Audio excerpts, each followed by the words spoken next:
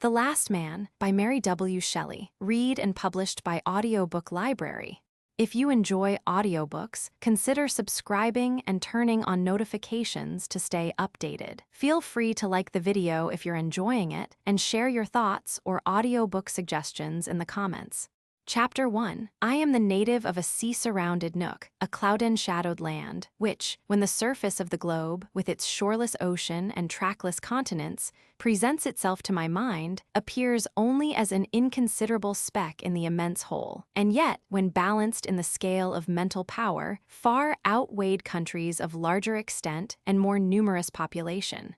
So true it is, that man's mind alone was the creator of all that was good or great to man, and that nature herself was only his first minister. England, seated far north in the turbid sea, now visits my dreams in the semblance of a vast and well-manned ship, which mastered the winds and rode proudly over the waves.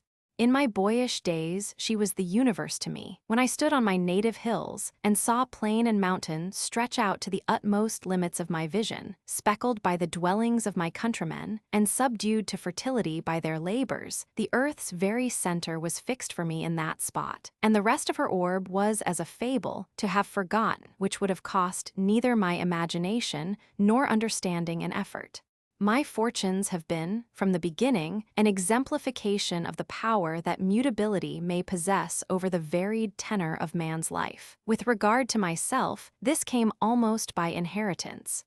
My father was one of those men on whom nature had bestowed to prodigality the envied gifts of wit and imagination, and then left his bark of life to be impelled by these winds, without adding reason as the rudder or judgment as the pilot for the voyage. His extraction was obscure, but circumstances brought him early into public notice, and his small paternal property was soon dissipated in the splendid scene of fashion and luxury in which he was an actor. During the short years of thoughtless youth, he was adored by the high-bred triflers of the day, nor least by the youthful sovereign, who escaped from the intrigues of party and the arduous duties of kingly business, to find never-failing amusement and exhilaration of spirit in his society. This kind of popularity, like every other, is evanescent, and the difficulties of every kind with which he had to contend increased in a frightful ratio compared with his small means of extricating himself. With the quick sensibility peculiar to his temperament, he perceived his power in the brilliant circle to be on the wane. The king married, and the haughty Princess of Austria, who became, as Queen of England, the head of fashion, looked with harsh eyes on his defects, and with contempt on the affection her royal husband entertained for him. My father felt that his fall was near, but so far from profiting by this last calm before the storm to save himself, he sought to forget anticipated evil by making still greater sacrifices to the deity of pleasure, deceitful and cruel arbiter of his destiny. The king, who was a man of excellent dispositions, but easily led, had now become a willing disciple of his imperious consort.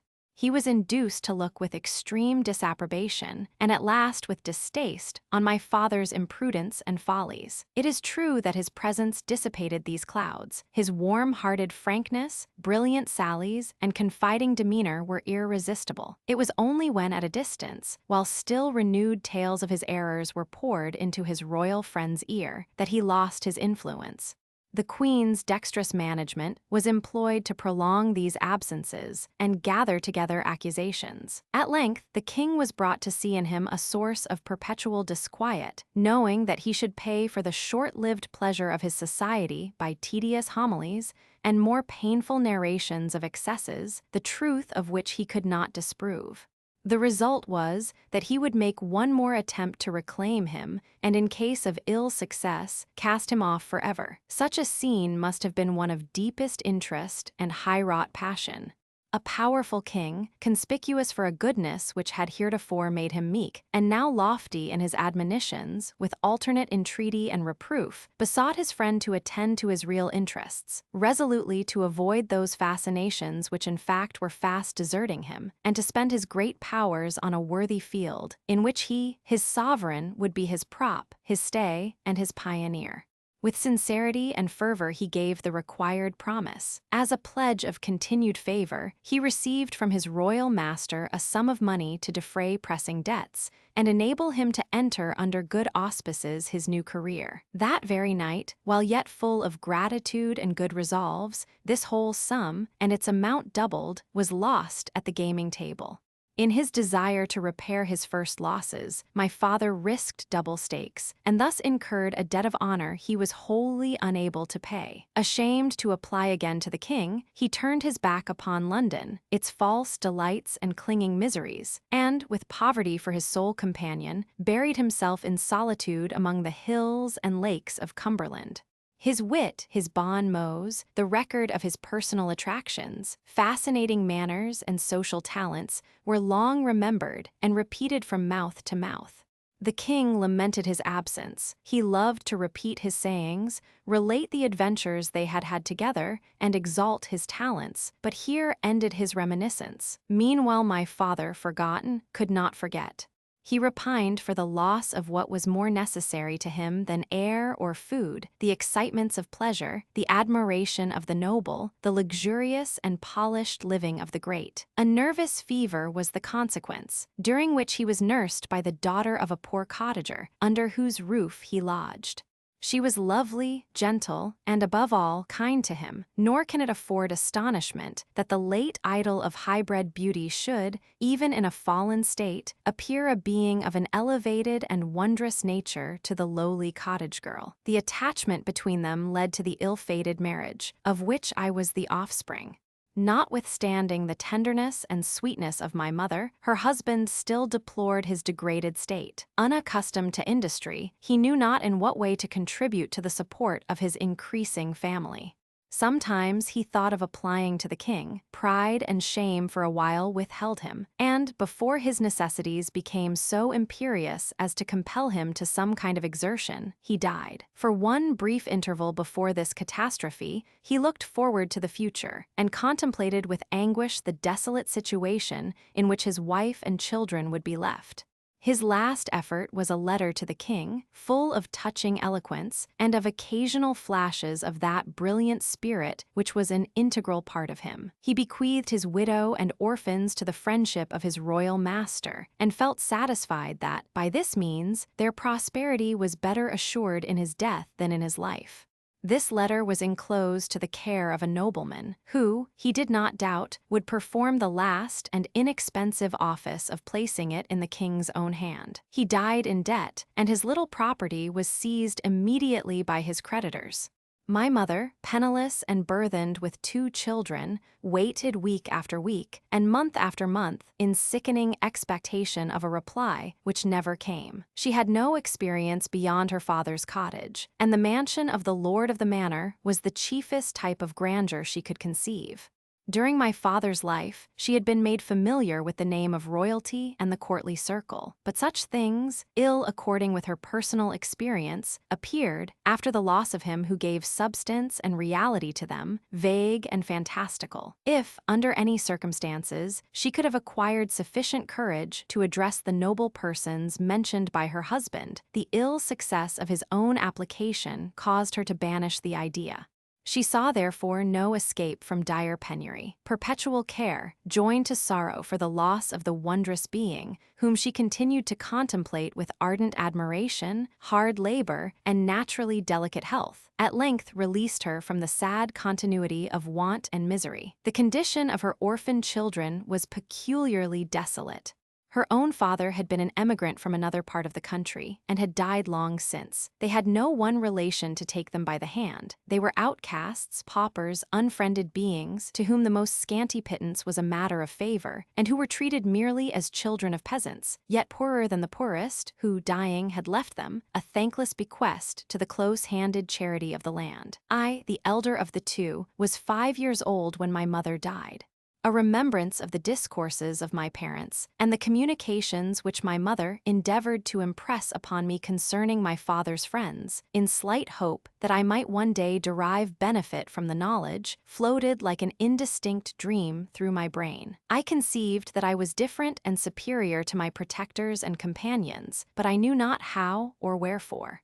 The sense of injury, associated with the name of king and noble, clung to me, but I could draw no conclusions from such feelings to serve as a guide to action. My first real knowledge of myself was as an unprotected orphan among the valleys and fells of Cumberland. I was in the service of a farmer, and with crook in hand, my dog at my side, I shepherded a numerous flock on the near uplands. I cannot say much in praise of such a life, and its pains far exceeded its pleasures. There was freedom in it, a companionship with nature, and a reckless loneliness. But these, romantic as they were, did not accord with the love of action and desire of human sympathy characteristic of youth. Neither the care of my flock, nor the change of seasons, were sufficient to tame my eager spirit. My outdoor life and unemployed time were the temptations that led me early into lawless habits.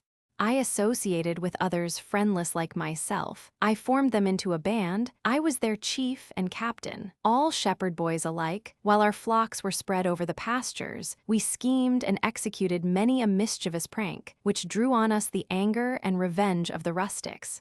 I was the leader and protector of my comrades, and as I became distinguished among them, their misdeeds were usually visited upon me. But while I endured punishment and pain in their defense with the spirit of an hero, I claimed as my reward their praise and obedience. In such a school, my disposition became rugged but firm. The appetite for admiration and small capacity for self-control, which I inherited from my father, nursed by adversity, made me daring and reckless. I was rough as the elements, and unlearned as the animals I tended. I often compared myself to them, and finding that my chief superiority consisted in power, I soon persuaded myself that it was in power only that I was inferior to the chiefest potentates of the earth. Thus untaught in refined philosophy, and pursued by a restless feeling of degradation from my true station in society, I wandered among the hills of civilized England as uncouth a savage as the wolf-bred founder of old Rome. I owned but one law, it was that of the strongest, and my greatest deed of virtue was never to submit. Yet let me a little retract from this sentence I have passed on myself. My mother, when dying, had, in addition to her other half-forgotten and misapplied lessons, committed, with solemn exhortation, her other child to my fraternal guardianship. And this one duty I performed to the best of my ability, with all the zeal and affection of which my nature was capable. My sister was 3 years younger than myself. I had nursed her as an infant, and when the difference of our sexes, by giving us various occupations, in a great measure divided us, yet she continued to be the object of my careful love. Orphans, in the fullest sense of the term, we were poorest among the poor, and despised among the unhonored. If my daring and courage obtained for me a kind of respectful aversion, her youth and sex, since they did not excite tenderness, by proving her to be weak, were the causes of numberless mortifications to her, and her own disposition was not so constituted as to diminish the evil effects of her lowly station. She was a singular being, and, like me, inherited much of the peculiar disposition of our father. Her countenance was all expression. Her eyes were not dark, but impenetrably deep. You seemed to discover space after space in their intellectual glance, and to feel that the soul which was their soul comprehended an universe of thought in its ken. She was pale and fair, and her golden hair clustered on her temples, contrasting its rich hue with the living marble beneath. Her coarse peasant dress, little consonant apparently with the refinement of feeling which her face expressed, yet in a strange manner accorded with it. She was like one of Guido's saints, with heaven in her heart and in her look, so that when you saw her you only thought of that within, and costume and even feature were secondary to the mind that beamed in her countenance. Yet though lovely and full of noble feeling, my poor Perdita, for this was the fanciful name my sister had received from her dying parent, was not altogether saintly in her disposition. Her manners were cold and repulsive. If she had been nurtured by those who had regarded her with affection, she might have been different, but unloved and neglected, she repaid want of kindness with distrust and silence. She was submissive to those who held authority over her, but a perpetual cloud dwelt on her brow. She looked as if she expected enmity from everyone who approached her, and her actions were instigated by the same feeling. All the time she could command, she spent in solitude. She would ramble to the most unfrequented places and scale dangerous heights that in those unvisited spots she might wrap herself in loneliness. Often she passed whole hours walking up and down the paths of the woods. She wove garlands of flowers and ivy, or watched the flickering of the shadows and glancing of the leaves. Sometimes she sat beside a stream, and as her thoughts paused, threw flowers or pebbles into the waters, watching how those swam and these sank. Or she would set afloat boats formed of bark of trees or leaves, with a feather for a sail, and intensely watch the navigation of her craft among the rapids and shallows of the brook. Poverty was the cloud that veiled her excellencies, and all that was good in her seemed about to perish from want of the genial dew of affection. She had not even the same advantage as I in the recollection of her parents. She clung to me, her brother, as her only friend, but her alliance with me completed the distaste that her protectors felt for her, and every error was magnified by them into crimes. If she had been bred in that sphere of life to which by inheritance the delicate framework of her mind and person was adapted, she would have been the object almost of adoration, for her virtues were as eminent as her defects. Although by our situation and dispositions we were almost equally cut off from the usual forms of social intercourse, we formed a strong contrast to each other. I always required the stimulants of companionship and applause. Perdita was all sufficient to herself. Notwithstanding my lawless habits, my disposition was sociable, hers recluse. My life was spent among tangible realities, hers was a dream. I might be said even to love my enemies, since by exciting me they in a sort bestowed happiness upon me. Perdita almost disliked her friends, for they interfered with her visionary moods. All my feelings, even of exultation and triumph, were changed to bitterness if unparticipated. Perdita, even in joy, fled to loneliness, and could go on from day to day, neither expressing her emotions, nor seeking a fellow feeling in another mind. Nay, she could love and dwell with tenderness on the look and voice of her friend, while her demeanor expressed the coldest reserve.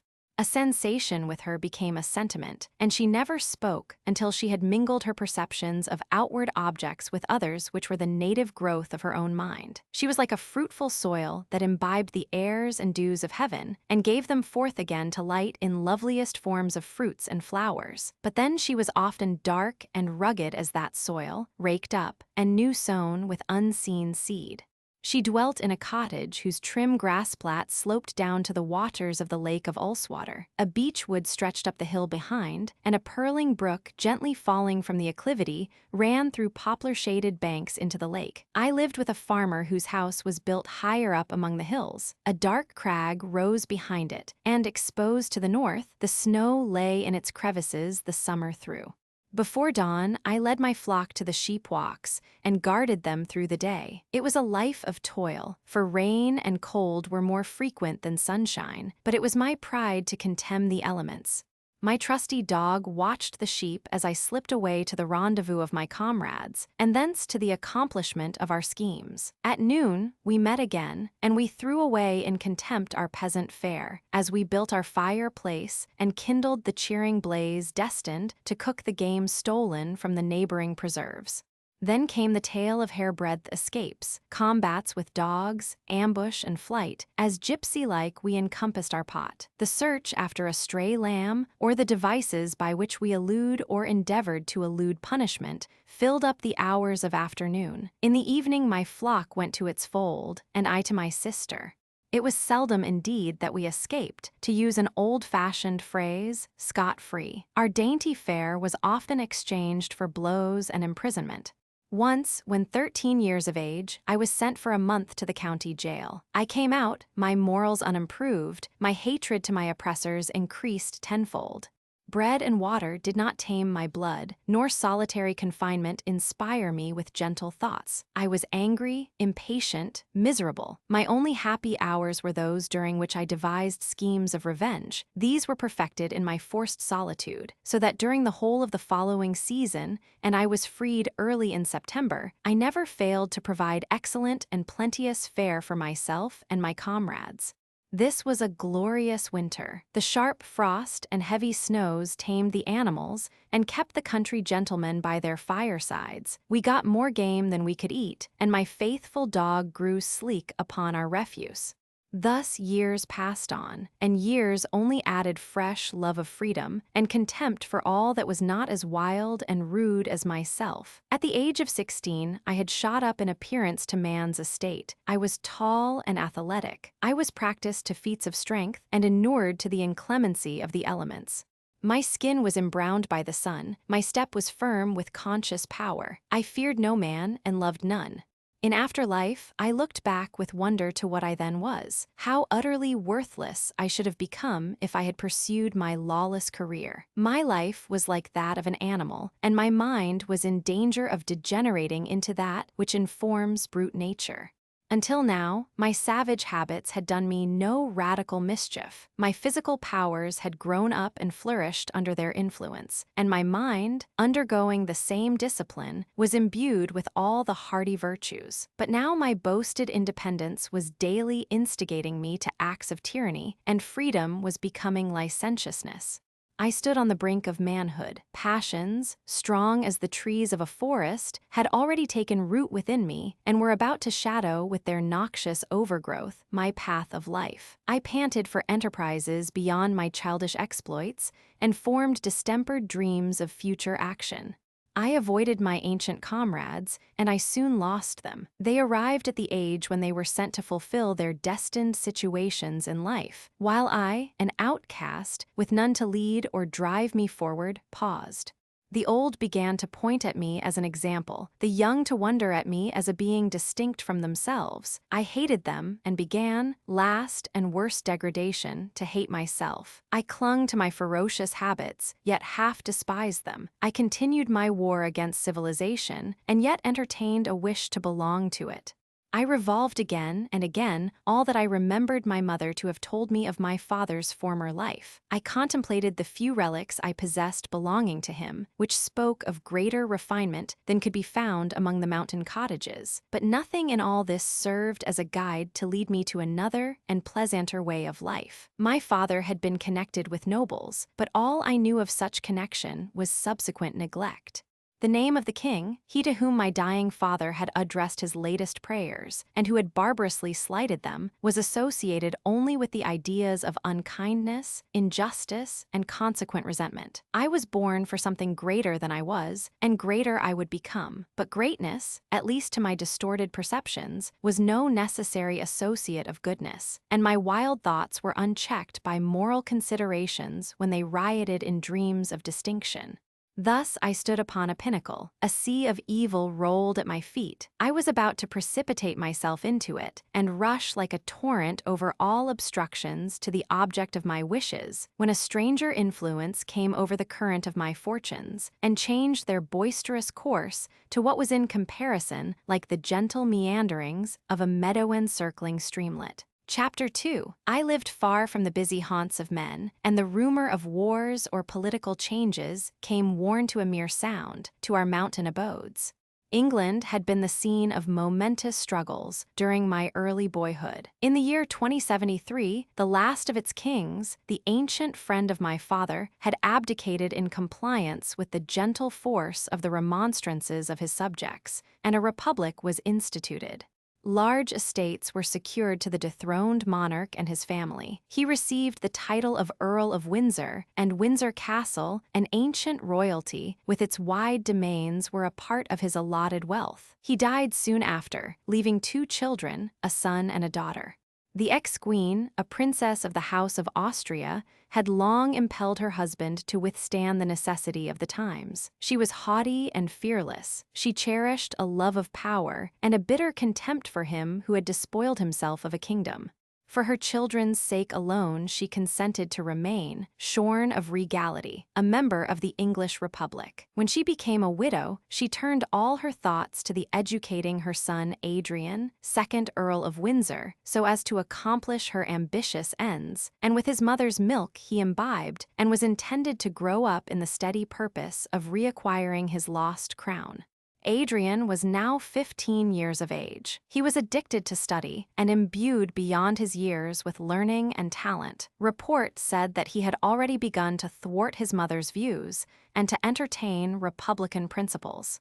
However this might be, the haughty countess entrusted none with the secrets of her family tuition. Adrian was bred up in solitude and kept apart from the natural companions of his age and rank.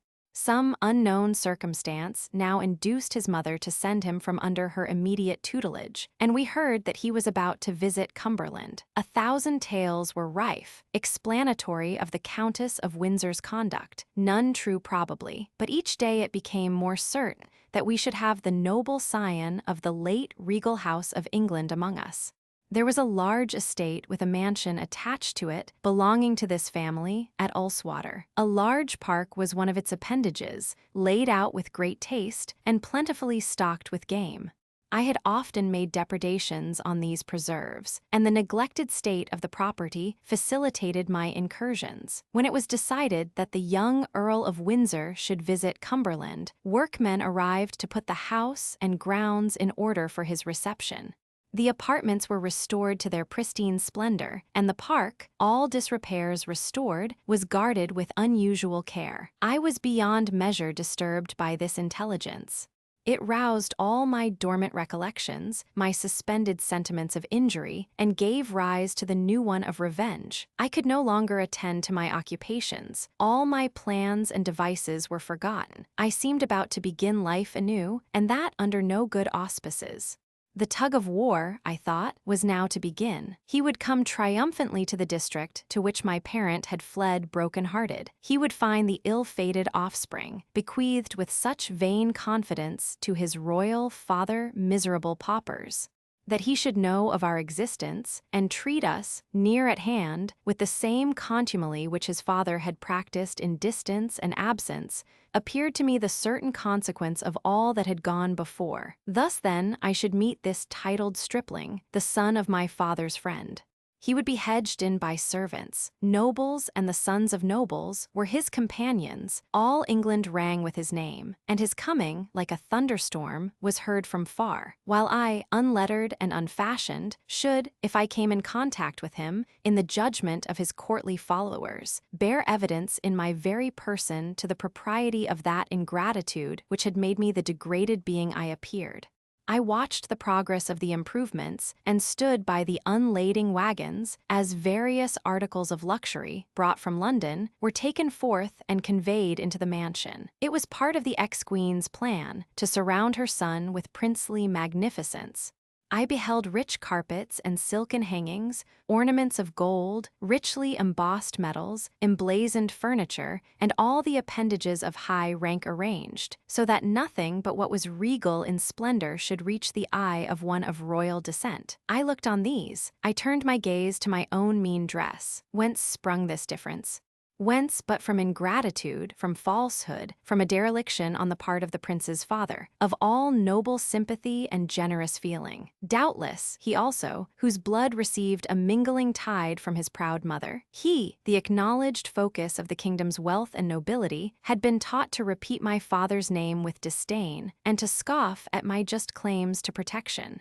I strove to think that all this grandeur was but more glaring infamy, and that, by planting his golden-woven flag beside my tarnished and tattered banner, he proclaimed not his superiority, but his debasement. Yet I envied him. His stud of beautiful horses, his arms of costly workmanship, the praise that attended him, the adoration, ready servitor, high place and high esteem, I considered them as forcibly wrenched from me, and envied them all with novel and tormenting bitterness. To crown my vexation of spirit, Perdita, the visionary Perdita, seemed to awake to real life with transport, when she told me that the Earl of Windsor was about to arrive. "And this pleases you," I observed moodily. "Indeed it does, Lionel," she replied. "I quite long to see him. He is the descendant of our kings, the first noble of the land. Every one admires and loves him, and they say that his rank is his least merit. He is generous, brave, and affable. His rank his least merit, do you say? Why, all his virtues are derived from his station only. Because he is rich, he is called generous. Because he is powerful, brave. Because he is well served, he is affable. Let them call him so. Let all England believe him to be thus. We know him. He is our enemy, our penurious, dastardly, arrogant enemy. If he were gifted with one particle of the virtues you call his, he would do justly by us if it were only to show that if he must strike, it should not be a fallen foe. His father injured my father. His father, unassailable on his throne, dared despise him who only stooped beneath himself when he deigned to associate with the royal ingrate. We, descendants from the one and the other, must be enemies also. He shall find that I can feel my injuries. He shall learn to dread my revenge. A few days after he arrived, every inhabitant of the most miserable cottage went to swell the stream of population that poured forth to meet him. Even Perdita, in spite of my late philippic, crept near the highway to behold this idol of all hearts. I, driven half mad, as I met party after party of the country people, in their holiday best, descending the hills, escaped to their cloud-veiled summits, and looking on the sterile rocks about me, exclaimed, "They do not cry, 'Long live the Earl.'" All was attributed to him, for I confounded so entirely the idea of father and son that I forgot that the latter might be wholly unconscious of his parents' neglect of us. And as I struck my aching head with my hand, I cried, "He shall hear of this. I will be revenged. I will not suffer like a spaniel. He shall know, beggar and friendless as I am, that I will not tamely submit to injury." Each day, each hour added to these exaggerated wrongs. His praises were so many adder's stings infixed in my vulnerable breast. If I saw him at a distance, riding a beautiful horse, my blood boiled with rage. The air seemed poisoned by his presence, and my very native English was changed to a vile jargon, since every phrase I heard was coupled with his name and honor. I panted to relieve this painful heart-burning by some misdeed that should rouse him to a sense of my antipathy. It was the height of his offending that he should occasion in me such intolerable sensations, and not deign himself to afford any demonstration that he was aware that I even lived to feel them. It soon became known that Adrian took great delight in his park and preserves. He never sported, but spent hours in watching the tribes of lovely and almost tame animals with which it was stocked, and ordered that greater care should be taken of them than ever. Here was an opening for my plans of offense, and I made use of it with all the brute impetuosity I derived from my active mode of life. I proposed the enterprise of poaching on his domain to my few remaining comrades, who were the most determined and lawless of the crew, but they all shrunk from the peril, so I was left to achieve my revenge myself. At first, my exploits were unperceived. I increased in daring, footsteps on the dewy grass, torn boughs, and marks of slaughter at length betrayed me to the gamekeepers. They kept better watch. I was taken and sent to prison. I entered its gloomy walls in a fit of triumphant ecstasy. "He feels me now," I cried, "and shall, again and again." I passed but one day in confinement. In the evening I was liberated, as I was told, by the order of the Earl himself. This news precipitated me from my self-raised pinnacle of honor. He despises me, I thought, but he shall learn that I despise him, and hold in equal contempt his punishments and his clemency.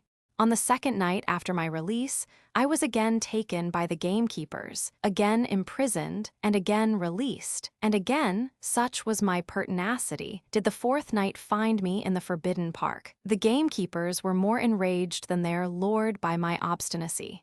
They had received orders that if I were again taken, I should be brought to the Earl, and his lenity made them expect a conclusion which they considered ill befitting my crime. One of them, who had been from the first the leader among those who had seized me, resolved to satisfy his own resentment before he made me over to the higher powers. The late setting of the moon, and the extreme caution I was obliged to use in this my third expedition, consumed so much time that something like a qualm of fear came over me when I perceived dark night yield to twilight. I crept along by the fern, on my hands and knees, seeking the shadowy coverts of the underwood, while the birds awoke with unwelcome song above, and the fresh morning wind, playing among the boughs, made me suspect a footfall at each turn. My heart beat quick as I approached the palings. My hand was on one of them. A leap would take me to the other side, when two keepers sprang from an ambush upon me. One knocked me down and proceeded to inflict a severe horsewhipping. I started up. A knife was in my grasp. I made a plunge at his raised right arm and inflicted a deep, wide wound in his hand. The rage and yells of the wounded man, the howling execrations of his comrade, which I answered with equal bitterness and fury, echoed through the dell. Morning broke more and more, ill accordant in its celestial beauty with our brute and noisy contest. I and my enemy were still struggling, when the wounded man exclaimed, "The Earl!" I sprang out of the Herculean hold of the keeper, panting from my exertions. I cast furious glances on my persecutors, and placing myself with my back to a tree, resolved to defend myself to the last. Tall and muscular as I was in form, I must have looked like, what indeed I was, the merest ruffian that ever trod the earth. The name of the Earl startled me, and caused all the indignant blood that warmed my heart to rush into my cheeks. I had never seen him before. I figured to myself a haughty, assuming youth who would take me to task, if he deigned to speak to me, with all the arrogance of superiority. My reply was ready, a reproach I deemed calculated to sting his very heart. He came up the while, and his appearance blew aside, with gentle western breath, my cloudy wrath. A tall, slim, fair boy, with a physiognomy expressive of the excess of sensibility and refinement stood before me. The morning sunbeams tinged with gold his silken hair, and spread light and glory over his beaming countenance. "How is this?" he cried. The men eagerly began their defense. He put them aside, saying, "Two of you at once on a mere lad, for shame."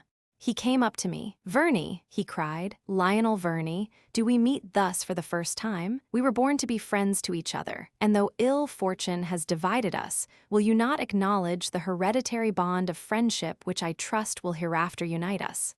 As he spoke, his earnest eyes, fixed on me, seemed to read my very soul. My heart, my savage, revengeful heart, felt the influence of sweet benignity sink upon it, while his thrilling voice, like sweetest melody, awoke a mute echo within me, stirring to its depths the life-blood in my frame. Adrian took pity on my faltering mien. "Come with me," he said. "I have much to say to you. Come home with me. You know who I am." "Yes," I exclaimed. "I do believe that I now know you, and that you will pardon my mistakes, my crime."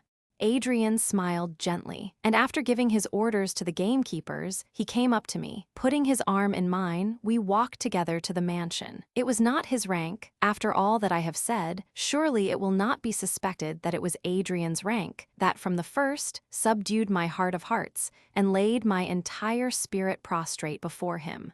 Nor was it I alone who felt thus intimately his perfections. His sensibility and courtesy fascinated every one.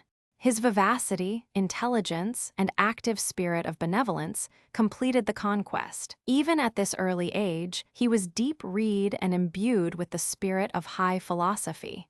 This spirit gave a tone of irresistible persuasion to his intercourse with others, so that he seemed like an inspired musician who struck, with unerring skill, the lyre of mind, and produced thence divine harmony. I spent the day with him. At first, he did not recur to the past, or indeed to any personal occurrences. He wished probably to inspire me with confidence and give me time to gather together my scattered thoughts. He talked of general subjects and gave me ideas I had never before conceived. We sat in his library, and he spoke of the old Greek sages and of the power which they had acquired over the minds of men through the force of love and wisdom only. The room was decorated with the busts of many of them, and he described their characters to me. As he spoke, I felt subject to him, and all my boasted pride and strength were subdued by the honeyed accents of this blue-eyed boy. The trim and paled domain of civilization, which I had before regarded from my wild jungle as inaccessible, had its wicket opened by him. I stepped within, and felt, as I entered, that I trod my native soil. As evening came on, he reverted to the past. "I have a tale to relate," he said, "and much explanation to give concerning the past. Perhaps you can assist me to curtail it." "Do you remember your father? I had never the happiness of seeing him, but his name is one of my earliest recollections. He stands written in my mind's tablets as the type of all that was gallant, amiable, and fascinating in man. His wit was not more conspicuous than the overflowing goodness of his heart, which he poured in such full measure on his friends, as to leave, alas, small remnant for himself. Encouraged by this encomium, I proceeded, in answer to his inquiries, to relate what I remembered of my parent, and he gave an account of those circumstances which had brought about a neglect of my father's testamentary letter. From the time that he had quitted London, on the fatal night of his defeat at the gaming table, the king had received no tidings concerning him, and when, after the lapse of years, he exerted himself to discover him, every trace was lost. With fonder regret than ever, he clung to his memory, and gave it in charge to his son, if ever he should meet this valued friend, in his name to bestow every succor, and to assure him that, to the last, his attachment survived separation and silence. A short time before Adrian's visit to Cumberland, the heir of the nobleman to whom my father had confided his last appeal to his royal master put this letter, its seal unbroken, into the young earl's hands. It had been found cast aside with a mass of papers of old date, and accident alone brought it to light. Adrian read it with deep interest, and found there that living spirit of genius and wit he had so often heard commemorated. The mode in which he spoke of my father was gratifying to my vanity. The veil which he delicately cast over his benevolence, in alleging a duteous fulfillment of the king's latest will, was soothing to my pride. Other feelings, less ambiguous, were called into play by his conciliating manner and the generous warmth of his expressions, respect rarely before experienced, admiration and love. He had touched my rocky heart with his magic power, and the stream of affection gushed forth, imperishable and pure. In the evening we parted. He pressed my hand. "We shall meet again. Come to me tomorrow." I clasped that kind hand. I tried to answer. A fervent "God bless you" was all my ignorance could frame of speech, and I darted away, oppressed by my new emotions. I could not rest. I sought the hills, a west wind swept them, and the stars glittered above.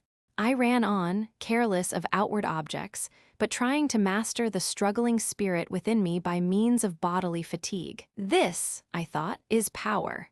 Not to be strong of limb, hard of heart, ferocious and daring, but kind, compassionate, and soft. Stopping short, I clasped my hands, and with the fervor of a new proselyte cried, "Doubt me not, Adrian, I also will become wise and good." And then, quite overcome, I wept aloud. As this gust of passion passed from me, I felt more composed. I lay on the ground, and giving the reins to my thoughts, repassed in my mind my former life, and began, fold by fold, to unwind the many errors of my heart, and to discover how brutish, savage, and worthless I had hitherto been.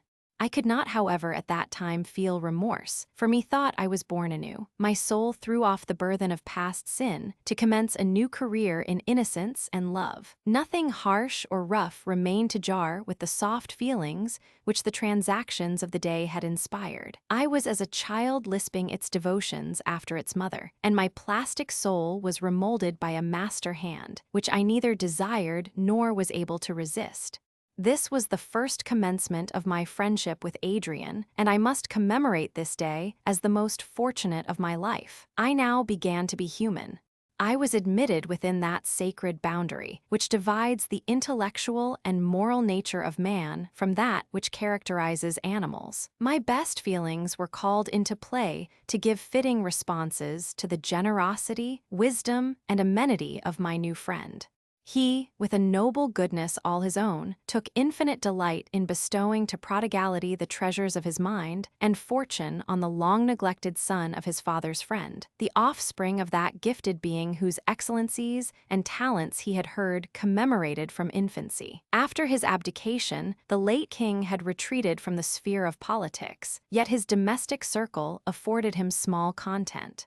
The ex-queen had none of the virtues of domestic life, and those of courage and daring which she possessed were rendered null by the secession of her husband. She despised him, and did not care to conceal her sentiments. The king had, in compliance with her exactions, cast off his old friends, but he had acquired no new ones under her guidance.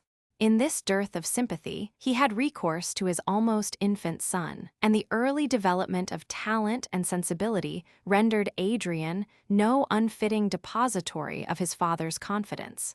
Even the queen's dislike of the favorite was ineffectual to deprive him of his son's admiration. It was bitter, sarcastic, contemptuous. But as she bestowed her heavy censure alike on his virtues as his errors, on his devoted friendship and his ill-bestowed loves, on his disinterestedness and his prodigality, on his prepossessing grace of manner, and the facility with which he yielded to temptation, her double shot proved too heavy and fell short of the mark.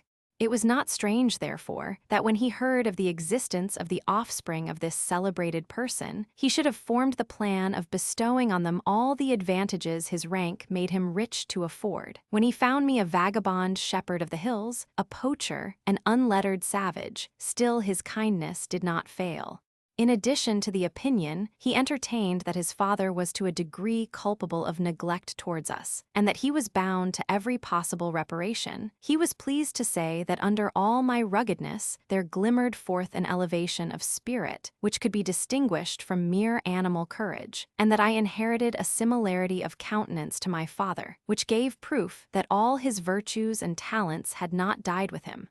Acting upon this plan in our subsequent intercourse, he led me to wish to participate in that cultivation which graced his own intellect. My active mind, when once it seized upon this new idea, fastened on it with extreme avidity. At first, it was the great object of my ambition to rival the merits of my father, and render myself worthy of the friendship of Adrian. But curiosity soon awoke, and an earnest love of knowledge, which caused me to pass days and nights in reading and study. I was already well acquainted with what I may term the panorama of nature, the change of seasons, and the various appearances of heaven and earth. But I was at once startled and enchanted by my sudden extension of vision, when the curtain, which had been drawn before the intellectual world, was withdrawn, and I saw the universe, not only as it presented itself to my outward senses, but as it had appeared to the wisest among men.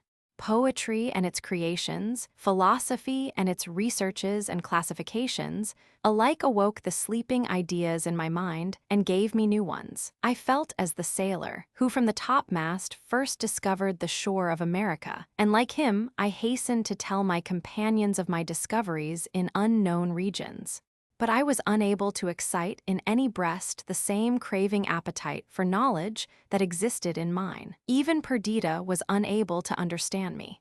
I had lived in what is generally called the world of reality, and it was awakening to a new country to find that there was a deeper meaning in all I saw, besides that which my eyes conveyed to me. The visionary Perdita beheld in all this only a new gloss upon an old reading, and her own was sufficiently inexhaustible to content her. She listened to me as she had done to the narration of my adventures, and sometimes took an interest in this species of information, but she did not, as I did, look on it as an integral part of her being, which having obtained, I could no more put off than the universal sense of touch. We both agreed in loving Adrian, although she, not having yet escaped from childhood, could not appreciate as I did the extent of his merits, or feel the same sympathy in his pursuits and opinions. I was forever with him. There was a sensibility and sweetness in his disposition that gave a tender and unearthly tone to our converse. Then he was gay as a lark caroling from its ski tower, soaring in thought as an eagle, innocent as the mild-eyed dove. He could dispel the seriousness of Perdita and take the sting from the torturing activity of my nature. I looked back to my restless desires and painful struggles with my fellow beings as to a troubled dream, and felt myself as much changed as if I had transmigrated into another form, whose fresh sensorium and mechanism of nerves had altered the reflection of the apparent universe in the mirror of mind. But it was not so. I was the same in strength, in earnest craving for sympathy, in my yearning for active exertion. My manly virtues did not desert me, for the witch Urania spared the locks of Samson, while he reposed at her feet, but all was softened and humanized. Nor did Adrian instruct me only in the cold truths of history and philosophy. at the same time that he taught me by their means to subdue my own reckless and uncultured spirit, he opened to my view the living page of his own heart, and gave me to feel and understand its wondrous character. The ex-Queen of England had, even during infancy, endeavored to implant daring and ambitious designs in the mind of her son. She saw that he was endowed with genius and surpassing talent. These she cultivated for the sake of afterwards using them for the furtherance of her own views. She encouraged his craving for knowledge and his impetuous courage. She even tolerated his tameless love of freedom, under the hope that this would, as is too often the case, lead to a passion for command. She endeavored to bring him up in a sense of resentment towards, and a desire to revenge himself upon, those who had been instrumental in bringing about his father's abdication. In this, she did not succeed. The accounts furnished him, however distorted, of a great and wise nation asserting its right to govern itself, excited his admiration. In early days, he became a republican from principle. Still, his mother did not despair. To the love of rule and haughty pride of birth, she added determined ambition, patience, and self-control. She devoted herself to the study of her son's disposition. By the application of praise, censure, and exhortation, she tried to seek and strike the fitting chords, and though the melody that followed her touch seemed discord to her, she built her hopes on his talents and felt sure that she would at last win him. The kind of banishment he now experienced arose from other causes. The ex-queen had also a daughter, now 12 years of age. His fairy sister, Adrian was wont to call her, a lovely, animated little thing, all sensibility and truth. With these, her children, the noble widow constantly resided at Windsor, and admitted no visitors except her own partisans, travelers from her native Germany, and a few of the foreign ministers. Among these, and highly distinguished by her, was Prince Zaimi, ambassador to England from the Free States of Greece, and his daughter, the young Princess Evadne, passed much of her time at Windsor Castle. In company with this sprightly and clever Greek girl, the Countess would relax from her usual state. Her views with regard to her own children placed all her words and actions relative to them under restraint, but Evadne was a plaything she could in no way fear, nor were her talents and vivacity slight alleviations to the monotony of the Countess's life. Evadne was 18 years of age. Although they spent much time together at Windsor, the extreme youth of Adrian prevented any suspicion as to the nature of their intercourse. But he was ardent and tender of heart beyond the common nature of man, and had already learnt to love, while the beauteous Greek smiled benignantly on the boy. It was strange to me, who, though older than Adrian, had never loved, to witness the whole heart sacrifice of my friend. There was neither jealousy, inquietude, or mistrust in his sentiment. It was devotion and faith. His life was swallowed up in the existence of his beloved, and his heart beat only in unison with the pulsations that vivified hers. This was the secret law of his life. He loved and was beloved. The universe was to him a dwelling to inhabit with his chosen one, and not either a scheme of society or an enchainment of events that could impart to him either happiness or misery. What, though life and the system of social intercourse were a wilderness, a tiger-haunted jungle? Through the midst of its errors, in the depths of its savage recesses, there was a disentangled and flowery pathway through which they might journey in safety and delight. Their track would be like the passage of the Red Sea, which they might traverse with unwet feet, though a wall of destruction were impending on either side. Alas, why must I record the hapless delusion of this matchless specimen of humanity? What is there in our nature that is forever urging us on towards pain and misery? We are not formed for enjoyment, and, however we may be attuned to the reception of pleasurable emotion, disappointment is the never-failing pilot of our life's bark, and ruthlessly carries us on to the shoals. Who was better framed than this highly gifted youth to love and be beloved, and to reap unalienable joy from an unblamed passion? If his heart had slept but a few years longer, he might have been saved, but it awoke in its infancy. It had power, but no knowledge, and it was ruined, even as a too early blowing bud is nipped by the killing frost. I did not accuse Evadne of hypocrisy or a wish to deceive her lover, but the first letter that I saw of hers convinced me that she did not love him. It was written with elegance, and, foreigner as she was, with great command of language. The handwriting itself was exquisitely beautiful. There was something in her very paper and its folds, which even I, who did not love, and was withal unskilled in such matters, could discern as being tasteful. There was much kindness, gratitude, and sweetness in her expression, but no love. Evadne was 2 years older than Adrian, and who, at 18, ever loved one so much their junior? I compared her placid epistles with the burning ones of Adrian. His soul seemed to distill itself into the words he wrote, and they breathed on the paper, bearing with them a portion of the life of love, which was his life. The very writing used to exhaust him, and he would weep over them, merely from the excess of emotion they awakened in his heart. Adrian's soul was painted in his countenance, and concealment or deceit were at the antipodes to the dreadless frankness of his nature. Evadne made it her earnest request that the tale of their loves should not be revealed to his mother, and after for a while contesting the point, he yielded it to her. A vain concession, his demeanor quickly betrayed his secret to the quick eyes of the ex-queen. With the same wary prudence that characterized her whole conduct, she concealed her discovery, but hastened to remove her son from the sphere of the attractive Greek. He was sent to Cumberland, but the plan of correspondence between the lovers, arranged by Evadne, was effectually hidden from her. Thus the absence of Adrian, concerted for the purpose of separating, united them in firmer bonds than ever. To me, he discoursed ceaselessly of his beloved Ionian. Her country, its ancient annals, its late memorable struggles, were all made to partake in her glory and excellence. He submitted to be away from her because she commanded this submission, but for her influence, he would have declared his attachment before all England and resisted, with unshaken constancy, his mother's opposition. Evadne's feminine prudence perceived how useless any assertion of his resolves would be, till added years gave weight to his power. Perhaps there was besides a lurking dislike to bind herself in the face of the world to one whom she did not love, at least, with that passionate enthusiasm which her heart told her she might one day feel towards another. He obeyed her injunctions, and passed a year in exile in Cumberland. Chapter 3. Happy, thrice happy, were the months and weeks and hours of that year.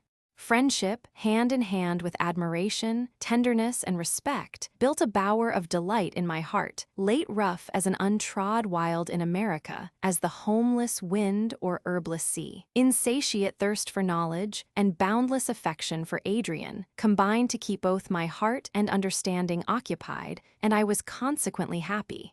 What happiness is so true and unclouded as the overflowing and talkative delight of young people? In our boat, upon my native lake, beside the streams and the pale bordering poplars, in valley and over hill, my crook thrown aside, a nobler flock to tend than silly sheep, even a flock of new-born ideas, I read or listened to Adrian, and his discourse, whether it concerned his love or his theories for the improvement of man, alike entranced me. Sometimes my lawless mood would return, my love of peril, my resistance to authority, but this was in his absence. Under the mild sway of his dear eyes, I was obedient and good as a boy of 5 years old who does his mother's bidding. After a residence of about a year at Ulswater, Adrian visited London and came back full of plans for our benefit.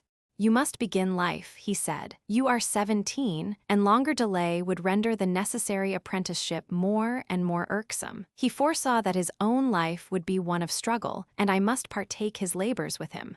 The better to fit me for this task, we must now separate. He found my name a good passport to preferment, and he had procured for me the situation of private secretary to the ambassador at Vienna, where I should enter on my career under the best auspices.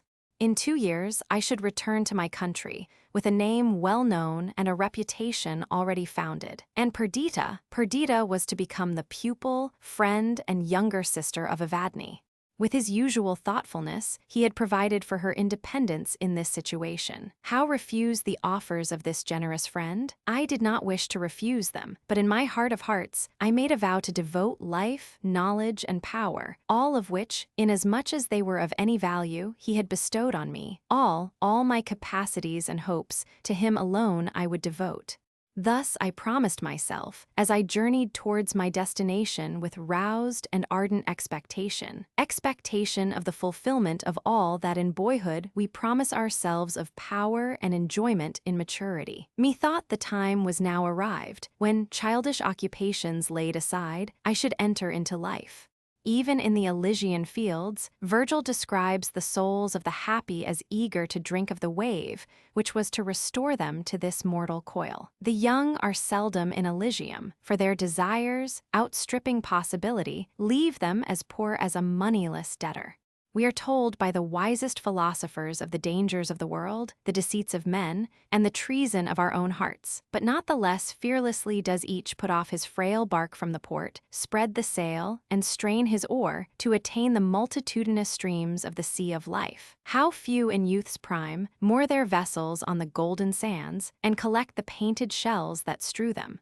But all at close of day, with riven planks and rent canvas make for shore, and are either wrecked ere they reach it, or find some wave-beaten haven, some desart strand, whereon to cast themselves and die unmourned. A truce to philosophy, life is before me, and I rush into possession.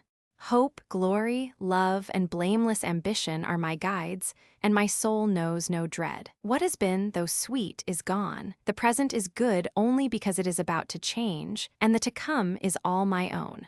Do I fear? That my heart palpitates. High aspirations cause the flow of my blood. My eyes seem to penetrate the cloudy midnight of time, and to discern within the depths of its darkness the fruition of all my soul desires. Now pause, during my journey I might dream, and with buoyant wings reach the summit of life's high edifice. Now that I am arrived at its base, my pinions are furled, the mighty stairs are before me, and step by step I must ascend the wondrous fane. Speak, what door is opened? Behold me in a new capacity, a diplomatist, one among the pleasure-seeking society of a gay city, a youth of promise, favorite of the ambassador. All was strange and admirable to the shepherd of Cumberland. With breathless amaze, I entered on the gay scene, whose actors were the lilies glorious as Solomon, who toil not, neither do they spin. Soon, too soon, I entered the giddy whirl, forgetting my studious hours and the companionship of Adrian. Passionate desire of sympathy and ardent pursuit for a wished-for object still characterized me. The sight of beauty entranced me, and attractive manners in man or woman won my entire confidence. I called it rapture, when a smile made my heart beat, and I felt the life's blood tingle in my frame when I approached the idol which for a while I worshipped. The mere flow of animal spirits was paradise, and at night's close I only desired a renewal of the intoxicating delusion. The dazzling light of ornamented rooms, lovely forms arrayed in splendid dresses, the motions of a dance, the voluptuous tones of exquisite music, cradled my senses in one delightful dream. And is not this in its kind happiness? I appeal to moralists and sages. I ask if, in the calm of their measured reveries, if in the deep meditations which fill their hours, they feel the ecstasy of a youthful tyro in the school of pleasure. Can the calm beams of their heaven-seeking eyes equal the flashes of mingling passion which blind his? Or does the influence of cold philosophy steep their soul in a joy equal to his, engaged in this dear work of youthful revelry? But in truth, neither the lonely meditations of the hermit nor the tumultuous raptures of the reveler are capable of satisfying man's heart. From the one we gather unquiet speculation, from the other satiety. The mind flags beneath the weight of thought and droops in the heartless intercourse of those whose sole aim is amusement. There is no fruition in their vacant kindness, and sharp rocks lurk beneath the smiling ripples of these shallow waters. Thus I felt, when disappointment, weariness, and solitude drove me back upon my heart, to gather thence the joy of which it had become barren.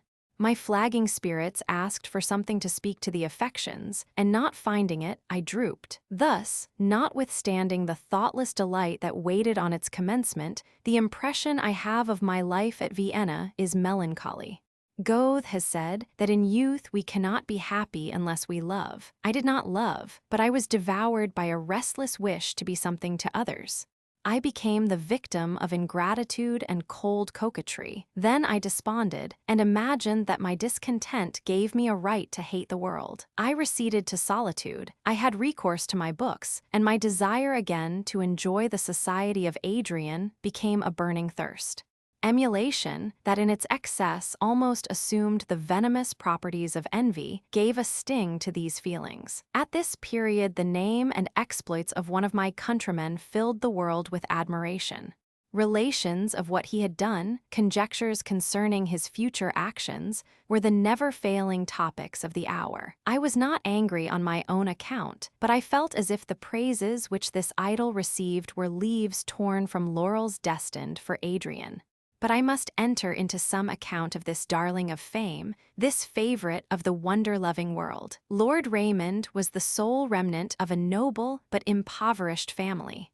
From early youth he had considered his pedigree with complacency and bitterly lamented his want of wealth. His first wish was aggrandizement, and the means that led towards this end were secondary considerations.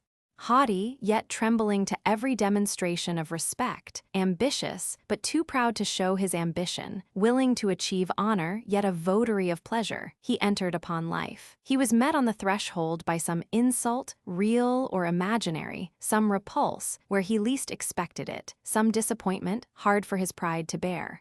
He writhed beneath an injury he was unable to revenge, and he quitted England with a vow not to return till the good time should arrive when she might feel the power of him she now despised. He became an adventurer in the Greek wars. His reckless courage and comprehensive genius brought him into notice. He became the darling hero of this rising people. His foreign birth, and he refused to throw off his allegiance to his native country, alone prevented him from filling the first offices in the state. But though others might rank higher in title and ceremony, Lord Raymond held a station above and beyond all this. He led the Greek armies to victory. Their triumphs were all his own. When he appeared, whole towns poured forth their population to meet him. New songs were adapted to their national airs, whose themes were his glory, valor, and munificence. A truce was concluded between the Greeks and Turks. At the same time, Lord Raymond, by some unlooked-for chance, became the possessor of an immense fortune in England, whither he returned, crowned with glory, to receive the meed of honor and distinction before denied to his pretensions. His proud heart rebelled against this change. In what was the despised Raymond not the same? If the acquisition of power in the shape of wealth caused this alteration, that power should they feel as an iron yoke. Power, therefore, was the aim of all his endeavors, aggrandizement the mark at which he forever shot. In open ambition or close intrigue, his end was the same, to attain the first station in his own country. This account filled me with curiosity. The events that in succession followed his return to England gave me keener feelings. Among his other advantages, Lord Raymond was supremely handsome. Everyone admired him. Of women, he was the idol. He was courteous, honey-tongued, and adept in fascinating arts. What could not this man achieve in the busy English world? Change succeeded to change. The entire history did not reach me, for Adrian had ceased to write, and Perdita was a laconic correspondent. The rumor went that Adrian had become, how write the fatal word, mad, that Lord Raymond was the favorite of the ex-queen, her daughter's destined husband. Nay, more, that this aspiring noble revived the claim of the House of Windsor to the crown, and that, on the event of Adrian's incurable disorder and his marriage with the sister, the brow of the ambitious Raymond might be encircled with the magic ring of regality. Such a tale filled the trumpet of many-voiced fame. Such a tale rendered my longer stay at Vienna, away from the friend of my youth, intolerable. Now I must fulfill my vow, now range myself at his side, and be his ally and support till death. Farewell to courtly pleasure, to politic intrigue, to the maze of passion and folly. All hail, England, native England, receive thy child. Thou art the scene of all my hopes, the mighty theatre on which is acted the only drama that can, heart and soul, bear me along with it in its development. A voice most irresistible, a power omnipotent, drew me thither. After an absence of 2 years, I landed on its shores, not daring to make any inquiries, fearful of every remark. My first visit would be to my sister, who inhabited a little cottage, a part of Adrian's gift, on the borders of Windsor Forest. From her, I should learn the truth concerning our protector. I should hear why she had withdrawn from the protection of the Princess Evadne, and be instructed as to the influence which this overtopping and towering Raymond exercised over the fortunes of my friend. I had never before been in the neighborhood of Windsor. The fertility and beauty of the country around now struck me with admiration, which increased as I approached the antique wood. The ruins of majestic oaks which had grown, flourished, and decayed during the progress of centuries marked where the limits of the forest once reached, while the shattered palings and neglected underwood showed that this part was deserted for the younger plantations, which owed their birth to the beginning of the 19th century and now stood in the pride of maturity. Behind, the cottage was shadowed by the venerable fathers of the forest, under which the deer came to graze, and which, for the most part hollow and decayed, formed fantastic groups that contrasted with the regular beauty of the younger trees. These, the offspring of a later period, stood erect and seemed ready to advance fearlessly into coming time, while those outworn stragglers, blasted and broke, clung to each other, their weak boughs sighing as the wind buffeted them, a weather-beaten crew. A light railing surrounded the garden of the cottage, which, low-roofed, seemed to submit to the majesty of nature and cower amidst the venerable remains of forgotten time. Flowers, the children of the spring, adorned her garden and casements. In the midst of lowliness, there was an air of elegance which spoke the graceful taste of the inmate. With a beating heart, I entered the enclosure. As I stood at the entrance, I heard her voice, melodious as it had ever been, which before I saw her assured me of her welfare. A moment more and Perdita appeared. She stood before me in the fresh bloom of youthful womanhood, different from, and yet the same as the mountain girl I had left. Her eyes could not be deeper than they were in childhood, nor her countenance more expressive, but the expression was changed and improved. Intelligence sat on her brow. When she smiled, her face was embellished by the softest sensibility, and her low, modulated voice seemed tuned by love. When we had parted, I had clasped her to my bosom with unrestrained warmth. We met again, and new feelings were awakened. When each beheld the other, childhood passed, as full-grown actors on this changeful scene. The pause was but for a moment. The flood of association and natural feeling which had been checked again rushed in full tide upon our hearts, and with tenderest emotion we were swiftly locked in each other's embrace. This burst of passionate feeling over, with calmed thoughts we sat together, talking of the past and present. I alluded to the coldness of her letters, but the few minutes we had spent together sufficiently explained the origin of this. New feelings had arisen within her, which she was unable to express in writing to one whom she had only known in childhood. But we saw each other again, and our intimacy was renewed as if nothing had intervened to check it. I detailed the incidents of my sojourn abroad, and then questioned her as to the changes that had taken place at home, the causes of Adrian's absence, and her secluded life. The tears that suffused my sister's eyes when I mentioned our friend, and her heightened color seemed to vouch for the truth of the reports that had reached me. But their import was too terrible for me to give instant credit to my suspicion.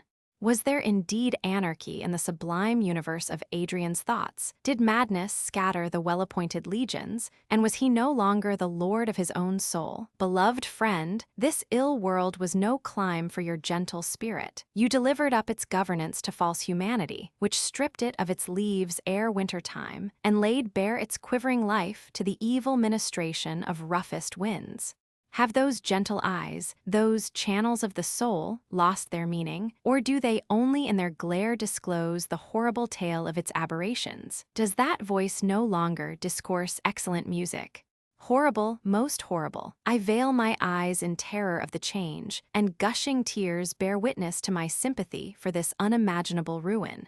In obedience to my request, Perdita detailed the melancholy circumstances that led to this event. The frank and unsuspicious mind of Adrian, gifted as it was by every natural grace, endowed with transcendent powers of intellect, unblemished by the shadow of defect, unless his dreadless independence of thought was to be construed into one, was devoted, even as a victim to sacrifice, to his love for Evadne. He entrusted to her keeping the treasures of his soul, his aspirations after excellence, and his plans for the improvement of mankind. In solitude, and through many wanderings afar from the haunts of men, he matured his views for the reform of the English government and the improvement of the people. It would have been well if he had concealed his sentiments, until he had come into possession of the power which would secure their practical development. But he was impatient of the years that must intervene. He was frank of heart and fearless. He gave not only a brief denial to his mother's schemes, but published his intention of using his influence to diminish the power of the aristocracy, to effect a greater equalization of wealth and privilege, and to introduce a perfect system of republican government into England. At first his mother treated his theories as the wild ravings of inexperience, but they were so systematically arranged, and his arguments so well supported, that though still in appearance incredulous, she began to fear him. She tried to reason with him, and finding him inflexible, learned to hate him. Strange to say, this feeling was infectious. His enthusiasm for good which did not exist, his contempt for the sacredness of authority, his ardor and imprudence were all at the antipodes of the usual routine of life. The worldly feared him. The young and inexperienced did not understand the lofty severity of his moral views, and disliked him as a being different from themselves. Evadne entered but coldly into his systems. She thought he did well to assert his own will, but she wished that will to have been more intelligible to the multitude. She had none of the spirit of a martyr, and did not incline to share the shame and defeat of a fallen patriot. She was aware of the purity of his motives, the generosity of his disposition, his true and ardent attachment to her, and she entertained a great affection for him. He repaid this spirit of kindness with the fondest gratitude, and made her the treasure house of all his hopes. At this time, Lord Raymond returned from Greece. No two persons could be more opposite than Adrian and he. With all the incongruities of his character, Raymond was emphatically a man of the world. His passions were violent. As these often obtained the mastery over him, he could not always square his conduct to the obvious line of self-interest, but self-gratification, at least, was the paramount object with him. He looked on the structure of society as but a part of the machinery which supported the web on which his life was traced. The earth was spread out as an highway for him, the heavens built up as a canopy for him. Adrian felt that he made a part of a great whole. He owned affinity not only with mankind, but all nature was akin to him. The mountains and sky were his friends, the winds of heaven and the offspring of earth his playmates, while he, the focus only of this mighty mirror, felt his life mingle with the universe of existence. His soul was sympathy, and dedicated to the worship of beauty and excellence. Adrian and Raymond now came into contact, and a spirit of aversion rose between them. Adrian despised the narrow views of the politician, and Raymond held in supreme contempt the benevolent visions of the philanthropist. With the coming of Raymond was formed the storm that laid waste at one fell blow the gardens of delight and sheltered paths, which Adrian fancied that he had secured to himself, as a refuge from defeat and contumely. Raymond, the deliverer of Greece, the graceful soldier, who bore in his mien a tinge of all that, peculiar to her native clime, Evadne cherished as most dear. Raymond was loved by Evadne. Overpowered by her new sensations, she did not pause to examine them, or to regulate her conduct by any sentiments except the tyrannical one which suddenly usurped the empire of her heart. She yielded to its influence, and the too natural consequence in a mind unattuned to soft emotions was that the attentions of Adrian became distasteful to her. She grew capricious. Her gentle conduct towards him was exchanged for asperity and repulsive coldness. When she perceived the wild or pathetic appeal of his expressive countenance, she would relent and for a while resume her ancient kindness. But these fluctuations shook to its depths the soul of the sensitive youth. He no longer deemed the world subject to him because he possessed Evadne's love. He felt in every nerve that the dire storms of the mental universe were about to attack his fragile being, which quivered at the expectation of its advent. Perdita, who then resided with Evadne, saw the torture that Adrian endured. She loved him as a kind elder brother, a relation to guide, protect, and instruct her, without the too frequent tyranny of parental authority. She adored his virtues, and with mixed contempt and indignation, she saw Evadne pile drear sorrow on his head for the sake of one who hardly marked her. In his solitary despair, Adrian would often seek my sister, and in covered terms express his misery, while fortitude and agony divided the throne of his mind. Soon, alas, was one to conquer. Anger made no part of his emotion. With whom should he be angry? Not with Raymond, who was unconscious of the misery he occasioned. Not with Evadne, for her his soul wept tears of blood. Poor, mistaken girl, slave not tyrant was she, and amidst his own anguish he grieved for her future destiny.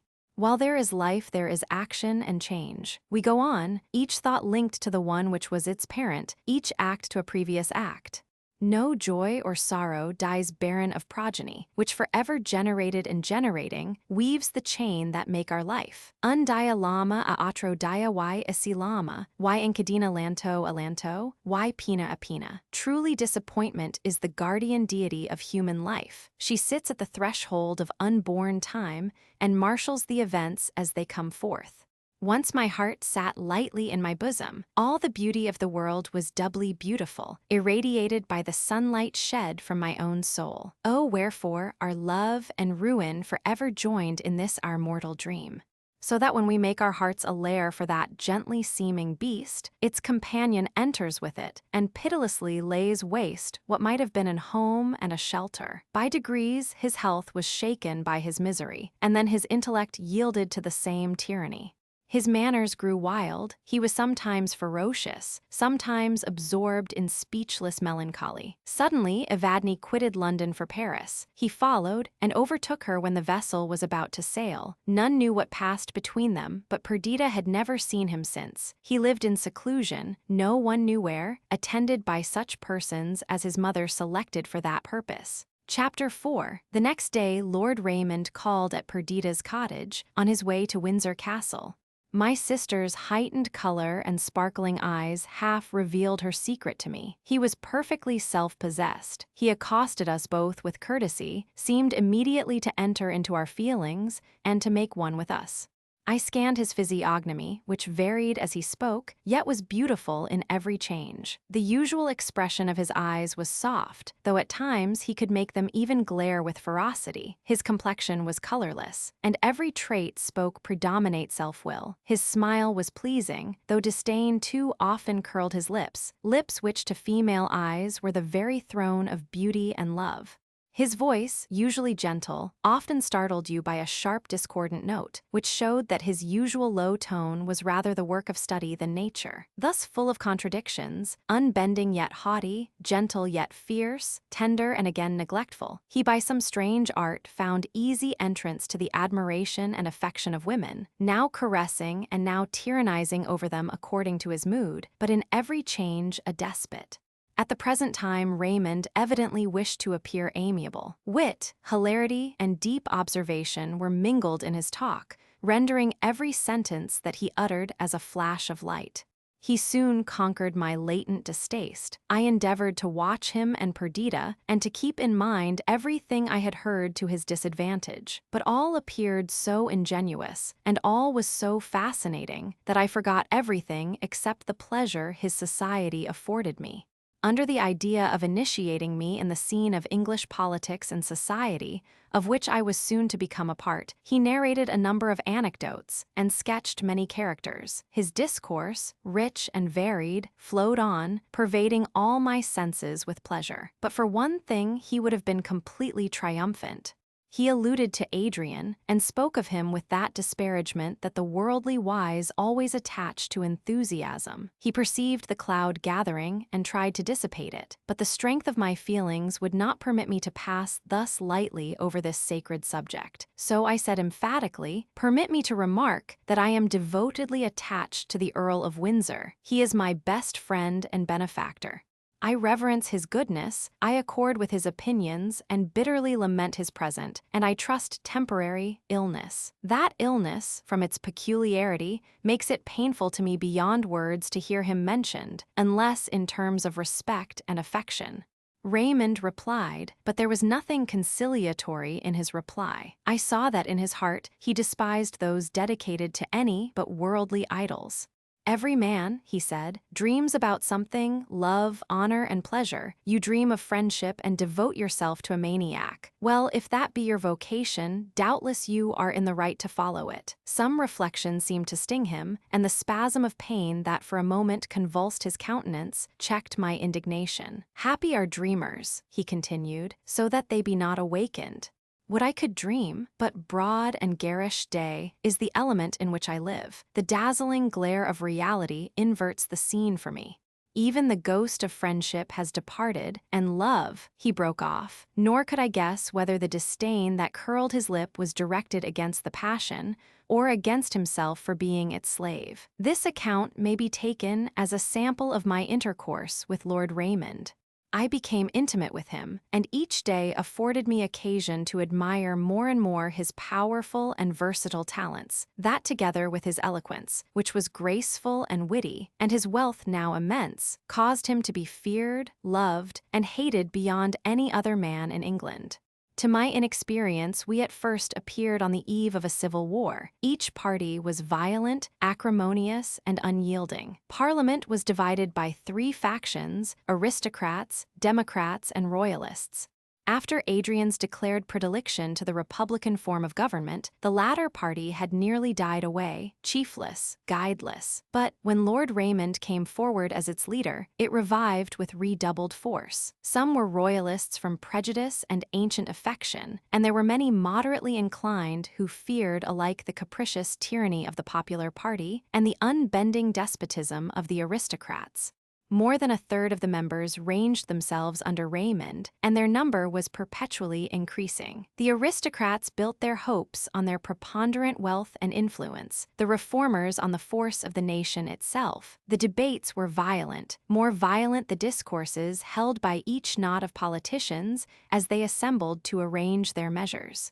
Opprobrious epithets were bandied about, resistance even to the death threatened. Meetings of the populace disturbed the quiet order of the country. Except in war, how could all this end? Even as the destructive flames were ready to break forth, I saw them shrink back, allayed by the absence of the military, by the aversion entertained by everyone to any violence, save that of speech, and by the cordial politeness and even friendship of the hostile leaders when they met in private society. I was from 1,000 motives induced to attend minutely to the course of events, and watch each turn with intense anxiety. I could not but perceive that Perdita loved Raymond. Methought also that he regarded the fair daughter of Verney with admiration and tenderness. Yet I knew that he was urging forward his marriage with the presumptive heiress of the earldom of Windsor, with keen expectation of the advantages that would thence accrue to him. All the ex-queen's friends were his friends. No week passed that he did not hold consultations with her at Windsor. I had never seen the sister of Adrian. I had heard that she was lovely, amiable, and fascinating. Wherefore should I see her? There are times when we have an indefinable sentiment of impending change for better or for worse to arise from an event, and, be it for better or for worse, we fear the change and shun the event. For this reason, I avoided this high-born damsel. To me, she was everything and nothing. Her very name mentioned by another made me start and tremble. The endless discussion concerning her union with Lord Raymond was real agony to me. Methought that, Adrian withdrawn from active life, and this beauteous Idris, a victim probably to her mother's ambitious schemes, I ought to come forward to protect her from undue influence, guard her from unhappiness, and secure to her freedom of choice, the right of every human being. Yet how was I to do this? She herself would disdain my interference. Since then, I must be an object of indifference or contempt to her. Better, far better avoid her, nor expose myself before her and the scornful world to the chance of playing the mad game of a fond, foolish Icarus. One day, several months after my return to England, I quitted London to visit my sister. Her society was my chief solace and delight, and my spirits always rose at the expectation of seeing her. Her conversation was full of pointed remark and discernment. In her pleasant alcove, redolent with sweetest flowers, adorned by magnificent casts, antique vases, and copies of the finest pictures of Raphael, Correggio, and Claude, painted by herself, I fancied myself in a fairy retreat, untainted by and inaccessible to the noisy contentions of politicians and the frivolous pursuits of fashion. In what fitting terms of wonder and delight, in what choice expression and soft flow of language, can I usher in the loveliest, wisest, best? How in poor assemblage of words convey the halo of glory that surrounded her, the thousand graces that waited unwearied on her? The first thing that struck you on beholding that charming countenance was its perfect goodness and frankness. Candor sat upon her brow, simplicity in her eyes, heavenly benignity in her smile. Her tall, slim figure bent gracefully as a poplar to the breezy west, and her gait, goddess-like, was as that of a winged angel new alit from heaven's high floor. The pearly fairness of her complexion was stained by a pure suffusion. Her voice resembled the low, subdued tenor of a flute. It is easiest, perhaps, to describe by contrast. I have detailed the perfections of my sister, and yet she was utterly unlike Idris. Perdita, even where she loved, was reserved and timid. Idris was frank and confiding. The one recoiled to solitude, that she might there entrench herself from disappointment and injury. The other walked forth in open day, believing that none would harm her. Wordsworth has compared a beloved female to two fair objects in nature, but his lines always appeared to me rather a contrast than a similitude. A violet by a mossy stone half hidden from the eye, fair as a star when only one is shining in the sky. Such a violet was sweet Perdita, trembling to entrust herself to the very air, cowering from observation, yet betrayed by her excellences, and repaying with 1,000 graces the labor of those who sought her in her lonely by-path. Idris was as the star, set in single splendor in the dim annadum of balmy evening, ready to enlighten and delight the subject world, shielded herself from every taint by her unimagined distance from all that was not like herself akin to heaven. I found this vision of beauty in Perdita's alcove, in earnest conversation with its inmate. When my sister saw me, she rose and taking my hand said, "He is here, even at our wish. This is Lionel, my brother." Idris arose also, and bent on me her eyes of celestial blue, and with grace peculiar said, "You hardly need an introduction. We have a picture, highly valued by my father, which declares at once your name. Verney, you will acknowledge this tie, and as my brother's friend, I feel that I may trust you." Then, with lids humid with a tear and trembling voice, she continued, "Dear friends, do not think it strange that now, visiting you for the first time, I ask your assistance, and confide my wishes and fears to you.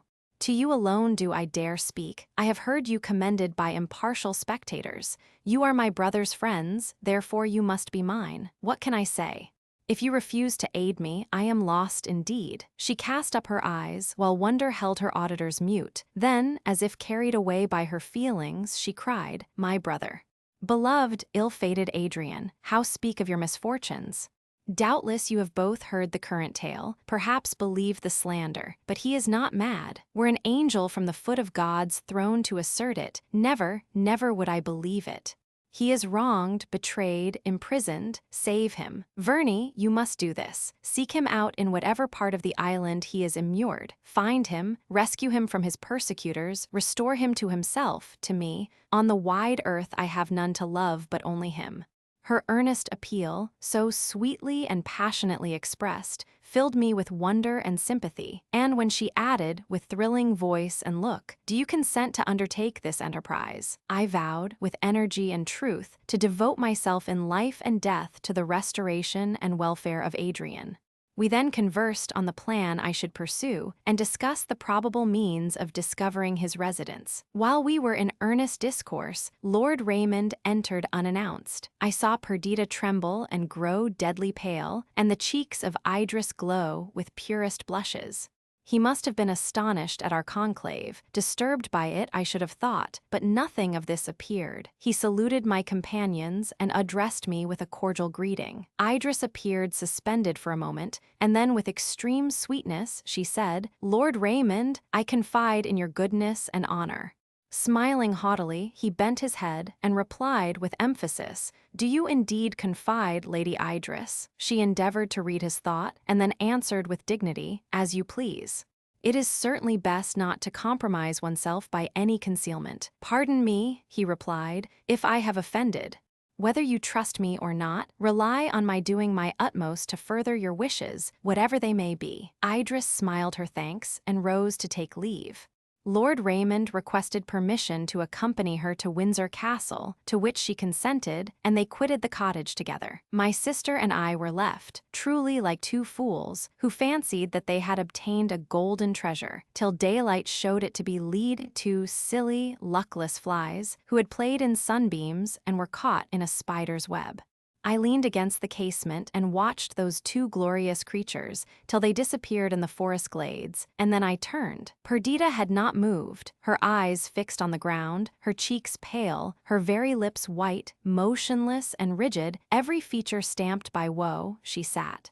Half frightened, I would have taken her hand, but she shudderingly withdrew it and strove to collect herself. I entreated her to speak to me. "Not now," she replied, "nor do you speak to me, my dear Lionel. You can say nothing, for you know nothing. I will see you tomorrow. In the meantime, adieu." She rose and walked from the room, but pausing at the door and leaning against it, as if her overbusy thoughts had taken from her the power of supporting herself, she said, "Lord Raymond will probably return. Will you tell him that he must excuse me today, for I am not well? I will see him tomorrow if he wishes it, and you also.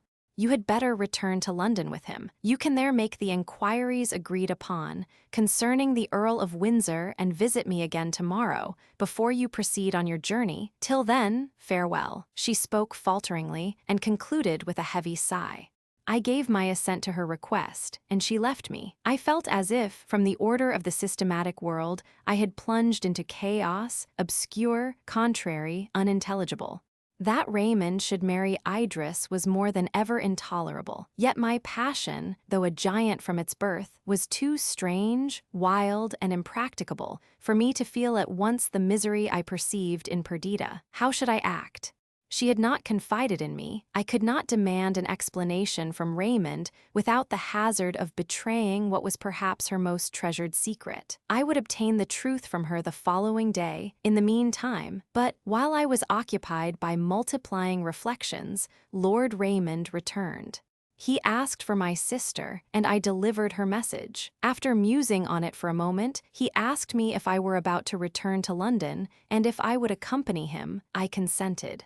He was full of thought and remained silent during a considerable part of our ride. At length he said, "I must apologize to you for my abstraction. The truth is, Ryland's motion comes on tonight, and I am considering my reply." Ryland was the leader of the popular party, a hard-headed man, and in his way eloquent. He had obtained leave to bring in a bill making it treason to endeavor to change the present state of the English government and the standing laws of the Republic. This attack was directed against Raymond and his machinations for the restoration of the monarchy. Raymond asked me if I would accompany him to the house that evening. I remembered my pursuit for intelligence concerning Adrian, and knowing that my time would be fully occupied, I excused myself. "Nay," said my companion, "I can free you from your present impediment. You are going to make inquiries concerning the Earl of Windsor. I can answer them at once. He is at the Duke of Athol's seat at Dunkeld. On the first approach of his disorder, he traveled about from one place to another, until, arriving at that romantic seclusion, he refused to quit it, and we made arrangements with the Duke for his continuing there. I was hurt by the careless tone with which he conveyed this information, and replied coldly, "I am obliged to you for your intelligence, and will avail myself of it." "You shall, Verney," said he, "and if you continue of the same mind, I will facilitate your views. But first witness, I beseech you, the result of this night's contest, and the triumph I am about to achieve, if I may so call it, while I fear that victory is to me defeat. What can I do? My dearest hopes appear to be near their fulfillment. The ex-queen gives me Idris. Adrian is totally unfitted to succeed to the earldom, and that earldom in my hands becomes a kingdom. By the reigning God it is true, the paltry earldom of Windsor shall no longer content him, who will inherit the rights which must forever appertain to the person who possesses it. The Countess can never forget that she has been a queen, and she disdains to leave a diminished inheritance to her children. Her power and my wit will rebuild the throne, and this brow will be clasped by a kingly diadem. I can do this. I can marry Idris." He stopped abruptly, his countenance darkened, and its expression changed again and again under the influence of internal passion. I asked, "Does Lady Idris love you?" "What a question," replied he, laughing.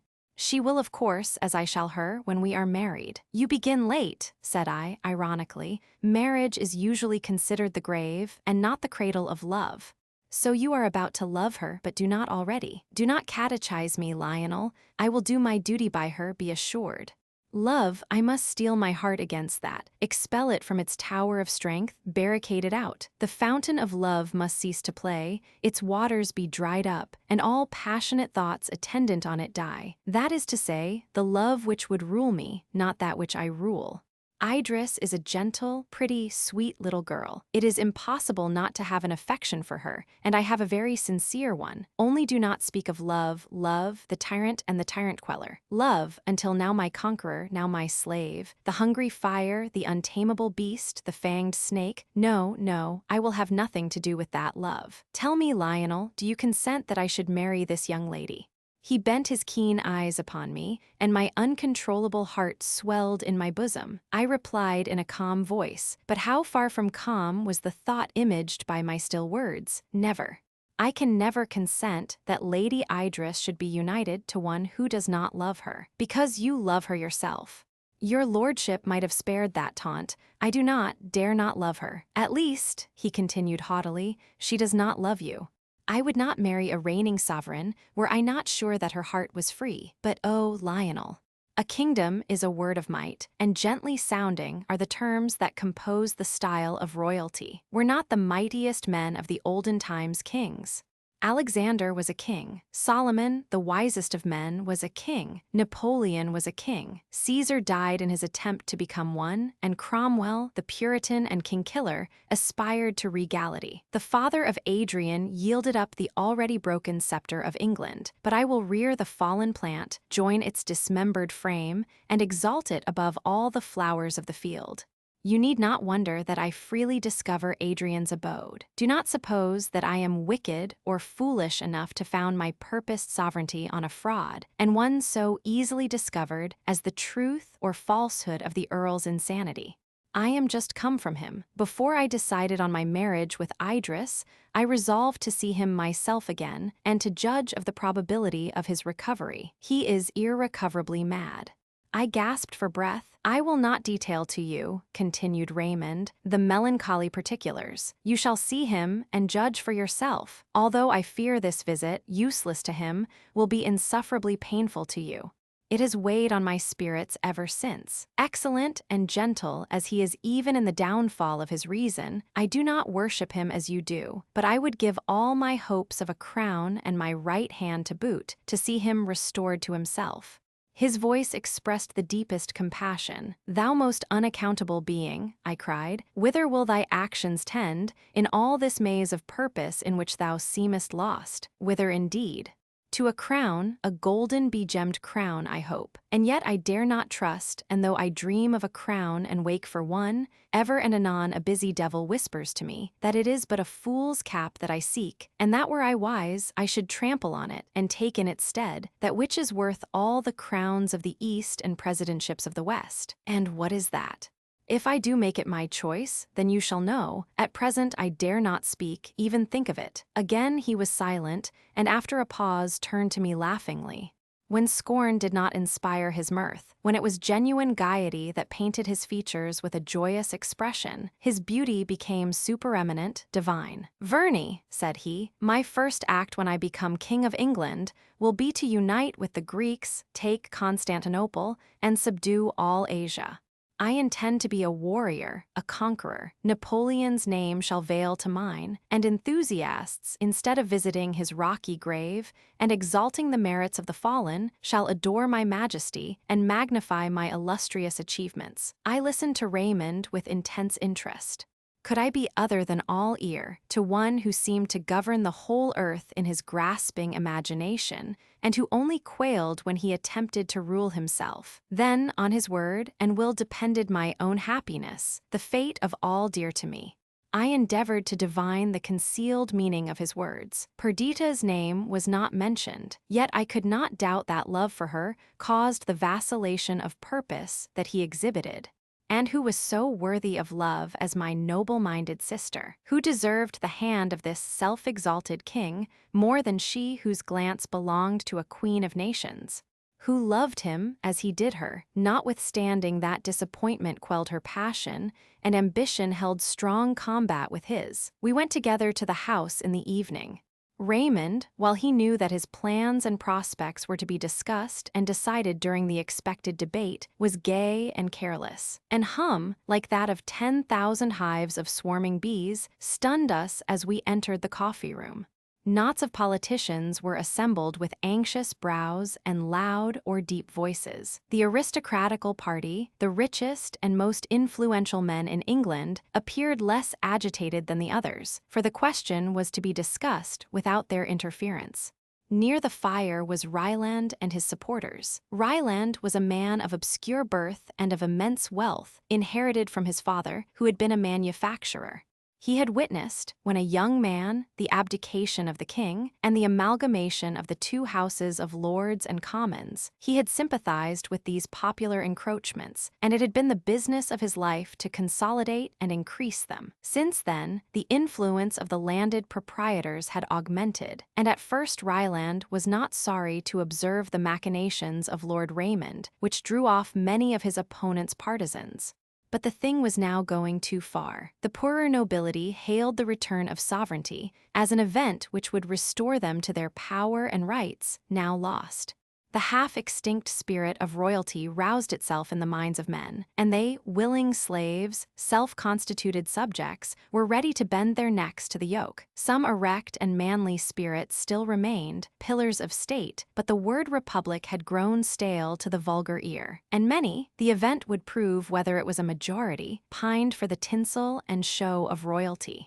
Ryland was roused to resistance. He asserted that his sufferance alone had permitted the increase of this party, but the time for indulgence was past, and with one motion of his arm, he would sweep away the cobwebs that blinded his countrymen. When Raymond entered the coffee-room, his presence was hailed by his friends almost with a shout. They gathered round him, counted their numbers, and detailed the reasons why they were now to receive an addition of such and such members, who had not yet declared themselves. Some trifling business of the house having been gone through, the leaders took their seats in the chamber. The clamor of voices continued, till Ryland arose to speak, and then the slightest whispered observation was audible. All eyes were fixed upon him as he stood, ponderous of frame, sonorous of voice, and with a manner which, though not graceful, was impressive. I turned from his marked, iron countenance to Raymond, whose face, veiled by a smile, would not betray his care. Yet his lips quivered somewhat, and his hand clasped the bench on which he sat, with a convulsive strength that made the muscles start again. Ryland began by praising the present state of the British Empire. He recalled past years to their memory, the miserable contentions which in the time of our fathers arose almost to civil war, the abdication of the late king, and the foundation of the Republic. He described this republic, showed how it gave privilege to each individual in the state to rise to consequence and even to temporary sovereignty. He compared the royal and republican spirit, showed how the one tended to enslave the minds of men, while all the institutions of the other served to raise even the meanest among us to something great and good.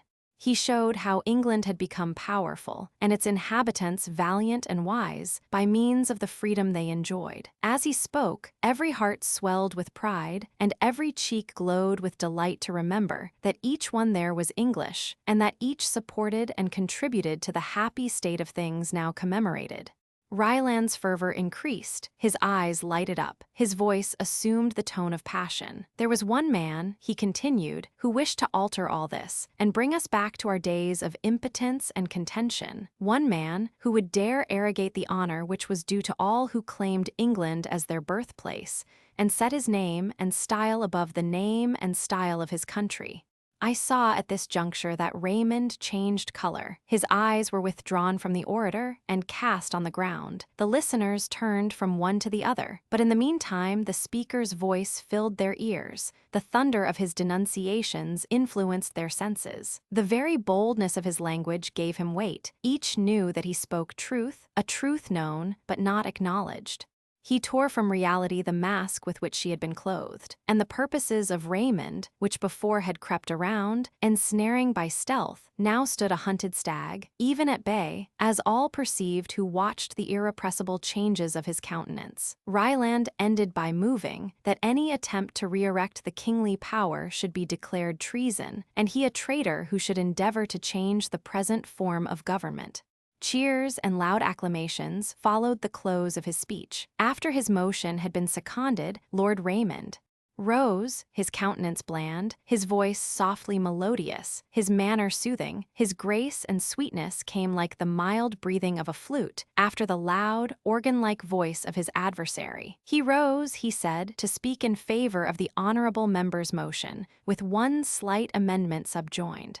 He was ready to go back to old times and commemorate the contests of our fathers and the monarch's abdication. Nobly and greatly, he said, had the illustrious and last sovereign of England sacrificed himself to the apparent good of his country and divested himself of a power which could only be maintained by the blood of his subjects. These subjects, named so no more, these, his friends and equals, had in gratitude conferred certain favors and distinctions on him and his family forever. An ample estate was allotted to them, and they took the first rank among the peers of Great Britain. Yet it might be conjectured that they had not forgotten their ancient heritage, and it was hard that his heir should suffer alike with any other pretender if he attempted to regain what by ancient right and inheritance belonged to him. He did not say that he should favor such an attempt, but he did say that such an attempt would be venial, and, if the aspirant did not go so far as to declare war and erect a standard in the kingdom, his fault ought to be regarded with an indulgent eye. In his amendment he proposed that an exception should be made in the bill in favor of any person who claimed the sovereign power in right of the Earls of Windsor. Nor did Raymond make an end without drawing in vivid and glowing colors the splendor of a kingdom, in opposition to the commercial spirit of republicanism. He asserted that each individual under the English monarchy was then as now capable of attaining high rank and power, with one only exception, that of the function of chief magistrate, higher and nobler rank than a bartering, timorous commonwealth could afford. And for this one exception, to what did it amount? The nature of riches and influence forcibly confined the list of candidates to a few of the wealthiest, and it was much to be feared that the ill humor and contention generated by this triennial struggle would counterbalance its advantages in impartial eyes. I can ill record the flow of language and graceful turns of expression, the wit and easy raillery that gave vigor and influence to his speech. His manner, timid at first, became firm. His changeful face was lit up to superhuman brilliancy. His voice, various as music, was like that enchanting. It were useless to record the debate that followed this harangue. Party speeches were delivered, which clothed the question in cant and veiled its simple meaning in a woven wind of words. The motion was lost. Ryland withdrew in rage and despair, and Raymond, gay and exulting, retired to dream of his future kingdom. Chapter 5. Is there such a feeling as love at first sight? And if there be, in what does its nature differ from love founded in long observation and slow growth? Perhaps its effects are not so permanent, but they are, while they last, as violent and intense.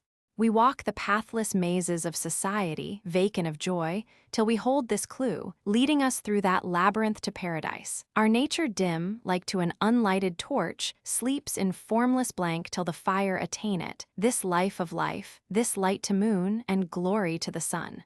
What does it matter, whether the fire be struck from flint and steel, nourished with care into a flame, slowly communicated to the dark wick, or whether swiftly the radiant power of light and warmth passes from a kindred power, and shines at once the beacon and the hope? In the deepest fountain of my heart the pulses were stirred. Around, above, beneath, the clinging memory as a cloak enwrapped me. In no one moment of coming time did I feel as I had done in time gone by. The spirit of Idris hovered in the air I breathed. Her eyes were ever and forever bent on mine. Her remembered smile blinded my faint gaze and caused me to walk as one, not in eclipse, not in darkness and vacancy, but in a new and brilliant light, too novel, too dazzling for my human senses. On every leaf, on every small division of the universe, as on the hyacinth Alpha Sigma is engraved, was imprinted the talisman of my existence. She lives, she is. I had not time yet to analyze my feeling, to take myself to task, and leash in the tameless passion. All was one idea, one feeling, one knowledge, it was my life. But the die was cast, Raymond would marry Idris. The merry marriage bells rung in my ears. I heard the nation's gratulation which followed the union. The ambitious noble uprose with swift eagle flight, from the lowly ground to regal supremacy, and to the love of Idris. Yet not so. She did not love him. She had called me her friend. She had smiled on me. To me she had entrusted her heart's dearest hope, the welfare of Adrian. This reflection thawed my congealing blood, and again the tide of life and love flowed impetuously onward, again to ebb as my busy thoughts changed. The debate had ended at 3 in the morning. My soul was in tumults. I traversed the streets with eager rapidity. Truly, I was mad that night. Love, which I have named a giant from its birth, wrestled with despair. My heart, the field of combat, was wounded by the iron heel of the one, watered by the gushing tears of the other. Day, hateful to me, dawned. I retreated to my lodgings. I threw myself on a couch. I slept. Was it sleep? For thought was still alive, love and despair struggled still, and I writhed with unendurable pain. Suddenly, unannounced, Lord Raymond entered my apartment. He came in gaily, singing the Tyrolese Song of Liberty, noticed me with a gracious nod, and threw himself on a sofa opposite the copy of a bust of the Apollo Belvedere. After one or two trivial remarks, to which I sullenly replied, he suddenly cried, looking at the bust, "I am called like that Victor. Not a bad idea. The head will serve for my new coinage, and be an omen to all dutiful subjects of my future success." He said this in his most gay, yet benevolent manner, and smiled, not disdainfully, but in playful mockery of himself. Then his countenance suddenly darkened, and in that shrill tone peculiar to himself, he cried, "I fought a good battle last night. Higher conquest the plains of Greece never saw me achieve. Now I am the first man in the state, burthen of every ballad, and object of old women's mumbled devotions. What are your meditations? You who fancy that you can read the human soul, as your native lake reads each crevice and folding of its surrounding hills, say what you think of me, king expectant, angel or devil, which? This ironical tone was discord to my bursting, overboiling heart. I was nettled by his insolence, and replied with bitterness, "There is a spirit, neither angel or devil, damned to limbo merely." I saw his cheeks become pale, and his lips whiten and quiver. His anger served but to enkindle mine, and I answered with a determined look his eyes which glared on me. Suddenly they were withdrawn, cast down, a tear, I thought, wetted the dark lashes. I was softened, and with involuntary emotion added, "Not that you are such, my dear lord." I paused, even awed by the agitation he evinced. "Yes," he said at length, rising and biting his lip, as he strove to curb his passion, "such am I. You do not know me, Verney, neither you, nor our audience of last night, nor does universal England know aught of me. I stand here, it would seem, an elected king. This hand is about to grasp a scepter. These brows feel in each nerve the coming diadem. I appear to have strength, power, victory, standing as a dome-supporting column stands, and I am a reed. I have ambition, and that attains its aim. My nightly dreams are realized, my waking hopes fulfilled. A kingdom awaits my acceptance, my enemies are overthrown. But here, and he struck his heart with violence, here is the rebel, here the stumbling block, this overruling heart which I may drain of its living blood, but while one fluttering pulsation remains, I am its slave. He spoke with a broken voice, then bowed his head, and, hiding his face in his hands, wept. I was still smarting from my own disappointment, yet this scene oppressed me even to terror, nor could I interrupt his access of passion. It subsided at length, and, throwing himself on the couch, he remained silent and motionless, except that his changeful features showed a strong internal conflict. At last he rose, and said in his usual tone of voice, "The time grows on us, Verney, I must away. Let me not forget my chiefest errand here. Will you accompany me to Windsor tomorrow? You will not be dishonored by my society, and as this is probably the last service or disservice you can do me, will you grant my request?" He held out his hand with almost a bashful air. Swiftly I thought, yes, I will witness the last scene of the drama. Beside which his mien conquered me, and an affectionate sentiment towards him again filled my heart. I bade him command me. "Aye, that I will," said he gaily. "That's my cue now. Be with me tomorrow morning by 7. Be secret and faithful, and you shall be groom of the stole ere long." So saying, he hastened away, vaulted on his horse, and with a gesture as if he gave me his hand to kiss, bade me another laughing adieu. Left to myself, I strove with painful intensity to divine the motive of his request and foresee the events of the coming day.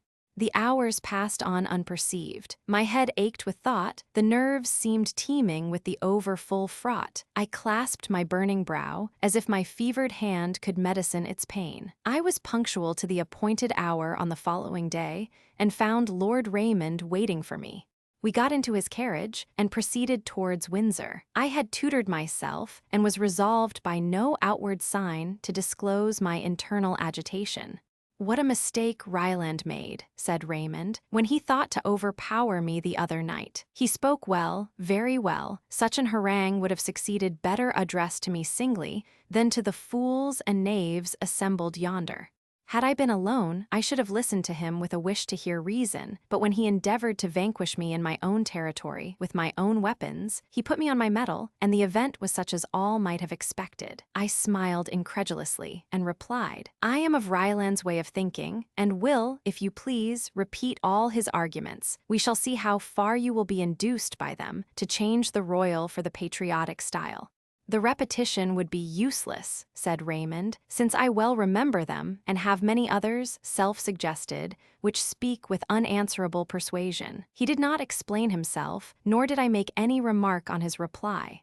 Our silence endured for some miles, till the country with open fields, or shady woods and parks, presented pleasant objects to our view. After some observations on the scenery and seats, Raymond said, "Philosophers have called man a microcosm of nature, and find a reflection in the internal mind for all this machinery visibly at work around us. This theory has often been a source of amusement to me, and many an idle hour have I spent exercising my ingenuity in finding resemblances. Does not Lord Bacon say that the falling from a discord to a concord, which maketh great sweetness in music, hath an agreement with the affections, which are reintegrated to the better after some dislikes? What a sea is the tide of passion, whose fountains are in our own nature. Our virtues are the quicksands, which show themselves at calm and low water. But let the waves arise and the winds buffet them, and the poor devil whose hope was in their durability finds them sink from under him. The fashions of the world, its exigencies, educations, and pursuits, are winds to drive our wills like clouds all one way. But let a thunderstorm arise in the shape of love, hate, or ambition, and the rack goes backward, stemming the opposing air in triumph. "Yet," replied I, "nature always presents to our eyes the appearance of a patient, while there is an active principle in man which is capable of ruling fortune, and at least of tacking against the gale, till it in some mode conquers it." "There is more of what is specious than true in your distinction," said my companion. "Did we form ourselves, choosing our dispositions and our powers? I find myself, for one, as a stringed instrument with chords and stops, but I have no power to turn the pegs or pitch my thoughts to a higher or lower key. Other men, I observed, may be better musicians. I talk not of others, but myself, replied Raymond, and I am as fair an example to go by as another. I cannot set my heart to a particular tune or run voluntary changes on my will. We are born, we choose neither our parents nor our station. We are educated by others or by the world's circumstance, and this cultivation, mingling with our innate disposition, is the soil in which our desires, passions, and motives grow. There is much truth in what you say, said I, and yet no man ever acts upon this theory. Who, when he makes a choice, says, "Thus I choose because I am necessitated," does he not on the contrary feel a freedom of will within him, which, though you may call it fallacious, still actuates him as he decides?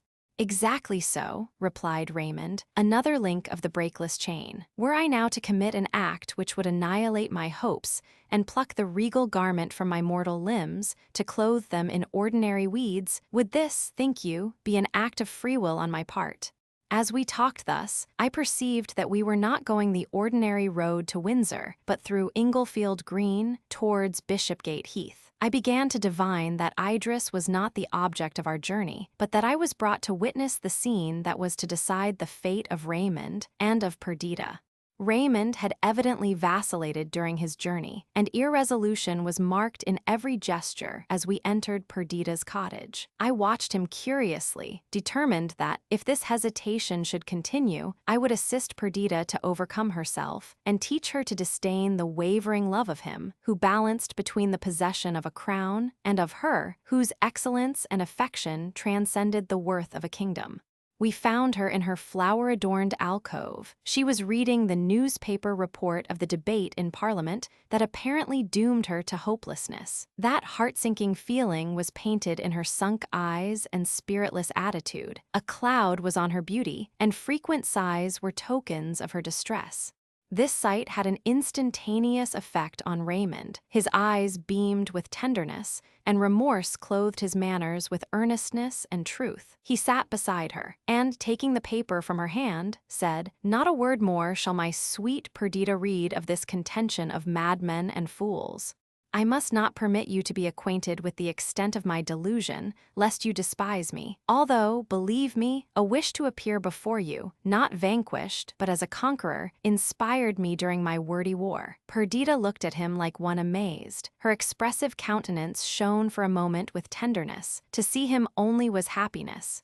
But a bitter thought swiftly shadowed her joy. She bent her eyes on the ground, endeavoring to master the passion of tears that threatened to overwhelm her. Raymond continued, "I will not act a part with you, dear girl, or appear other than what I am, weak and unworthy, more fit to excite your disdain than your love.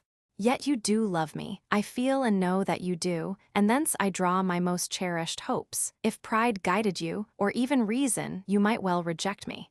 Do so, if your high heart, incapable of my infirmity of purpose, refuses to bend to the lowness of mine. Turn from me, if you will, if you can. If your whole soul does not urge you to forgive me, if your entire heart does not open wide its door to admit me to its very center, forsake me, never speak to me again. I, though sinning against you almost beyond remission, I also am proud. There must be no reserve in your pardon, no drawback to the gift of your affection." Perdita looked down, confused, yet pleased. My presence embarrassed her, so that she dared not turn to meet her lover's eye, or trust her voice to assure him of her affection, while a blush mantled her cheek, and her disconsolate air was exchanged for one expressive of deep-felt joy.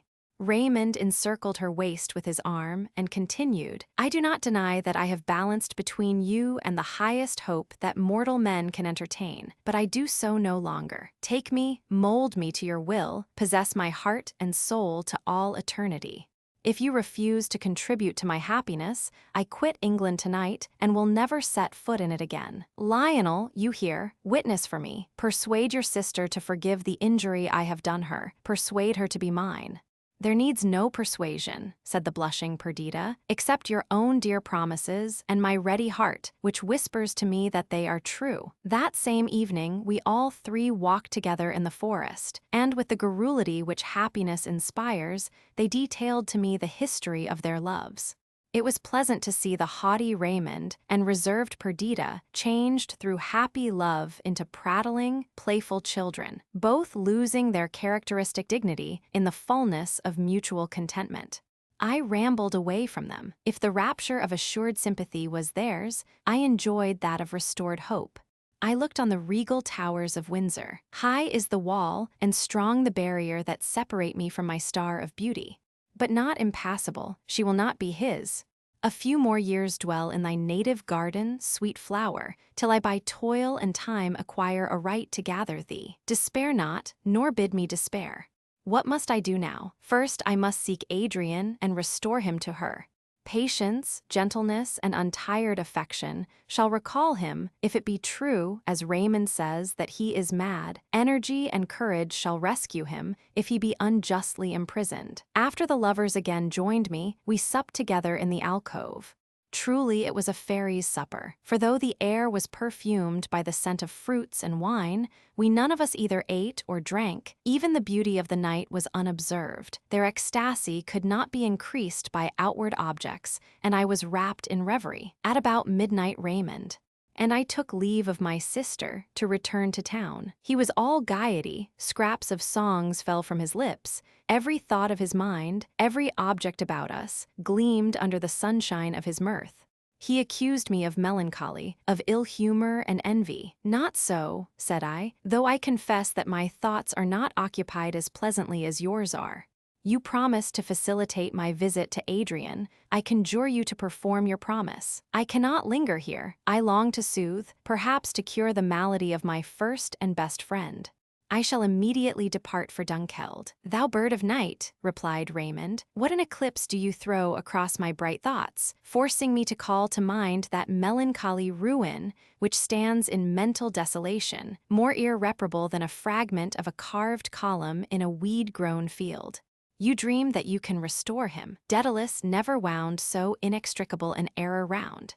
Minotaur, as madness has woven about his imprisoned reason. Nor you, nor any other Theseus, can thread the labyrinth, to which perhaps some unkind Ariadne has the clue.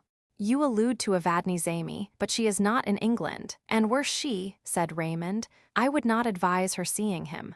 Better to decay in absolute delirium than to be the victim of the methodical unreason of ill-bestowed love. The long duration of his malady has probably erased from his mind all vestige of her, and it were well that it should never again be imprinted. You will find him at Dunkeld. Gentle and tractable he wanders up the hills and through the wood or sits listening beside the waterfall. You may see him, his hair stuck with wild flowers, his eyes full of untraceable meaning, his voice broken, his person wasted to a shadow. He plucks flowers and weeds and weaves chaplets of them, or sails yellow leaves and bits of bark on the stream, rejoicing in their safety or weeping at their wreck. The very memory half unmans me. By heaven, the first tears I have shed since boyhood rushed scalding into my eyes when I saw him. It needed not this last account to spur me on to visit him. I only doubted whether or not I should endeavor to see Idris again before I departed. This doubt was decided on the following day. Early in the morning, Raymond came to me. Intelligence had arrived that Adrian was dangerously ill, and it appeared impossible that his failing strength should surmount the disorder. "Tomorrow," said Raymond, "his mother and sister set out for Scotland to see him once again." "And I go today," I cried. "This very hour I will engage a sailing balloon. I shall be there in 48 hours at furthest, perhaps in less, if the wind is fair. Farewell, Raymond. Be happy in having chosen the better part in life. This turn of fortune revives me. I feared madness, not sickness. I have a presentiment that Adrian will not die. Perhaps this illness is a crisis, and he may recover. Everything favored my journey." The balloon rose about half a mile from the earth, and with a favorable wind it hurried through the air, its feathered vans cleaving the unopposing atmosphere. Notwithstanding the melancholy object of my journey, my spirits were exhilarated by reviving hope, by the swift motion of the airy pinnace, and the balmy visitation of the sunny air. The pilot hardly moved the plumed steerage, and the slender mechanism of the wings, wide unfurled, gave forth a murmuring noise, soothing to the sense. Plain and hill, stream and cornfield were discernible below, while we unimpeded sped on swift and secure, as a wild swan in his springtide flight. The machine obeyed the slightest motion of the helm, and, the wind blowing steadily, there was no let or obstacle to our course. Such was the power of man over the elements, a power long sought, and lately won, yet foretold in bygone time by the Prince of Poets, whose verses I quoted much to the astonishment of my pilot when I told him how many 100 years ago they had been written. Oh! I alighted at Perth, and, though much fatigued by a constant exposure to the air for many hours, I would not rest, but merely altering my mode of conveyance, I went by land instead of air to Dunkeld. The sun was rising as I entered the opening of the hills. After the revolution of ages, Burnham Hill was again covered with a young forest, while more aged pines, planted at the very commencement of the 19th century by the then Duke of Athol, gave solemnity and beauty to the scene. Poor fellow, he lay stretched on a bed of sickness, his cheeks glowing with the hues of fever, his eyes half closed, his breath irregular and difficult. Yet it was less painful to see him thus than to find him fulfilling the animal functions uninterruptedly, his mind sick the while. I established myself at his bedside. I never quitted it day or night. Bitter task was it, to behold his spirit waver between death and life, to see his warm cheek and know that the very fire which burned too fiercely there was consuming the vital fuel, to hear his moaning voice, which might never again articulate words of love and wisdom, to witness the ineffectual motions of his limbs, soon to be wrapped in their mortal shroud. At length his eyes unclosed faintly, yet with a look of returning life. He became pale and weak, but the rigidity of his features was softened by approaching convalescence. He knew me.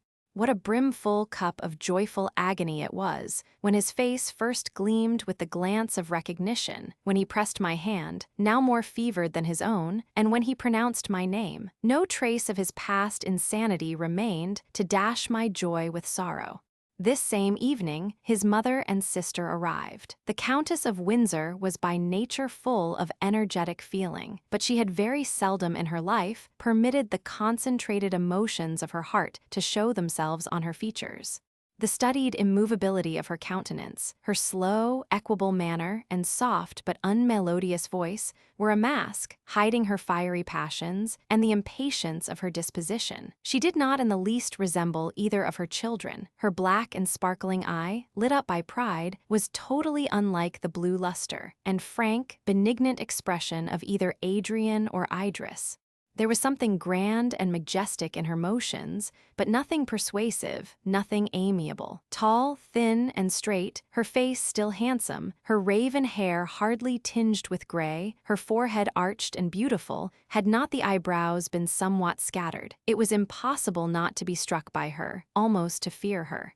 Idris appeared to be the only being who could resist her mother, notwithstanding the extreme mildness of her character. But there was a fearlessness and frankness about her, which said that she would not encroach on another's liberty, but held her own sacred and unassailable. The Countess cast no look of kindness on my worn-out frame, though afterwards she thanked me coldly for my attentions. Not so Idris. Her first glance was for her brother. She took his hand, she kissed his eyelids, and hung over him with looks of compassion and love. Her eyes glistened with tears when she thanked me, and the grace of her expressions was enhanced, not diminished, by the fervor which caused her almost to falter as she spoke. Her mother, all eyes and ears, soon interrupted us, and I saw that she wished to dismiss me quietly, as one whose services, now that his relatives had arrived, were of no use to her son. I was harassed and ill, resolved not to give up my post, yet doubting in what way I should assert it, when Adrian called me and, clasping my hand, bade me not leave him. His mother, apparently inattentive, at once understood what was meant, and seeing the hold we had upon her, yielded the point to us. The days that followed were full of pain to me, so that I sometimes regretted that I had not yielded at once to the haughty lady, who watched all my motions, and turned my beloved task of nursing my friend to a work of pain and irritation. Never did any woman appear so entirely made of mind as the Countess of Windsor. Her passions had subdued her appetites, even her natural wants. She slept little and hardly ate at all. Her body was evidently considered by her as a mere machine, whose health was necessary for the accomplishment of her schemes, but whose senses formed no part of her enjoyment. She resolved to prevent or diminish my opportunities of acquiring influence over her children, and circumvented my plans by a hard, quiet, stubborn resolution that seemed not to belong to flesh and blood. War was at last tacitly acknowledged between us. We had many pitched battles, during which no word was spoken, hardly a look was interchanged, but in which each resolved not to submit to the other. The Countess had the advantage of position, so I was vanquished, though I would not yield. I became sick at heart. My countenance was painted with the hues of ill health and vexation. Adrian and Idris saw this. They attributed it to my long watching and anxiety. They urged me to rest and take care of myself, while I most truly assured them that my best medicine was their good wishes. Those, and the assured convalescence of my friend, now daily more apparent. After the lapse of a few weeks, we left Dunkeld. Idris and her mother returned immediately to Windsor, while Adrian and I followed by slow journeys and frequent stoppages, occasioned by his continued weakness. As we traversed the various counties of fertile England, all wore an exhilarating appearance to my companion, who had been so long secluded by disease from the enjoyments of weather and scenery. We passed through busy towns and cultivated plains. The husbandmen were getting in their plenteous harvests, and the women and children, occupied by light rustic toils, formed groups of happy, healthful persons, the very sight of whom carried cheerfulness to the heart. One evening, quitting our inn, we strolled down a shady lane, then up a grassy slope, till we came to an eminence that commanded an extensive view of hill and dale, meandering rivers, dark woods, and shining villages. The sun was setting, and the clouds, straying like new-shorn sheep through the vast fields of sky, received the golden color of his parting beams. The distant uplands shone out, and the busy hum of evening came, harmonized by distance, on our ear. Adrian, who felt all the fresh spirit infused by returning health, clasped his hands in delight, and exclaimed with transport, "O happy earth, and happy inhabitants of earth! A stately palace has God built for you, O man, and worthy are you of your dwelling. Behold the verdant carpet spread at our feet, and the azure canopy above, the fields of earth which generate and nurture all things, and the track of heaven which contains and clasps all things. Now, at this evening hour, at the period of repose and refection, methinks all hearts breathe one hymn of love and thanksgiving, and we, like priests of old on the mountain tops, give a voice to their sentiment. Assuredly, a most benignant power built up the majestic fabric we inhabit, and framed the laws by which it endures. If mere existence, and not happiness, had been the final end of our being, what need of the profuse luxuries which we enjoy?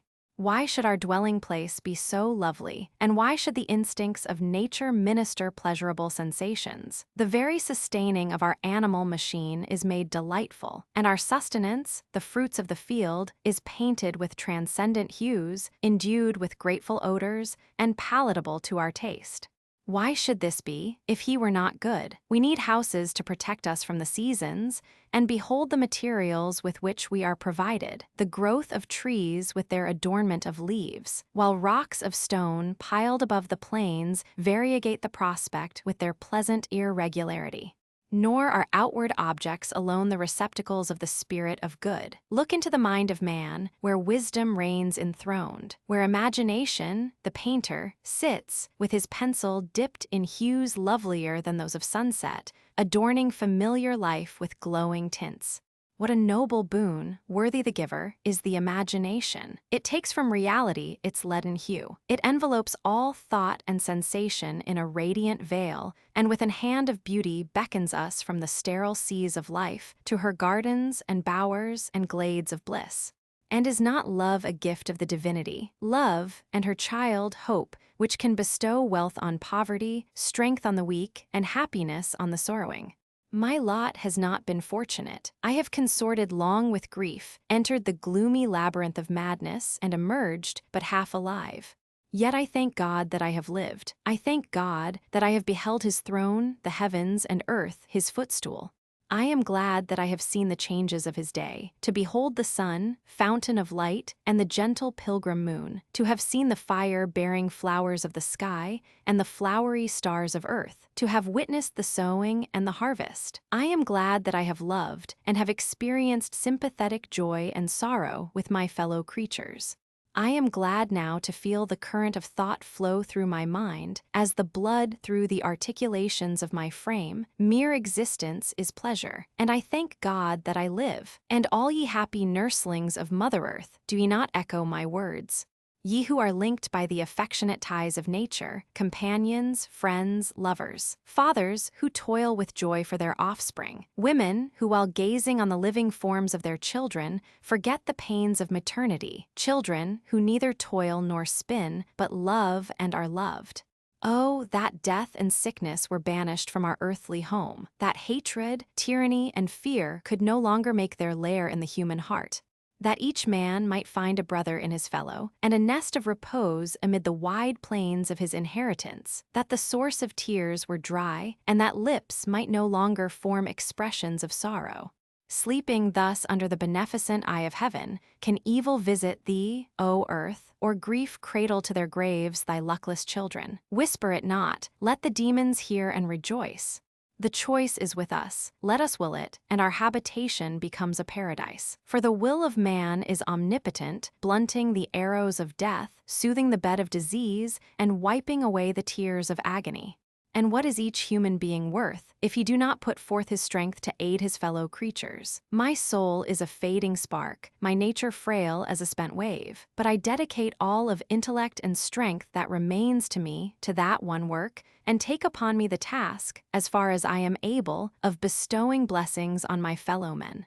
His voice trembled, his eyes were cast up, his hands clasped, and his fragile person was bent, as it were, with excess of emotion. The spirit of life seemed to linger in his form, as a dying flame on an altar flickers on the embers of an accepted sacrifice. Chapter 6. When we arrived at Windsor, I found that Raymond and Perdita had departed for the continent.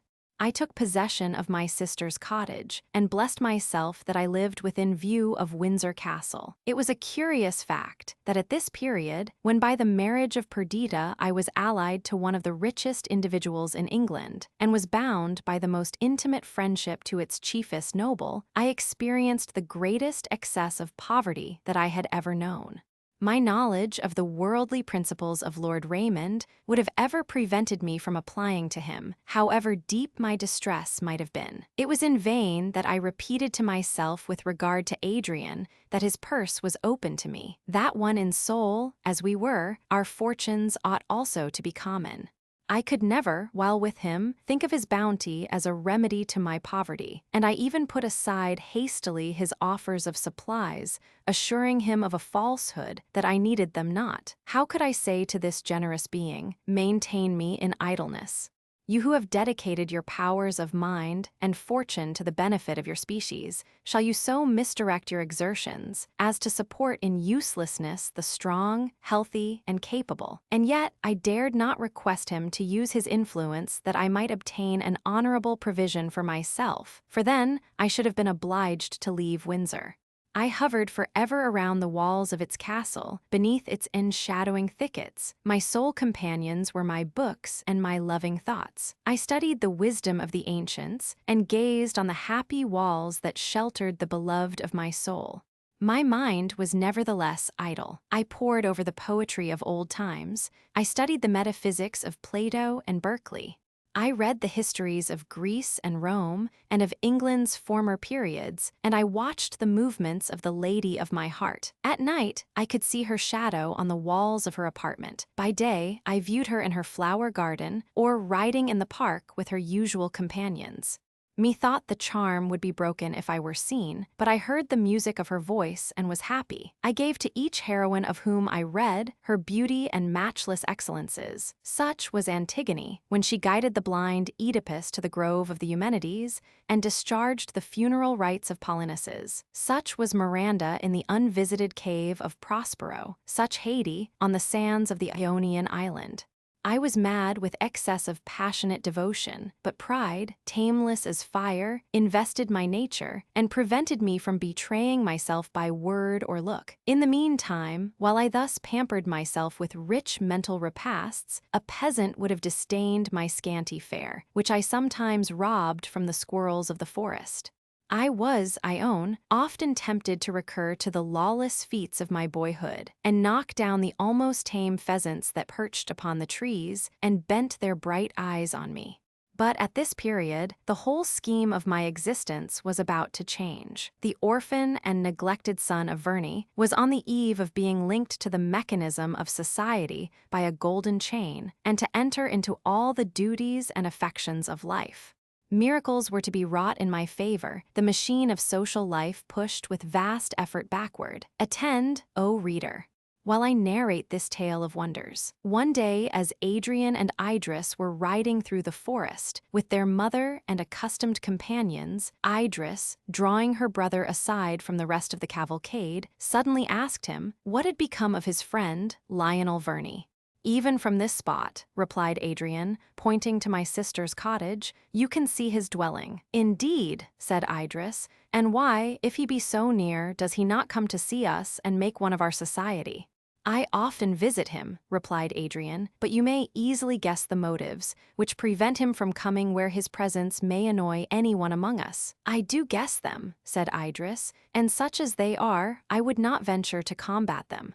Tell me, however, in what way he passes his time, what he is doing and thinking in his cottage retreat." "Nay, my sweet sister," replied Adrian, "you ask me more than I can well answer, but if you feel interest in him, why not visit him? He will feel highly honored, and thus you may repay a part of the obligation I owe him and compensate for the injuries fortune has done him." "I will most readily accompany you to his abode," said the lady. "Not that I wish that either of us should unburthen ourselves of our debt, which, being no less than your life, must remain unpayable ever. But let us go. Tomorrow we will arrange to ride out together, and proceeding towards that part of the forest, call upon him." The next evening, therefore, though the autumnal change had brought on cold and rain, Adrian and Idris entered my cottage. They found me curious-like, feasting on sorry fruits for supper, but they brought gifts richer than the golden bribes of the Sabines, nor could I refuse the invaluable store of friendship and delight which they bestowed. Surely the glorious twins of Latona were not more welcome, when in the infancy of the world they were brought forth to beautify and enlighten this sterile promontory, than were this angelic pair to my lowly dwelling and grateful heart. We sat like one family round my hearth. Our talk was on subjects, unconnected with the emotions that evidently occupied each, but we each divined the other's thought, and as our voices spoke of indifferent matters, our eyes, in mute language, told 1,000 things no tongue could have uttered. They left me in an hour's time. They left me happy, how unspeakably happy. It did not require the measured sounds of human language to syllable the story of my ecstasy. Idris had visited me. Idris I should again and again see. My imagination did not wander beyond the completeness of this knowledge. I trod air. No doubt, no fear, no hope even disturbed me. I clasped with my soul the fullness of contentment, satisfied, undesiring, beatified. For many days Adrian and Idris continued to visit me thus. In this dear intercourse, love, in the guise of enthusiastic friendship, infused more and more of his omnipotent spirit. Idris felt it. Yes, divinity of the world, I read your characters in her looks and gesture. I heard your melodious voice echoed by her. You prepared for us a soft and flowery path. All gentle thoughts adorned it. Your name, O love, was not spoken, but you stood the genius of the hour, veiled and time, but no mortal hand might raise the curtain. Organs of articulate sound did not proclaim the union of our hearts, for untoward circumstance allowed no opportunity for the expression that hovered on our lips. O my pen, haste thou to write what was, before the thought of what is arrests the hand that guides thee. If I lift up my eyes and see the desart earth, and feel that those dear eyes have spent their mortal luster, and that those beauteous lips are silent, their crimson leaves faded, forever I am mute. But you live, my Idris, even now you move before me. There was a glade, O reader. A grassy opening in the wood, the retiring trees left its velvet expanse as a temple for love. The silver Thames bounded it on one side, and a willow bending down dipped in the water its naiad hair, disheveled by the wind's viewless hand. The oaks around were the home of a tribe of nightingales. There am I now. Idris, in youth's dear prime, is by my side. Remember, I am just 22, and 17 summers have scarcely passed over the beloved of my heart. The river swollen by autumnal rains deluged the low lands, and Adrian in his favorite boat is employed in the dangerous pastime of plucking the topmost bough from a submerged oak. Are you weary of life, O Adrian, that you thus play with danger? He has obtained his prize, and he pilots his boat through the flood. Our eyes were fixed on him fearfully, but the stream carried him away from us. He was forced to land far lower down and to make a considerable circuit before he could join us. He is safe, said Idris, as he leapt on shore and waved the bough over his head in token of success. We will wait for him here. We were alone together, the sun had set, the song of the nightingales began, the evening star shone distinct in the flood of light, which was yet unfaded in the west. The blue eyes of my angelic girl were fixed on this sweet emblem of herself. How the light palpitates, she said, which is that star's life. Its vacillating effulgence seems to say that its state, even like ours upon earth, is wavering and inconstant. It fears, methinks, and it loves. Gaze not on the star, dear, generous friend, I cried. Read not love in its trembling rays. Look not upon distant worlds. Speak not of the mere imagination of a sentiment. I have long been silent, long even to sickness have I desired to speak to you, and submit my soul, my life, my entire being to you. Look not on the star, dear love, or do, and let that eternal spark plead for me. Let it be my witness and my advocate, silent as it shines. Love is to me as light to the star. Even so long as that is uneclipsed by annihilation, so long shall I love you. Veiled forever to the world's callous, I must be the transport of that moment. Still do I feel her graceful form press against my full-fraught heart. Still does sight, and pulse, and breath sicken and fail at the remembrance of that first kiss. Slowly and silently we went to meet Adrian, whom we heard approaching. I entreated Adrian to return to me after he had conducted his sister home. And that same evening, walking among the moonlit forest paths, I poured forth my whole heart, its transport and its hope, to my friend. For a moment he looked disturbed. I might have foreseen this, he said. What strife will now ensue? Pardon me, Lionel, nor wonder that the expectation of contest with my mother should jar me, when else I should delightedly confess that my best hopes are fulfilled in confiding my sister to your protection. If you do not already know it, you will soon learn the deep hate my mother bears to the name Verney. I will converse with Idris, then all that a friend can do, I will do. To her it must belong to play the lover's part, if she be capable of it. The eyes of Idris flashed at this accusation. She replied, I do not deny that I love Verney. Prove to me that he is worthless, and I will never see him more. Dear madam, said Adrian, let me entreat you to see him, to cultivate his friendship. You will wonder then, as I do, at the extent of his accomplishments and the brilliancy of his talents. Pardon me, gentle reader, this is not futile vanity. Not futile, since to know that Adrian felt thus brings joy even now to my lone heart. "Mad and foolish boy," exclaimed the angry lady, "you have chosen with dreams and theories to overthrow my schemes for your own aggrandizement, but you shall not do the same by those I have formed for your sister. I but too well understand the fascination you both labor under, since I had the same struggle with your father to make him cast off the parent of this youth, who hid his evil propensities with the smoothness and subtlety of a viper. In those days, how often did I hear of his attractions, his widespread conquests, his wit, his refined manners. It is well when flies only are caught by such spiders, webs, but is it for the highborn and powerful to bow their necks to the flimsy yoke of these unmeaning pretensions? Were your sister indeed the insignificant person she deserves to be, I would willingly leave her to the wretched fate, of the wife of a man, whose very person, resembling as it does his wretched father, ought to remind you of the folly and vice it typifies. But remember, Lady Idris, it is not alone the once royal blood of England that colors your veins. You are a princess of Austria, and every life drop is akin to emperors and kings." "I can make but one defense," replied Idris, "the same offered by my brother. See Lionel converse with my shepherd boy." The Countess interrupted her indignantly. "Yours?" she cried, and then, smoothing her impassioned features to a disdainful smile, she continued, "We will talk of this another time. All I now ask, all your mother, Idris, requests is that you will not see this upstart during the interval of 1 month." "I dare not comply," said Idris. "It would pain him too much. I have no right to play with his feelings, to accept his proffered love, and then sting him with neglect." "This is going too far," her mother answered, with quivering lips, and eyes again instinct by anger. "Nay, madam," said Adrian, "unless my sister consent never to see him again, it is surely an useless torment to separate them for a month." "Certainly," replied the ex-queen, with bitter scorn, "his love, and her love, and both their childish flutterings, are to be put in fit comparison with my years of hope and anxiety, with the duties of the offspring of kings, with the high and dignified conduct which one of her descent ought to pursue. But it is unworthy of me to argue and complain.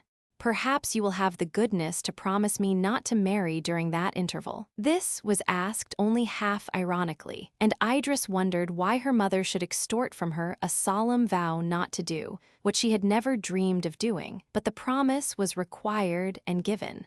All went on cheerfully now. We met as usual and talked without dread of our future plans. The Countess was so gentle, and even beyond her wont, amiable with her children, that they began to entertain hopes of her ultimate consent.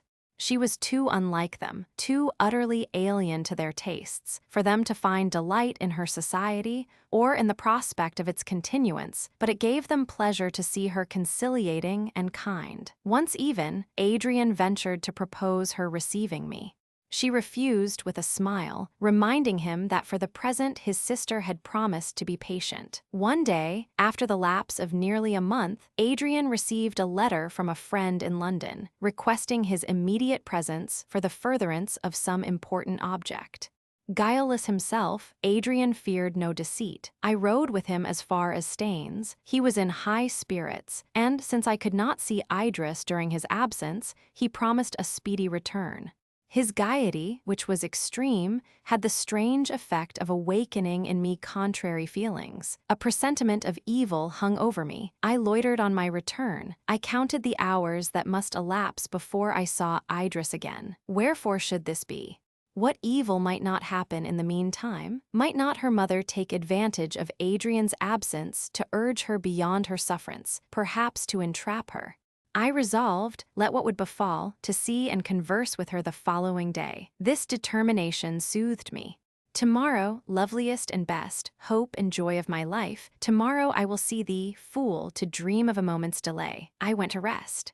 At past midnight I was awaked by a violent knocking. It was now deep winter. It had snowed and was still snowing. The wind whistled in the leafless trees, despoiling them of the white flakes as they fell. Its drear moaning and the continued knocking mingled wildly with my dreams. At length I was wide awake. Hastily dressing myself, I hurried to discover the cause of this disturbance and to open my door to the unexpected visitor. Pale as the snow that showered about her, with clasped hands, Idris stood before me. "Save me!" she exclaimed, and would have sunk to the ground had I not supported her. In a moment, however, she revived, and with energy, almost with violence, entreated me to saddle horses, to take her away to London to her brother, at least to save her. I had no horses, she wrung her hands. What can I do? She cried, I am lost, we are both forever lost. But come with me, Lionel, here I must not stay. We can get a chaise at the nearest post-house, yet perhaps we have time. Come, oh come with me to save and protect me. When I heard her piteous demands, while with disordered dress, disheveled hair, and aghast looks, she wrung her hands, the idea shot across me, is she also mad? Sweet one, and I folded her to my heart, better repose than wander further. Rest, my beloved, I will make a fire, you are chill. Rest, she cried, repose.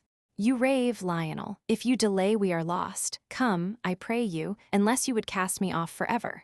That Idris, the princely-born nursling of wealth and luxury, should have come through the tempestuous winter night from her regal abode, and standing at my lowly door, conjure me to fly with her through darkness and storm, was surely a dream. Again her plaintive tones, the sight of her loveliness assured me that it was no vision. I was frightened by her vehemence, and imagined some mistake in her incoherent tale, but I no longer hesitated to obey her. She had come by herself from the castle, 3 long miles, at midnight, through the heavy snow. We must reach Inglefield Green, 1.5 miles further, before we could obtain a chaise. She told me that she had kept up her strength and courage till her arrival at my cottage, and then both failed. Now she could hardly walk. Supporting her as I did, still she lagged, and at the distance of 1/2 mile, after many stoppages, shivering fits, and half-faintings, she slipped from my supporting arm on the snow, and with a torrent of tears averred that she must be taken, for that she could not proceed. I lifted her up in my arms, her light form rested on my breast. I felt no burthen, except the internal one of contrary and contending emotions. Brimming delight now invested me. Again her chill limbs touched me as a torpedo, and I shuddered in sympathy with her pain and fright. Her head lay on my shoulder, her breath waved my hair, her heart beat near mine, transport made me tremble, blinded me, annihilated me, till a suppressed groan, bursting from her lips, the chattering of her teeth, which she strove vainly to subdue, and all the signs of suffering she evinced, recalled me to the necessity of speed and succor. At last I said to her, there is Inglefield Green, there the inn. But if you are seen thus strangely circumstanced, dear Idris, even now your enemies may learn your flight too soon. Were it not better that I hired the chaise alone? I will put you in safety meanwhile, and return to you immediately. She answered that I was right, and might do with her as I pleased. I observed the door of a small outhouse ajar. I pushed it open, and with some hay strewed about, I formed a couch for her, placing her exhausted frame on it, and covering her with my cloak. I feared to leave her, she looked so wan and faint, but in a moment she reacquired animation, and with that, fear, and again she implored me not to delay.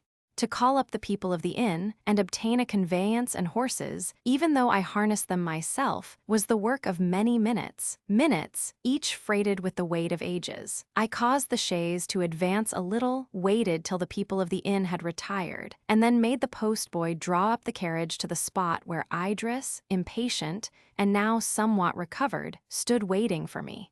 I lifted her into the chaise. I assured her that with our 4 horses we should arrive in London before 5 o'clock, the hour when she would be sought and missed. I besought her to calm herself. A kindly shower of tears relieved her, and by degrees she related her tale of fear and peril.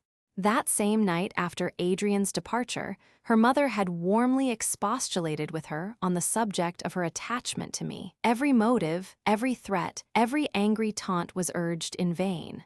She seemed to consider that through me she had lost Raymond. I was the evil influence of her life. I was even accused of increasing and confirming the mad and base apostasy of Adrian from all views of advancement and grandeur. And now this miserable mountaineer was to steal her daughter. Never, Idris related, did the angry lady deign to recur to gentleness and persuasion. If she had, the task of resistance would have been exquisitely painful.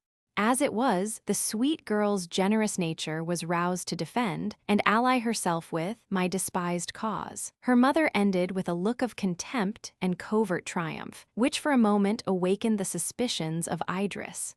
When they parted for the night, the Countess said, "Tomorrow I trust your tone will be changed. Be composed. I have agitated you. Go to rest. And I will send you a medicine I always take when unduly restless. It will give you a quiet night." Then, agitated as she had been by her mother's violence, and now by unaccustomed fears, she lay unable to sleep, starting at every sound. Soon her door opened softly, and on her springing up, she heard a whisper, "Not asleep yet," and the door again closed. With a beating heart, she expected another visit, and when after an interval her chamber was again invaded, having first assured herself that the intruders were her mother and an attendant, she composed herself to feign sleep. A step approached her bed. She dared not move. She strove to calm her palpitations, which became more violent, when she heard her mother say mutteringly, "Pretty simpleton, little do you think that your game is already at an end forever." For a moment, the poor girl fancied that her mother believed that she had drank poison. She was on the point of springing up, when the Countess, already at a distance from the bed, spoke in a low voice to her companion, and again Idris listened. "Hasten," said she. "There is no time to lose. It is long past 11. They will be here at 5. Take merely the clothes necessary for her journey and her jewel casket." She heard the name of her own maid mentioned. "No, no," replied her mother. "She does not go with us. Lady Idris must forget England and all belonging to it." And again she heard, "She will not wake till late tomorrow, and we shall then be at sea." "All is ready," at length the woman announced. The Countess again came to her daughter's bedside. "In Austria at least," she said, "you will obey." In Austria, where obedience can be enforced, and no choice left but between an honorable prison and a fitting marriage. Both then withdrew, though, as she went, the Countess said, softly, "All sleep, though all have not been prepared for sleep like her. I would not have anyone suspect, or she might be roused to resistance, and perhaps escape. Come with me to my room. We will remain there till the hour agreed upon." They went. Idris, panic-struck, but animated and strengthened even by her excessive fear, dressed herself hurriedly, and going down a flight of back stairs, avoiding the vicinity of her mother's apartment, she contrived to escape from the castle by a low window, and came through snow, wind, and obscurity to my cottage, nor lost her courage, until she arrived, and, depositing her fate in my hands, gave herself up to the desperation and weariness that overwhelmed her. I comforted her as well as I might. Joy and exultation were mine to possess and to save her, yet not to excite fresh agitation in her. Per non turbar quel bel viso sereno, I curbed my delight. I strove to quiet the eager dancing of my heart. I turned from her my eyes, beaming with too much tenderness, and proudly, to dark night and the inclement atmosphere, murmured the expressions of my transport. We reached London, methought, all too soon, and yet I could not regret our speedy arrival when I witnessed the ecstasy with which my beloved girl found herself in her brother's arms, safe from every evil, under his unblamed protection. Adrian wrote a brief note to his mother, informing her that Idris was under his care and guardianship. Several days elapsed, and at last an answer came, dated from Cologne. It was useless, the haughty and disappointed lady wrote, for the Earl of Windsor and his sister to address again the injured parent, whose only expectation of tranquility must be derived from oblivion of their existence.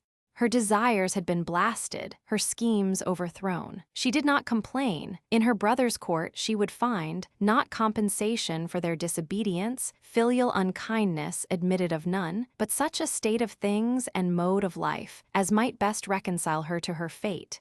Under such circumstances, she positively declined any communication with them. Such were the strange and incredible events that finally brought about my union with the sister of my best friend, with my adored Idris. With simplicity and courage, she set aside the prejudices and opposition which were obstacles to my happiness, nor scrupled to give her hand where she had given her heart. To be worthy of her, to raise myself to her height through the exertion of talents and virtue, to repay her love with devoted, unwearied tenderness, were the only thanks I could offer for the matchless gift. Chapter 7. And now let the reader, passing over some short period of time, be introduced to our happy circle. Adrian, Idris, and I were established in Windsor Castle. Lord Raymond and my sister inhabited a house which the former had built on the borders of the great park near Perdita's cottage, as was still named the low-roofed abode, where we two, poor even in hope, had each received the assurance of our felicity. We had our separate occupations and our common amusements. Sometimes we passed whole days under the leafy covert of the forest with our books and music. This occurred during those rare days in this country, when the sun mounts his ethereal throne in unclouded majesty, and the windless atmosphere is as a bath of pellucid and grateful water, wrapping the senses in tranquility. When the clouds veiled the sky, and the wind scattered them there and here, rending their woof and strewing its fragments through the aerial plains, then we rode out and sought new spots of beauty and repose. When the frequent rains shut us within doors, evening recreation followed morning study, ushered in by music and song. Idris had a natural musical talent, and her voice, which had been carefully cultivated, was full and sweet. Raymond and I made a part of the concert, and Adrian and Perdita were devout listeners. Then we were as gay as summer insects, playful as children. We ever met one another with smiles, and read content and joy in each other's countenances. Our prime festivals were held in Perdita's cottage, nor were we ever weary of talking of the past or dreaming of the future.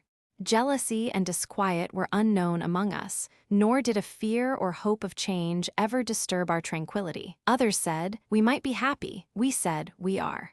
When any separation took place between us, it generally so happened that Idris and Perdita would ramble away together, and we remained to discuss the affairs of nations and the philosophy of life. The very difference of our dispositions gave zest to these conversations.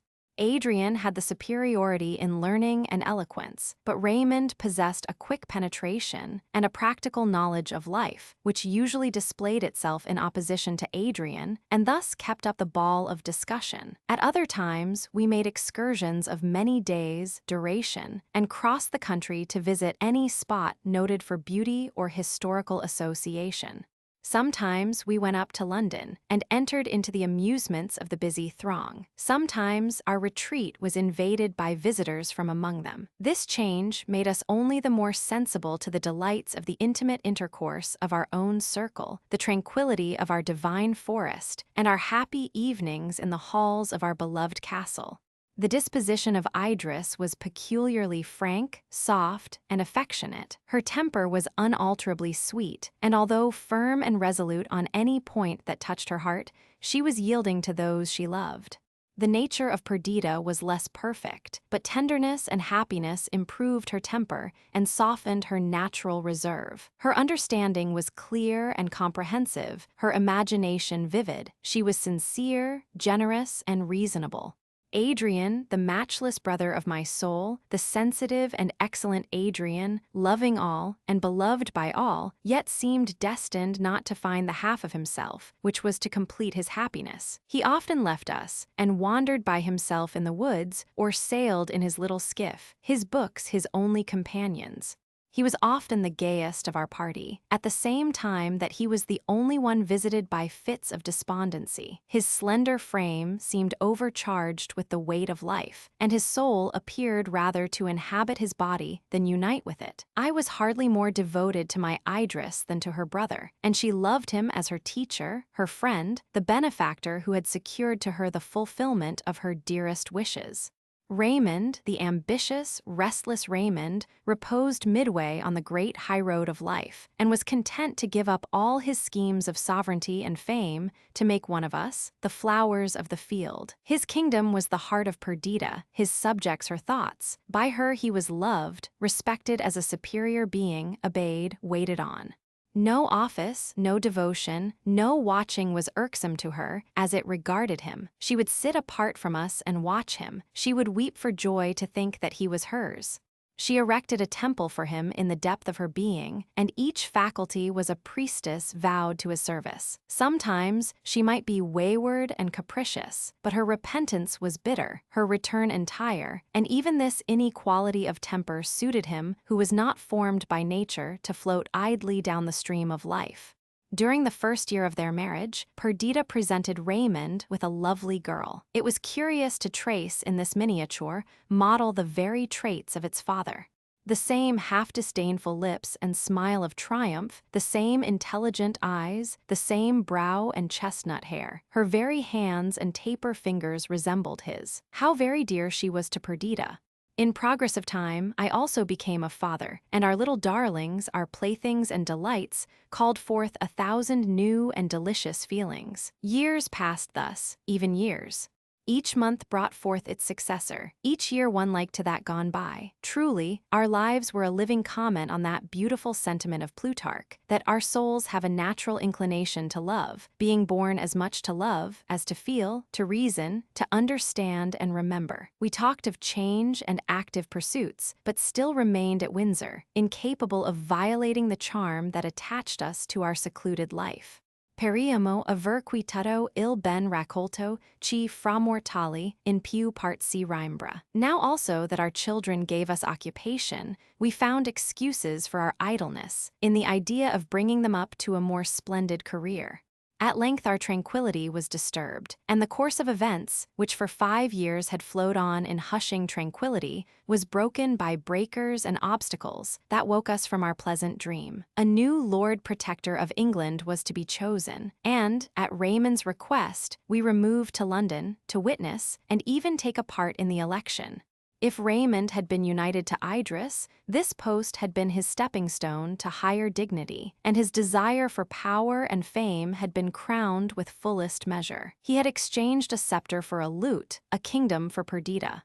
Did he think of this as we journeyed up to town? I watched him, but could make but little of him.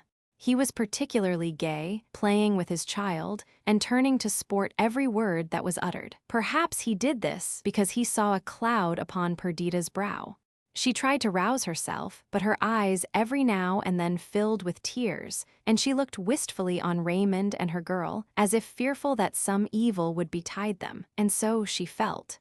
A presentiment of ill hung over her. She leaned from the window looking on the forest and the turrets of the castle, and as these became hid by intervening objects, she passionately exclaimed, "Scenes of happiness! Scenes sacred to devoted love, when shall I see you again? And when I see ye, shall I be still the beloved and joyous Perdita, or shall I, heartbroken and lost, wander among your groves, the ghost of what I am?" "Why, silly one," cried Raymond, "what is your little head pondering upon, that of a sudden you have become so sublimely dismal? Cheer up, or I shall make you over to Idris and call Adrian into the carriage, who, I see by his gesture, sympathizes with my good spirits." Adrian was on horseback. He rode up to the carriage, and his gaiety, in addition to that of Raymond, dispelled my sister's melancholy. We entered London in the evening and went to our several abodes near Hyde Park. The following morning Lord Raymond visited me early. "I come to you," he said, "only half assured that you will assist me in my project, but resolved to go through with it, whether you concur with me or not. Promise me secrecy, however, for if you will not contribute to my success, at least you must not baffle me." "Well, I promise." And now, my dear fellow, for what are we come to London? To be present at the election of a protector, and to give our yea or nay for his shuffling grace of, or for that noisy Ryland. Do you believe, Verney, that I brought you to town for that? No, we will have a protector of our own. We will set up a candidate and ensure his success. We will nominate Adrian and do our best to bestow on him the power to which he is entitled by his birth and which he merits through his virtues. Do not answer. I know all your objections and will reply to them in order. First, whether he will or will not consent to become a great man. Leave the task of persuasion on that point to me. I do not ask you to assist me there. Secondly, whether he ought to exchange his employment of plucking blackberries and nursing wounded partridges in the forest for the command of a nation. My dear Lionel, we are married men and find employment sufficient in amusing our wives and dancing our children. But Adrian is alone, wifeless, childless, unoccupied. I have long observed him. He pines for want of some interest in life. His heart, exhausted by his early sufferings, reposes like a new-healed limb and shrinks from all excitement. But his understanding, his charity, his virtues, want a field for exercise and display, and we will procure it for him. Besides, is it not a shame that the genius of Adrian should fade from the earth like a flower in an untrod mountain path, fruitless? Do you think nature composed his surpassing machine for no purpose? Believe me, he was destined to be the author of infinite good to his native England. Has she not bestowed on him every gift in prodigality? Birth, wealth, talent, goodness. Does not everyone love and admire him? And does he not delight singly in such efforts as manifest his love to all? Come, I see that you are already persuaded, and will second me when I propose him tonight in Parliament. You have got up all your arguments in excellent order, I replied, and, if Adrian consent, they are unanswerable. One only condition I would make, that you do nothing without his concurrence. I believe you are in the right, said Raymond, although I had thought at first to arrange the affair differently. Be it so. I will go instantly to Adrian, and, if he inclines to consent, you will not destroy my labor by persuading him to return and turn squirrel again in Windsor Forest. Idris, you will not act the traitor towards me.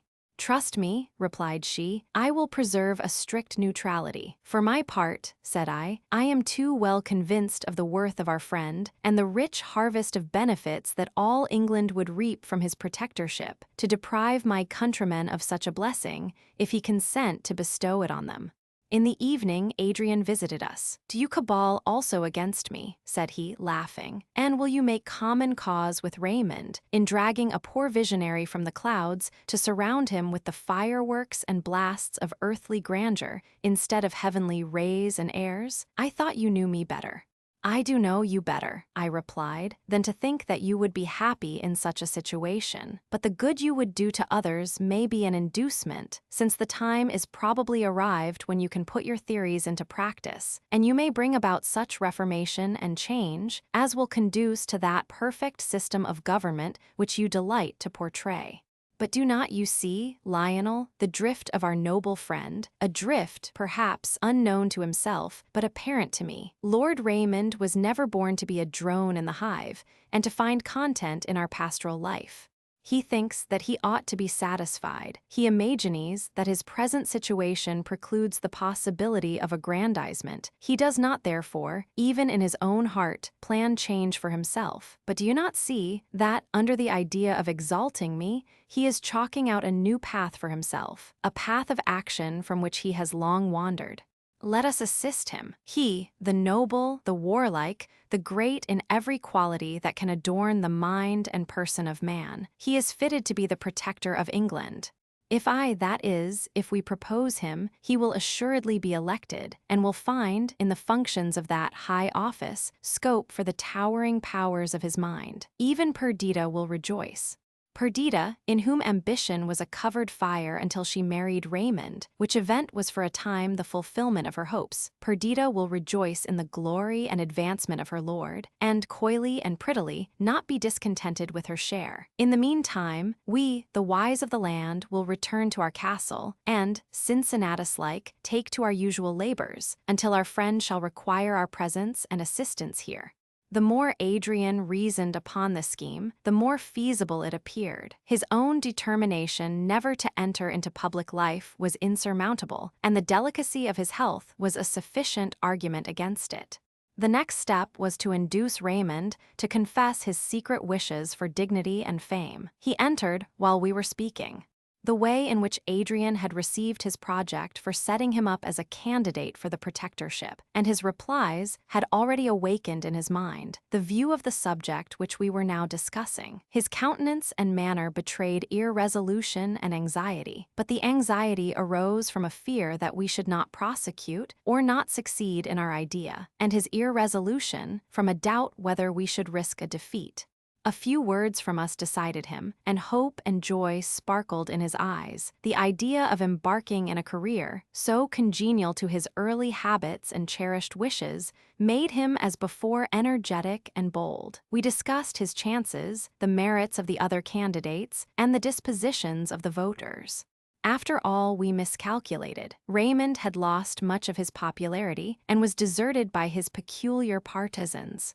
Absence from the busy stage had caused him to be forgotten by the people. His former parliamentary supporters were principally composed of royalists, who had been willing to make an idol of him when he appeared as the heir of the earldom of Windsor, but who were indifferent to him when he came forward with no other attributes and distinctions than they conceived to be common to many among themselves. Adrian also, notwithstanding his recluse habits and theories, so adverse to the spirit of party, had many friends, and they were easily induced to vote for a candidate of his selection. The Duke of and Mr. Ryland, Lord Raymond's old antagonist, were the other candidates. The Duke was supported by all the aristocrats of the Republic, who considered him their proper representative. Ryland was the popular candidate. When Lord Raymond was first added to the list, his chance of success appeared small.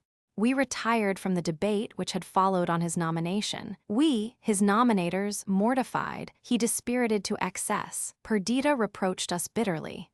Her expectations had been strongly excited. She had urged nothing against our project. On the contrary, she was evidently pleased by it, but its evident ill success changed the current of her ideas. She felt that, once awakened, Raymond would never return unrepining to Windsor. His habits were unhinged, his restless mind roused from its sleep. Ambition must now be his companion through life, and if he did not succeed in his present attempt, she foresaw that unhappiness and cureless discontent would follow. Perhaps her own disappointment added a sting to her thoughts and words. She did not spare us, and our own reflections added to our disquietude. It was necessary to follow up our nomination and to persuade Raymond to present himself to the electors on the following evening. For a long time he was obstinate. He would embark in a balloon, he would sail for a distant quarter of the world, where his name and humiliation were unknown. But this was useless. His attempt was registered, his purpose published to the world. His shame could never be erased from the memories of men. It was as well to fail at last after a struggle as to fly now at the beginning of his enterprise. From the moment that he adopted this idea, he was changed. His depression and anxiety fled. He became all life and activity. The smile of triumph shone on his countenance. Determined to pursue his object to the uttermost, his manner and expression seem ominous of the accomplishment of his wishes. Not so Perdita. She was frightened by his gaiety, for she dreaded a greater revulsion at the end. If his appearance even inspired us with hope, it only rendered the state of her mind more painful. She feared to lose sight of him, yet she dreaded to remark any change in the temper of his mind. She listened eagerly to him, yet tantalized herself by giving to his words a meaning foreign to their true interpretation and adverse to her hopes. She dared not be present at the contest, yet she remained at home a prey to double solicitude. She wept over her little girl. She looked, she spoke, as if she dreaded the occurrence of some frightful calamity. She was half mad from the effects of uncontrollable agitation. Lord Raymond presented himself to the house with fearless confidence and insinuating address. After the Duke of and Mr. Ryland had finished their speeches, he commenced. Assuredly, he had not conned his lesson, and at first he hesitated, pausing in his ideas and in the choice of his expressions. By degrees he warmed, his words flowed with ease, his language was full of vigor, and his voice of persuasion. He reverted to his past life, his successes in Greece, his favor at home. Why should he lose this, now that added years, prudence, and the pledge which his marriage gave to his country ought to increase, rather than diminish his claims to confidence? He spoke of the state of England, the necessary measures to be taken to ensure its security and confirm its prosperity. He drew a glowing picture of its present situation. As he spoke, every sound was hushed, every thought suspended by intense attention. His graceful elocution enchained the senses of his hearers. In some degree, also, he was fitted to reconcile all parties. His birth pleased the aristocracy. His being the candidate recommended by Adrian, a man intimately allied to the popular party, caused a number, who had no great reliance either on the Duke or Mr. Ryland, to range on his side. The contest was keen and doubtful. Neither Adrian nor myself would have been so anxious if our own success had depended on our exertions, but we had egged our friend onto the enterprise, and it became us to ensure his triumph.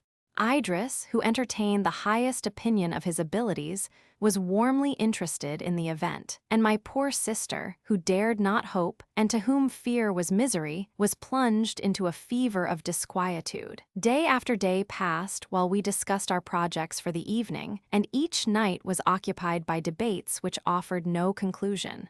At last the crisis came, the night when Parliament, which had so long delayed its choice, must decide. As the hour of 12 passed and the new day began, it was by virtue of the Constitution dissolved, its power extinct. We assembled at Raymond's house, we and our partisans. At 5:30, we proceeded to the house. Idris endeavored to calm Perdita, but the poor girl's agitation deprived her of all power of self-command. She walked up and down the room, gazed wildly when anyone entered, fancying that they might be the announcers of her doom. I must do justice to my sweet sister. It was not for herself that she was thus agonized. She alone knew the weight which Raymond attached to his success. Even to us he assumed gaiety and hope, and assumed them so well that we did not divine the secret workings of his mind. Sometimes a nervous trembling, a sharp dissonance of voice, and momentary fits of absence revealed to Perdita the violence he did himself. But we, intent on our plans, observed only his ready laugh. His joke intruded on all occasions, the flow of his spirits which seemed incapable of ebb. What wonder, then, that her feelings were wrought to this pitch? I thus accounted to myself for her agitation, but this was not all, and the sequel revealed another excuse. One moment we seized before our departure to take leave of our beloved girls. I had small hope of success and entreated Idris to watch over my sister. As I approached the latter, she seized my hand and drew me into another apartment. She threw herself into my arms and wept and sobbed bitterly and long. I tried to soothe her. I bade her hope. I asked what tremendous consequences would ensue even on our failure. "My brother," she cried, "protector of my childhood, dear, most dear Lionel, my fate hangs by a thread. I have you all about me now, you, the companion of my infancy, Adrian, as dear to me as if bound by the ties of blood, Idris, the sister of my heart, and her lovely offspring. This may be the last time that you will surround me thus." Abruptly she stopped and then cried, "What have I said, foolish, false girl that I am?" She looked wildly on me, and then suddenly calming herself, apologized for what she called her unmeaning words, saying that she must indeed be insane, for, while Raymond lived, she must be happy. And then, though she still wept, she suffered me tranquilly to depart. Raymond only took her hand when he went, and looked on her expressively. She answered by a look of intelligence and assent. Poor girl, what she then suffered! I could never entirely forgive Raymond for the trials he imposed on her, occasioned as they were by a selfish feeling on his part. He had schemed, if he failed in his present attempt, without taking leave of any of us, to embark for Greece, and never again to revisit England. Perdita acceded to his wishes, for his contentment was the chief object of her life, the crown of her enjoyment. But to leave us all, her companions, the beloved partners of her happiest years, and in the interim to conceal this frightful determination, was a task that almost conquered her strength of mind. Although, when I was informed of this scheme, I was bitterly offended by the small attention which Raymond paid to my sister's feelings, I was led by reflection to consider that he acted under the force of such strong excitement as to take from him the consciousness, and, consequently, the guilt of a fault. I am convinced that, at the worst, he would have returned from the seashore to take leave of us, and to make us the partners of his counsel. But the task imposed on Perdita was not the less painful.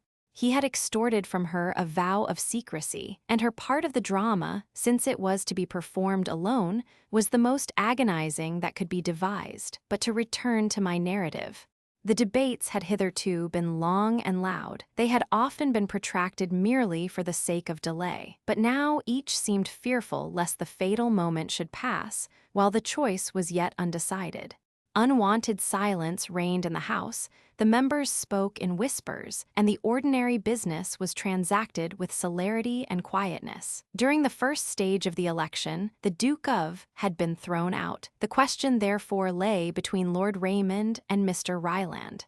The latter had felt secure of victory until the appearance of Raymond, and, since his name had been inserted as a candidate, he had canvassed with eagerness. He had appeared each evening, impatience and anger marked in his looks, scowling on us from the opposite side of St. Stephen's, as if his mere frown would cast eclipse on our hopes. Everything in the English Constitution had been regulated for the better preservation of peace. On the last day, 2 candidates only were allowed to remain, and to obviate, if possible, the last struggle between these, a bribe was offered to him who should voluntarily resign his pretensions. A place of great emolument and honor was given him, and his success facilitated at a future election.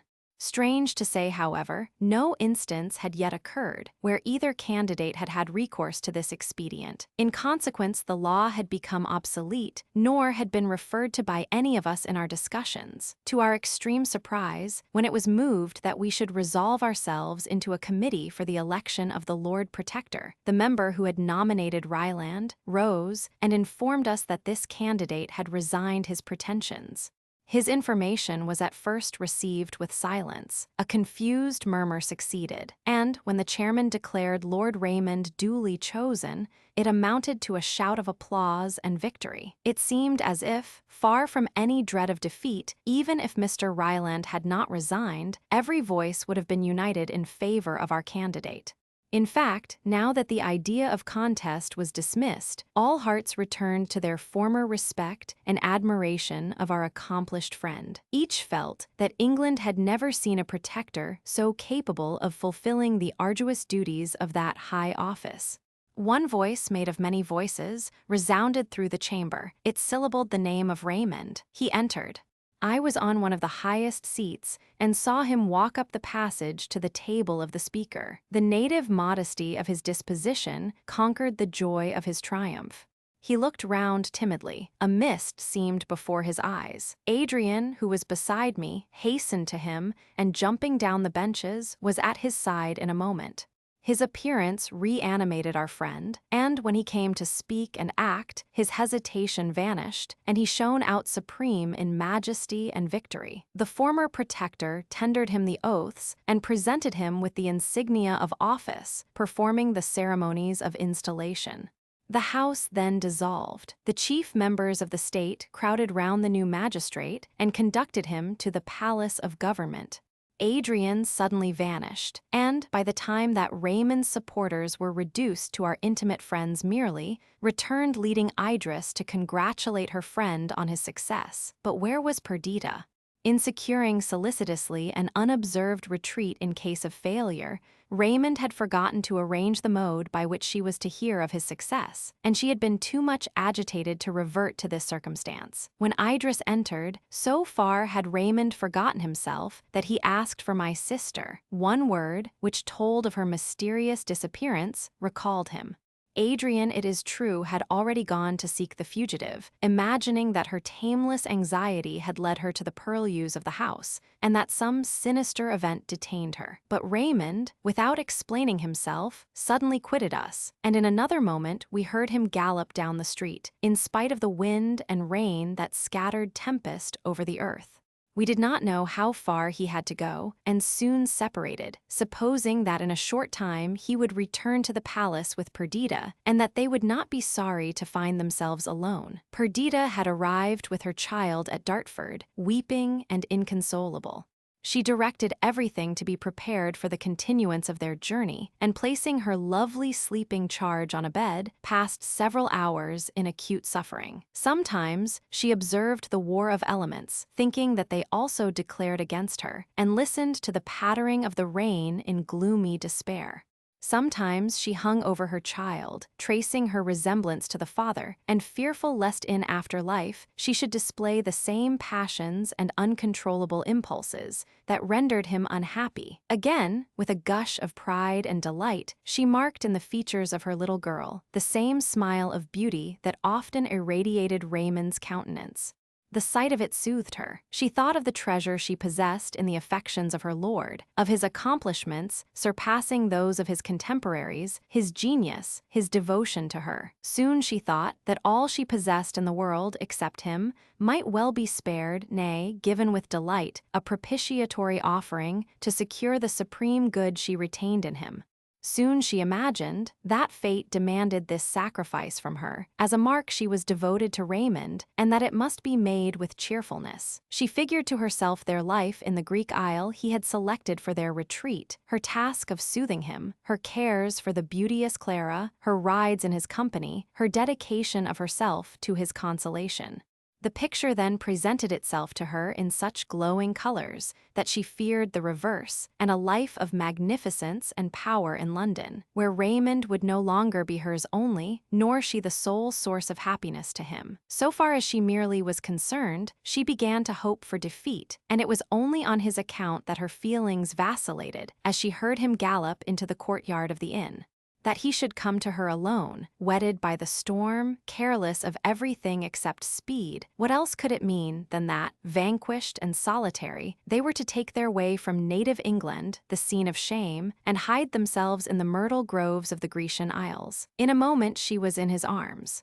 The knowledge of his success had become so much a part of himself that he forgot that it was necessary to impart it to his companion. She only felt in his embrace a dear assurance that while he possessed her, he would not despair. "This is kind," she cried. "This is noble, my own beloved. Oh, fear not disgrace or lowly fortune while you have your Perdita. Fear not sorrow while our child lives and smiles. Let us go even where you will. The love that accompanies us will prevent our regrets." Locked in his embrace, she spoke thus, and cast back her head, seeking an assent to her words in his eyes. They were sparkling with ineffable delight. "Why, my little lady protectress," said he playfully, "what is this you say? And what pretty scheme have you woven of exile and obscurity, while a brighter web, a golden woven tissue, is that which, in truth, you ought to contemplate?" He kissed her brow, but the wayward girl, half sorry at his triumph, agitated by swift change of thought, hid her face in his bosom and wept. He comforted her. He instilled into her his own hopes and desires, and soon her countenance beamed with sympathy. How very happy were they that night! How full even to bursting was their sense of joy! Chapter 8. Having seen our friend properly installed in his new office, we turned our eyes towards Windsor. The nearness of this place to London was such as to take away the idea of painful separation when we quitted Raymond and Perdita. We took leave of them in the Protectoral Palace. It was pretty enough to see my sister enter, as it were into the spirit of the drama, and endeavor to fill her station with becoming dignity. Her internal pride and humility of manner were now more than ever at war.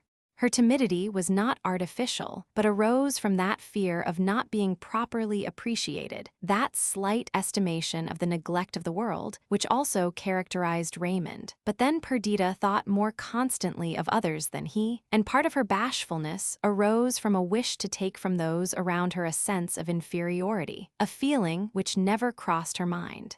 From the circumstances of her birth and education, Idris would have been better fitted for the formulae of ceremony, but the very ease which accompanied such actions with her, arising from habit, rendered them tedious, while with every drawback, Perdita evidently enjoyed her situation. She was too full of new ideas to feel much pain when we departed. She took an affectionate leave of us, and promised to visit us soon, but she did not regret the circumstances that caused our separation.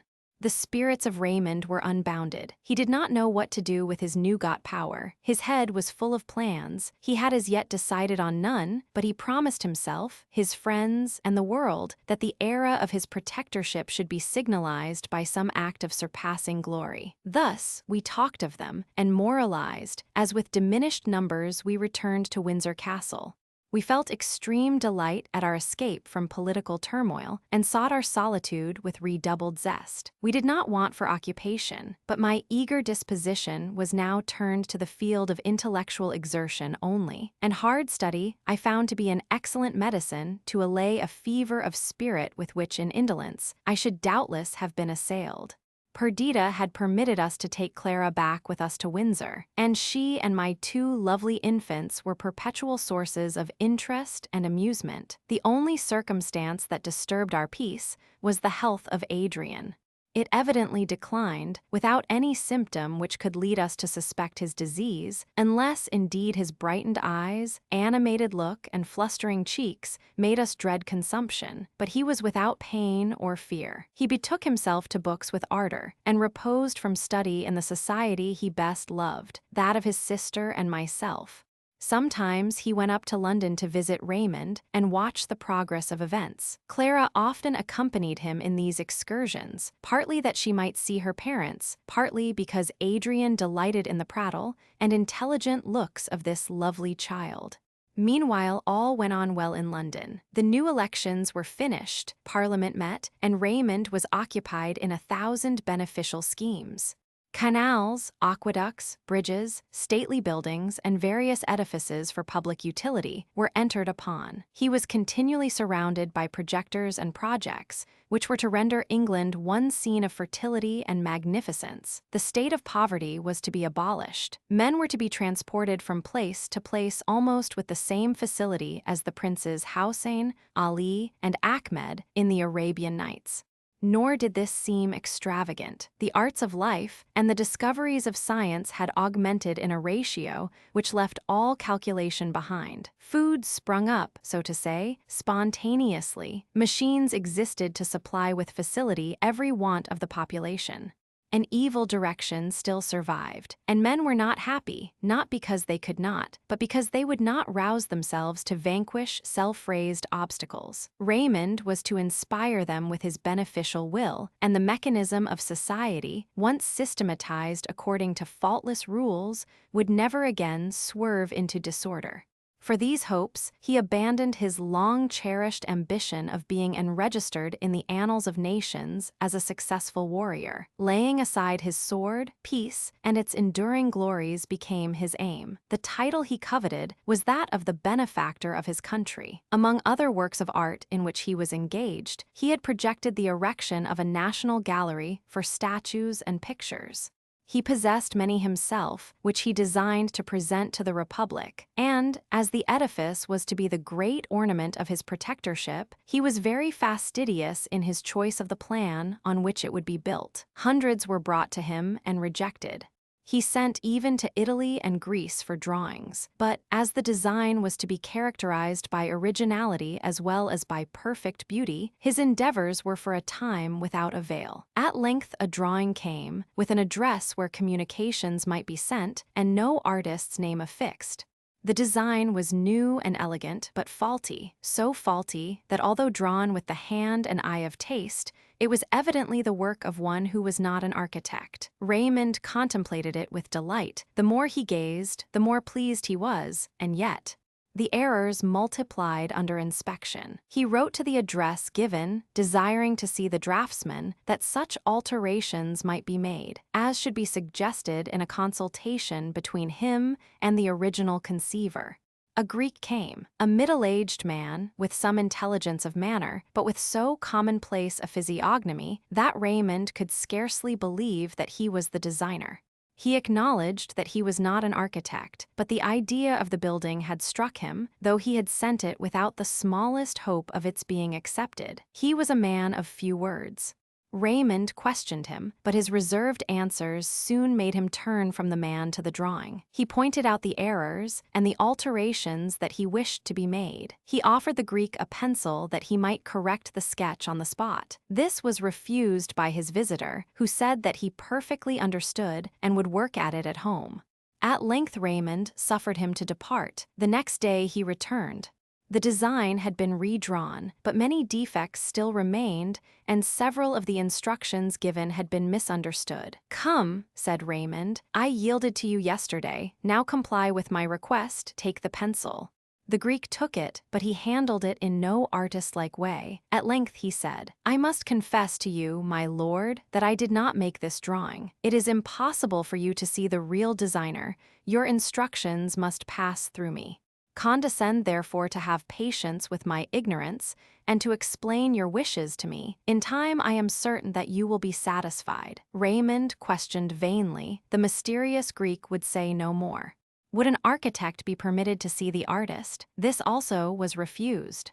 Raymond repeated his instructions, and the visitor retired. Our friend resolved, however, not to be foiled in his wish. He suspected that unaccustomed poverty was the cause of the mystery, and that the artist was unwilling to be seen in the garb and abode of want. Raymond was only the more excited by this consideration to discover him. Impelled by the interest he took in obscure talent, he therefore ordered a person skilled in such matters to follow the Greek the next time he came, and observe the house in which he should enter. His emissary obeyed and brought the desired intelligence. He had traced the man to one of the most penurious streets in the metropolis. Raymond did not wonder that, thus situated, the artist had shrunk from notice, but he did not for this alter his resolve. On the same evening, he went alone to the house named to him. Poverty, dirt, and squalid misery characterized its appearance. "Alas," thought Raymond, "I have much to do before England becomes a paradise."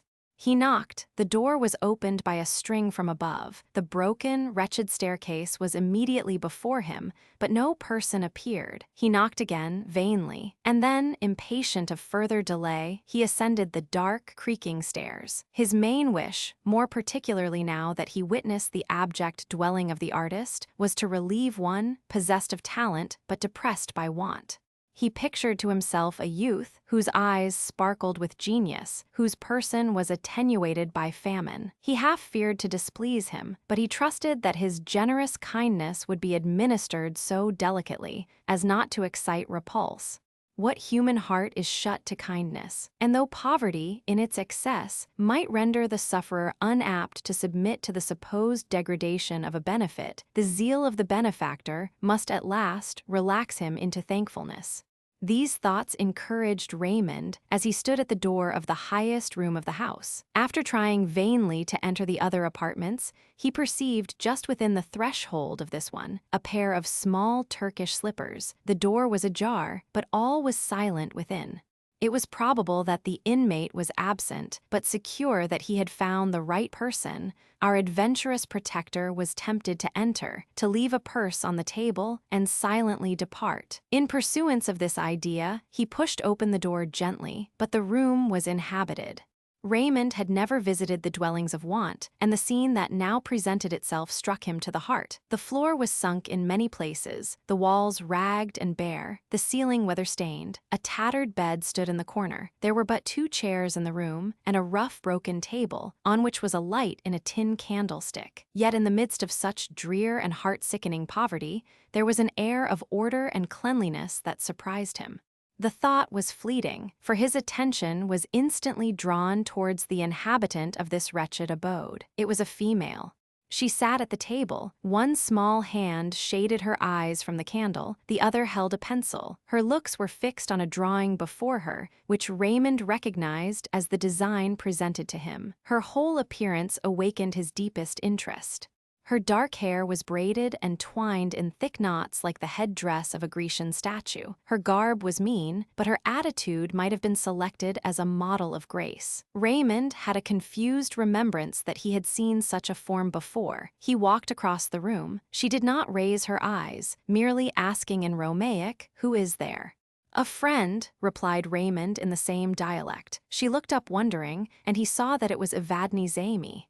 Evadne, once the idol of Adrian's affections, and who, for the sake of her present visitor, had disdained the noble youth, and then, neglected by him she loved, with crushed hopes and a stinging sense of misery, had returned to her native Greece. What revolution of fortune could have brought her to England and housed her thus? Raymond recognized her, and his manner changed from polite beneficence to the warmest protestations of kindness and sympathy. The sight of her, in her present situation, passed like an arrow into his soul. He sat by her, he took her hand, and said 1,000 things which breathed the deepest spirit of compassion and affection. Evadne did not answer. Her large dark eyes were cast down. At length a tear glimmered on the lashes. Thus, she cried, kindness can do what no want, no misery ever affected. I weep. She shed indeed many tears. Her head sunk unconsciously on the shoulder of Raymond. He held her hand. He kissed her sunken, tear-stained cheek. He told her that her sufferings were now over. No one possessed the art of consoling like Raymond. He did not reason or declaim, but his look shone with sympathy. He brought pleasant images before the sufferer. His caresses excited no distrust, for they arose purely from the feeling which leads a mother to kiss her wounded child, a desire to demonstrate in every possible way the truth of his feelings, and the keenness of his wish to pour balm into the lacerated mind of the unfortunate. Something told him that it was not its real evils that lay heavily at her heart, but the debasement and disgrace attendant on it. As he talked, he divested it of these, sometimes speaking of her fortitude with energetic praise. Then, alluding to her past state, he called her his princess in disguise. He made her warm offers of service. She was too much occupied by more engrossing thoughts, either to accept or reject them. At length he left her, making a promise to repeat his visit the next day. He returned home, full of mingled feelings, of pain excited by Evadne's wretchedness, and pleasure at the prospect of relieving it. Some motive for which he did not account, even to himself, prevented him from relating his adventure to Perdita. The next day he threw such disguise over his person as a cloak afforded, and revisited Evadne. As he went, he bought a basket of costly fruits, such as were natives of her own country, and throwing over these various beautiful flowers, bore it himself to the miserable garret of his friend. "Behold," cried he, as he entered, "what bird's food I have brought for my sparrow on the housetop." Evadne now related the tale of her misfortunes. Her father, though of high rank, had in the end dissipated his fortune, and even destroyed his reputation and influence through a course of dissolute indulgence. His health was impaired beyond hope of cure, and it became his earnest wish, before he died, to preserve his daughter from the poverty which would be the portion of her orphan state. He therefore accepted for her, and persuaded her to accede to, a proposal of marriage from a wealthy Greek merchant settled at Constantinople. She quitted her native Greece. Her father died. By degrees she was cut off from all the companions and ties of her youth. The war, which about a year before the present time had broken out between Greece and Turkey, brought about many reverses of fortune. Her husband became bankrupt, and then in a tumult and threatened massacre on the part of the Turks, they were obliged to fly at midnight, and reached in an open boat an English vessel under sail, which brought them immediately to this island. The few jewels they had saved supported them a while. The whole strength of Evadne's mind was exerted to support the failing spirits of her husband.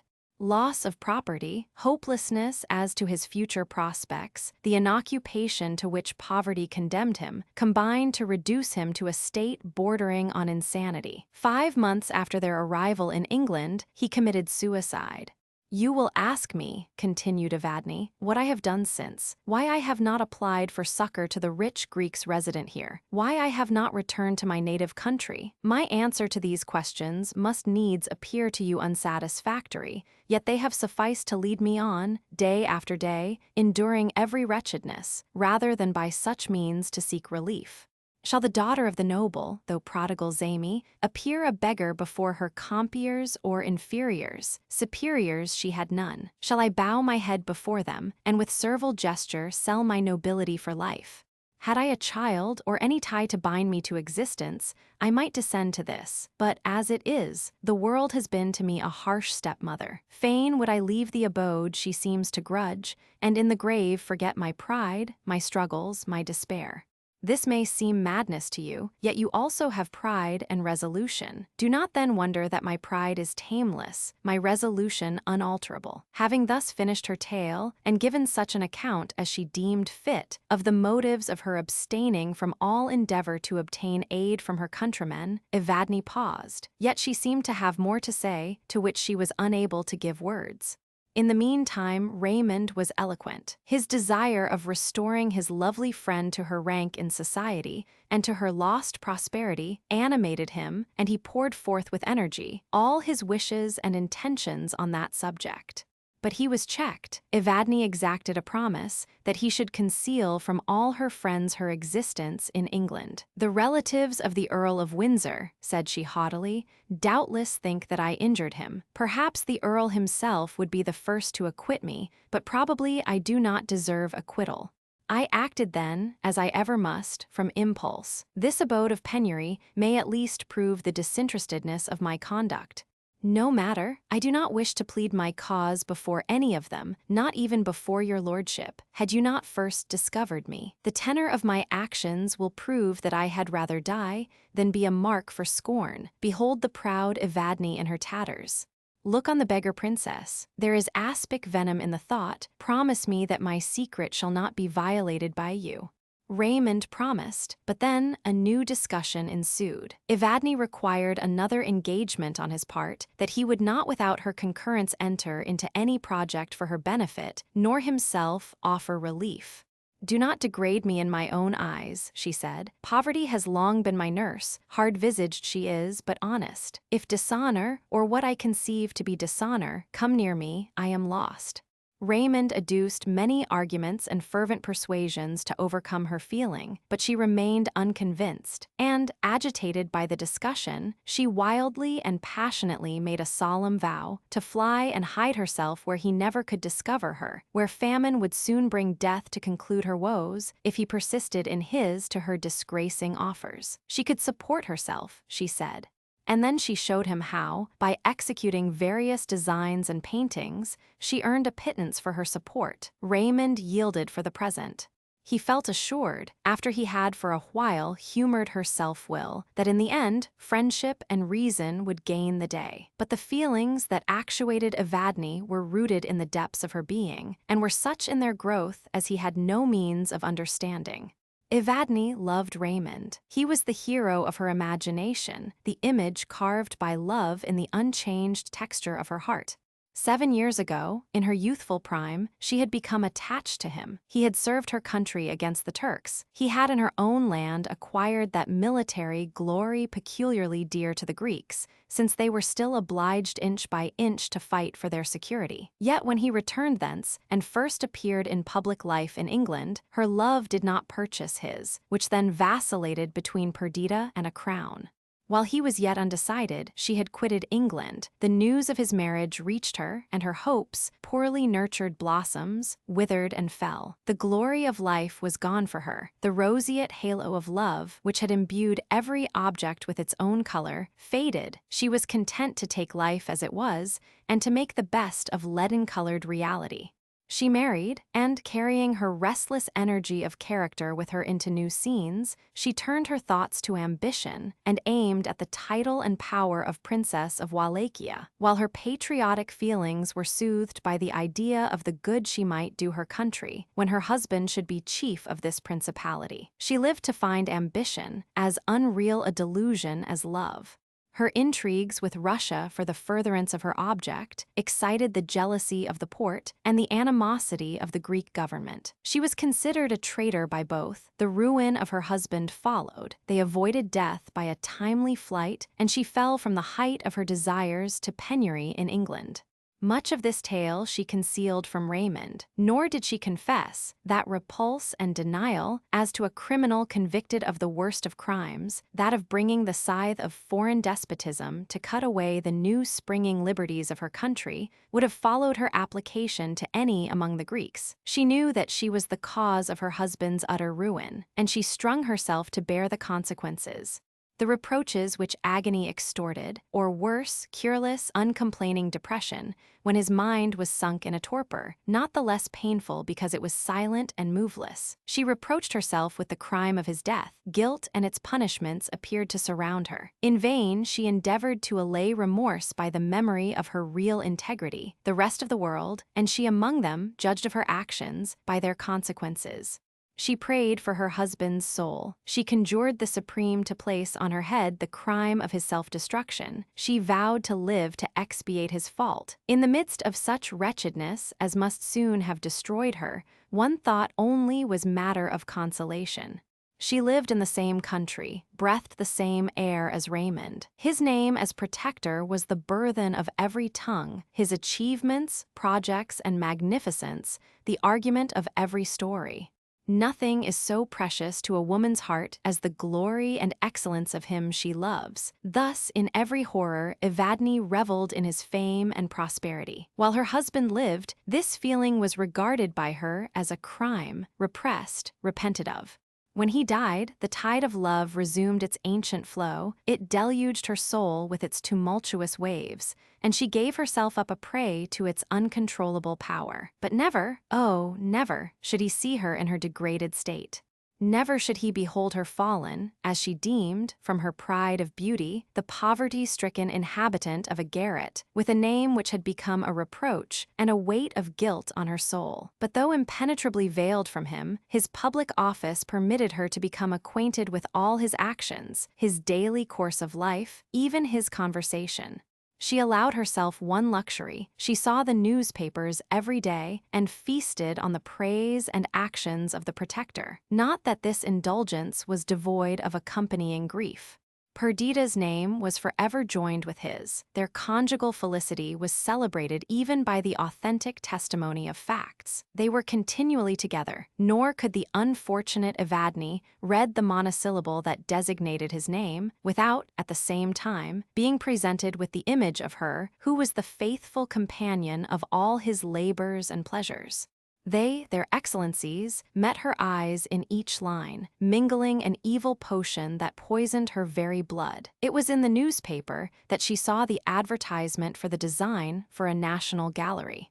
Combining with taste her remembrance of the edifices which she had seen in the East, and by an effort of genius enduing them with unity of design, she executed the plan which had been sent to the protector. She triumphed in the idea of bestowing, unknown and forgotten as she was, a benefit upon him she loved, and with enthusiastic pride looked forward to the accomplishment of a work of hers, which, immortalized in stone, would go down to posterity stamped with the name of Raymond. She awaited with eagerness the return of her messenger from the palace. She listened insatiate to his account of each word, each look of the protector. She felt bliss in this communication with her beloved, although he knew not to whom he addressed his instructions. The drawing itself became ineffably dear to her.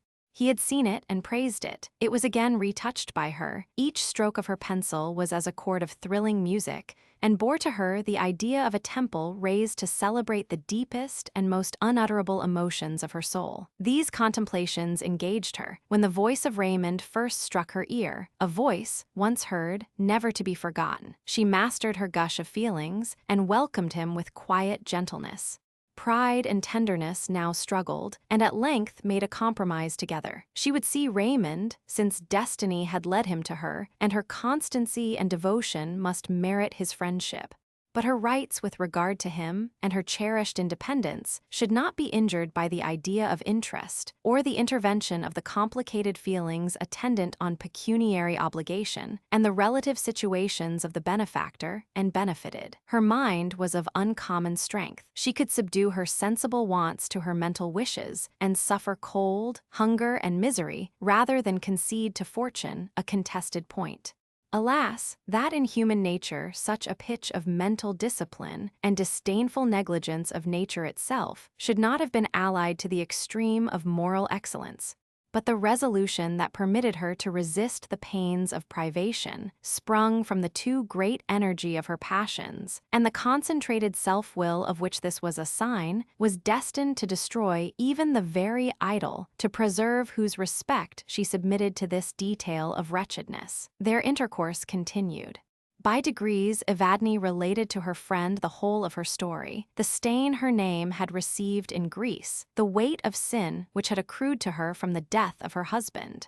She could not disguise to herself that any change would separate her from him. Now she saw him each day. His connection with Adrian and Perdita was never mentioned. He was to her a meteor, a companionless star, which at its appointed hour rose in her hemisphere, whose appearance brought felicity, and which, although it set, was never eclipsed.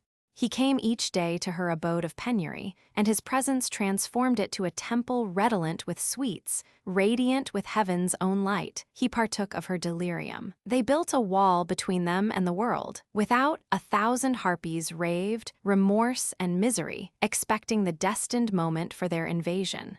Within was the peace as of innocence, reckless blindless, deluding joy, hope, whose still anchor rested on placid but unconstant water. Thus, while Raymond had been wrapped in visions of power and fame, while he looked forward to entire dominion over the elements and the mind of man, the territory of his own heart escaped his notice. And from that unthought of source arose the mighty torrent that overwhelmed his will and carried to the oblivious sea, fame, hope, and happiness. Chapter 9. In the meantime, what did Perdita? During the first months of his protectorate, Raymond and she had been inseparable. Each project was discussed with her, each plan approved by her. I never beheld anyone so perfectly happy as my sweet sister. Her expressive eyes were 2 stars whose beams were love. Hope and lightheartedness sat on her cloudless brow. She fed even to tears of joy on the praise and glory of her Lord. Her whole existence was one sacrifice to him, and if in the humility of her heart she felt self-complacency, it arose from the reflection that she had won the distinguished hero of the age, and had for years preserved him, even after time had taken from love its usual nourishment. Her own feeling was as entire as at its birth. 5 years had failed to destroy the dazzling unreality of passion. Most men ruthlessly destroy the sacred veil with which the female heart is wont to adorn the idol of its affections. Not so Raymond. He was an enchanter whose reign was forever undiminished, a king whose power never was suspended. Follow him through the details of common life, still the same charm of grace and majesty adorned him, nor could he be despoiled of the innate deification with which nature had invested him. Perdita grew in beauty and excellence under his eye. I no longer recognized my reserved, abstracted sister in the fascinating and open-hearted wife of Raymond. The genius that enlightened her countenance was now united to an expression of benevolence, which gave divine perfection to her beauty. Happiness is in its highest degree the sister of goodness. Suffering and amiability may exist together, and writers have loved to depict their conjunction. There is a human and touching harmony in the picture. But perfect happiness is an attribute of angels, and those who possess it appear angelic. Such happiness, goodness, and religion inhabited the mind of Perdita. During the 5 years we had spent together, a knot of happy human beings at Windsor Castle, her blissful lot had been the frequent theme of my sister's conversation. From early habit and natural affection, she selected me in preference to Adrian or Idris to be the partner in her overflowings of delight. Perhaps, though apparently much unlike, some secret point of resemblance, the offspring of consanguinity, induced this preference. Often at sunset, I have walked with her in the sober, enshadowed forest paths and listened with joyful sympathy. Security gave dignity to her passion. The certainty of a full return left her with no wish unfulfilled. The birth of her daughter, embryo copy of her Raymond, filled up the measure of her content and produced a sacred and indissoluble tie between them. Sometimes she felt proud that he had preferred her to the hopes of a crown. Sometimes she remembered that she had suffered keen anguish when he hesitated in his choice. But this memory of past discontent only served to enhance her present joy. What had been hardly won was now, entirely possessed, doubly dear. She would look at him at a distance with the same rapture, oh, far more exuberant rapture, that one might feel, who after the perils of a tempest should find himself in the desired port. She would hasten towards him to feel more certain in his arms the reality of her bliss. This warmth of affection, added to the depth of her understanding and the brilliancy of her imagination, made her beyond words dear to Raymond. If a feeling of dissatisfaction ever crossed her, it arose from the idea that he was not perfectly happy. Desire of renown and presumptuous ambition had characterized his youth. The one he had acquired in Greece, the other he had sacrificed to love. His intellect found sufficient field for exercise in his domestic circle, whose members, all adorned by refinement and literature, were many of them, like himself, distinguished by genius. Yet active life was the genuine soil for his virtues, and he sometimes suffered tedium from the monotonous succession of events in our retirement. Pride made him recoil from complaint, and gratitude and affection to Perdita generally acted as an opiate to all desire, save that of meriting her love. We all observed the visitation of these feelings, and none regretted them so much as Perdita. Her life consecrated to him was a slight sacrifice to reward his choice, but was not that sufficient? Did he need any gratification that she was unable to bestow? This was the only cloud in the azure of her happiness. His passage to power had been full of pain to both. He, however, attained his wish. He filled the situation for which nature seemed to have molded him. His activity was fed in wholesome measure, without either exhaustion or satiety. His taste and genius found worthy expression in each of the modes human beings have invented to encage and manifest the spirit of beauty. The goodness of his heart made him never weary of conducing to the well-being of his fellow creatures. His magnificent spirit and aspirations for the respect and love of mankind now received fruition. True, his exaltation was temporary. Perhaps it were better that it should be so. He determined to extract and condense all of glory, power, and achievement, which might have resulted from a long reign, into the 3 years of his protectorate. Raymond was eminently social. All that he now enjoyed would have been devoid of pleasure to him had it been unparticipated, but in Perdita he possessed all that his heart could desire. Her love gave birth to sympathy, her intelligence made her understand him at a word, her powers of intellect enabled her to assist and guide him. He felt her worth.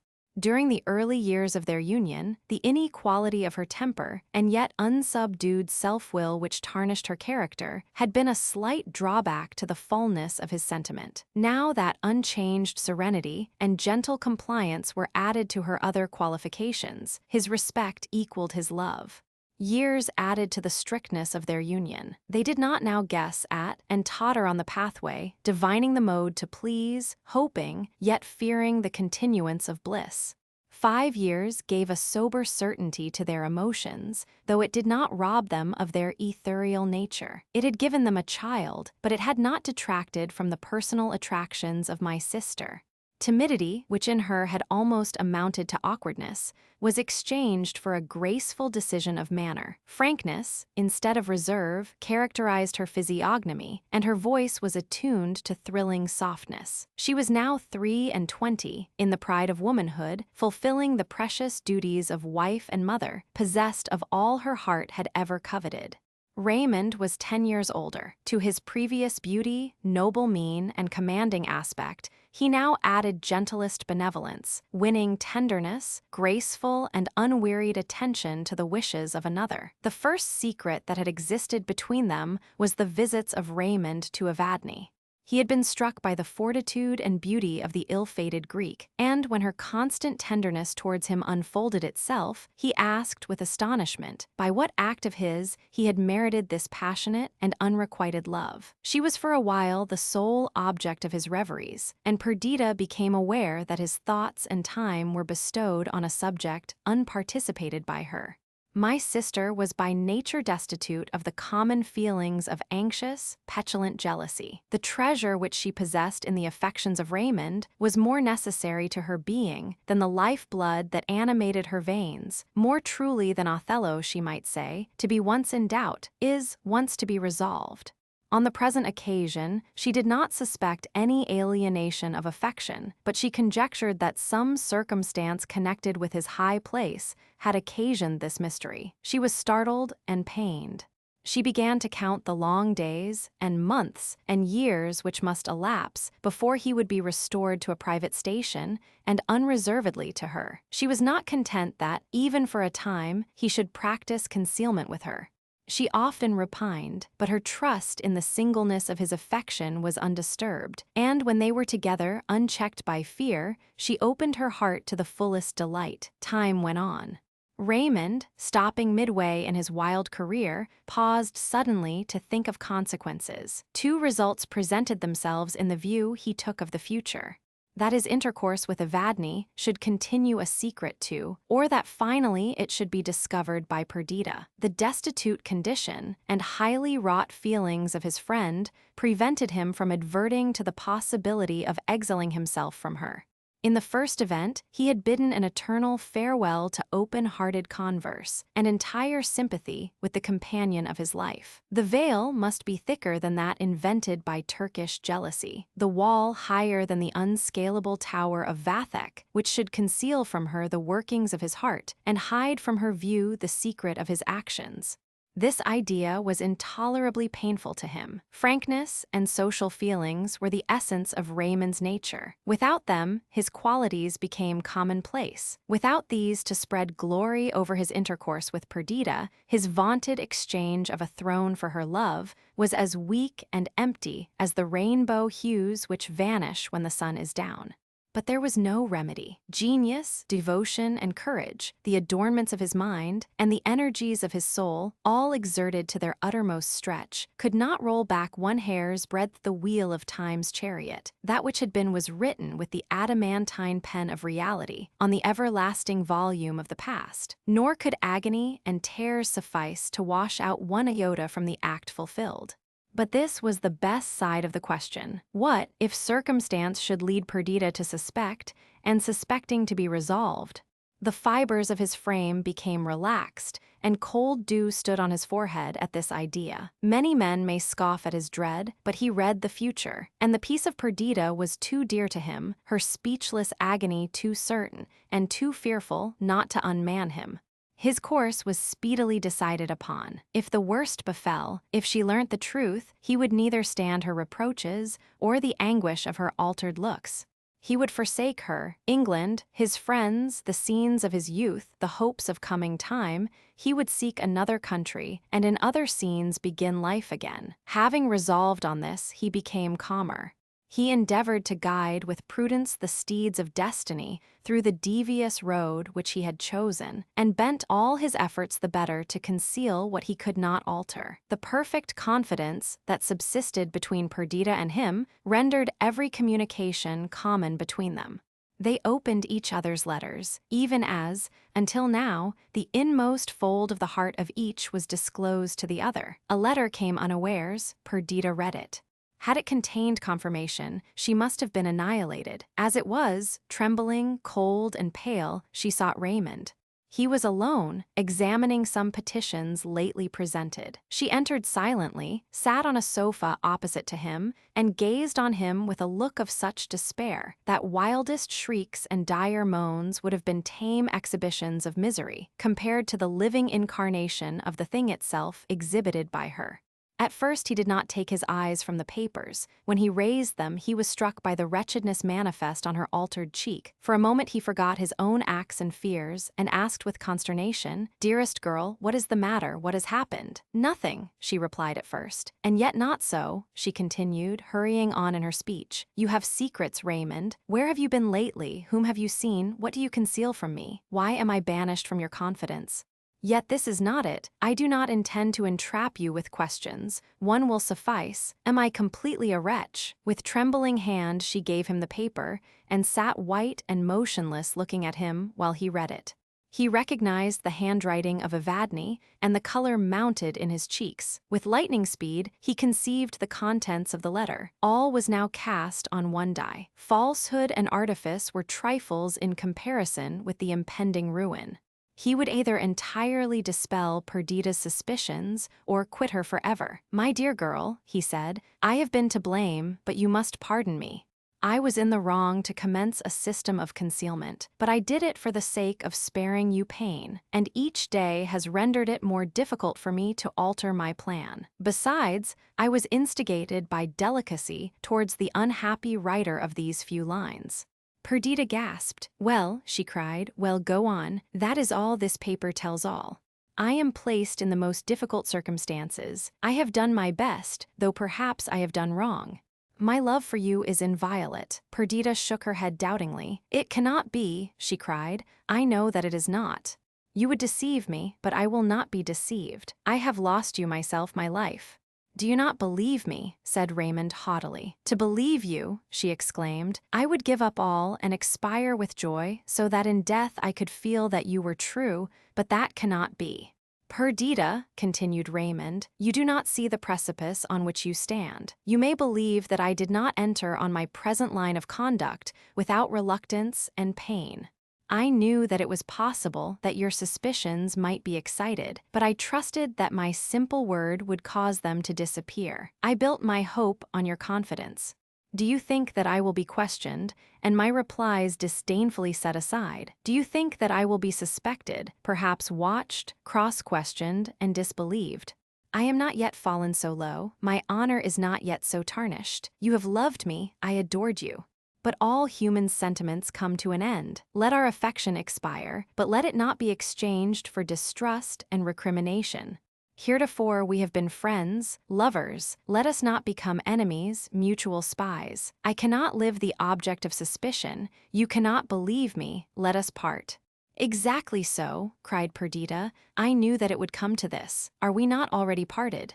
Does not a stream, boundless as ocean, deep as vacuum, yawn between us? Raymond rose, his voice was broken, his features convulsed, his manner calm as the earthquake-cradling atmosphere. He replied, I am rejoiced that you take my decision so philosophically. Doubtless you will play the part of the injured wife to admiration. Sometimes you may be stung with the feeling that you have wronged me, but the condolence of your relatives, the pity of the world, the complacency which the consciousness of your own immaculate innocence will bestow, will be excellent balm. Me you will never see more. Raymond moved towards the door. He forgot that each word he spoke was false. He personated his assumption of innocence even to self-deception. Have not actors wept as they portrayed imagined passion? A more intense feeling of the reality of fiction possessed Raymond. He spoke with pride. He felt injured. Perdita looked up. She saw his angry glance. His hand was on the lock of the door. She started up. She threw herself on his neck. She gasped and sobbed. He took her hand and, leading her to the sofa, sat down near her.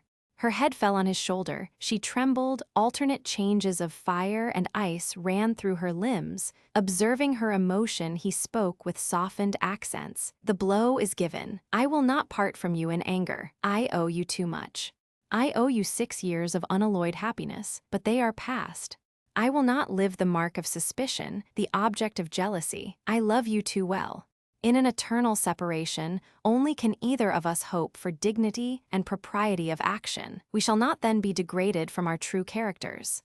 Faith and devotion have hitherto been the essence of our intercourse. These lost, let us not cling to the seedless husk of life, the unkerneled shell. You have your child, your brother, Idris, Adrian, and you, cried Perdita, the writer of that letter. Uncontrollable indignation flashed from the eyes of Raymond. He knew that this accusation at least was false. Entertain this belief, he cried. Hug it to your heart, make it a pillow to your head, an opiate for your eyes. I am content. But by the God that made me, hell is not more false than the word you have spoken. Perdita was struck by the impassioned seriousness of his asseverations. She replied with earnestness, I do not refuse to believe you, Raymond. On the contrary, I promise to put implicit faith in your simple word. Only assure me that your love and faith towards me have never been violated, and suspicion and doubt and jealousy will at once be dispersed. We shall continue as we have ever done, one heart, one hope, one life. I have already assured you of my fidelity, said Raymond with disdainful coldness. Triple assertions will avail nothing where one is despised. I will say no more, for I can add nothing to what I have already said, to what you before contemptuously set aside. This contention is unworthy of both of us, and I confess that I am weary of replying to charges at once unfounded and unkind. Perdita tried to read his countenance, which he angrily averted. There was so much of truth and nature in his resentment that her doubts were dispelled. Her countenance, which for years had not expressed a feeling unallied to affection, became again radiant and satisfied. She found it, however, no easy task to soften and reconcile Raymond. At first he refused to stay to hear her. but she would not be put off. Secure of his unaltered love, she was willing to undertake any labor, use any entreaty to dispel his anger. She obtained an hearing. He sat in haughty silence, but he listened. She first assured him of her boundless confidence. Of this he must be conscious, since, but for that, she would not seek to detain him. She enumerated their years of happiness. She brought before him past scenes of intimacy and happiness. She pictured their future life. She mentioned their child. Tears unbidden now filled her eyes. She tried to disperse them, but they refused to be checked. Her utterance was choked. She had not wept before. Raymond could not resist these signs of distress. He felt perhaps somewhat ashamed of the part he acted of the injured man, he who was in truth the injurer. And then he devoutly loved Perdita. The bend of her head, her glossy ringlets, the turn of her form were to him subjects of deep tenderness and admiration. As she spoke, her melodious tones entered his soul. He soon softened towards her, comforting and caressing her, and endeavoring to cheat himself into the belief that he had never wronged her. Raymond staggered forth from this scene, as a man might do who had been just put to the torture, and looked forward to when it would be again inflicted. The mind of Raymond was not so rough cast, nor had been so rudely handled in the circumstance of life as to make him proof to these considerations. On the contrary, he was all nerve. His spirit was as a pure fire, which fades and shrinks from every contagion of foul atmosphere. But now the contagion had become incorporated with its essence, and the change was the more painful. He heartily despised himself. He was angry with Perdita, and the idea of Evadne was attended by all that was hideous and cruel. His passions, always his masters, acquired fresh strength from the long sleep in which love had cradled them. The clinging weight of destiny bent him down. He was goaded, tortured, fiercely impatient of that worst of miseries, the sense of remorse. This troubled state yielded by degrees to sullen animosity and depression of spirits. His dependents, even his equals, if in his present post he had any, were startled to find anger, derision, and bitterness in one, before distinguished for suavity and benevolence of manner. He transacted public business with distaste, and hastened from it to the solitude which was at once his bane and relief. He mounted a fiery horse, that which had borne him forward to victory in Greece. He fatigued himself with deadening exercise, losing the pangs of a troubled mind in animal sensation. He slowly recovered himself. Yet, at last, as one might from the effects of poison, he lifted his head from above the vapors of fever and passion into the still atmosphere of calm reflection. He meditated on what was best to be done. He was first struck by the space of time that had elapsed, since madness, rather than any reasonable impulse, had regulated his actions. A month had gone by, and during that time he had not seen Evadne.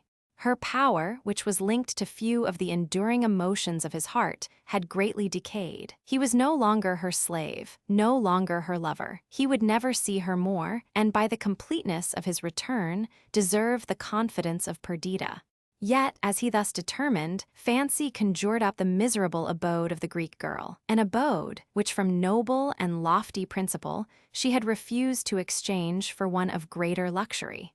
He thought of the splendor of her situation and appearance when he first knew her. He thought of her life at Constantinople, attended by every circumstance of oriental magnificence, of her present penury, her daily task of industry, her lorn state, her faded, famine-struck cheek. Compassion swelled his breast. He would see her once again. He would devise some plan for restoring her to society and the enjoyment of her rank. Their separation would then follow, as a matter of course. Again he thought how during this long month he had avoided Perdita, flying from her as from the stings of his own conscience. But he was awake now. All this should be remedied, and future devotion erase the memory of this only blot on the serenity of their life. He became cheerful as he thought of this, and soberly and resolutely marked out the line of conduct he would adopt. He remembered that he had promised Perdita to be present this very evening, the 19th of October, anniversary of his election as protector, at a festival given in his honor.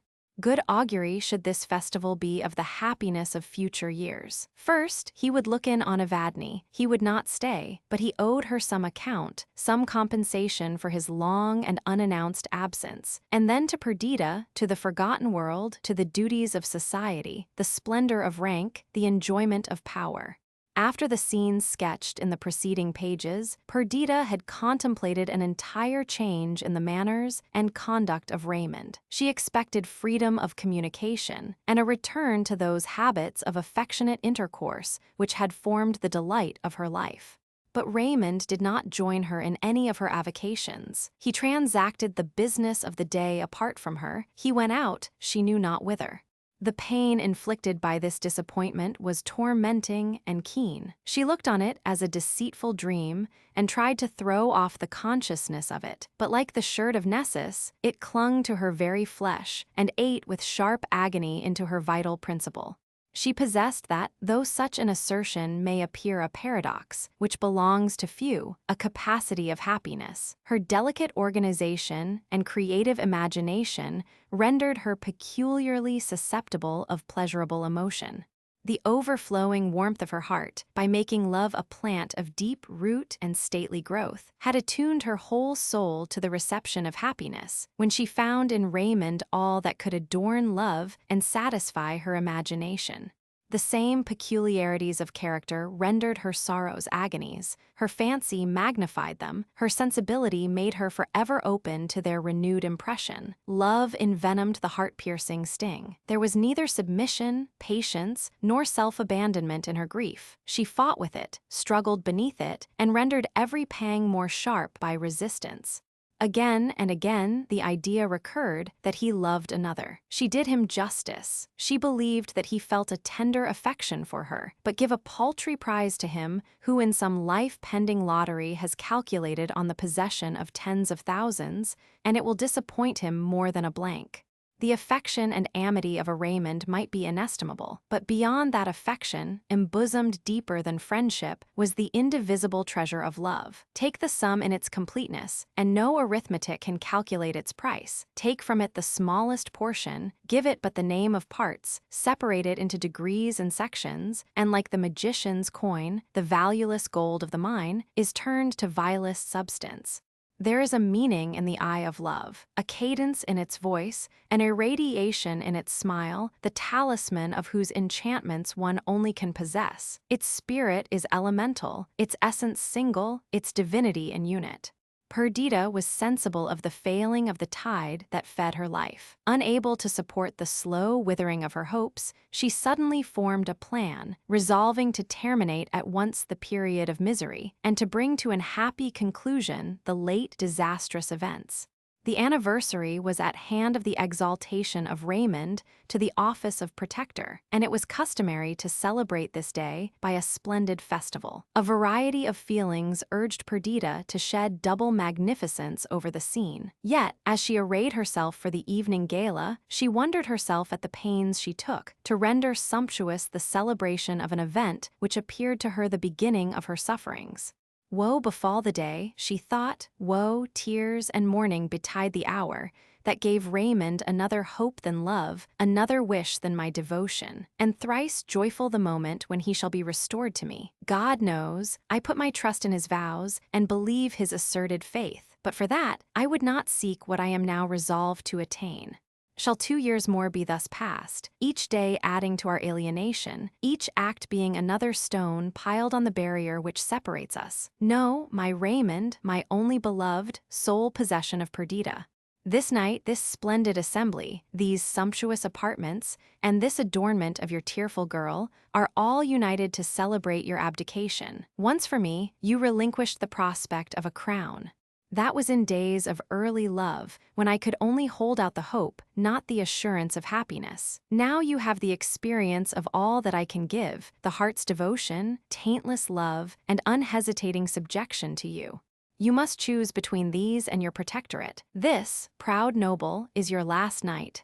Perdita has bestowed on it all of magnificent and dazzling that your heart best loves. But from these gorgeous rooms, from this princely attendance, from power and elevation, you must return with tomorrow's sun to our rural abode. For I would not buy an immortality of joy by the endurance of one more weak sister to the last.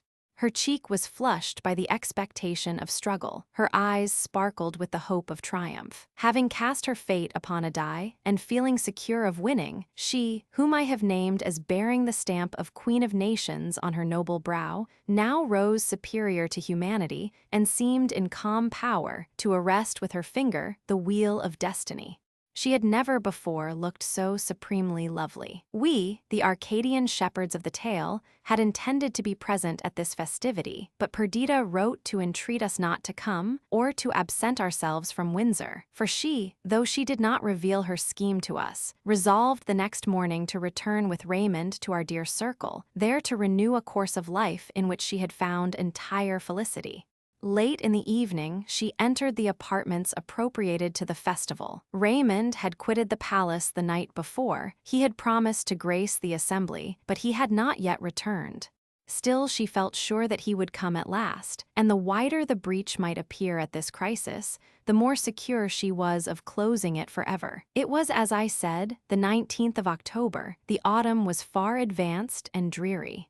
The wind howled, the half-bare trees were despoiled of the remainder of their summer ornament. The state of the air which induced the decay of vegetation was hostile to cheerfulness or hope. Raymond had been exalted by the determination he had made, but with the declining day his spirits declined.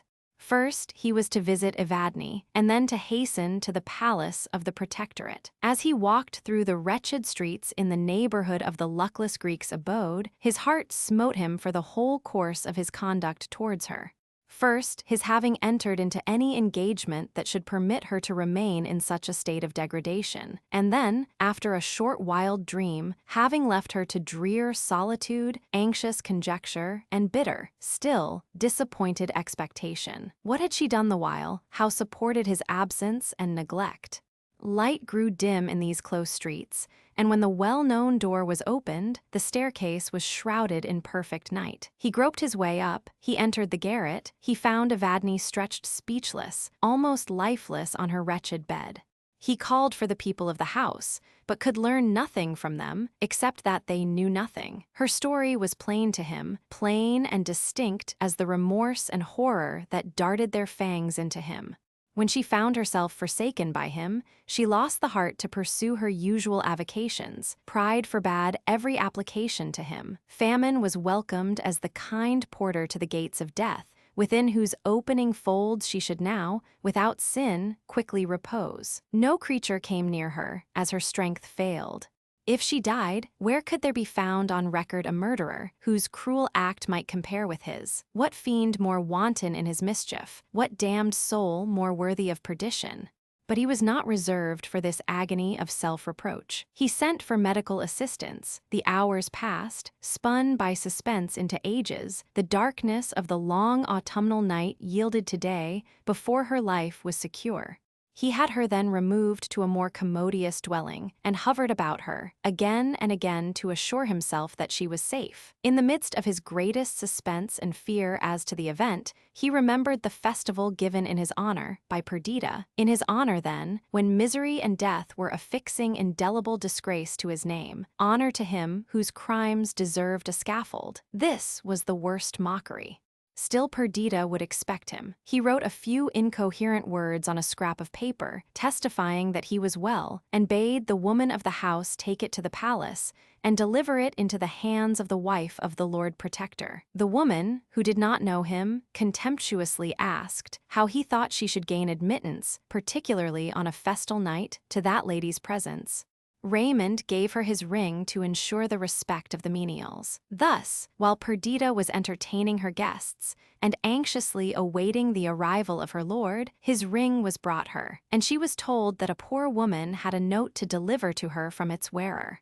The vanity of the old gossip was raised by her commission, which, after all, she did not understand, since she had no suspicion, even now, that Evadne's visitor was Lord Raymond. Perdita dreaded a fall from his horse, or some similar accident, till the woman's answers woke other fears. From a feeling of cunning blindly exercised, the officious, if not malignant messenger, did not speak of Evadne's illness, but she garrulously gave an account of Raymond's frequent visits, adding to her narration such circumstances as, while they convinced Perdita of its truth, exaggerated the unkindness and perfidy of Raymond. Worst of all, his absence now from the festival, his message wholly unaccounted for, except by the disgraceful hints of the woman, appeared the deadliest insult.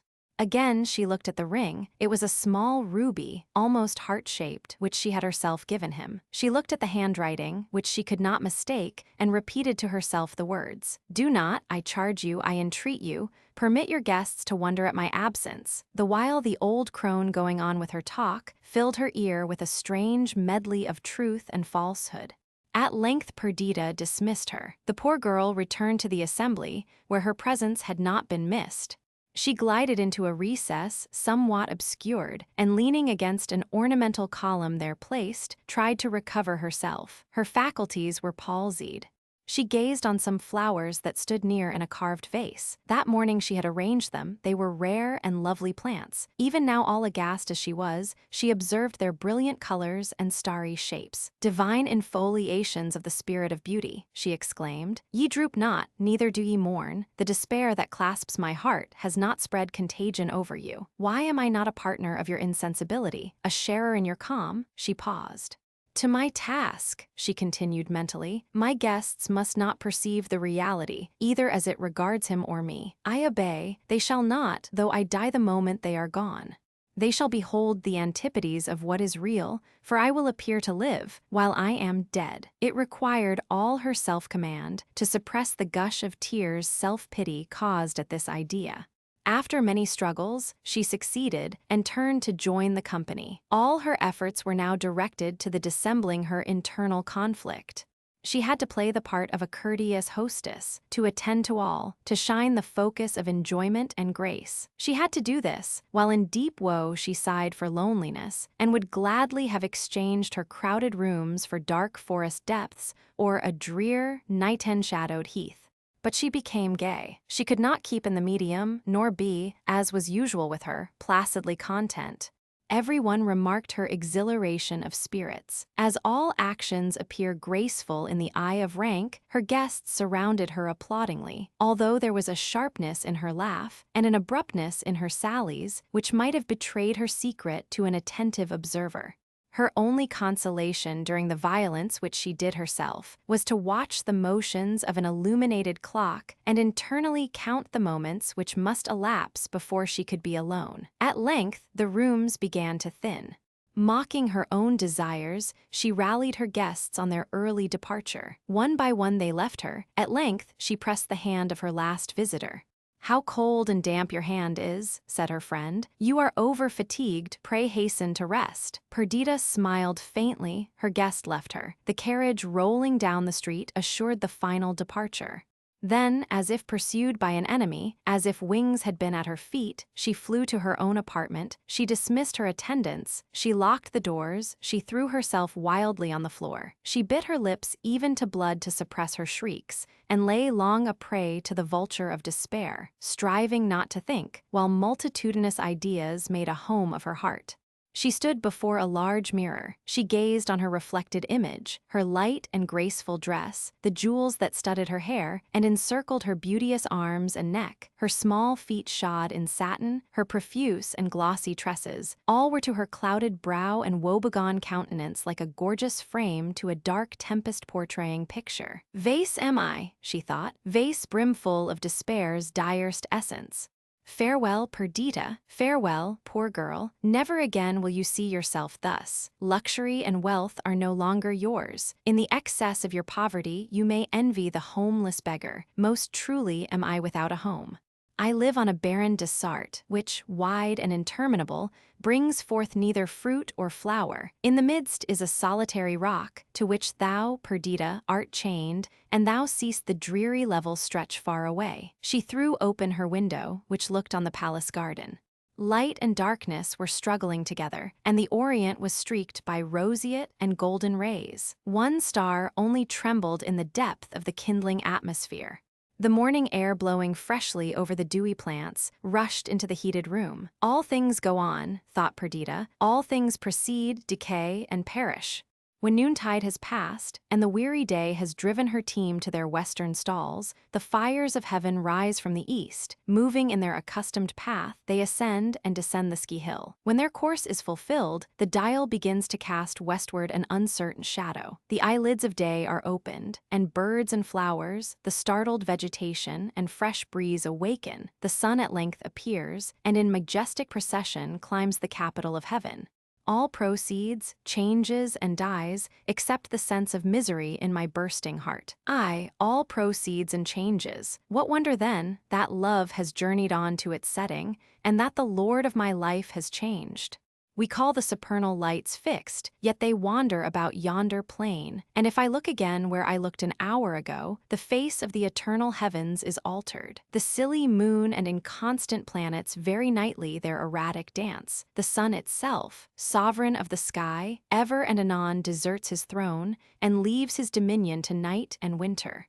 Nature grows old and shakes in her decaying limbs. Creation has become bankrupt. What wonder then that eclipse and death have led to destruction the light of thy life, O Perdita? Chapter 10. Thus sad and disarranged were the thoughts of my poor sister when she became assured of the infidelity of Raymond. All her virtues and all her defects tended to make the blow incurable. Her affection for me, her brother, for Adrian and Idris, was subject as it were to the reigning passion of her heart. Even her maternal tenderness borrowed half its force from the delight she had in tracing Raymond's features and expression in the infant's countenance.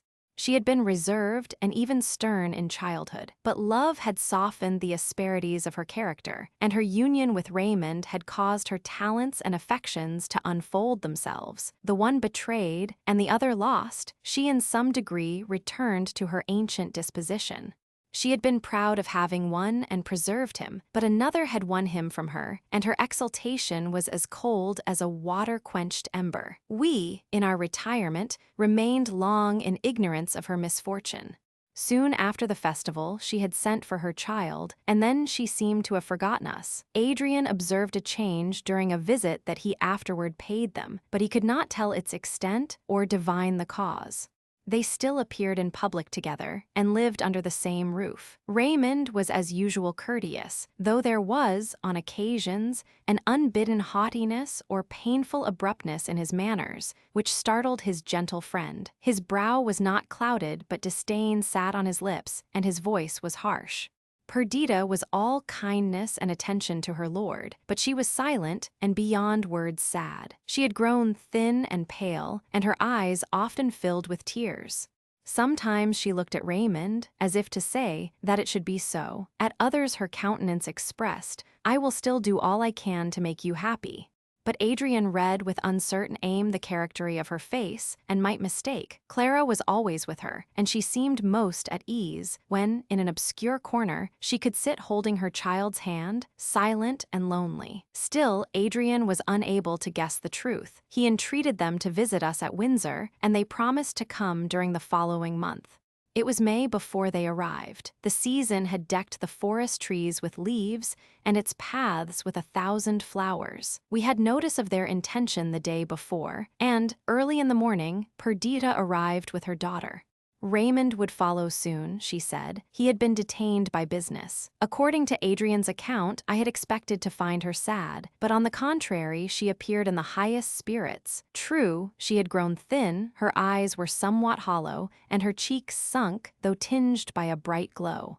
She was delighted to see us, caressed our children, praised their growth and improvement. Clara also was pleased to meet again her young friend Alfred. All kinds of childish games were entered into, in which Perdita joined. She communicated her gaiety to us, and as we amused ourselves on the castle terrace, it appeared that a happier, less careworn party could not have been assembled.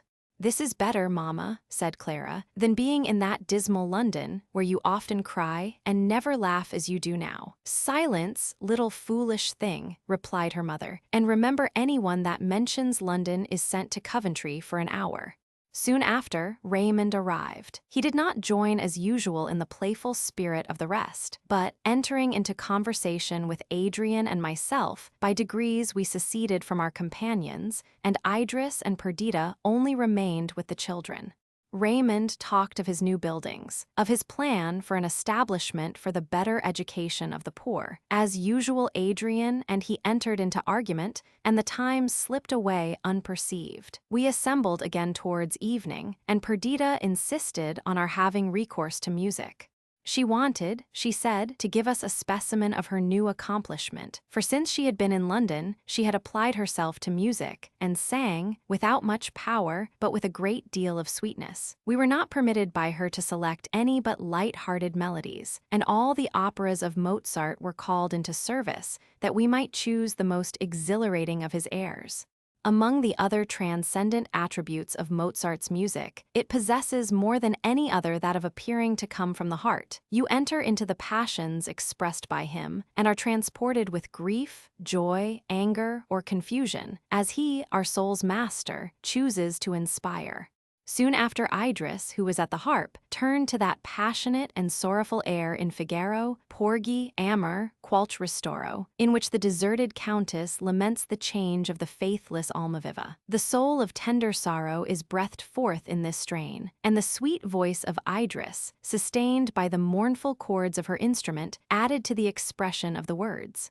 During the pathetic appeal with which it concludes, a stifled sob attracted our attention to Perdita. The cessation of the music recalled her to herself. She hastened out of the hall. I followed her. At first, she seemed to wish to shun me, and then, yielding to my earnest questioning, she threw herself on my neck and wept aloud. "Once more," she cried, "once more on your friendly breast, my beloved brother, can the lost Perdita pour forth her sorrows. I had imposed a law of silence on myself, and for months I have kept it. I do wrong in weeping now, and greater wrong in giving words to my grief. I will not speak. Be it enough for you to know that I am miserable. Be it enough for you to know that the painted veil of life is rent, that I sit forever shrouded in darkness and gloom, that grief is my sister, everlasting lamentation my mate. I endeavored to console her. I did not question her, but I caressed her, assured her of my deepest affection and my intense interest in the changes of her fortune. Dear words," she cried, "expressions of love come upon my ear like the remembered sounds of forgotten music that had been dear to me. They are vain, I know, how very vain in their attempt to soothe or comfort me. Dearest Lionel, you cannot guess what I have suffered during these long months. I have read of mourners in ancient days who clothed themselves in sackcloth, scattered dust upon their heads, ate their bread mingled with ashes, and took up their abode on the bleak mountain tops, reproaching heaven and earth aloud with their misfortunes. Why, this is the very luxury of sorrow. Thus one might go on from day to day contriving new extravagances, reveling in the paraphernalia of woe, wedded to all the appurtenances of despair. Alas! I must forever conceal the wretchedness that consumes me. I must weave a veil of dazzling falsehood to hide my grief from vulgar eyes, smooth my brow, and paint my lips in deceitful smiles. Even in solitude I dare not think how lost I am, lest I become insane and rave. The tears and agitation of my poor sister had rendered her unfit to return to the circle we had left, so I persuaded her to let me drive her through the park, and during the ride, I induced her to confide the tale of her unhappiness to me, fancying that talking of it would lighten the burthen, and certain that, if there were a remedy, it should be found and secured to her.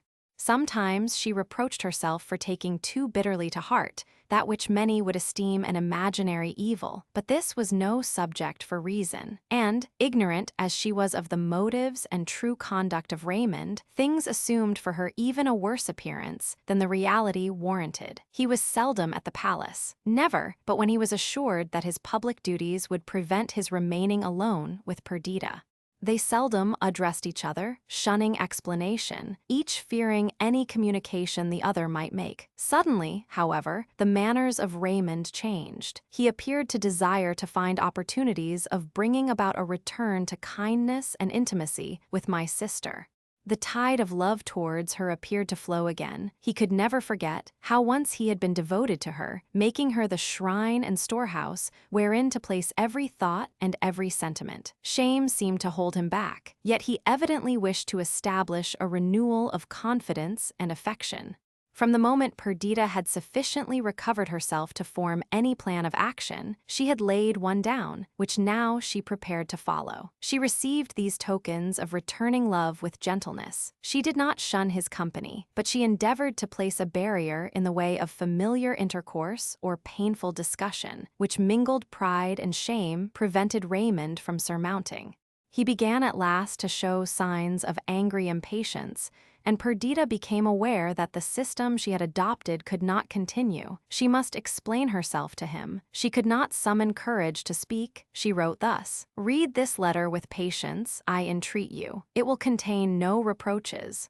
Reproach is indeed an idle word. For what should I reproach you? Allow me in some degree to explain my feeling. Without that, we shall both grope in the dark, mistaking one another, erring from the path which may conduct, one of us at least, to a more eligible mode of life than that led by either during the last few weeks. I loved you, I love you. Neither anger nor pride dictates these lines, but a feeling beyond, deeper, and more unalterable than either. My affections are wounded. It is impossible to heal them. Cease then the vain endeavor, if indeed that way your endeavors tend. Forgiveness, return. Idle words are these: I forgive the pain I endure, but the trodden path cannot be retraced.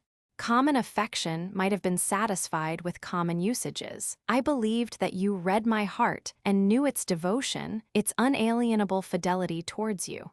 I never loved any but you. You came the embodied image of my fondest dreams. The praise of men, power, and high aspirations attended your career. Love for you invested the world for me in enchanted light. It was no longer the earth I trod, the earth, common mother, yielding only trite and stale repetition of objects and circumstances old and worn out. I lived in a temple glorified by intensest sense of devotion and rapture. I walked, a consecrated being, contemplating only your power, your excellence. For oh, you stood beside me like my youth, transformed for me the real to a dream, clothing the palpable and familiar with golden exhalations of the dawn. The bloom has vanished from my life. There is no morning to this all-investing night, no rising to the set sun of love. In those days the rest of the world was nothing to me. All other men, I never considered nor felt what they were, nor did I look on you as one of them. Separated from them, exalted in my heart, sole possessor of my affections, single object of my hopes, the best half of myself. Ah, Raymond, were we not happy? Did the sun shine on any who could enjoy its light with purer and more intense bliss? It is not a common infidelity at which I repine. It is the disunion of an whole which may not have parts. It is the carelessness with which you have shaken off the mantle of election with which to me you were invested, and have become one among the many. Dream not to alter this. Is not love a divinity because it is immortal? Did not I appear sanctified, even to myself, because this love had for its temple my heart? I have gazed on you as you slept, melted even to tears, as the idea filled my mind that all I possessed lay cradled in those idolized but mortal lineaments before me. Yet even then I have checked the coming fears with one thought: I would not fear death, for the emotions that linked us must be immortal. And now I do not fear death. I should be well pleased to close my eyes, never more to open them again. And yet I fear it, even as I fear all things, for in any state of being linked by the chain of memory with this, happiness would not return, even in paradise. I must feel that your love was less enduring than the mortal beatings of my fragile heart, every pulse of which knells audibly, the funeral note of love, deep buried, without resurrection. No, no, me miserable, for love extinct there is no resurrection. Yet I love you. Yet and forever would I contribute all I possess to your welfare. On account of a tattling world, for the sake of our child, I would remain by you, Raymond, share your fortunes, partake your counsel. Shall it be thus? We are no longer lovers, nor can I call myself a friend to any, since, lost as I am, I have no thought to spare for my own wretched, engrossing self. But it will please me to see you each day, to listen to the public voice praising you, to keep up your paternal love for our girl, to hear your voice, to know that I am near you, though you are no longer mine. If you wish to break the chains that bind us, say the word, and it shall be done. I will take all the blame on myself of harshness or unkindness in the world's eye. Yet, as I have said, I should be best pleased, at least for the present, to live under the same roof with you. When the fever of my young life is spent, when placid age shall tame the vulture that devours me, friendship may come, love and hope being dead. May this be true. Can my soul, inextricably linked to this perishable frame, become lethargic and cold, even as this sensitive mechanism shall lose its youthful elasticity? Then, with lackluster eyes, gray hairs, and wrinkled brow, though now the words sound hollow and meaningless, then, tottering on the grave's extreme edge, I may be your affectionate and true friend, Perdita. Raymond's answer was brief. What indeed could he reply to her complaints, to her griefs which she jealously paled round, keeping out all thought of remedy? Notwithstanding your bitter letter, he wrote, for bitter I must call it, you are the chief person in my estimation, and it is your happiness that I would principally consult. Do that which seems best to you, and if you can receive gratification from one mode of life in preference to another, do not let me be any obstacle. I foresee that the plan which you mark out in your letter will not endure long, but you are mistress of yourself, and it is my sincere wish to contribute as far as you will permit me to your happiness. Raymond has prophesied well, said Perdita. Alas, that it should be so. Our present mode of life cannot continue long, yet I will not be the first to propose alteration. He beholds in me one whom he has injured even unto death, and I derive no hope from his kindness. No change can possibly be brought about even by his best intentions. As well might Cleopatra have worn as an ornament the vinegar which contained her dissolved pearl, as I be content with the love that Raymond can now offer me. I own that I did not see her misfortune with the same eyes as Perdita. At all events, methought that the wound could be healed, and, if they remained together, it would be so. I endeavored therefore to soothe and soften her mind, and it was not until after many endeavors that I gave up the task as impracticable.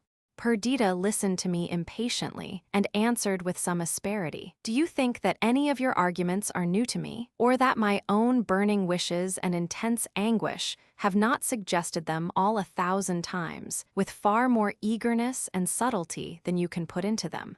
Lionel, you cannot understand what woman's love is. In days of happiness, I have often repeated to myself, with a grateful heart and exulting spirit, all that Raymond sacrificed for me. I was a poor, uneducated, unbefriended mountain girl, raised from nothingness by him. All that I possessed of the luxuries of life came from him. He gave me an illustrious name and noble station, the world's respect reflected from his own glory. All this joined to his own undying love, inspired me with sensations towards him, akin to those with which we regard the giver of life. I gave him love only. I devoted myself to him. Imperfect creature that I was, I took myself to task that I might become worthy of him. I watched over my hasty temper, subdued my burning impatience of character, schooled my self-engrossing thoughts, educating myself to the best perfection I might attain, that the fruit of my exertions might be his happiness. I took no merit to myself for this. He deserved it all labor, all devotion, all sacrifice. I would have toiled up a scaleless Alp to pluck a flower that would please him. I was ready to quit you all, my beloved and gifted companions, and to live only with him for him. I could not do otherwise, even if I had wished, for if we are said to have two souls, he was my better soul, to which the other was a perpetual slave. One only return did he owe me, even fidelity. I earned that, I deserved it. Because I was mountain-bred, unallied to the noble and wealthy, shall he think to repay me by an empty name and station? Let him take them back. Without his love, they are nothing to me. Their only merit in my eyes was that they were his. Thus passionately Perdita ran on. When I adverted to the question of their entire separation, she replied, "Be it so. One day the period will arrive. I know it and feel it. But in this I am a coward. This imperfect companionship and our masquerade of union are strangely dear to me. It is painful, I allow, destructive, impracticable. It keeps up a perpetual fever in my veins. It frets my immedicable wound. It is instinct with poison. Yet I must cling to it. Perhaps it will kill me soon, and thus perform a thankful office." In the meantime, Raymond had remained with Adrian and Idris. He was naturally frank. The continued absence of Perdita and myself became remarkable, and Raymond soon found relief from the constraint of months by an unreserved confidence with his two friends. He related to them the situation in which he had found Evadne. At first, from delicacy to Adrian, he concealed her name, but it was divulged in the course of his narrative, and her former lover heard with the most acute agitation the history of her sufferings. Idris had shared Perdita's ill opinion of the Greek, but Raymond's account softened and interested her. Evadne's constancy, fortitude, even her ill-fated and ill-regulated love were matter of admiration and pity, especially when, from the detail of the events of the 19th of October, it was apparent that she preferred suffering and death to any in her eyes degrading application for the pity and assistance of her lover. Her subsequent conduct did not diminish this interest. At first, relieved from famine and the grave, watched over by Raymond with the tenderest assiduity, with that feeling of repose peculiar to convalescence, Evadne gave herself up to rapturous gratitude and love, but reflection returned with health. She questioned him with regard to the motives which had occasioned his critical absence. She framed her inquiries with Greek subtlety. She formed her conclusions with the decision and firmness peculiar to her disposition. She could not divine that the breach which she had occasioned between Raymond and Perdita was already irreparable, but she knew that under the present system it would be widened each day, and that its result must be to destroy her lover's happiness and to implant the fangs of remorse in his heart. From the moment that she perceived the right line of conduct, she resolved to adopt it and to part from Raymond forever. Conflicting passions, long-cherished love, and self-inflicted disappointment made her regard death alone as sufficient refuge for her woe. But the same feelings and opinions which had before restrained her acted with redoubled force, for she knew that the reflection that he had occasioned her death would pursue Raymond through life, poisoning every enjoyment, clouding every prospect. Besides, though the violence of her anguish made life hateful, it had not yet produced that monotonous, lethargic sense of changeless misery which for the most part produces suicide. Her energy of character induced her still to combat with the ills of life. Even those attendant on hopeless love presented themselves, rather in the shape of an adversary to be overcome than of a victor to whom she must submit. Besides, she had memories of past tenderness to cherish, smiles, words, and even tears to con over, which, though remembered in desertion and sorrow, were to be preferred to the forgetfulness of the grave. It was impossible to guess at the whole of her plan. Her letter to Raymond gave no clue for discovery. It assured him that she was in no danger of wanting the means of life. She promised in it to preserve herself, and some future day perhaps to present herself to him in a station not unworthy of her. She then bade him, with the eloquence of despair and of unalterable love, a last farewell. All these circumstances were now related to Adrian and Idris. Raymond then lamented the cureless evil of his situation with Perdita. He declared, notwithstanding her harshness, he even called it coldness, that he loved her. He had been ready once with the humility of a penitent and the duty of a vassal to surrender himself to her, giving up his very soul to her tutelage, to become her pupil, her slave, her bondsman. She had rejected these advances, and the time for such exuberant submission, which must be founded on love and nourished by it, was now past. Still, all his wishes and endeavors were directed towards her peace, and his chief discomfort arose from the perception that he exerted himself in vain. If she were to continue inflexible in the line of conduct she now pursued, they must part. The combinations and occurrences of this senseless mode of intercourse were maddening to him. Yet he would not propose the separation. He was haunted by the fear of causing the death of one or other of the beings implicated in these events, and he could not persuade himself to undertake to direct the course of events, lest, ignorant of the land he traversed, he should lead those attached to the car into irremediable ruin. After a discussion on this subject, which lasted for several hours, he took leave of his friends and returned to town, unwilling to meet Perdita before us, conscious, as we all must be, of the thoughts uppermost in the minds of both. Perdita prepared to follow him with her child. Idris endeavored to persuade her to remain. My poor sister looked at the counselor with affright. She knew that Raymond had conversed with her. Had he instigated this request? Was this to be the prelude to their eternal separation? I have said that the defects of her character awoke and acquired vigor from her unnatural position. The scenes that followed convinced her that she had not yet fathomed the obscure gulf into which she had plunged. Her unhappiness assumed every day a new shape. Every day some unexpected event seemed to close, while in fact it led onward, the train of calamities which now befell her. The selected passion of the soul of Raymond was ambition, readiness of talent, a capacity of entering into and leading the dispositions of men. Earnest desire of distinction were the awakeners and nurses of his ambition. But other ingredients mingled with these and prevented him from becoming the calculating, determined character which alone forms a successful hero. He was obstinate but not firm, benevolent in his first movements, harsh and reckless when provoked. Above all, he was remorseless and unyielding in the pursuit of any object of desire, however lawless. Love of pleasure and the softer sensibilities of our nature made a prominent part of his character, conquering the conqueror, holding him in at the moment of acquisition, sweeping away ambition's web, making him forget the toil of weeks, for the sake of one moment's indulgence of the new and actual object of his wishes. Obeying these impulses, he had become the husband of Perdita. Egged on by them, he found himself the lover of Evadne. He had now lost both.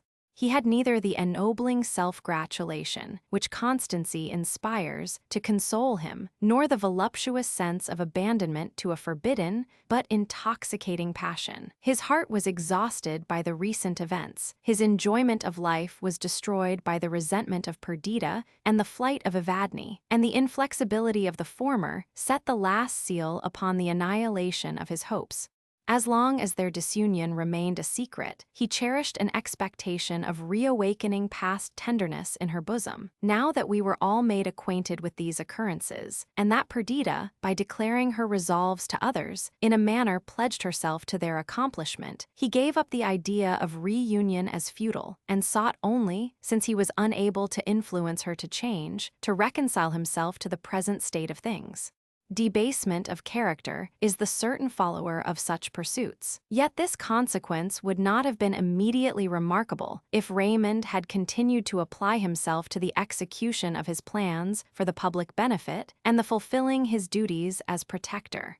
But extreme in all things, given up to immediate impressions, he entered with ardor into this new pursuit of pleasure, and followed up the incongruous intimacies occasioned by it without reflection or foresight. The council chamber was deserted. The crowds which attended on him as agents to his various projects were neglected. Festivity, and even libertinism, became the order of the day. Perdita beheld with affright the increasing disorder. For a moment she thought that she could stem the torrent, and that Raymond could be induced to hear reason from her. Vain hope! The moment of her influence was past. He listened with haughtiness, replied disdainfully, and if in truth she succeeded in awakening his conscience, the sole effect was that he sought an opiate for the pang in oblivious riot. With the energy natural to her, Perdita then endeavored to supply his place. Their still apparent union permitted her to do much, but no woman could, in the end, present a remedy to the increasing negligence of the protector, who, as if seized with a paroxysm of insanity, trampled on all ceremony, all order, all duty, and gave himself up to license. Reports of these strange proceedings reached us, and we were undecided what method to adopt to restore our friend to himself and his country, when Perdita suddenly appeared among us. She detailed the progress of the mournful change and entreated Adrian and myself to go up to London and endeavor to remedy the increasing evil. "Tell him," she cried, "tell Lord Raymond that my presence shall no longer annoy him, that he need not plunge into this destructive dissipation for the sake of disgusting me and causing me to fly. This purpose is now accomplished. He will never see me more. But let me, it is my last entreaty, let me in the praises of his countrymen and the prosperity of England find the choice of my youth justified." During our ride up to town, Adrian and I discussed and argued upon Raymond's conduct and his falling off from the hopes of permanent excellence on his part, which he had before given us cause to entertain. My friend and I had both been educated in one school, or rather I was his pupil in the opinion that steady adherence to principle was the only road to honor, a ceaseless observance of the laws of general utility, the only conscientious aim of human ambition. But though we both entertained these ideas, we differed in their application. Resentment added also a sting to my censure, and I reprobated Raymond's conduct in severe terms. Adrian was more benign, more considerate. He admitted that the principles that I laid down were the best, but he denied that they were the only ones. Quoting the text, "There are many mansions in my Father's house," he insisted that the modes of becoming good or great varied as much as the dispositions of men, of whom it might be said, as of the leaves of the forest, there were no two alike. We arrived in London at about 11 at night.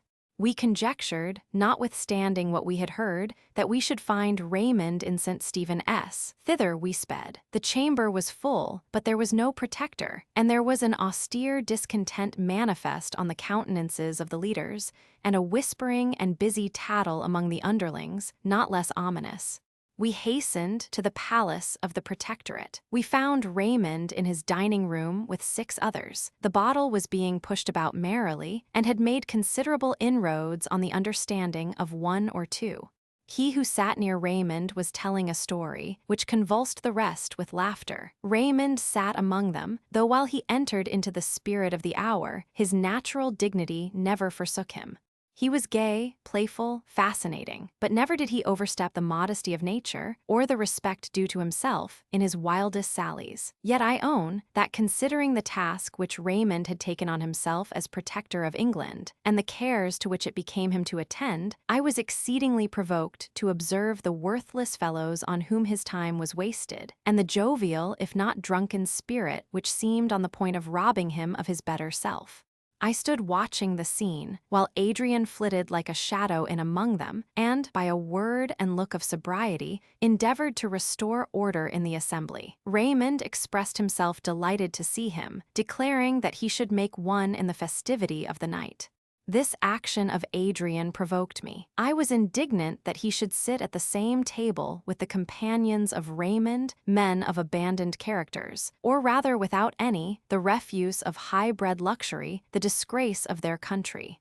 "Let me entreat Adrian," I cried, "not to comply. Rather join with me in endeavoring to withdraw Lord Raymond from this scene and restore him to other society." "My good fellow," said Raymond, "this is neither the time nor place for the delivery of a moral lecture. Take my word for it that my amusements and society are not so bad as you imagine. We are neither hypocrites or fools for the rest. Dost thou think because thou art virtuous there shall be no more cakes and ale?" I turned angrily away. "Verney," said Adrian, "you are very cynical. Sit down, or if you will not, perhaps, as you are not a frequent visitor, Lord Raymond will humour you and accompany us, as we had previously agreed upon, to Parliament." Raymond looked keenly at him. He could read benignity only in his gentle lineaments. He turned to me, observing with scorn my moody and stern demeanor. "Come," said Adrian, "I have promised for you. Enable me to keep my engagement." "Come with us." Raymond made an uneasy movement and laconically replied, "I woe."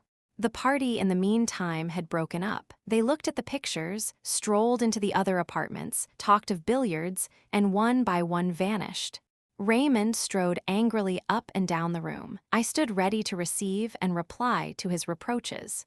Adrian leaned against the wall. "This is infinitely ridiculous," he cried. "If you were schoolboys, you could not conduct yourselves more unreasonably." "You do not understand," said Raymond. "This is only part of a system, a scheme of tyranny to which I will never submit. Because I am protector of England, am I to be the only slave in its empire, my privacy invaded, my actions censured, my friends insulted? But I will get rid of the whole together. Be you witnesses." And he took the star, insignia of office from his breast and threw it on the table. "I renounce my office, I abdicate my power, assume it who will, let him assume it," exclaimed Adrian, "who can pronounce himself, or whom the world will pronounce to be your superior. There does not exist the man in England with adequate presumption. Know yourself, Raymond, and your indignation will cease, your complacency return. A few months ago, whenever we prayed for the prosperity of our country, or our own, we at the same time prayed for the life and welfare of the Protector, as indissolubly linked to it. Your hours were devoted to our benefit, your ambition was to obtain our commendation. You decorated our towns with edifices, you bestowed on us useful establishments, you gifted the soil with abundant fertility. The powerful and unjust cowered at the steps of your judgment seat, and the poor and oppressed arose like morn-awakened flowers under the sunshine of your protection. Can you wonder that we are all aghast and mourn when this appears changed? But come, this splenetic fit is already past. Resume your functions, your partisans will hail you, your enemies be silenced. Our love, honor, and duty will again be manifested towards you.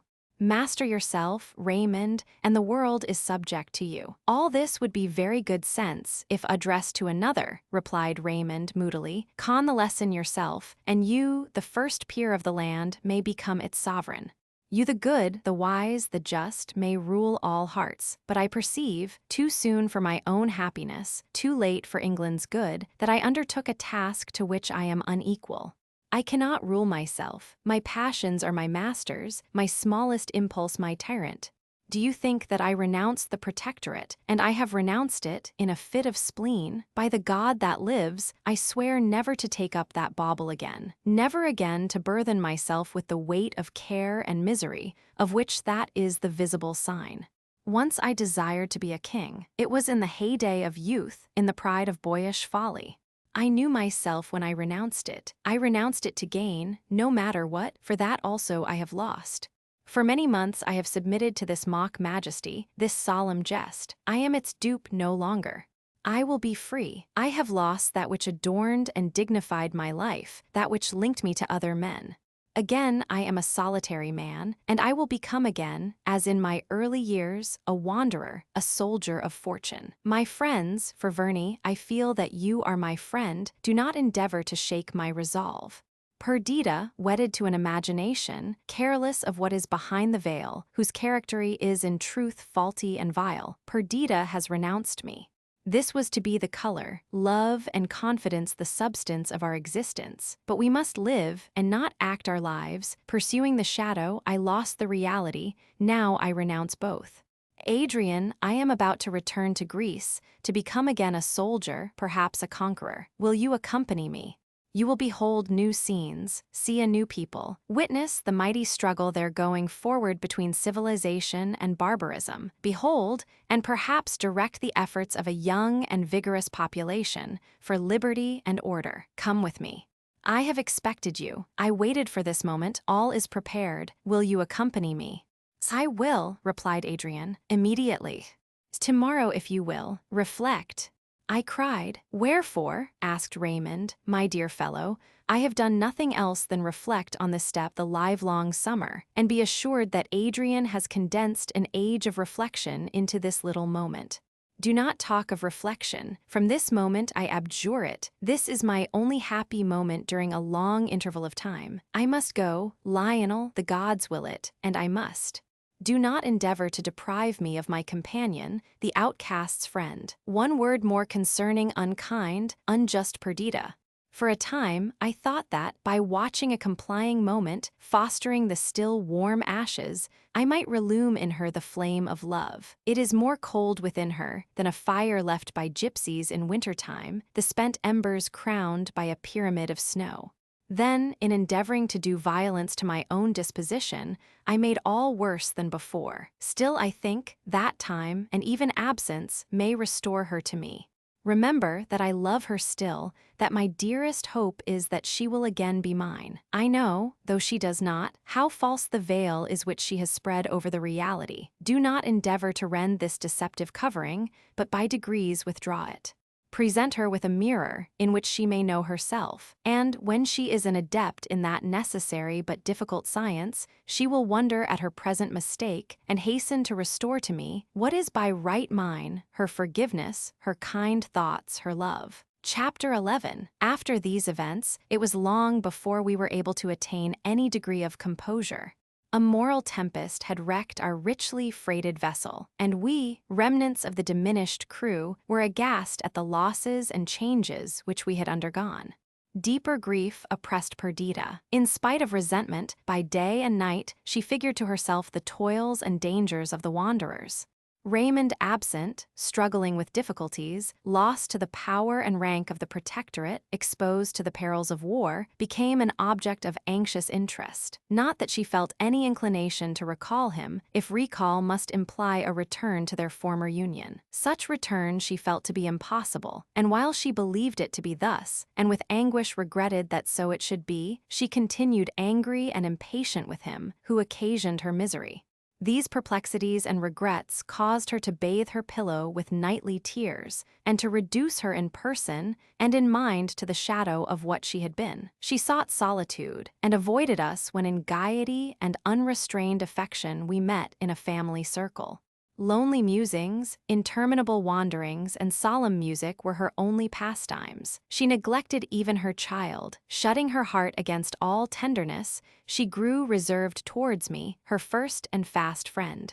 I could not see her thus lost, without exerting myself to remedy the evil, remediless, I knew, if I could not in the end bring her to reconcile herself to Raymond. Before he went I used every argument, every persuasion to induce her to stop his journey.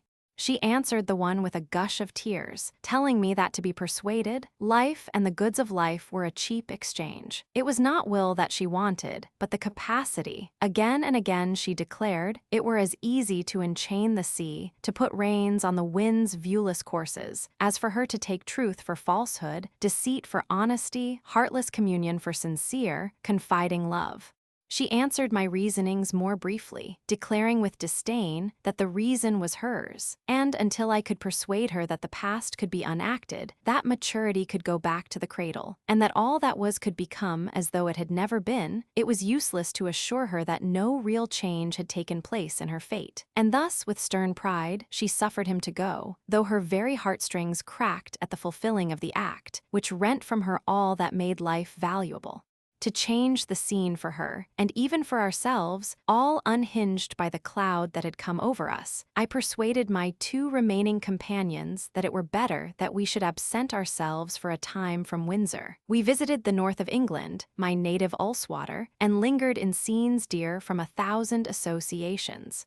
We lengthened our tour into Scotland, that we might see Loch Katrine and Loch Lomond. Thence we crossed to Ireland, and passed several weeks in the neighborhood of Killarney. The change of scene operated to a great degree as I expected. After a year's absence, Perdita returned in gentler and more docile mood to Windsor. The first sight of this place for a time unhinged her. Here every spot was distinct, with associations now grown bitter. The forest glades, the ferny dells and lawny uplands, the cultivated and cheerful country spread around the silver pathway of ancient Thames, all earth, air, and wave, took up one choral voice, inspired by memory, instinct with plaintive regret. But my essay towards bringing her to a saner view of her own situation did not end here. Perdita was still to a great degree uneducated. When first she left her peasant life and resided with the elegant and cultivated Evadne, the only accomplishment she brought to any perfection was that of painting, for which she had a taste almost amounting to genius. This had occupied her in her lonely cottage when she quitted her Greek friend's protection. Her palette and easel were now thrown aside. Did she try to paint? Thronging recollections made her hand tremble, her eyes fill with tears. With this occupation, she gave up almost every other, and her mind preyed upon itself almost to madness. For my own part, since Adrian had first withdrawn me from my selvatic wilderness to his own paradise of order and beauty, I had been wedded to literature. I felt convinced that however it might have been in former times, in the present stage of the world, no man's faculties could be developed, no man's moral principle be enlarged and liberal, without an extensive acquaintance with books. To me, they stood in the place of an active career, of ambition, and those palpable excitements necessary to the multitude. The collation of philosophical opinions, the study of historical facts, the acquirement of languages, were at once my recreation and the serious aim of my life. I turned author myself. My productions, however, were sufficiently unpretending. They were confined to the biography of favorite historical characters, especially those whom I believed to have been traduced or about whom clung obscurity and doubt. As my authorship increased, I acquired new sympathies and pleasures. I found another and a valuable link to enchain me to my fellow creatures. My point of sight was extended, and the inclinations and capacities of all human beings became deeply interesting to me. Kings have been called the fathers of their people. Suddenly I became as it were the father of all mankind. Posterity became my heirs. My thoughts were gems to enrich the treasure house of man's intellectual possessions. Each sentiment was a precious gift I bestowed on them. Let not these aspirations be attributed to vanity. They were not expressed in words, nor even reduced to form in my own mind, but they filled my soul, exalting my thoughts, raising a glow of enthusiasm, and led me out of the obscure path in which I before walked, into the bright, noon-enlightened highway of mankind, making me, citizen of the world, a candidate for immortal honors, an eager aspirant to the praise and sympathy of my fellow men. At such times, solemn harmonies or spirit-stirring airs gave wings to my lagging thoughts, permitting them, methought, to penetrate the last veil of nature and her God, and to display the highest beauty in visible expression to the understandings of men. As the music went on, my ideas seemed to quit their mortal dwelling house. They shook their pinions and began a flight, sailing on the placid current of thought, filling the creation with new glory, and rousing sublime imagery that else had slept voiceless. Then I would hasten to my desk, weave the new-found web of mind in firm texture and brilliant colors, leaving the fashioning of the material to a calmer moment. But this account, which might as properly belong to a former period of my life as to the present moment, leads me far afield. It was the pleasure I took in literature, the discipline of mind I found arise from it, that made me eager to lead Perdita to the same pursuits. I began with light hand and gentle allurement, first exciting her curiosity, and then satisfying it in such a way as might occasion her, at the same time that she half forgot her sorrows in occupation, to find in the hours that succeeded a reaction of benevolence and toleration. Intellectual activity, though not directed towards books, had always been my sister's characteristic. It had been displayed early in life, leading her out to solitary musing among her native mountains, causing her to form innumerous combinations from common objects, giving strength to her perceptions and swiftness to their arrangement. Love had come, as the rod of the master prophet, to swallow up every minor propensity. Love had doubled all her excellencies and placed a diadem on her genius. Was she to cease to love? Take the colors and odor from the rose, change the sweet nutriment of mother's milk to gall and poison, as easily might you wean Perdita from love. She grieved for the loss of Raymond with an anguish that exiled all smile from her lips and trenched sad lines on her brow of beauty. But each day seemed to change the nature of her suffering, and every succeeding hour forced her to alter, if so I may style it, the fashion of her soul's mourning garb. For a time, music was able to satisfy the cravings of her mental hunger, and her melancholy thoughts renewed themselves in each change of key and varied with every alteration in the strain. My schooling first impelled her towards books, and, if music had been the food of sorrow, the productions of the wise became its medicine.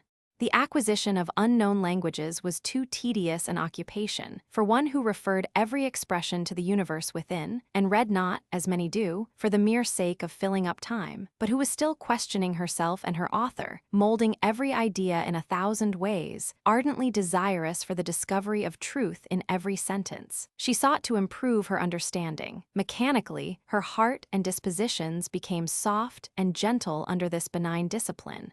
After a while she discovered that amidst all her newly acquired knowledge, her own character, which formerly she fancied that she thoroughly understood, became the first in rank among the terrae incogniti, the pathless wilds of a country that had no chart. Erringly and strangely, she began the task of self-examination with self-condemnation. And then again, she became aware of her own excellencies and began to balance with juster scales the shades of good and evil. I, who longed beyond words to restore her to the happiness it was still in her power to enjoy, watched with anxiety the result of these internal proceedings. But man is a strange animal. We cannot calculate on his forces like that of an engine, and, though an impulse draw with a 40 horsepower at what appears willing to yield to 1, yet in contempt of calculation the movement is not effected. Neither grief, philosophy, nor love could make Perdita think with mildness of the dereliction of Raymond. She now took pleasure in my society. Towards Idris she felt and displayed a full and affectionate sense of her worth. She restored to her child in abundant measure her tenderness and care.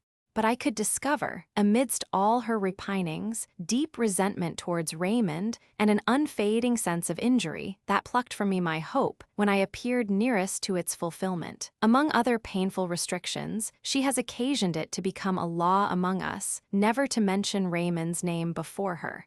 She refused to read any communications from Greece, desiring me only to mention when any arrived, and whether the wanderers were well. It was curious that even little Clara observed this law towards her mother. This lovely child was nearly 8 years of age. Formerly, she had been a light-hearted infant, fanciful, but gay and childish. After the departure of her father, thought became impressed on her young brow. Children, unadepts in language, seldom find words to express their thoughts, nor could we tell in what manner the late events had impressed themselves on her mind.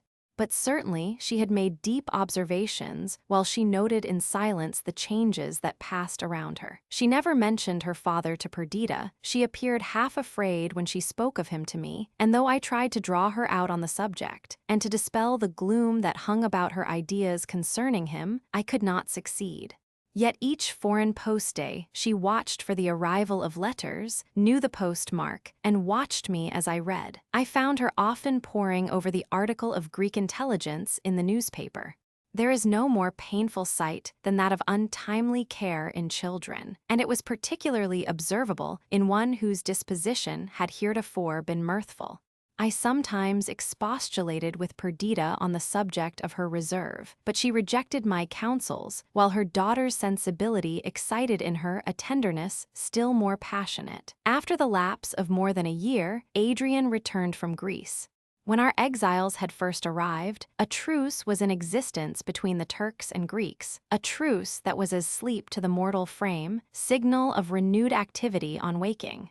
Greece prepared for a vigorous resistance. It rose to a man, and the women, sacrificing their costly ornaments, accoutered their sons for the war and bade them conquer or die with the spirit of the Spartan mother. The talents and courage of Raymond were highly esteemed among the Greeks. Born at Athens, that city claimed him for her own, and by giving him the command of her peculiar division in the army, the commander-in-chief only possessed superior power. He was numbered among her citizens. His name was added to the list of Grecian heroes.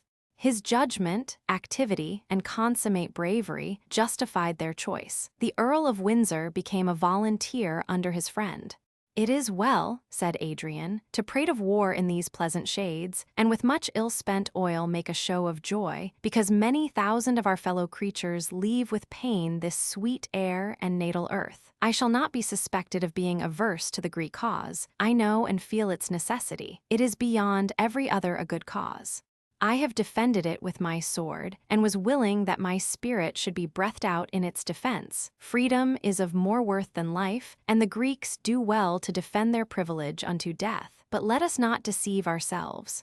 The Turks are men, each fiber, each limb is as feeling as our own, and every spasm, be it mental or bodily, is as truly felt in a Turk's heart or brain as in a Greek's. The last action at which I was present was the taking of. The Turks resisted to the last, the garrison perished on the ramparts, and we entered by assault. Every breathing creature within the walls was massacred. Think you, amidst the shrieks of violated innocence and helpless infancy, I did not feel in every nerve the cry of a fellow being. They were men and women, the sufferers, before they were Mahometans, and when they rise turbanless from the grave, in what except their good or evil actions will they be the better or worse than we?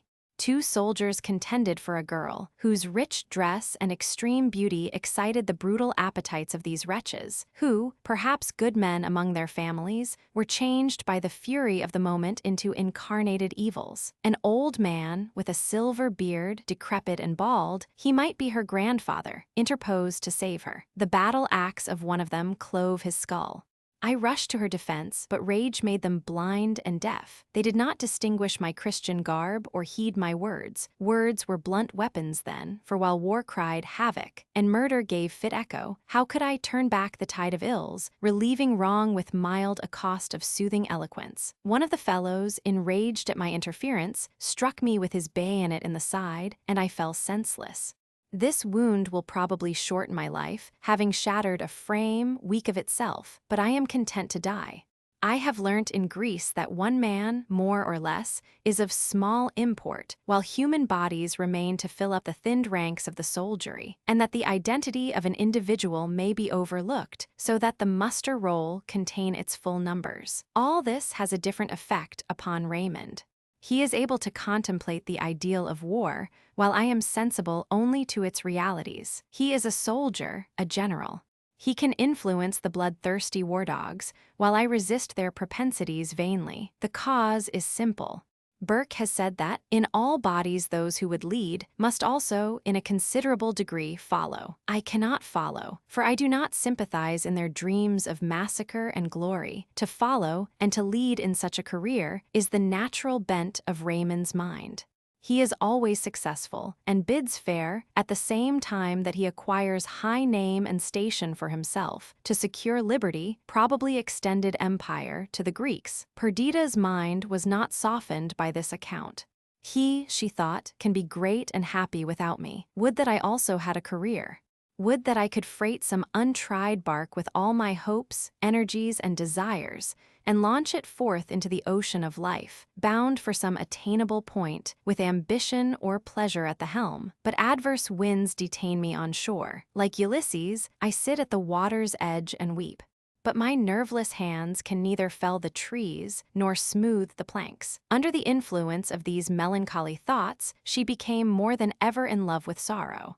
Yet Adrian's presence did some good. He at once broke through the law of silence observed concerning Raymond. At first, she started from the unaccustomed sound. Soon she got used to it and to love it, and she listened with avidity to the account of his achievements. Clara got rid also of her restraint. Adrian and she had been old playfellows, and now, as they walked or rode together, he yielded to her earnest entreaty, and repeated, for the 100th time, some tale of her father's bravery, munificence, or justice. Each vessel in the meantime brought exhilarating tidings from Greece. The presence of a friend in its armies and councils made us enter into the details with enthusiasm, and a short letter now and then from Raymond told us how he was engrossed by the interests of his adopted country. The Greeks were strongly attached to their commercial pursuits, and would have been satisfied with their present acquisitions had not the Turks roused them by invasion.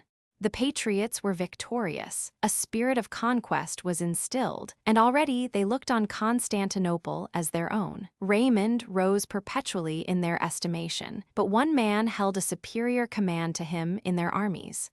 He was conspicuous for his conduct and choice of position in a battle fought in the plains of Thrace, on the banks of the Hebrus, which was to decide the fate of Islam. The Mahometans were defeated and driven entirely from the country west of this river.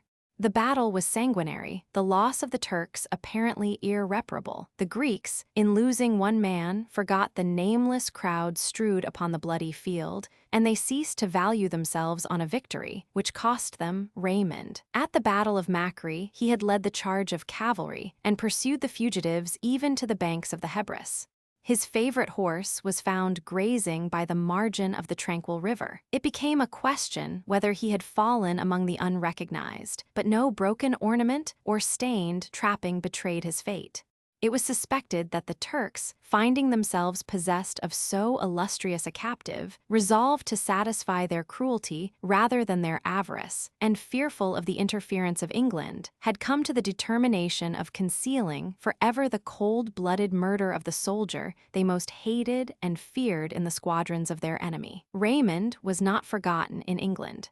His abdication of the protectorate had caused an unexampled sensation, and when his magnificent and manly system was contrasted with the narrow views of succeeding politicians, the period of his elevation was referred to with sorrow. The perpetual recurrence of his name, joined to most honorable testimonials in the Greek gazettes, kept up the interest he had excited. He seemed the favorite child of fortune, and his untimely loss eclipsed the world and showed forth the remnant of mankind with diminished luster. They clung with eagerness to the hope held out that he might yet be alive. Their minister at Constantinople was urged to make the necessary perquisitions, and should his existence be ascertained, to demand his release. It was to be hoped that their efforts would succeed, and that though now a prisoner, the sport of cruelty and the mark of hate, he would be rescued from danger and restored to the happiness, power, and honor which he deserved. The effect of this intelligence upon my sister was striking. She never for a moment credited the story of his death. She resolved instantly to go to Greece. Reasoning and persuasion were thrown away upon her. She would endure no hindrance, no delay. It may be advanced for a truth that if argument or entreaty can turn anyone from a desperate purpose, whose motive and end depends on the strength of the affections only, then it is right so to turn them, since their docility shows that neither the motive nor the end were of sufficient force to bear them through the obstacles attendant on their undertaking. If, on the contrary, they are proof against expostulation, this very steadiness is an omen of success, and it becomes the duty of those who love them to assist in smoothing the obstructions in their path. Such sentiments actuated our little circle. Finding Perdita immovable, we consulted as to the best means of furthering her purpose. She could not go alone to a country where she had no friends, where she might arrive only to hear the dreadful news, which must overwhelm her with grief and remorse. Adrian, whose health had always been weak, now suffered considerable aggravation of suffering from the effects of his wound. Idris could not endure to leave him in this state, nor was it right either to quit or take with us a young family for a journey of this description. I resolved at length to accompany Perdita. The separation from my Idris was painful, but necessity reconciled us to it in some degree. Necessity and the hope of saving Raymond and restoring him again to happiness and Perdita. No delay was to ensue. 2 days after we came to our determination, we set out for Portsmouth and embarked. The season was May, the weather stormless. We were promised a prosperous voyage. Cherishing the most fervent hopes, embarked on the waste ocean, we saw with delight the receding shore of Britain, and on the wings of desire outspeeded our well-filled sails towards the south. The light curling waves bore us onward, and old ocean smiled at the freight of love and hope committed to his charge. It stroked gently its tempestuous plains, and the path was smoothed for us. Day and night the wind right aft gave steady impulse to our keel, nor did rough gale, or treacherous sand, or destructive rock interpose an obstacle between my sister and the land which was to restore her to her first beloved, her dear heart's confessor, a heart within that heart. Chapter 12. During this voyage, when on calm evenings we conversed on deck, watching the glancing of the waves and the changeful appearances of the sky, I discovered the total revolution that the disasters of Raymond had wrought in the mind of my sister. Were they the same waters of love, which, lately cold and cutting as ice, repelling as that, now loosened from their frozen chains, flowed through the regions of her soul in gushing and grateful exuberance? She did not believe that he was dead, but she knew that he was in danger, and the hope of assisting in his liberation, and the idea of soothing by tenderness the ills that he might have undergone, elevated and harmonized the late jarring element of her being. I was not so sanguine as she as to the result of our voyage. She was not sanguine, but secure, and the expectation of seeing the lover she had banished, the husband, friend, heart's companion from whom she had long been alienated, wrapped her senses in delight, her mind in placidity. It was beginning life again. It was leaving barren sands for an abode of fertile beauty. It was a harbor after a tempest, an opiate after sleepless nights, a happy waking from a terrible dream. Little Clara accompanied us. The poor child did not well understand what was going forward. She heard that we were bound for Greece, that she would see her father, and now, for the first time, she prattled of him to her mother. On landing at Athens, we found difficulties increase upon us. Nor could the storied earth or balmy atmosphere inspire us with enthusiasm or pleasure, while the fate of Raymond was in jeopardy. No man had ever excited so strong an interest in the public mind. This was apparent even among the phlegmatic English, from whom he had long been absent. The Athenians had expected their hero to return in triumph. The women had taught their children to lisp his name joined to thanksgiving. His manly beauty, his courage, his devotion to their cause, made him appear in their eyes almost as one of the ancient deities of the soil descended from their native Olympus to defend them. When they spoke of his probable death and certain captivity, tears streamed from their eyes. Even as the women of Syria sorrowed for Adonis, did the wives and mothers of Greece lament our English Raymond. Athens was a city of mourning. All these shows of despair struck Perdita with affright. With that sanguine but confused expectation, which desire engendered while she was at a distance from reality, she had formed an image in her mind of instantaneous change when she should set her foot on Grecian shores. She fancied that Raymond would already be free, and that her tender attentions would come to entirely obliterate even the memory of his mischance. But his fate was still uncertain. She began to fear the worst, and to feel that her soul's hope was cast on a chance that might prove a blank. The wife and lovely child of Lord Raymond became objects of intense interest in Athens. The gates of their abode were besieged, audible prayers were breathed for his restoration. All these circumstances added to the dismay and fears of Perdita. My exertions were unremitted. After a time I left Athens and joined the army stationed at Kition in Thrace. Bribery, threats, and intrigue soon discovered the secret that Raymond was alive, a prisoner, suffering the most rigorous confinement and wanton cruelties. We put in movement every impulse of policy and money to redeem him from their hands. The impatience of my sister's disposition now returned on her, awakened by repentance, sharpened by remorse. The very beauty of the Grecian climate, during the season of spring, added torture to her sensations. The unexampled loveliness of the flower-clad earth, the genial sunshine and grateful shade, the melody of the birds, the majesty of the woods, the splendor of the marble ruins, the clear effulgence of the stars by night, the combination of all that was exciting and voluptuous in this transcending land, by inspiring a quicker spirit of life and an added sensitiveness to every articulation of her frame, only gave edge to the poignancy of her grief. She abstained from food, she lay on the bare earth, and, by such mimicry of his enforced torments, endeavored to hold communion with his distant pain. I remembered in one of her harshest moments, a quotation of mine had roused her to anger and disdain.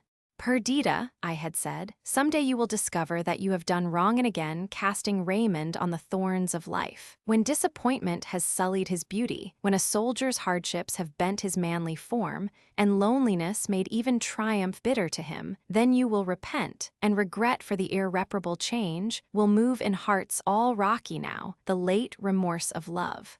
The stinging remorse of love now pierced her heart. She accused herself of his journey to Greece, his dangers, his imprisonment. She pictured to herself the anguish of his solitude. She remembered with what eager delight he had in former days made her the partner of his joyful hopes, with what grateful affection he received her sympathy in his cares. She called to mind how often he had declared that solitude was to him the greatest of all evils, and how death itself was to him more full of fear and pain when he pictured to himself a lonely grave.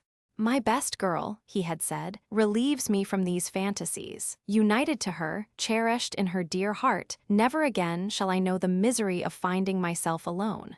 Even if I die before you, my Perdita, treasure up my ashes till yours may mingle with mine." It is a foolish sentiment for one who is not a materialist, yet methinks, even in that dark cell, I may feel that my inanimate dust mingles with yours, and thus have a companion in decay.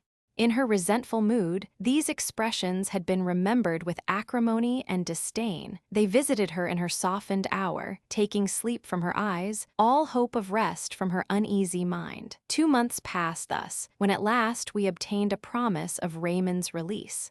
Confinement and hardship had undermined his health. The Turks feared an accomplishment of the threats of the English government. If he died under their hands, they looked upon his recovery as impossible. They delivered him up as a dying man, willingly making over to us the rites of burial. He came by sea from Constantinople to Athens. The wind, favorable to him, blew so strongly inshore that we were unable, as we had at first intended, to meet him on his watery road. The watchtower of Athens was besieged by inquirers, each sail eagerly looked out for, till on the 1st of May the gallant frigate bore in sight, freighted with treasure more invaluable than the wealth which, piloted from Mexico, the vexed Pacific swallowed, or that was conveyed over its tranquil bosom to enrich the crown of Spain. At early dawn the vessel was discovered bearing in shore. It was conjectured that it would cast anchor about 5 miles from land. The news spread through Athens, and the whole city poured out at the gate of the Piraeus, down the roads, through the vineyards, the olive woods and plantations of fig trees, towards the harbor. The noisy joy of the populace, the gaudy colors of their dress, the tumult of carriages and horses, the march of soldiers intermixed, the waving of banners and sound of martial music added to the high excitement of the scene, while round us reposed in solemn majesty the relics of antient time. Perdita and Clara rode in a close carriage. I attended them on horseback. At length we arrived at the harbor. It was agitated by the outward swell of the sea. The beach, as far could be discerned, was covered by a moving multitude, which, urged by those behind toward the sea, again rushed back as the heavy waves with sullen roar burst close to them. I applied my glass, and could discern that the frigate had already cast anchor, fearful of the danger of approaching nearer to a lee shore. A boat was lowered. With a pang I saw that Raymond was unable to descend the vessel's side. He was let down in a chair, and lay wrapped in cloaks at the bottom of the boat. The little bark to which I had beckoned had now pulled up. Before I could stop her, Perdita, assisted by the sailors, was in it. Clara followed her mother. A loud shout echoed from the crowd as we pulled out of the inner harbor, while my sister at the prow had caught hold of one of the men who was using a glass, asking 1,000 questions, careless of the spray that broke over her, deaf, sightless to all, except the little speck that, just visible on the top of the waves, evidently neared.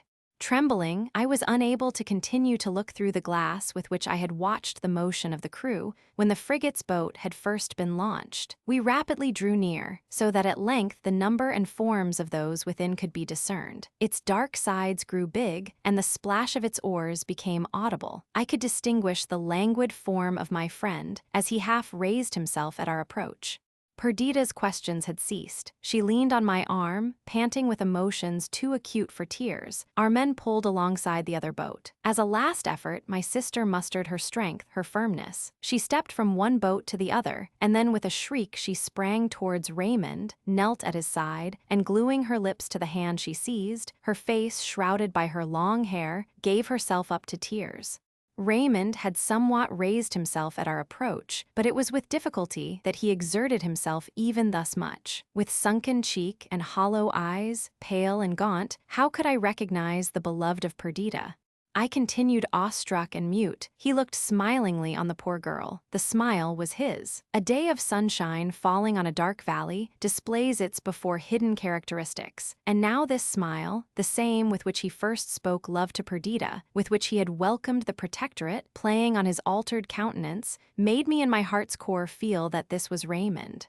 He stretched out to me his other hand. I discerned the trace of manacles on his bared wrist. I heard my sister's sobs and thought, happy are women who can weep and, in a passionate caress, disburthen the oppression of their feelings. Shame and habitual restraint hold back a man. I would have given worlds to have acted as in days of boyhood, have strained him to my breast, pressed his hand to my lips, and wept over him. My swelling heart choked me. The natural current would not be checked. The big rebellious tears gathered in my eyes. I turned aside, and they dropped in the sea. They came fast and faster. Yet, I could hardly be ashamed, for I saw that the rough sailors were not unmoved, and Raymond's eyes alone were dry from among our crew. He lay in that blessed calm which convalescence always induces, enjoying in secure tranquility his liberty and reunion with her whom he adored.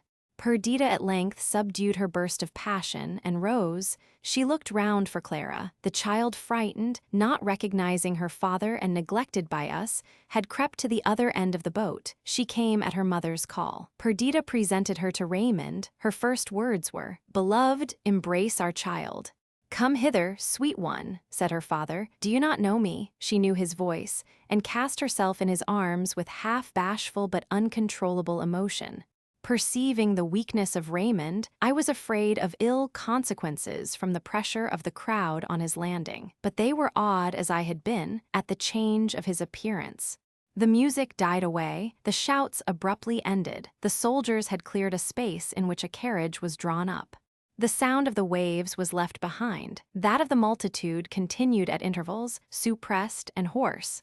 He was nearly killed with kindness. It is true, the populace retained themselves, but there arose a perpetual hum and bustle from the throng round the palace, which added to the noise of fireworks, the frequent explosion of arms, the tramp to and fro of horsemen and carriages, to which effervescence he was the focus, retarded his recovery. So we retired a while to Eleusis, and here rest and tender care added each day to the strength of our invalid. The zealous attention of Perdita claimed the first rank in the causes which induced his rapid recovery, but the second was surely the delight he felt in the affection and goodwill of the Greeks. We are said to love much those whom we greatly benefit. Raymond had fought and conquered for the Athenians. He had suffered, on their account, peril, imprisonment, and hardship. Their gratitude affected him deeply, and he inly vowed to unite his fate forever to that of a people so enthusiastically devoted to him. Social feeling and sympathy constituted a marked feature in my disposition. In early youth, the living drama acted around me, drew me heart and soul into its vortex. I was now conscious of a change. I loved, I hoped, I enjoyed, but there was something besides this.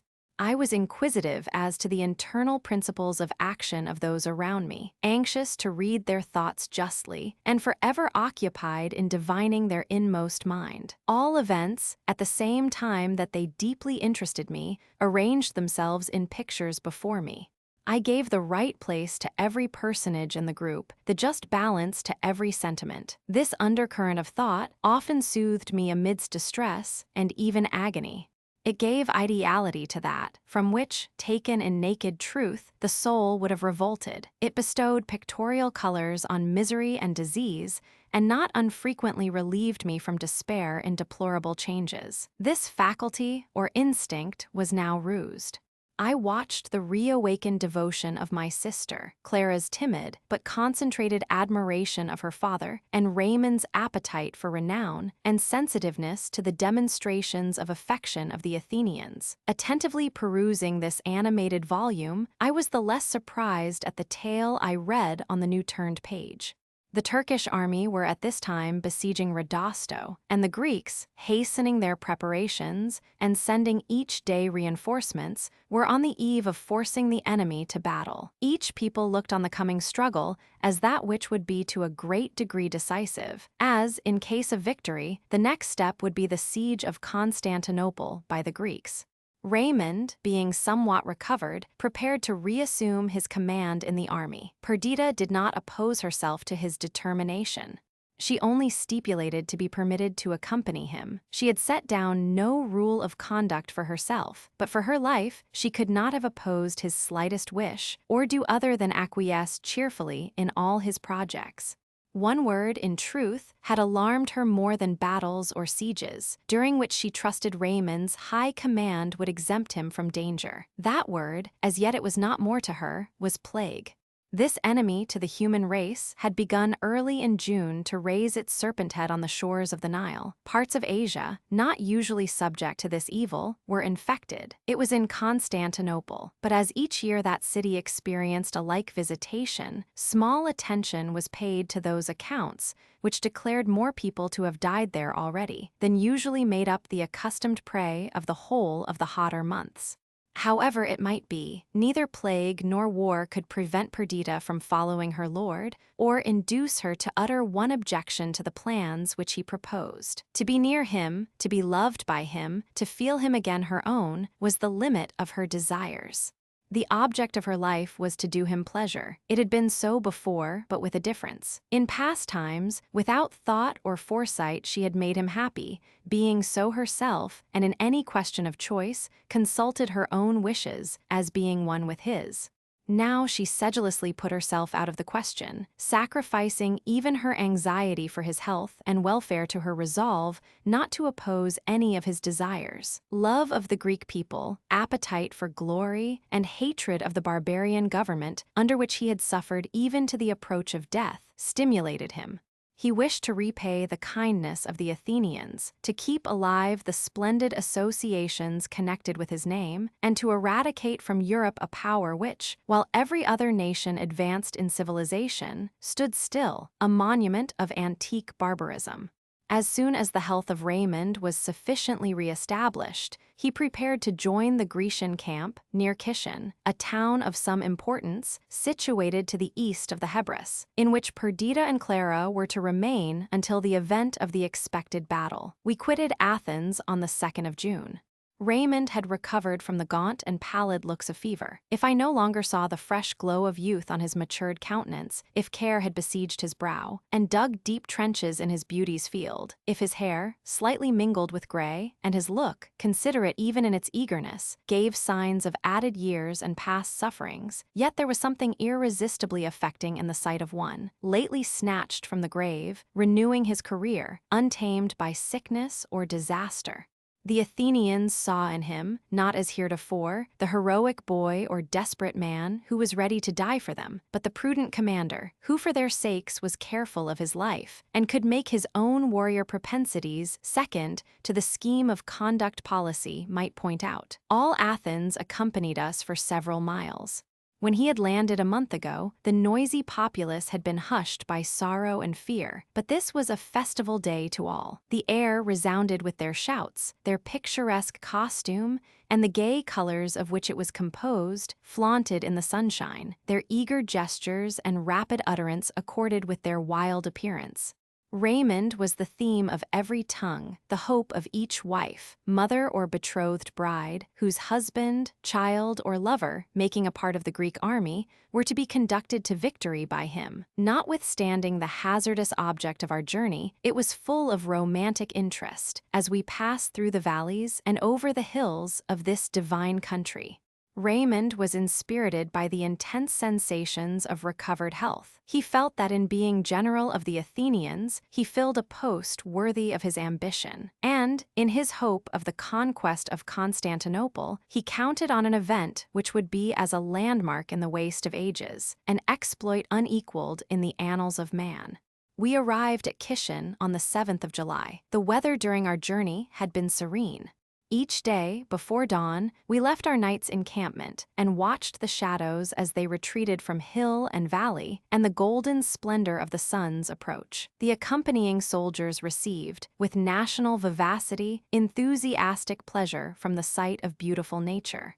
The uprising of the Star of Day was hailed by triumphant strains, while the birds, heard by snatches, filled up the intervals of the music. At noon, we pitched our tents in some shady valley or embowering wood among the mountains, while a stream prattling over pebbles induced grateful sleep.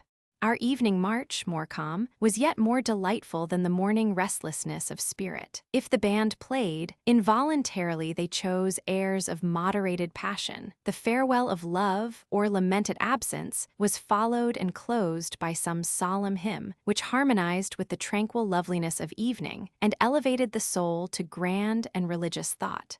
Often all sounds were suspended, that we might listen to the nightingale, while the fireflies danced in bright measure, and the soft cooing of the azaleoth spoke of fair weather to the travelers. Did we pass a valley?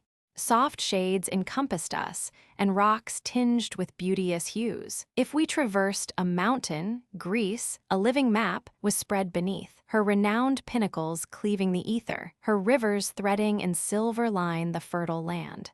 Afraid almost to breathe, we English travelers surveyed with ecstasy this splendid landscape, so different from the sober hues and melancholy graces of our native scenery. When we quitted Macedonia, the fertile but low plains of Thrace afforded fewer beauties, yet our journey continued to be interesting. An advanced guard gave information of our approach, and the country people were quickly in motion to do honor to Lord Raymond. The villages were decorated by triumphal arches of greenery by day and lamps by night. Tapestry waved from the windows, the ground was strewed with flowers, and the name of Raymond, joined to that of Greece, was echoed in the evive of the peasant crowd. When we arrived at Kishin, we learnt that on hearing of the advance of Lord Raymond and his detachment, the Turkish army had retreated from Rodosto, but meeting with a reinforcement, they had retrod their steps. In the meantime, Argyropylo, the Greek commander-in-chief, had advanced so as to be between the Turks and Rodosto. A battle, it was said, was inevitable. Perdita and her child were to remain at Kishin. Raymond asked me if I would not continue with them. "Now by the fells of Cumberland," I cried, "by all of the vagabond and poacher that appertains to me, I will stand at your side, draw my sword in the Greek cause, and be hailed as a victor along with you." All the plain, from Kishin to Rodosto, a distance of 16 leagues, was alive with troops, or with the camp followers, all in motion at the approach of a battle. The small garrisons were drawn from the various towns and fortresses and went to swell the main army. We met baggage wagons, and many females of high and low rank returning to Ferry or Kishin, there to wait the issue of the expected day. When we arrived at Rodosto, we found that the field had been taken and the scheme of the battle arranged. The sound of firing, early on the following morning, informed us that advanced posts of the armies were engaged. Regiment after regiment advanced, their colors flying and bands playing. They planted the cannon on the tumuli, sole elevations in this level country, and formed themselves into column and hollow square, while the pioneers threw up small mounds for their protection. These then were the preparations for a battle, nay, the battle itself, far different from anything the imagination had pictured. We read of center and wing in Greek and Roman history. We fancy a spot, plain as a table, and soldiers small as chessmen, and drawn forth so that the most ignorant of the game can discover science and order in the disposition of the forces. When I came to the reality and saw regiments file off to the left far out of sight, fields intervening between the battalions, but a few troops sufficiently near me to observe their motions, I gave up all idea of understanding, even of seeing a battle, but attaching myself to Raymond attended with intense interest to his actions. He showed himself collected, gallant, and imperial. His commands were prompt, his intuition of the events of the day to me miraculous. In the meantime, the cannon roared, the music lifted up its enlivening voice at intervals, and we on the highest of the mounds I mentioned, too far off to observe the fallen sheaves which death gathered into his storehouse, beheld the regiments, now lost in smoke, now banners and staves peering above the cloud, while shout and clamor drowned every sound. Early in the day, Argyropylo was wounded dangerously, and Raymond assumed the command of the whole army. He made few remarks, till, on observing through his glass the sequel of an order he had given, his face, clouded for a while with doubt, became radiant. "The day is ours," he cried. "The Turks fly from the bayonet." And then swiftly he dispatched his aide-de-camp to command the horse to fall on the routed enemy. The defeat became total. The cannons ceased to roar, the infantry rallied, and horse pursued the flying Turks along the dreary plain. The staff of Raymond was dispersed in various directions to make observations and bear commands. Even I was dispatched to a distant part of the field. The ground on which the battle was fought was a level plain, so level that from the tumuli you saw the waving line of mountains on the wide-stretched horizon. Yet the intervening space was unvaried by the least irregularity, save such undulations as resembled the waves of the sea. The whole of this part of Thrace had been so long a scene of contest that it had remained uncultivated and presented a dreary, barren appearance. The order I had received was to make an observation of the direction which a detachment of the enemy might have taken from a northern tumulus. The whole Turkish army, followed by the Greek, had poured eastward. None but the dead remained in the direction of my side. From the top of the mound, I looked far round. All was silent and deserted. The last beams of the nearly sunken sun shot up from behind the far summit of Mount Athos. The Sea of Marmora still glittered beneath its rays, while the Asiatic coast beyond was half hid in a haze of low cloud. Many a casque and bayonet and sword, fallen from unnerved arms, reflected the departing ray. They lay scattered far and near. From the east, a band of ravens, old inhabitants of the Turkish cemeteries, came sailing along towards their harvest. The sun disappeared. This hour, melancholy yet sweet, has always seemed to me the time when we are most naturally led to commune with higher powers. Our mortal sternness departs, and gentle complacency invests the soul. But now, in the midst of the dying and the dead, how could a thought of heaven or a sensation of tranquility possess one of the murderers? During the busy day, my mind had yielded itself a willing slave to the state of things presented to it by its fellow beings. Historical association, hatred of the foe, and military enthusiasm had held dominion over me. Now, I looked on the evening star, as softly and calmly it hung pendulous in the orange hues of sunset. I turned to the coarse-strewn earth, and felt ashamed of my species. So perhaps were the placid skies, for they quickly veiled themselves in mist, and in this change assisted the swift disappearance of twilight usual in the south. Heavy masses of cloud floated up from the southeast, and red and turbid lightning shot from their dark edges. The rushing wind disturbed the garments of the dead, and was chilled as it passed over their icy forms. Darkness gathered round, the objects about me became indistinct. I descended from my station, and with difficulty guided my horse so as to avoid the slain. Suddenly I heard a piercing shriek. A form seemed to rise from the earth. It flew swiftly towards me, sinking to the ground again as it drew near. All this passed so suddenly that I with difficulty reined in my horse so that it should not trample on the prostrate being. The dress of this person was that of a soldier, but the bared neck and arms and the continued shrieks discovered a female thus disguised. I dismounted to her aid, while she, with heavy groans and her hand placed on her side, resisted my attempt to lead her on. In the hurry of the moment, I forgot that I was in Greece, and in my native accents endeavored to soothe the sufferer. With wild and terrific exclamations did the lost, dying Evadne, for it was she, recognize the language of her lover. Pain and fever from her wound had deranged her intellects, while her piteous cries and feeble efforts to escape penetrated me with compassion. In wild delirium she called upon the name of Raymond. She exclaimed that I was keeping him from her, while the Turks with fearful instruments of torture were about to take his life.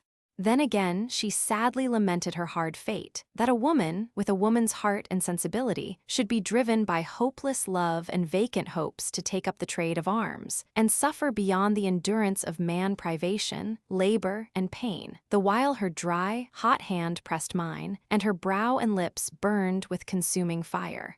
There we meet again. Many living deaths have I borne for thee, O Raymond, and now I expire thy victim. By my death I purchase thee, lo. The instruments of war, fire, the plague are my servitors. I conquered them all till now. I have sold myself to death, with the sole condition that thou shouldst follow me. Fire, and war, and plague unite for thy destruction. O my Raymond, there is no safety for thee. With an heavy heart I listened to the changes of her delirium. I made her a bed of cloaks. Her violence decreased, and a clammy dew stood on her brow. As the paleness of death succeeded to the crimson of fever, I placed her on the cloaks. She continued to rave of her speedy meeting with her beloved in the grave, of his death nigh at hand. Sometimes she solemnly declared that he was summoned. Sometimes she bewailed his hard destiny. Her voice grew feebler, her speech interrupted. A few convulsive movements, and her muscles relaxed. The limbs fell, no more to be sustained. One deep sigh, and life was gone. I bore her from the near neighborhood of the dead. Wrapped in cloaks, I placed her beneath a tree. With shuddering horror, I veiled this monument of human passion and human misery. I heaped over her olive flags and heavy accoutrements I could find, to guard her from birds and beasts of prey, until I could bestow on her a fitting grave. Sadly and slowly, I stemmed my course from among the heaps of slain, and, guided by the twinkling lights of the town, at length reached Rodosto. Chapter 13. On my arrival, I found that an order had already gone forth for the army to proceed immediately towards Constantinople, and the troops which had suffered least in the battle were already on their way. The town was full of tumult. The wound and consequent inability of Argyropylo caused Raymond to be the first in command. He rode through the town, visiting the wounded, and giving such orders as were necessary for the siege he meditated. Early in the morning, the whole army was in motion. In the hurry, I could hardly find an opportunity to bestow the last offices on Evadne. Attended only by my servant, I dug a deep grave for her at the foot of the tree, and without disturbing her warrior shroud, I placed her in it, heaping stones upon the grave. The dazzling sun and glare of daylight deprived the scene of solemnity. From Evadne's low tomb, I joined Raymond and his staff, now on their way to the Golden City. Constantinople was invested, trenches dug, and advances made. The whole Greek fleet blockaded it by sea. On land from the river Kiat-Kabana, near the Sweet Waters, to the Tower of Marmora, on the shores of the Propontis, along the whole line of the ancient walls, the trenches of the siege were drawn. We already possessed Pyrrha, the Golden Horn itself, the city, bastioned by the sea, and the ivy-mantled walls of the Greek emperors was all of Europe that the Mahometans could call theirs. Our army looked on her as certain prey. They counted the garrison. It was impossible that it should be relieved. Each sally was a victory, for, even when the Turks were triumphant, the loss of men they sustained was an irreparable injury. I rode one morning with Raymond to the lofty mound, not far from the top Capu, Cannon Gate, on which Mahmud planted his standard, and first saw the city. Still, the same lofty domes and minarets towered above the verdurous walls where Constantine had died and the Turk had entered the city. The plain around was interspersed with cemeteries, Turk, Greek, and Armenian, with their growth of cypress trees, and other woods of more cheerful aspect diversified the scene. Among them the Greek army was encamped, and their squadrons moved to and fro, now in regular march, now in swift career. Raymond's eyes were fixed on the city. "I have counted the hours of her life," said he. "1 month, and she falls. Remain with me till then, wait till you see the cross on St. Sophia, and then return to your peaceful glades. You then," I asked, "still remain in Greece?" "Assuredly," replied Raymond. "Yet, Lionel, when I say this, believe me. I look back with regret to our tranquil life at Windsor. I am but half a soldier. I love the renown, but not the trade of war. Before the Battle of Rodosto, I was full of hope and spirit. To conquer there, and afterwards to take Constantinople, was the hope, the bourne, the fulfillment of my ambition. This enthusiasm is now spent, I know not why. I seem to myself to be entering a darksome gulf. The ardent spirit of the army is irksome to me, the rapture of triumph null." He paused and was lost in thought. His serious mien recalled, by some association, the half-forgotten Evadne to my mind, and I seized this opportunity to make inquiries from him concerning her strange lot. I asked him if he had ever seen among the troops anyone resembling her, if since he had returned to Greece he had heard of her. He started at her name, he looked uneasily on me. "Even so," he cried, "I knew you would speak of her. Long, long I had forgotten her. Since our encampment here, she daily, hourly visits my thoughts. When I am addressed, her name is the sound I expect. In every communication, I imagine that she will form a part. At length you have broken the spell. Tell me what you know of her. I related my meeting with her. The story of her death was told and retold. With painful earnestness, he questioned me concerning her prophecies with regard to him. I treated them as the ravings of a maniac. No, no, he said, do not deceive yourself, me you cannot. She has said nothing but what I knew before, though this is confirmation. Fire, the sword, and plague, they may all be found in yonder city, on my head alone may they fall. From this day Raymond's melancholy increased. He secluded himself as much as the duties of his station permitted. When in company, sadness would in spite of every effort steal over his features, and he sat absent and mute among the busy crowd that thronged about him. Perdita rejoined him, and before her he forced himself to appear cheerful, for she, even as a mirror, changed as he changed, and if he were silent and anxious, she solicitously inquired concerning, and endeavored to remove the cause of his seriousness. She resided at the Palace of Sweet Waters, a summer seraglio of the Sultan. The beauty of the surrounding scenery, undefiled by war, and the freshness of the river made this spot doubly delightful. Raymond felt no relief, received no pleasure from any show of heaven or earth. He often left Perdita to wander in the grounds alone, or in a light shallop he floated idly on the pure waters, musing deeply. Sometimes I joined him. At such times his countenance was invariably solemn, his air dejected. He seemed relieved on seeing me, and would talk with some degree of interest on the affairs of the day. There was evidently something behind all this. Yet, when he appeared about to speak of that which was nearest his heart, he would abruptly turn away, and with a sigh endeavor to deliver the painful idea to the winds. It had often occurred that, when, as I said, Raymond quitted Perdita's drawing-room, Clara came up to me, and gently drawing me aside, said, "Papa is gone, shall we go to him? I dare say he will be glad to see you." And, as accident permitted, I complied with or refused her request. One evening, a numerous assembly of Greek chieftains were gathered together in the palace.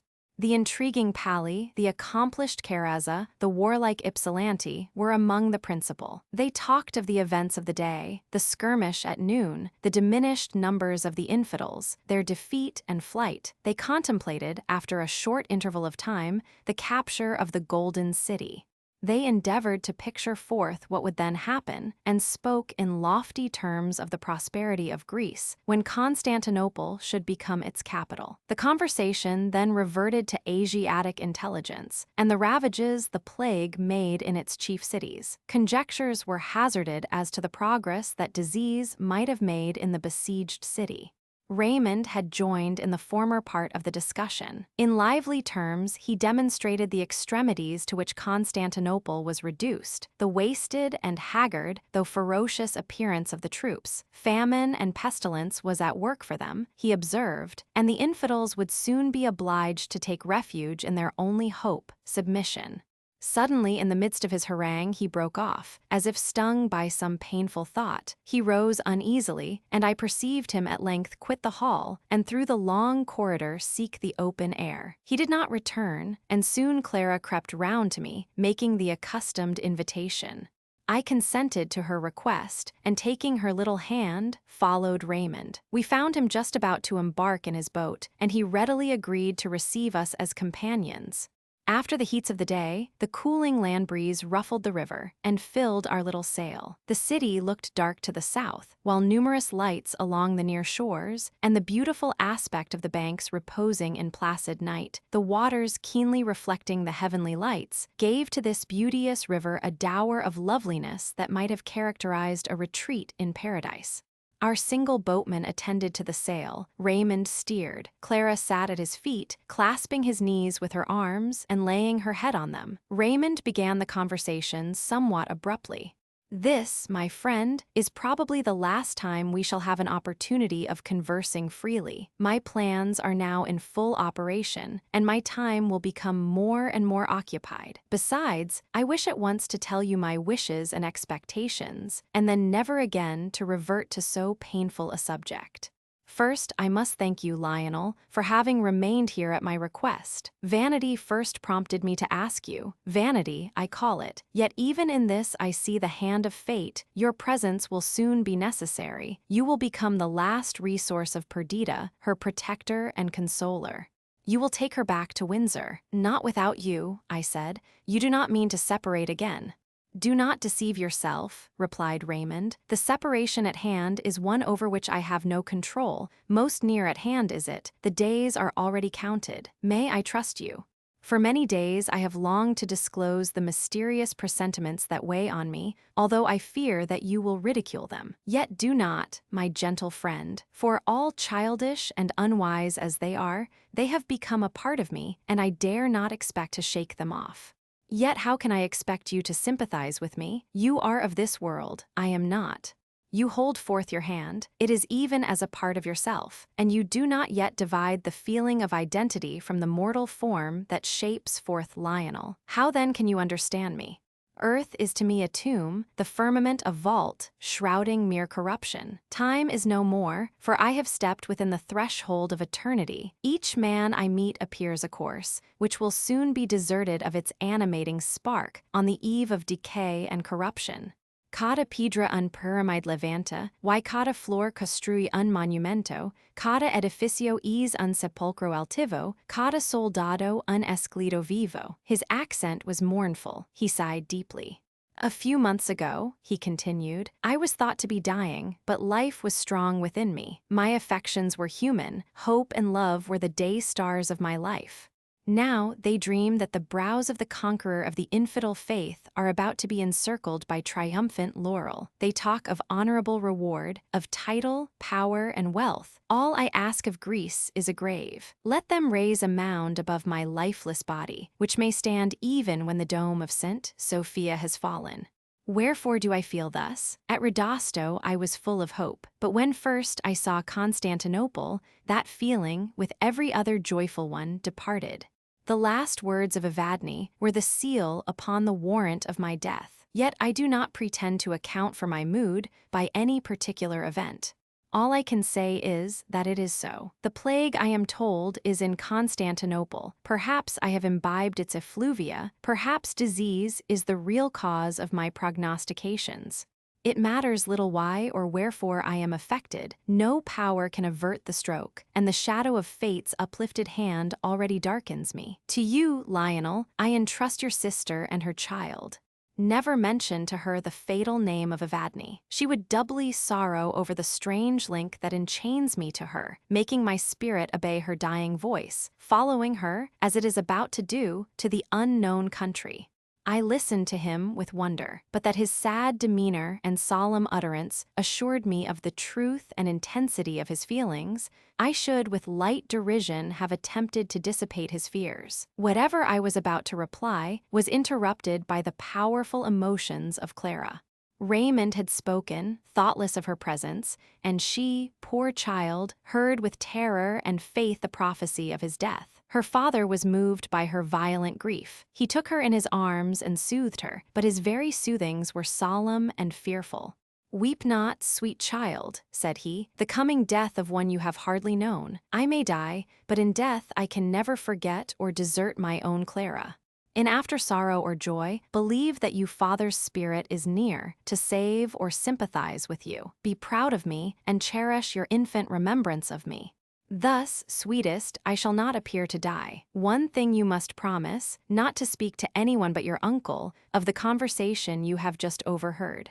When I am gone, you will console your mother, and tell her that death was only bitter because it divided me from her, that my last thoughts will be spent on her. But while I live, promise not to betray me, promise, my child. With faltering accents Clara promised, while she still clung to her father in a transport of sorrow. Soon we returned to shore, and I endeavored to obviate the impression made on the child's mind by treating Raymond's fears lightly. We heard no more of them, for, as he had said, the siege, now drawing to a conclusion, became paramount in interest, engaging all his time and attention. The empire of the Mahometans in Europe was at its close. The Greek fleet blockading every port of Stamboul prevented the arrival of succor from Asia. All egress on the side towards land had become impracticable, except to such desperate sallies as reduced the numbers of the enemy without making any impression on our lines. The garrison was now so much diminished that it was evident that the city could easily have been carried by storm, but both humanity and policy dictated a slower mode of proceeding. We could hardly doubt that, if pursued to the utmost, its palaces, its temples and store of wealth would be destroyed in the fury of contending triumph and defeat. Already the defenseless citizens had suffered through the barbarity of the Janissaries, and, in time of storm, tumult and massacre, beauty, infancy, and decrepitude would have alike been sacrificed to the brutal ferocity of the soldiers. Famine and blockade were certain means of conquest, and on these we founded our hopes of victory. Each day the soldiers of the garrison assaulted our advanced posts and impeded the accomplishment of our works. Fireboats were launched from the various ports, while our troops sometimes recoiled from the devoted courage of men who did not seek to live, but to sell their lives dearly. These contests were aggravated by the season. They took place during summer, when the southern Asiatic wind came laden with intolerable heat, when the streams were dried up in their shallow beds, and the vast basin of the sea appeared to glow under the unmitigated rays of the solstitial sun. Nor did night refresh the earth. Dew was denied, herbage and flowers there were none, the very trees drooped, and summer assumed the blighted appearance of winter, as it went forth in silence and flamed to abridge the means of sustenance to man. In vain did the eye strive to find the wreck of some northern cloud in the stainless empyrean, which might bring hope of change and moisture to the oppressive and windless atmosphere. All was serene, burning, annihilating. We the besiegers were in the comparison little affected by these evils. The woods around afforded us shade. The river secured to us a constant supply of water. Nay, detachments were employed in furnishing the army with ice, which had been laid up on Hemus and Athos and the mountains of Macedonia, while cooling fruits and wholesome food renovated the strength of the laborers, and made us bear with less impatience the weight of the unrefreshing air. But in the city things wore a different face. The sun's rays were refracted from the pavement and buildings, the stoppage of the public fountains, the bad quality of the food, and scarcity even of that, produced a state of suffering, which was aggravated by the scourge of disease, while the garrison arrogated every superfluity to themselves, adding by waste and riot to the necessary evils of the time. Still they would not capitulate. Suddenly the system of warfare was changed. We experienced no more assaults, and by night and day we continued our labors unimpeded. Stranger still, when the troops advanced near the city, the walls were vacant, and no cannon was pointed against the intruders. When these circumstances were reported to Raymond, he caused minute observations to be made as to what was doing within the walls, and when his scouts returned, reporting only the continued silence and desolation of the city, he commanded the army to be drawn out before the gates. From within the city, neither shout nor cry, nor aught except the casual howling of a dog, broke the noonday stillness. Even our soldiers were awed to silence. The music paused. The clang of arms was hushed. Each man asked his fellow in whispers the meaning of this sudden peace, while Raymond from an height endeavored, by means of glasses, to discover and observe the stratagem of the enemy. No form could be discerned on the terraces of the houses. In the higher parts of the town, no moving shadow bespoke the presence of any living being. The very trees waved not, and mocked the stability of architecture with like immovability. The tramp of horses, distinctly heard in the silence, was at length discerned. It was a troop sent by Careza, the admiral. They bore dispatches to the Lord General. The contents of these papers were important. The night before, the watch, on board one of the smaller vessels anchored near the Seraglio wall, was roused by a slight splashing as of muffled oars. The alarm was given. 12 small boats, each containing 3 Janissaries, were descried endeavoring to make their way through the fleet to the opposite shore of Scutari. When they found themselves discovered, they discharged their muskets, and some came to the front to cover the others, whose crews, exerting all their strength, endeavored to escape with their light barks from among the dark hulls that environed them. They were in the end all sunk, and, with the exception of 2 or 3 prisoners, the crews drowned. Little could be got from the survivors, but their cautious answers caused it to be surmised that several expeditions had preceded this last, and that several Turks of rank and importance had been conveyed to Asia. The men disdainfully repelled the idea of having deserted the defense of their city, and one, the youngest among them, in answer to the taunt of a sailor, exclaimed, "Take it, Christian dogs! Take the palaces, the gardens, the mosques, the abode of our fathers. Take plague with them. Pestilence is the enemy we fly. If she be your friend, hug her to your bosoms. The curse of Allah is on Stamboul, share ye her fate." Such was the account sent by Karaza to Raymond, but a tale full of monstrous exaggerations, though founded on this, was spread by the accompanying troop among our soldiers. A murmur arose, the city was the prey of pestilence. Already had a mighty power subjugated the inhabitants, death had become lord of Constantinople.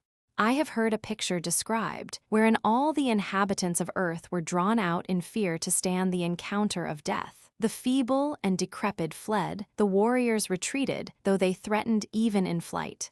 Wolves and lions and various monsters of the desert roared against him, while the grim unreality hovered shaking his spectral dart, a solitary but invincible assailant. Even so was it with the army of Greece.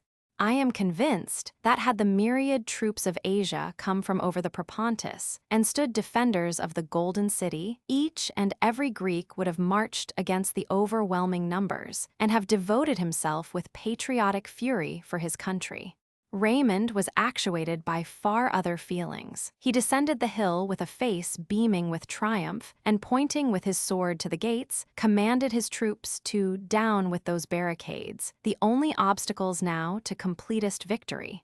The soldiers answered his cheerful words with aghast and awestruck looks. Instinctively they drew back, and Raymond rode in the front of the lines. "By my sword I swear," he cried, "that no ambush or stratagem endangers you. The enemy is already vanquished. The pleasant places, the noble dwellings and spoil of the city are already yours. Force the gate. Enter and possess the seats of your ancestors, your own inheritance." An universal shudder and fearful whispering passed through the lines, not a soldier moved. "Cowards!" exclaimed their general, exasperated, "give me an hatchet. I alone will enter. I will plant your standard, and when you see it wave from yon highest minaret, you may gain courage and rally round it." One of the officers now came forward. "General," he said, "we neither fear the courage, nor arms, the open attack, nor secret ambush of the Moslems. We are ready to expose our breasts, exposed 10,000 times before, to the balls and cimeters of the infidels, and to fall gloriously for Greece. But we will not die in heaps, like dogs poisoned in summertime by the pestilential air of that city. We dare not go against the plague. A multitude of men are feeble and inert, without a voice, a leader. Give them that, and they regain the strength belonging to their numbers." Shouts from 1,000 voices now rent the air. The cry of applause became universal. Raymond saw the danger. He was willing to save his troops from the crime of disobedience, for he knew that contention once begun between the commander and his army, each act and word added to the weakness of the former and bestowed power on the latter. He gave orders for the retreat to be sounded, and the regiments repaired in good order to the camp. I hastened to carry the intelligence of these strange proceedings to Perdita, and we were soon joined by Raymond. He looked gloomy and perturbed. My sister was struck by my narrative. "How beyond the imagination of man," she exclaimed, "are the decrees of heaven, wondrous and inexplicable." "Foolish girl," cried Raymond angrily, "are you like my valiant soldiers panic-struck? What is there inexplicable, pray, tell me, in so very natural an occurrence? Does not the plague rage each year in Stamboul? What wonder that this year, when as we are told, its virulence is unexampled in Asia, that it should have occasioned double havoc in that city? What wonder then, in time of siege, want, extreme heat, and drought, that it should make unaccustomed ravages? Less wonder far is it that the garrison, despairing of being able to hold out longer, should take advantage of the negligence of our fleet to escape at once from siege and capture. It is not pestilence, by the God that lives. It is not either plague or impending danger that makes us, like birds in harvest time, terrified by a scarecrow, abstain from the ready prey. It is base superstition. And thus the aim of the valiant is made the shuttlecock of fools, the worthy ambition of the high-souled, the plaything of these tamed hares. But yet Stamboul shall be ours, by my past labors, by torture and imprisonment suffered for them, by my victories, by my sword, I swear, by my hopes of fame, by my former deserts now awaiting their reward, I deeply vow, with these hands to plant the cross on yonder mosque. "Dearest Raymond," interrupted Perdita in a supplicating accent. He had been walking to and fro in the marble hall of the seraglio. His very lips were pale with rage, while, quivering, they shaped his angry words, his eyes shot fire. His gestures seemed restrained by their very vehemence. "Perdita," he continued impatiently, "I know what you would say. I know that you love me, that you are good and gentle. But this is no woman's work, nor can a female heart guess at the hurricane which tears me." He seemed half afraid of his own violence, and suddenly quitted the hall. A look from Perdita showed me her distress, and I followed him. He was pacing the garden. His passions were in a state of inconceivable turbulence. "Am I forever," he cried, "to be the sport of fortune? Must man, the heaven climber, be forever the victim of the crawling reptiles of his species? Were I as you, Lionel, looking forward to many years of life, to a succession of love-enlightened days, to refined enjoyments and fresh-springing hopes, I might yield, and breaking my general's staff, seek repose in the glades of Windsor. But I am about to die. Nay, interrupt me not. Soon I shall die. From the many-peopled earth, from the sympathies of man, from the loved resorts of my youth, from the kindness of my friends, from the affection of my only beloved Perdita, I am about to be removed. Such is the will of fate, such the decree of the high ruler from whom there is no appeal, to whom I submit. But to lose all, to lose with life and love, glory also, it shall not be. Aye, and in a few brief years, all you, this panic-struck army, and all the population of fair Greece will no longer be, but other generations will arise, and forever will continue, to be made happier by our present acts, to be glorified by our valor. The prayer of my youth was to be one among those who render the pages of earth's history splendid, who exalt the race of man, and make this little globe a dwelling of the mighty. Alas for Raymond! The prayer of his youth is wasted, the hopes of his manhood are null. From my dungeon in yonder city I cried, soon I will be thy lord. When Evadne pronounced my death, I thought that the title of Victor of Constantinople would be written on my tomb, and I subdued all mortal fear. I stand before its vanquished walls, and dare not call myself a conqueror. So shall it not be. Did not Alexander leap from the walls of the city of the Oxydraci to show his coward troops the way to victory, encountering alone the swords of its defenders? Even so will I brave the plague, and though no man follow, I will plant the Grecian standard on the height of St. Sophia. Reason came unavailing to such high-wrought feelings. In vain I showed him that when winter came, the cold would dissipate the pestilential air and restore courage to the Greeks. Talk not of other season than this. He cried, I have lived my last winter, and the date of this year, 2092, will be carved upon my tomb. Already do I see, he continued, looking up mournfully, the born and precipitate edge of my existence, over which I plunge into the gloomy mystery of the life to come. I am prepared so that I leave behind a trail of light so radiant that my worst enemies cannot cloud it. I owe this to Greece, to you, to my surviving Perdita, and to myself, the victim of ambition. We were interrupted by an attendant who announced that the staff of Raymond was assembled in the council chamber. He requested me in the meantime to ride through the camp and to observe and report to him the dispositions of the soldiers. He then left me. I had been excited to the utmost by the proceedings of the day, and now more than ever by the passionate language of Raymond. Alas, for human reason! He accused the Greeks of superstition. What name did he give to the faith he lent to the predictions of Evadne? I passed from the palace of sweet waters to the plain on which the encampment lay, and found its inhabitants in commotion.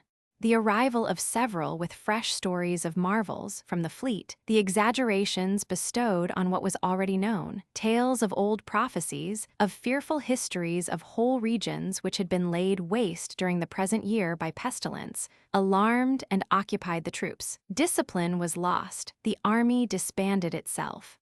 Each individual, before a part of a great whole moving only in unison with others, now became resolved into the unit nature had made him, and thought of himself only. They stole off at first by ones and twos, then in larger companies, until, unimpeded by the officers, whole battalions sought the road that led to Macedonia. About midnight, I returned to the palace and sought Raymond. He was alone and apparently composed. Such composure, at least, was his as is inspired by a resolve to adhere to a certain line of conduct. He heard my account of the self-dissolution of the army with calmness, and then said, "You know, Verney, my fixed determination not to quit this place, until in the light of day Stamboul is confessedly ours. If the men I have about me shrink from following me, others, more courageous, are to be found. Go you before break of day, bear these dispatches to Careza, add to them your own entreaties that he send me his marines and naval force. If I can get but one regiment to second me, the rest would follow of course. Let him send me this regiment. I shall expect your return by tomorrow noon." Methought this was but a poor expedient, but I assured him of my obedience and zeal. I quitted him to take a few hours' rest. With the breaking of morning, I was accoutred for my ride. I lingered a while, desirous of taking leave of Perdita, and from my window observed the approach of the sun. The golden splendor arose, and weary nature awoke to suffer yet another day of heat and thirsty decay. No flowers lifted up their dew-laden cups to meet the dawn. The dry grass had withered on the plains. The burning fields of air were vacant of birds. The sickle alone, children of the sun, began their shrill and deafening song among the cypresses and olives. I saw Raymond's coal-black charger brought to the palace gate. A small company of officers arrived soon after. Care and fear was painted on each cheek, and in each eye, unrefreshed by sleep. I found Raymond and Perdita together.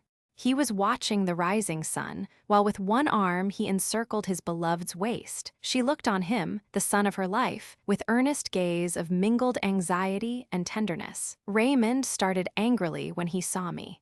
"Here still," he cried. "Is this your promised zeal?" "Pardon me," I said, "but even as you speak I am gone." "Nay, pardon me," he replied. "I have no right to command or reproach, but my life hangs on your departure and speedy return.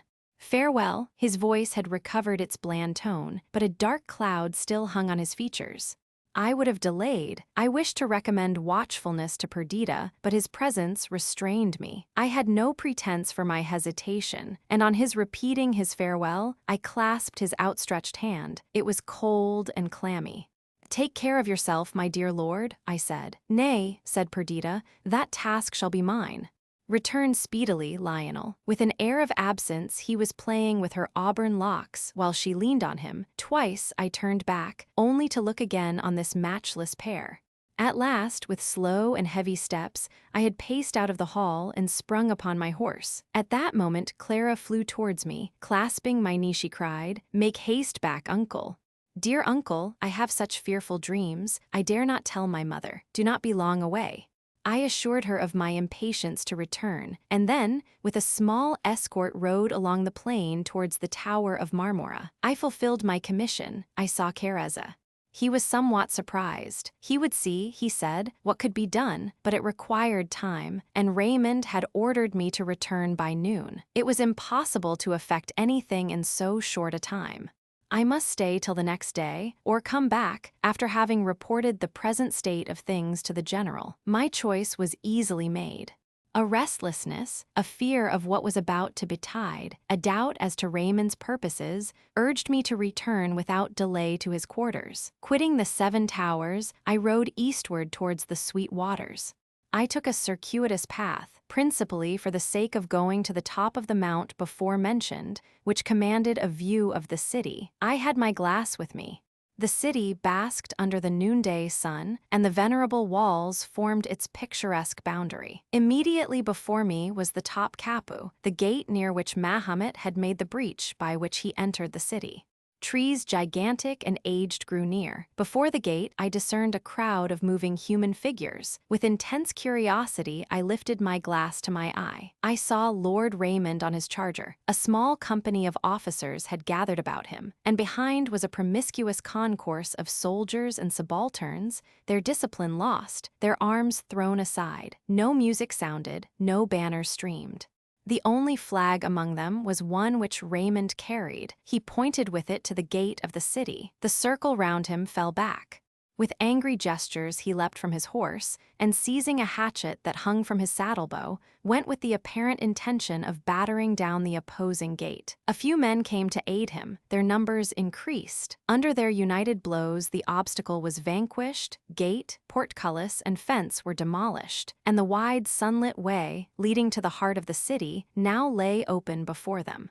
The men shrank back. They seemed afraid of what they had already done, and stood as if they expected some mighty phantom to stalk in offended majesty from the opening. Raymond sprung lightly on his horse, grasped the standard, and with words which I could not hear, but his gestures, being their fit accompaniment, were marked by passionate energy. He seemed to adjure their assistance and companionship. Even as he spoke, the crowd receded from him. Indignation now transported him. His words, I guessed, were fraught with disdain. Then turning from his coward followers, he addressed himself to enter the city alone. His very horse seemed to back from the fatal entrance. His dog, his faithful dog, lay moaning and supplicating in his path. In a moment more, he had plunged the rowels into the sides of the stung animal, who bounded forward, and he, the gateway passed, was galloping up the broad and Dessart Street. Until this moment, my soul had been in my eyes only. I had gazed with wonder, mixed with fear and enthusiasm. The latter feeling now predominated. I forgot the distance between us. "I will go with thee, Raymond," I cried, but my eye removed from the glass, I could scarce discern the pygmy forms of the crowd, which about a mile from me surrounded the gate. The form of Raymond was lost. Stung with impatience, I urged my horse with force of spur and loosened reins down the acclivity, that, before danger could arrive, I might be at the side of my noble, godlike friend. A number of buildings and trees intervened when I had reached the plain, hiding the city from my view. But at that moment a crash was heard. Thunder-like it reverberated through the sky, while the air was darkened. A moment more and the old walls again met my sight, while over them hovered a murky cloud. Fragments of buildings whirled above, half seen in smoke, while flames burst out beneath, and continued explosions filled the air with terrific thunders. Flying from the mass of falling ruin which leapt over the high walls and shook the ivy towers, a crowd of soldiers made for the road by which I came. I was surrounded, hemmed in by them, unable to get forward. Horrible sights were shaped to me in the turbid cloud that hovered over the city, and my only relief was derived from the struggles I made to approach the gate. Yet when I effected my purpose, all I could discern within the precincts of the massive walls was a city of fire. The open way through which Raymond had ridden was enveloped in smoke and flame. After an interval the explosions ceased, but the flames still shot up from various quarters. The dome of St. Sophia had disappeared. Strange to say, the result perhaps of the concussion of air occasioned by the blowing up of the city, huge, white thunderclouds lifted themselves up from the southern horizon and gathered overhead. They were the first blots on the blue expanse that I had seen for months, and amidst this havoc and despair they inspired pleasure.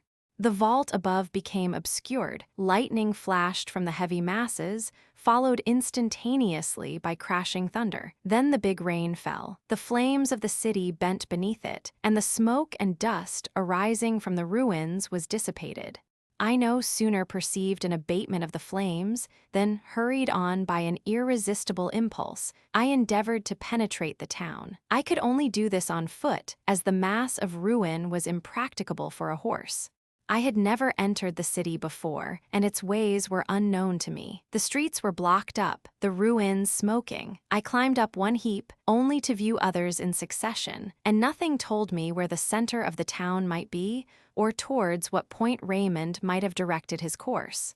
The rain ceased, the clouds sunk behind the horizon. It was now evening, and the sun descended swiftly the western sky. I scrambled on until I came to a street whose wooden houses, half burnt, had been cooled by the rain and were fortunately uninjured by the gunpowder.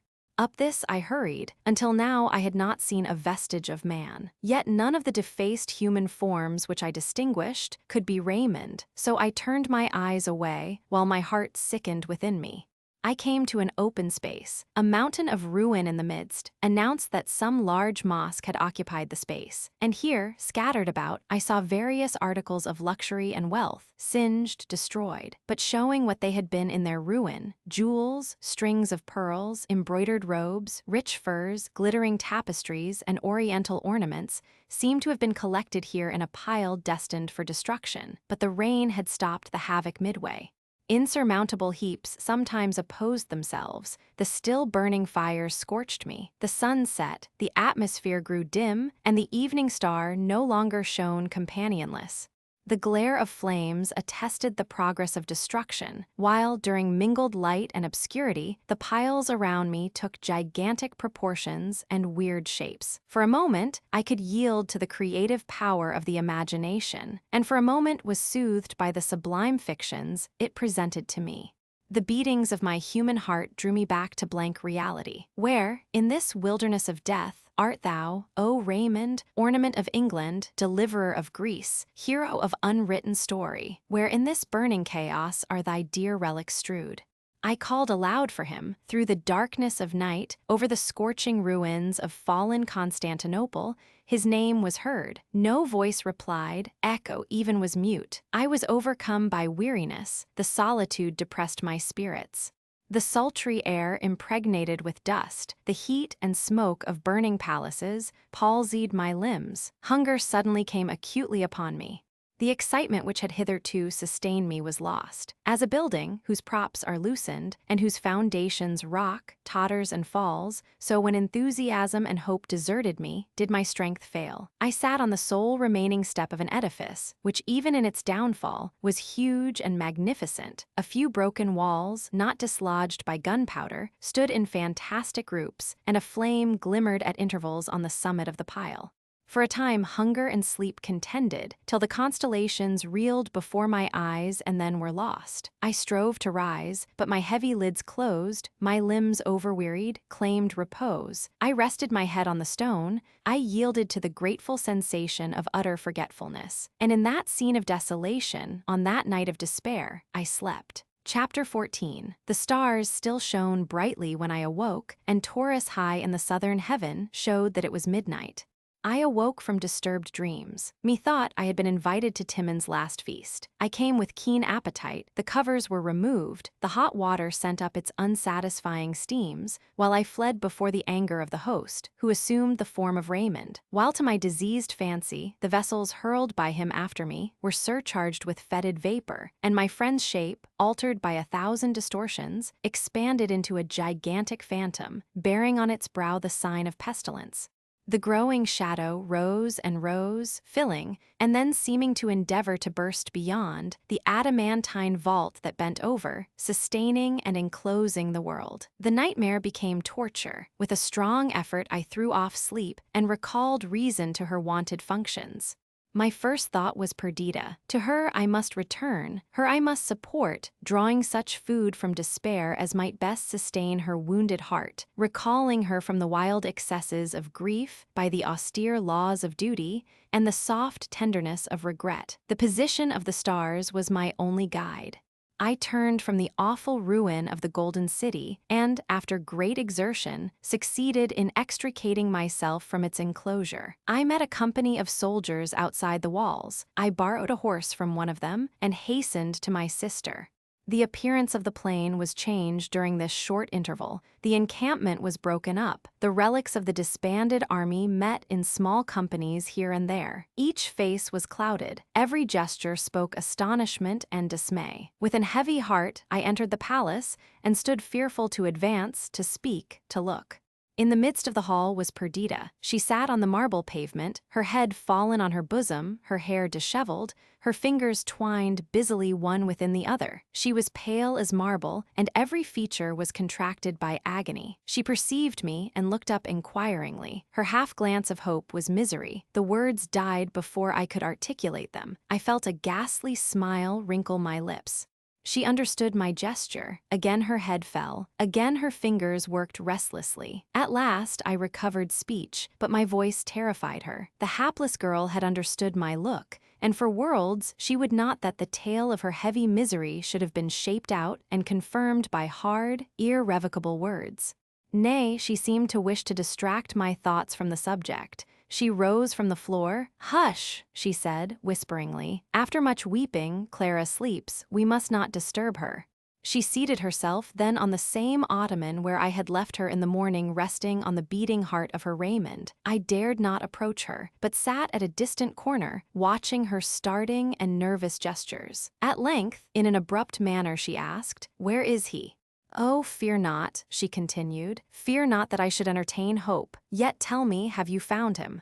To have him once more in my arms, to see him, however changed, is all I desire. Though Constantinople be heaped above him as a tomb, yet I must find him. Then cover us with the city's weight, with a mountain piled above. I care not, so that one grave hold Raymond and his Perdita." Then weeping, she clung to me. "Take me to him," she cried. "Unkind Lionel, why do you keep me here? Of myself I cannot find him, but you know where he lies, lead me thither." At first these agonizing plaints filled me with intolerable compassion, but soon I endeavored to extract patience for her from the ideas she suggested. I related my adventures of the night, my endeavors to find our lost one, and my disappointment. Turning her thoughts this way, I gave them an object which rescued them from insanity.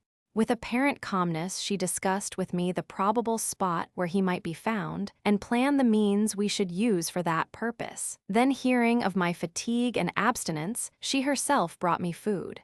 I seized the favorable moment and endeavored to awaken in her something beyond the killing torpor of grief. As I spoke, my subject carried me away. Deep admiration, grief, the offspring of truest affection, the overflowing of a heart bursting with sympathy for all that had been great and sublime in the career of my friend, inspired me as I poured forth the praises of Raymond.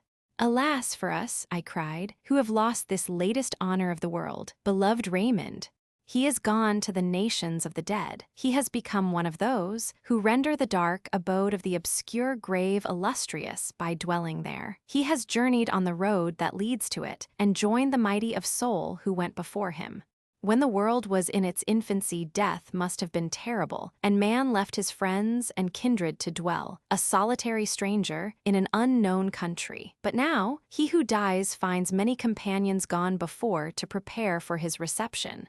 The great of past ages people it, the exalted hero of our own days is counted among its inhabitants, while life becomes doubly the desart and the solitude. What a noble creature was Raymond, the first among the men of our time!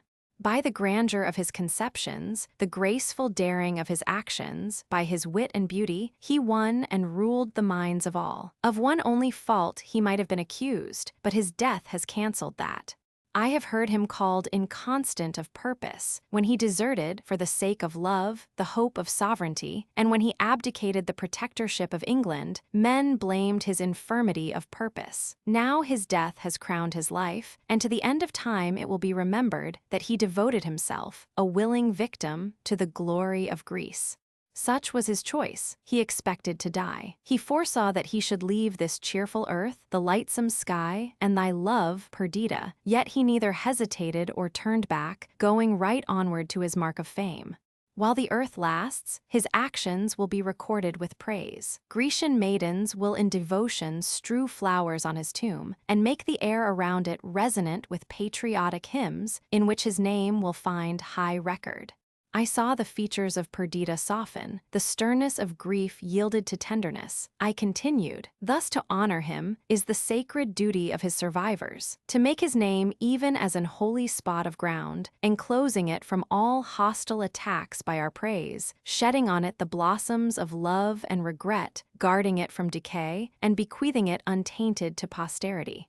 Such is the duty of his friends. A dearer one belongs to you, Perdita, mother of his child.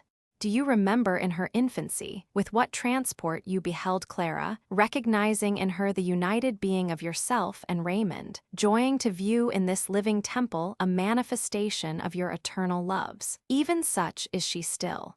You say that you have lost Raymond. Oh no, yet he lives with you and in you there.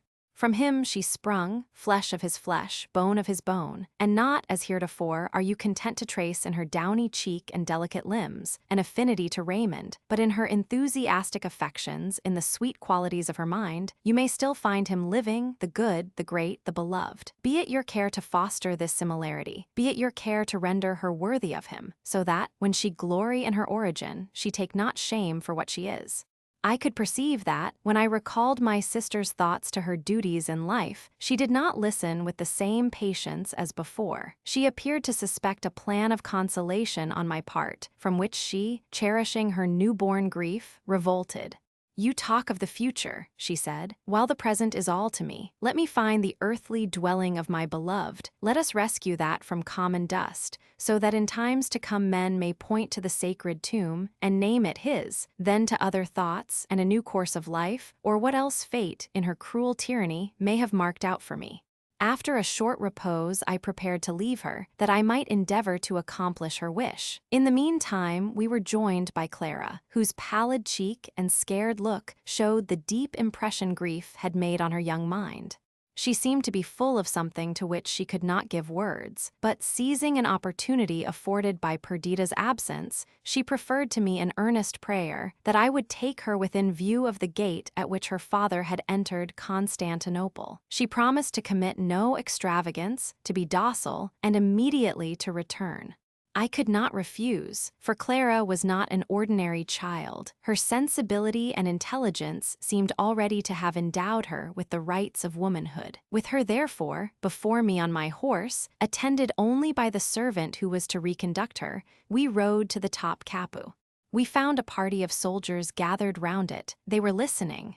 They are human cries, said one. More like the howling of a dog, replied another. And again they bent to catch the sound of regular distant moans, which issued from the precincts of the ruined city. That, Clara, I said, is the gate that the street which yestermorn your father rode up. Whatever Clara's intention had been in asking to be brought hither, it was balked by the presence of the soldiers. With earnest gaze, she looked on the labyrinth of smoking piles which had been a city, and then expressed her readiness to return home. At this moment, a melancholy howl struck on our ears. It was repeated. "Hark!" cried Clara. "He is there. That is Florio, my father's dog." It seemed to me impossible that she could recognize the sound, but she persisted in her assertion till she gained credit with the crowd about. At least it would be a benevolent action to rescue the sufferer, whether human or brute, from the desolation of the town. So, sending Clara back to her home, I again entered Constantinople. Encouraged by the impunity attendant on my former visit, several soldiers who had made a part of Raymond's bodyguard, who had loved him and sincerely mourned his loss, accompanied me. It is impossible to conjecture the strange enchainment of events which restored the lifeless form of my friend to our hands. In that part of the town where the fire had most raged the night before, and which now lay quenched, black and cold, the dying dog of Raymond crouched beside the mutilated form of its lord. At such a time sorrow has no voice. Affliction, tamed by its very vehemence, is mute. The poor animal recognized me, licked my hand, crept close to its lord, and died. He had been evidently thrown from his horse by some falling ruin which had crushed his head and defaced his whole person. I bent over the body and took in my hand the edge of his cloak, less altered in appearance than the human frame it clothed.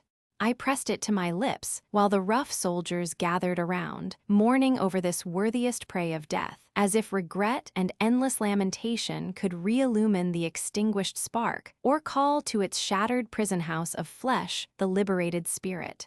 Such as he had now become, such as was his terrene vesture, defaced and spoiled, we wrapped it in our cloaks, and lifting the burthen in our arms, bore it from this city of the dead. The question arose as to where we should deposit him.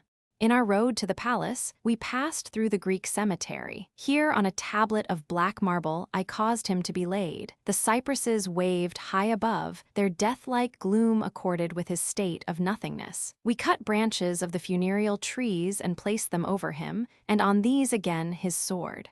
I left a guard to protect this treasure of dust, and ordered perpetual torches to be burned around. When I returned to Perdita, I found that she had already been informed of the success of my undertaking. He, her beloved, the sole and eternal object of her passionate tenderness, was restored her. Such was the maniac language of her enthusiasm. What though those limbs moved not, and those lips could no more frame modulated accents of wisdom and love? What though like a weed flung from the fruitless sea, he lay the prey of corruption? Still that was the form she had caressed, those the lips that, meeting hers, had drank the spirit of love from the commingling breath. That was the earthly mechanism of dissoluble clay she had called her own. True, she looked forward to another life. True, the burning spirit of love seemed to her unextinguishable throughout eternity. Yet at this time, with human fondness, she clung to all that her human senses permitted her to see and feel to be a part of Raymond. Pale as marble, clear and beaming as that, she heard my tale and inquired concerning the spot where he had been deposited. Her features had lost the distortion of grief. Her eyes were brightened. Her very person seemed dilated, while the excessive whiteness and even transparency of her skin, and something hollow in her voice, bore witness that not tranquility, but excess of excitement, occasioned the treacherous calm that settled on her countenance. I asked her where he should be buried. She replied, at Athens, even at the Athens which he loved. Without the town, on the acclivity of Hymettus, there is a rocky recess which he pointed out to me as the spot where he would wish to repose. My own desire certainly was that he should not be removed from the spot where he now lay. But her wish was of course to be complied with, and I entreated her to prepare without delay for our departure. Behold now, the melancholy train crossed the flats of Thrace, and wind through the defiles, and over the mountains of Macedonia, coast the clear waves of the Peneus, cross the Larissean plain, pass the straits of Thermopylae, and ascending in succession Oerta and Parnassus, descend to the fertile plain of Athens. Women bear with resignation these long-drawn ills, but to a man's impatient spirit, the slow motion of our cavalcade, the melancholy repose we took at noon, the perpetual presence of the pall, gorgeous though it was, that wrapped the rifled casket which had contained Raymond, the monotonous recurrence of day and night, unvaried by hope or change, all the circumstances of our march were intolerable. Perdita, shut up in herself, spoke little. Her carriage was closed, and when we rested, she sat leaning her pale cheek on her white cold hand, with eyes fixed on the ground, indulging thoughts which refused communication or sympathy. We descended from Parnassus, emerging from its many folds, and passed through Levadia on our road to Attica.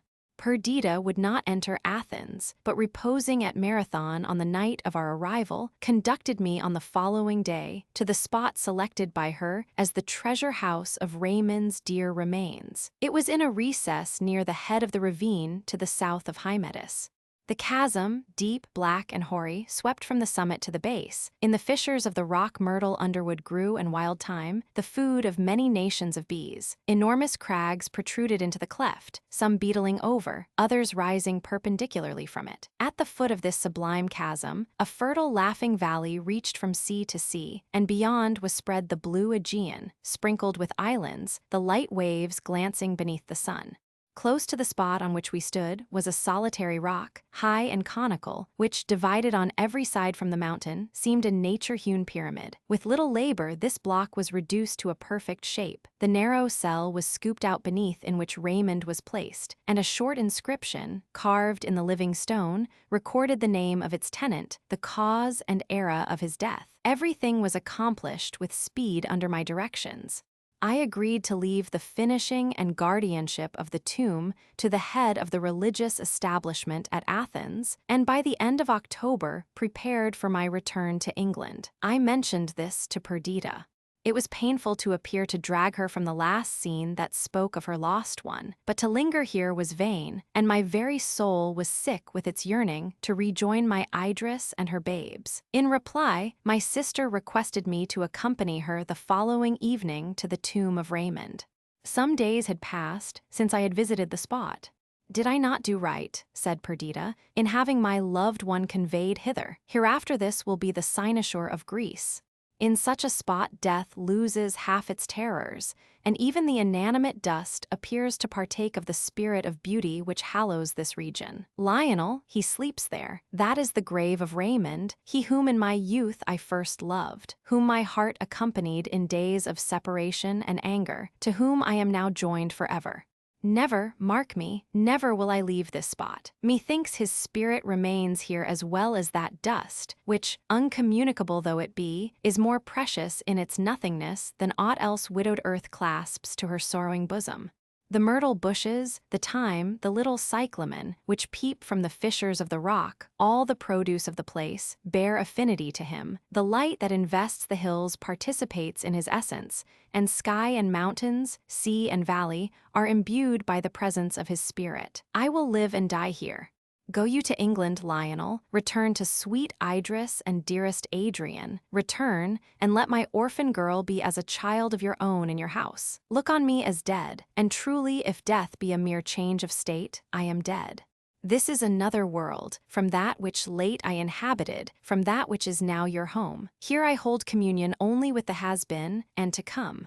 Go you to England, and leave me where alone I can consent to drag out the miserable days which I must still live." A shower of tears terminated her sad harangue.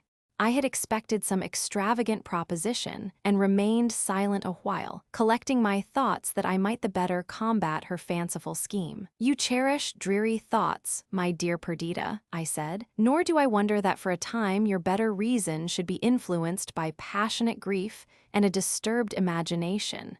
Even I am in love with this last home of Raymond S. Nevertheless, we must quit it." "I expected this," cried Perdita. "I supposed that you would treat me as a mad, foolish girl. But do not deceive yourself. This cottage is built by my order, and here I shall remain until the hour arrives when I may share his happier dwelling. My dearest girl, and what is there so strange in my design? I might have deceived you. I might have talked of remaining here only a few months. In your anxiety to reach Windsor you would have left me, and without reproach or contention I might have pursued my plan. But I disdained the artifice, or rather in my wretchedness it was my only consolation to pour out my heart to you, my brother, my only friend. You will not dispute with me. You know how willful your poor, misery-stricken sister is. Take my girl with you, wean her from sights and thoughts of sorrow. Let infantine hilarity revisit her heart and animate her eyes. So could it never be, were she near me. It is far better for all of you that you should never see me again. For myself, I will not voluntarily seek death, that is, I will not, while I can command myself, and I can hear. But drag me from this country, and my power of self-control vanishes, nor can I answer for the violence my agony of grief may lead me to commit. You clothe your meaning, Perdita, I replied, in powerful words, yet that meaning is selfish and unworthy of you. You have often agreed with me that there is but one solution to the intricate riddle of life, to improve ourselves and contribute to the happiness of others. And now, in the very prime of life, you desert your principles and shut yourself up in useless solitude. Will you think of Raymond less at Windsor, the scene of your early happiness? Will you commune less with his departed spirit, while you watch over and cultivate the rare excellence of his child? You have been sadly visited, nor do I wonder that a feeling akin to insanity should drive you to bitter and unreasonable imaginings, but a home of love awaits you in your native England. My tenderness and affection must soothe you. The society of Raymond's friends will be of more solace than these dreary speculations. We will all make it our first care, our dearest task, to contribute to your happiness. Perdita shook her head. If it could be so, she replied, I were much in the wrong to disdain your offers, but it is not a matter of choice. I can live here only. I am a part of this scene. Each and all its properties are a part of me. This is no sudden fancy. I live by it. The knowledge that I am here rises with me in the morning and enables me to endure the light. It is mingled with my food, which else were poison. It walks, it sleeps with me, forever it accompanies me. Here I may even cease to repine, and may add my tardy consent to the decree which has taken him from me. He would rather have died such a death, which will be recorded in history to endless time, than have lived to old age unknown, unhonored. Nor can I desire better than, having been the chosen and beloved of his heart, here, in youth's prime, before added years can tarnish the best feelings of my nature, to watch his tomb, and speedily rejoin him in his blessed repose. So much, my dearest Lionel, I have said, wishing to persuade you that I do right. If you are unconvinced, I can add nothing further by way of argument, and I can only declare my fixed resolve. I stay here, force only can remove me. Be it so, drag me away, I return, confine me, imprison me, still I escape and come here. Or would my brother rather devote the heartbroken Perdita to the straw and chains of a maniac, than suffer her to rest in peace beneath the shadow of his society, in this my own selected and beloved recess? All this appeared to me, I own, methodized madness. I imagined that it was my imperative duty to take her from scenes that thus forcibly reminded her of her loss. Nor did I doubt that in the tranquility of our family circle at Windsor, she would recover some degree of composure and, in the end, of happiness. My affection for Clara also led me to oppose these fond dreams of cherished grief. Her sensibility had already been too much excited. Her infant heedlessness, too, soon exchanged for deep and anxious thought. The strange and romantic scheme of her mother might confirm and perpetuate the painful view of life, which had intruded itself thus early on her contemplation. On returning home, the captain of the steam packet with whom I had agreed to sail came to tell me that accidental circumstances hastened his departure, and that, if I went with him, I must come on board at 5 on the following morning. I hastily gave my consent to this arrangement, and as hastily formed a plan through which Perdita should be forced to become my companion. I believe that most people in my situation would have acted in the same manner. Yet this consideration does not, or rather did not in after time, diminish the reproaches of my conscience. At the moment, I felt convinced that I was acting for the best, and that all I did was right and even necessary.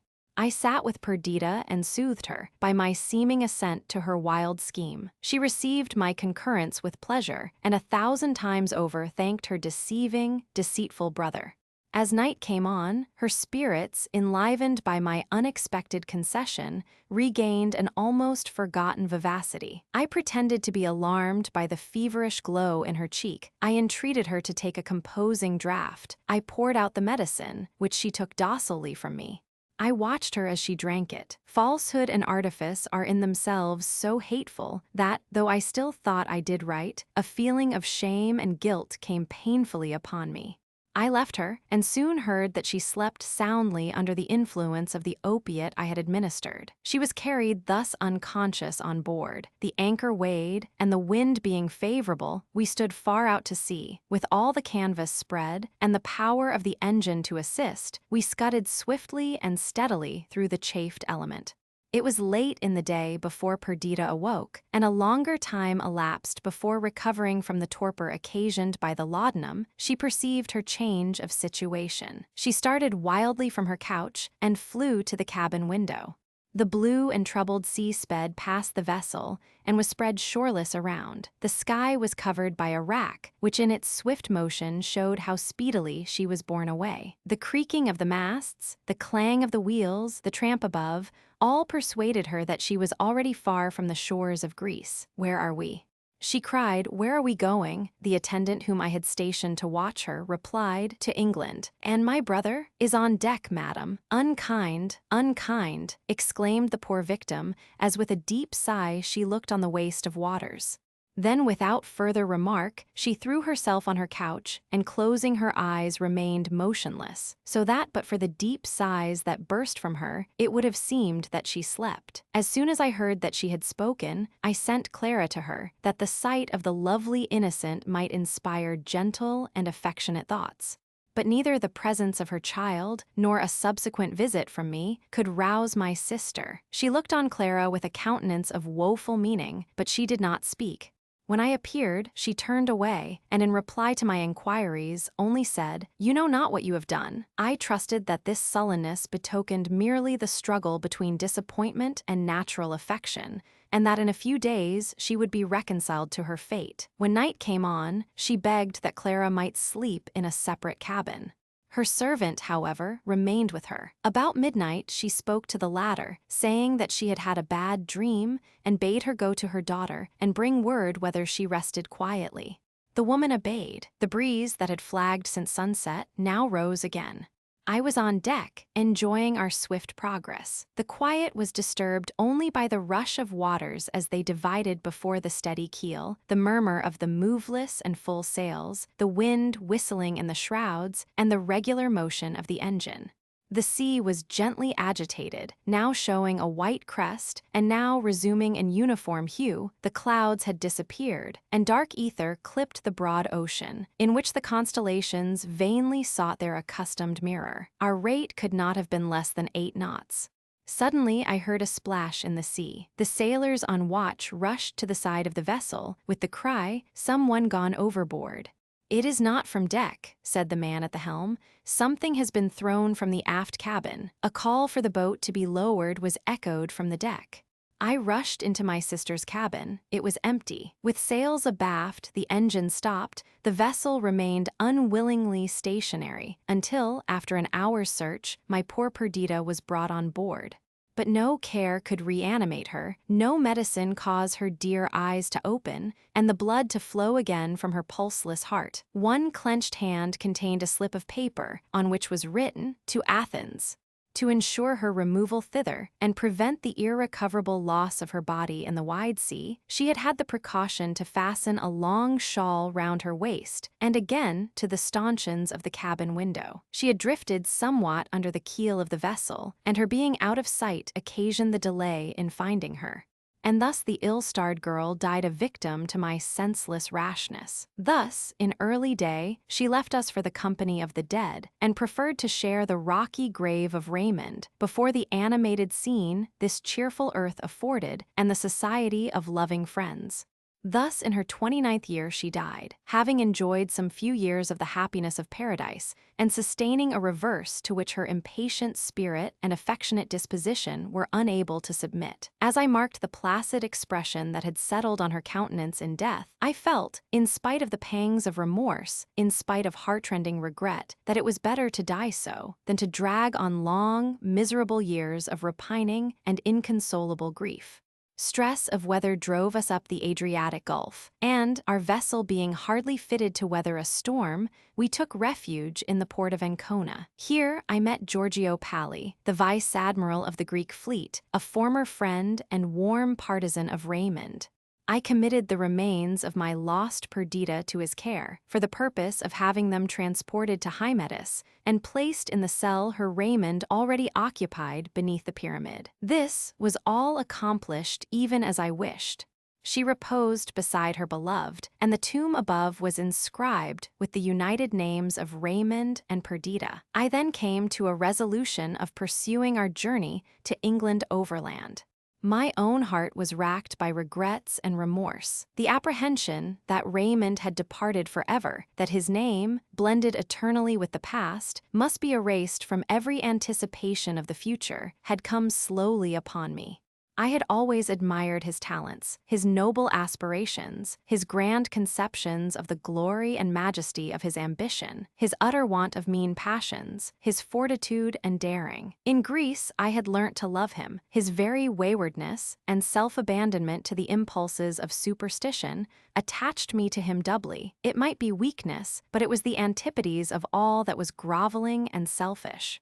To these pangs were added the loss of Perdita, lost through my own accursed self-will and conceit. I concealed from this beloved child that her mother's death was voluntary, and tried every means to awaken cheerfulness in her sorrow-stricken spirit. One of my first acts for the recovery, even of my own composure, was to bid farewell to the sea. Its hateful splash renewed again and again to my sense the death of my sister. Its roar was a dirge. In every dark hull that was tossed on its inconstant bosom, I imaged a bier that would convey to death all who trusted to its treacherous smiles. Farewell to the sea. Come, my Clara, sit beside me in this aerial bark. Quickly and gently it cleaves the azure serene, and with soft undulation glides upon the current of the air. Or, if storms shake its fragile mechanism, the green earth is below. We can descend and take shelter on the stable continent. Here aloft, the companions of the swift-winged birds, we skim through the unresisting element, fleetly and fearlessly.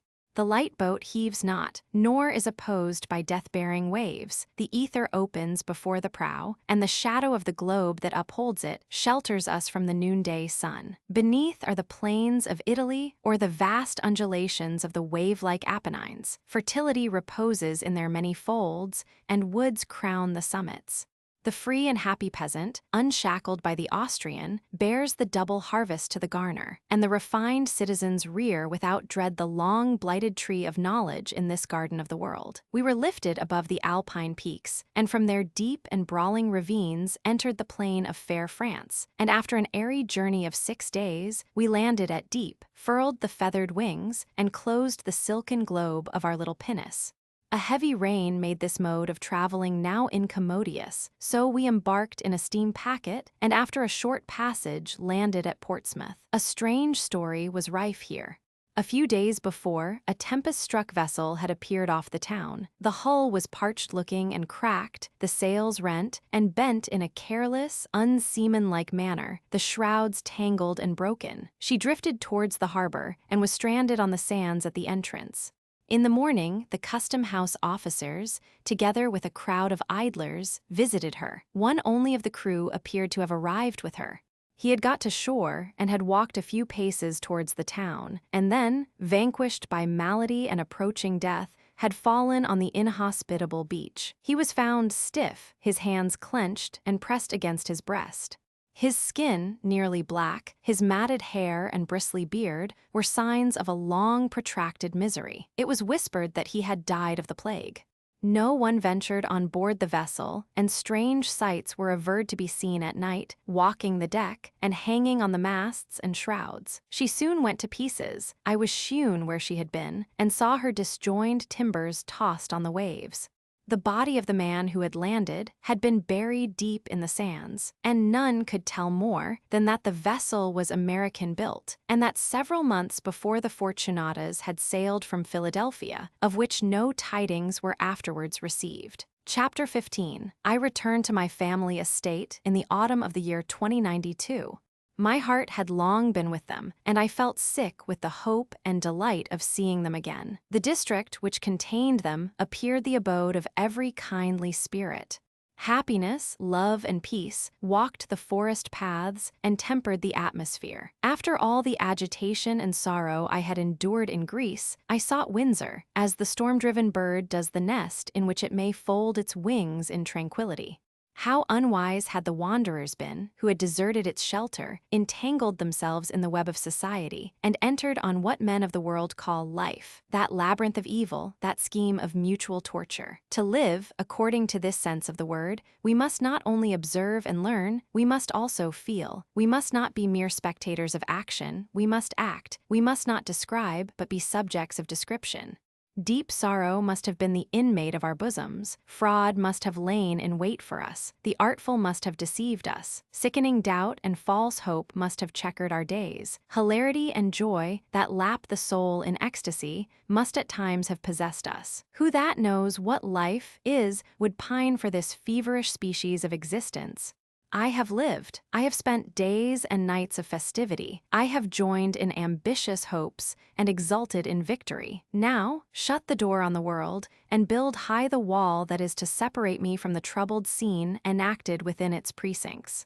Let us live for each other and for happiness. Let us seek peace in our dear home, near the inland murmur of streams and the gracious waving of trees, the beauteous vesture of earth and sublime pageantry of the skies. Let us leave life that we may live. Idris was well content with this resolve of mine. Her native sprightliness needed no undue excitement, and her placid heart reposed contented on my love, the well-being of her children, and the beauty of surrounding nature. Her pride and blameless ambition was to create smiles in all around her and to shed repose on the fragile existence of her brother. In spite of her tender nursing, the health of Adrian perceptibly declined. Walking, riding, the common occupations of life, overcame him. He felt no pain, but seemed to tremble forever on the verge of annihilation. Yet, as he had lived on for months nearly in the same state, he did not inspire us with any immediate fear. And, though he talked of death as an event most familiar to his thoughts, he did not cease to exert himself to render others happy, or to cultivate his own astonishing powers of mind. Winter passed away, and spring, led by the months, awakened life in all nature. The forest was dressed in green, the young calves frisked on the new-sprung grass, the wind-winged shadows of light clouds sped over the green cornfields, the hermit cuckoo repeated his monotonous all-hail to the season, the nightingale, bird of love and minion of the evening star, filled the woods with song, while Venus lingered in the warm sunset, and the young green of the trees lay in gentle relief along the clear horizon. Delight awoke in every heart, delight and exultation, for there was peace through all the world. The temple of universal Janus was shut, and man died not that year by the hand of man. Let this last but 12 months, said Adrian, and earth will become a paradise. The energies of man were before directed to the destruction of his species. They now aim at its liberation and preservation. Man cannot repose, and his restless aspirations will now bring forth good instead of evil.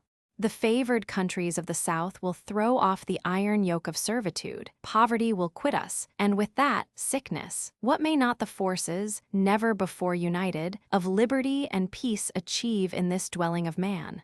Dreaming, forever dreaming, Windsor, said Ryland, the old adversary of Raymond, and candidate for the protectorate at the ensuing election. Be assured that earth is not, nor ever can be heaven, while the seeds of hell are natives of her soil.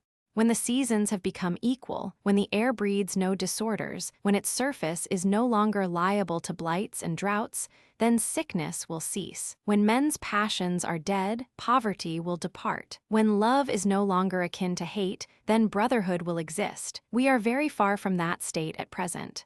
Not so far as you may suppose, observed a little old astronomer by name Merivale. The poles proceed slowly but securely in 100,000 years. We shall all be underground, said Ryland. The pole of the earth will coincide with the pole of the ecliptic, continued the astronomer, and universal spring will be produced, and earth become a paradise. And we shall of course enjoy the benefit of the change, said Ryland contemptuously. We have strange news here, I observed. I had the newspaper in my hand, and, as usual, had turned to the intelligence from Greece. It seems that the total destruction of Constantinople, and the supposition that winter had purified the air of the fallen city, gave the Greeks courage to visit its site and begin to rebuild it. But they tell us that the curse of God is on the place, for everyone who has ventured within the walls has been tainted by the plague, that this disease has spread in Thrace and Macedonia, and now, fearing the virulence of infection during the coming heats, a cordon has been drawn on the frontiers of Thessaly and a strict quarantine exacted. We talked of the ravages made last year by pestilence in every quarter of the world, and of the dreadful consequences of a second visitation. We discussed the best means of preventing infection and of preserving health and activity in a large city thus afflicted, London, for instance. Merivale did not join in this conversation. Drawing near Idris, he proceeded to assure her that the joyful prospect of an earthly paradise after 100,000 years was clouded to him by the knowledge that in a certain period of time after, an earthly hell or purgatory would occur when the ecliptic and equator would be at right angles. But though it seemed absurd to calculate upon the arrival of the plague in London, I could not reflect without extreme pain on the desolation this evil would cause in Greece. The English for the most part talked of Thrace and Macedonia as they would of a lunar territory, which, unknown to them, presented no distinct idea or interest to the minds. I had trod the soil. The faces of many of the inhabitants were familiar to me. In the towns, plains, hills, and defiles of these countries, I had enjoyed unspeakable delight as I journeyed through them the year before.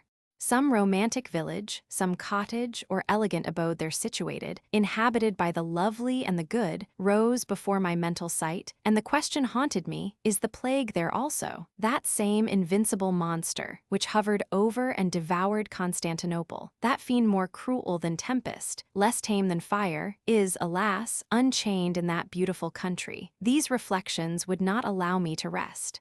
This event excited the more interest, since it was the current report that if the popular candidate, Ryland, should be chosen, the question of the abolition of hereditary rank and other feudal relics would come under the consideration of Parliament. Not a word had been spoken during the present session on any of these topics.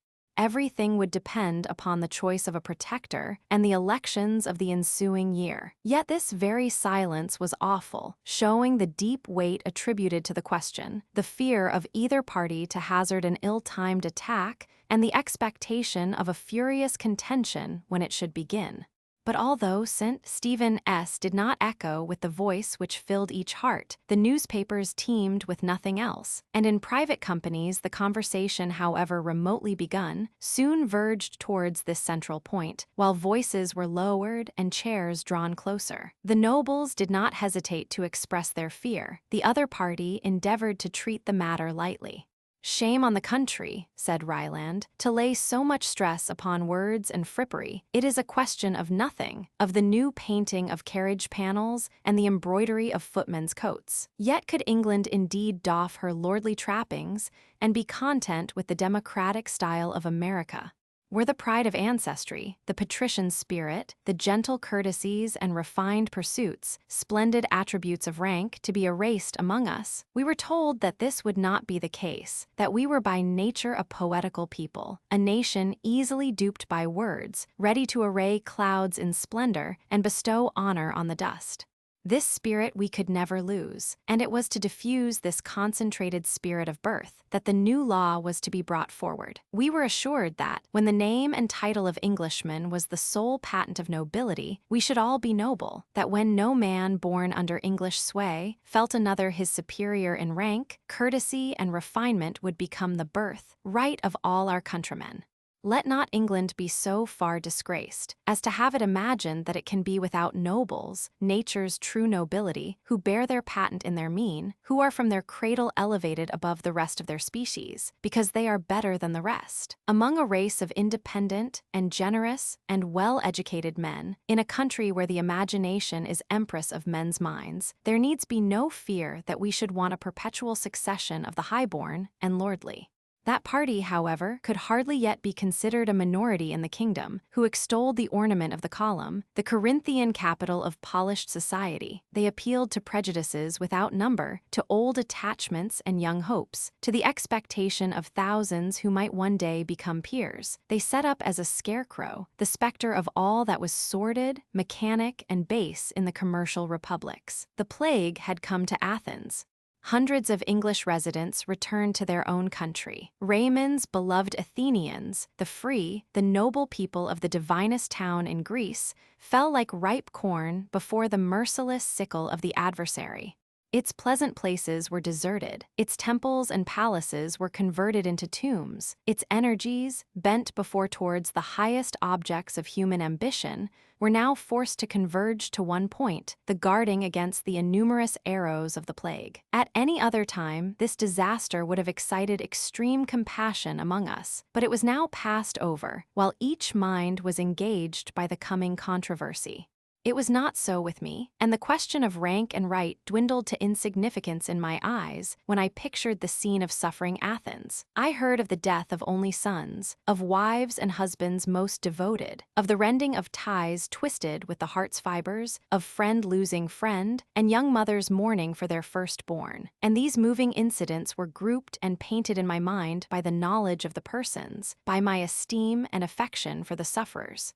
It was the admirers, friends, fellow soldiers of Raymond, families that had welcomed Perdita to Greece, and lamented with her the loss of her lord, that were swept away, and went to dwell with them in the undistinguishing tomb. The plague at Athens had been preceded and caused by the contagion from the east, and the scene of havoc and death continued to be acted there, on a scale of fearful magnitude.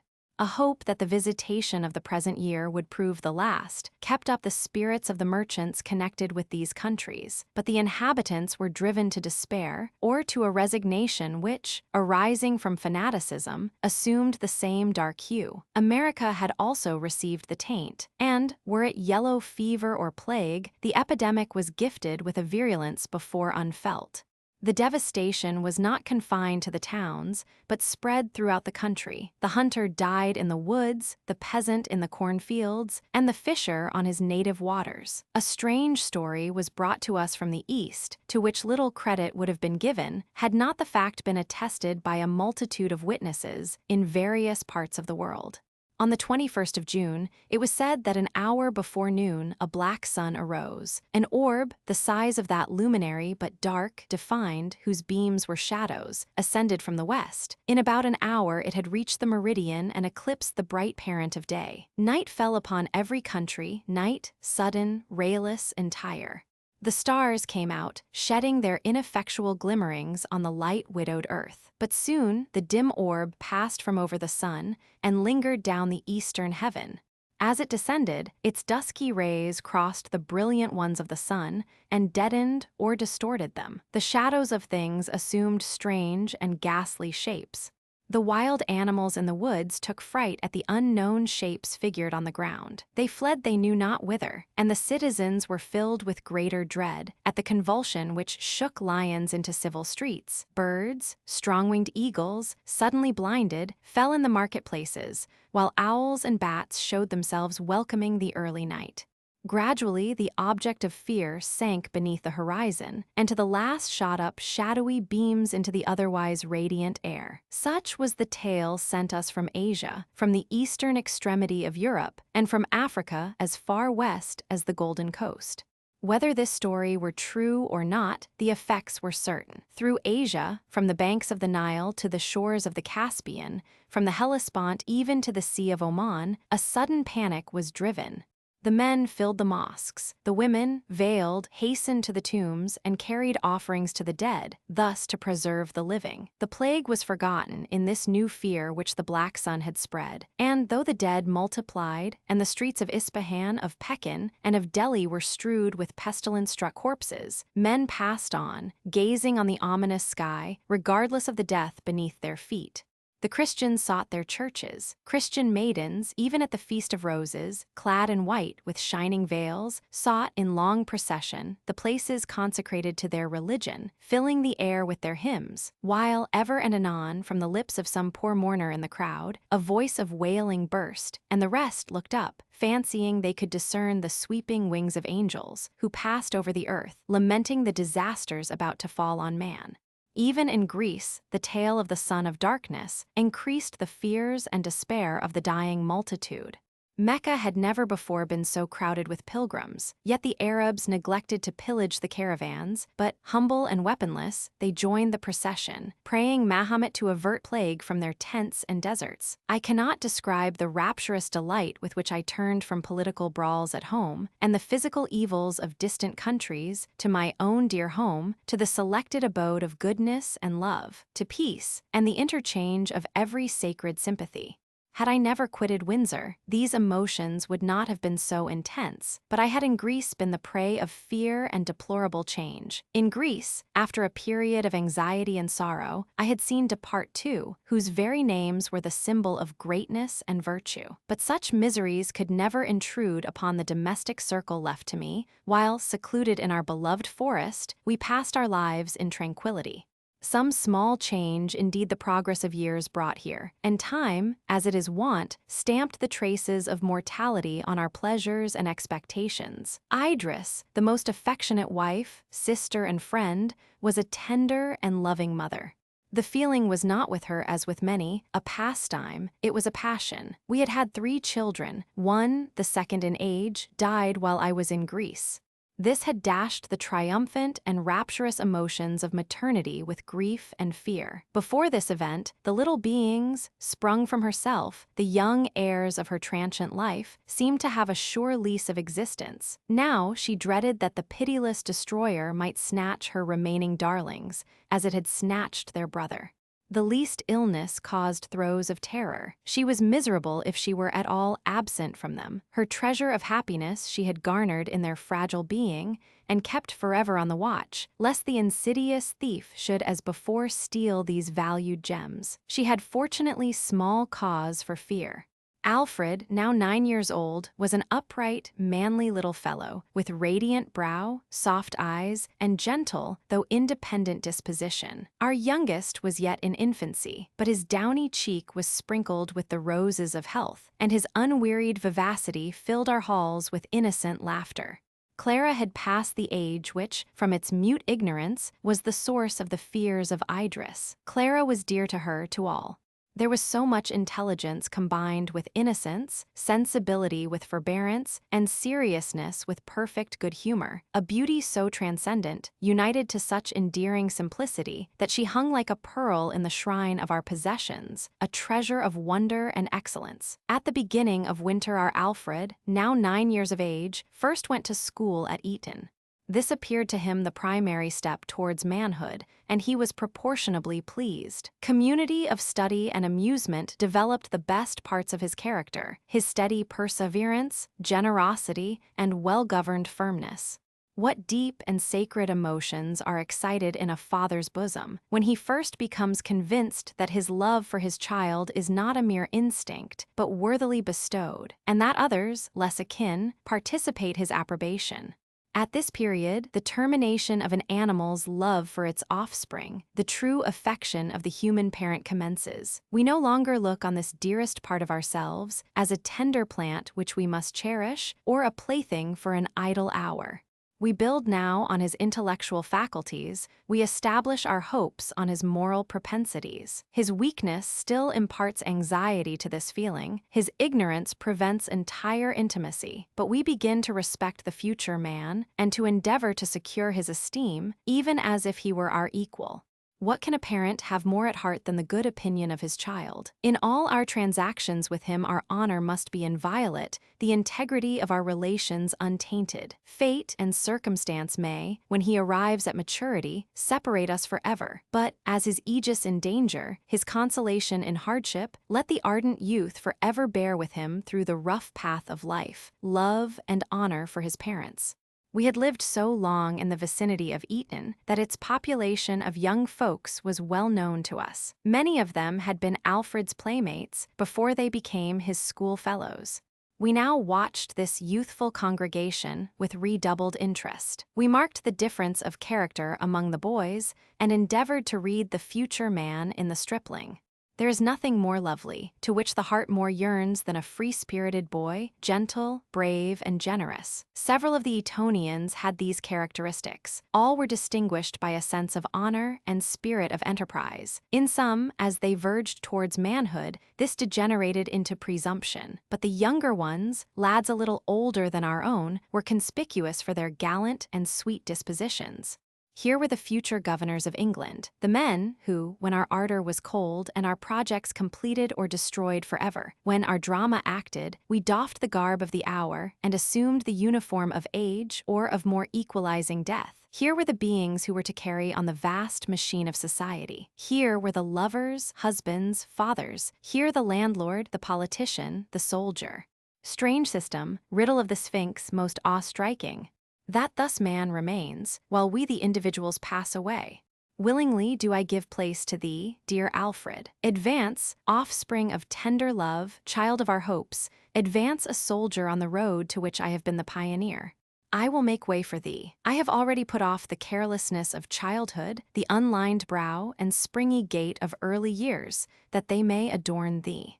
Advance, and I will despoil myself still further for thy advantage. Time shall rob me of the graces of maturity, shall take the fire from my eyes, and agility from my limbs, shall steal the better part of life, eager expectation and passionate love, and shower them in double portion on thy dear head. Advance, avail thyself of the gift, thou and thy comrades, and in the drama you are about to act, do not disgrace those who taught you to enter on the stage, and to pronounce becomingly the parts assigned to you. May your progress be uninterrupted and secure, born during the springtide of the hopes of man, may you lead up the summer to which no winter may succeed. Chapter 16. Some disorder had surely crept into the course of the elements, destroying their benignant influence. The wind, prince of air, raged through his kingdom, lashing the sea into fury and subduing the rebel earth into some sort of obedience. The god sends down his angry plagues from high, famine and pestilence, in heaps they die. Again, in vengeance of his wrath, he falls on their great hosts, and breaks their tottering walls, arrests their navies on the ocean's plain, and whelms their strength with mountains of the main. Their deadly power shook the flourishing countries of the south, and during winter, even we, in our northern retreat, began to quake under their ill effects. That fable is unjust, which gives the superiority to the sun over the wind. Who has not seen the lightsome earth, the balmy atmosphere, and basking nature become dark, cold, and ungenial when the sleeping wind has awoke in the east? Or when the dun clouds thickly veil the sky, while exhaustless stores of rain are poured down, until, the dank earth refusing to imbibe the superabundant moisture, it lies in pools on the surface, when the torch of day seems like a meteor to be quenched. Who has not seen the cloud-stirring north arise, the streaked blue appear, and soon an opening made in the vapors in the eye of the wind, through which the bright azure shines? Then mighty art thou, O wind, to be throned above all other vicegerents of nature's power, whether thou comest destroying from the east, or pregnant with elementary life from the west. Thee the clouds obey, the sun is subservient to thee, the shoreless ocean is thy slave. Thou sweepest over the earth, and oaks, the growth of centuries, submit to thy viewless axe. The snowdrift is scattered on the pinnacles of the Alps, the avalanche thunders down their valleys. Thou holdest the keys of the frost, and canst first chain and then set free the streams. Under thy gentle governance the buds and leaves are born, they flourish nursed by thee. Why dost thou howl thus, O wind? By day and by night for 4 long months thy roarings have not ceased. The shores of the sea are strewn with wrecks. Its keel-welcoming surface has become impassable. The earth has shed her beauty in obedience to thy command. The frail balloon dares no longer sail on the agitated air. Thy ministers, the clouds, deluge the land with rain. Rivers forsake their banks. The wild torrent tears up the mountain path. Plain and wood and verdant dell are despoiled of their loveliness. Our very cities are wasted by thee. It seems as if the giant waves of ocean and vast arms of the sea were about to wrench the deep-rooted island from its center and cast it, a ruin and a wreck, upon the fields of the Atlantic. What are we, the inhabitants of this globe, least among the many that people infinite space? Our minds embrace infinity. The visible mechanism of our being is subject to merest accident. Day by day, we are forced to believe this. he whom a scratch has disorganized, he who disappears from apparent life under the influence of the hostile agency at work around us, had the same powers as I also am subject to the same laws. In the face of all this, we call ourselves lords of the creation, wielders of the elements, masters of life and death, and we allege in excuse of this arrogance that though the individual is destroyed, man continues forever. Thus, losing our identity, that of which we are chiefly conscious, we glory in the continuity of our species and learn to regard death without terror. But when any whole nation becomes the victim of the destructive powers of exterior agents, then indeed man shrinks into insignificance. He feels his tenure of life insecure, his inheritance on earth cut off. I remember, after having witnessed the destructive effects of a fire, I could not even behold a small one in a stove without a sensation of fear. The mounting flames had curled round the building as it fell and was destroyed. They insinuated themselves into the substances about them, and the impediments to their progress yielded at their touch. Could we take integral parts of this power and not be subject to its operation? Could we domesticate a cub of this wild beast and not fear its growth and maturity? Thus we began to feel, with regard to many-visaged death let loose on the chosen districts of our fair habitation, and above all, with regard to the plague. We feared the coming summer. Nations, bordering on the already infected countries, began to enter upon serious plans for the better keeping out of the enemy. We, a commercial people, were obliged to bring such schemes under consideration, and the question of contagion became matter of earnest disquisition. That the plague was not what is commonly called contagious, like the scarlet fever or extinct smallpox, was proved. It was called an epidemic, but the grand question was still unsettled of how this epidemic was generated and increased. If infection depended upon the air was subject to infection. As for instance, a typhus fever has been brought by ships to one seaport town, yet the very people who brought it there were incapable of communicating it in a town more fortunately situated. But how are we to judge of airs and pronounce, in such a city plague will die unproductive, in such another, nature has provided for it a plentiful harvest? In the same way, individuals may escape 99 times and receive the death blow at the 100th, because bodies are sometimes in a state to reject the infection of malady, and at others, thirsty to imbibe it. These reflections made our legislators pause before they could decide on the laws to be put in force. The evil was so widespreading, so violent and immedicable that no care, no prevention could be judged superfluous, which even added a chance to our escape. These were questions of prudence. There was no immediate necessity for an earnest caution. England was still secure. France, Germany, Italy, and Spain were interposed, walls yet without a breach, between us and the plague. Our vessels truly were the sport of winds and waves, even as Gulliver was the toy of the Brobdingnagians, but we on our stable abode could not be hurt in life or limb by these eruptions of nature. We could not fear, we did not. Yet a feeling of awe, a breathless sentiment of wonder, a painful sense of the degradation of humanity was introduced into every heart. Nature, our mother and our friend, had turned on us a brow of menace. She showed us plainly that, though she permitted us to assign her laws and subdue her apparent powers, yet, if she put forth but a finger, we must quake. She could take our globe, fringed with mountains, girded by the atmosphere, containing the condition of our being, and all that man's mind could invent or his force achieve. She could take the ball in her hand and cast it into space, where life would be drunk up, and man and all his efforts forever annihilated. These speculations were rife among us, yet not the less we proceeded in our daily occupations and our plans, whose accomplishment demanded the lapse of many years. No voice was heard telling us to hold. When foreign distresses came to be felt by us through the channels of commerce, we set ourselves to apply remedies. Subscriptions were made for the emigrants, and merchants bankrupt by the failure of trade. The English spirit awoke to its full activity, and, as it had ever done, set itself to resist the evil, and to stand in the breach which diseased nature had suffered chaos and death to make in the bounds and banks which had hitherto kept them out.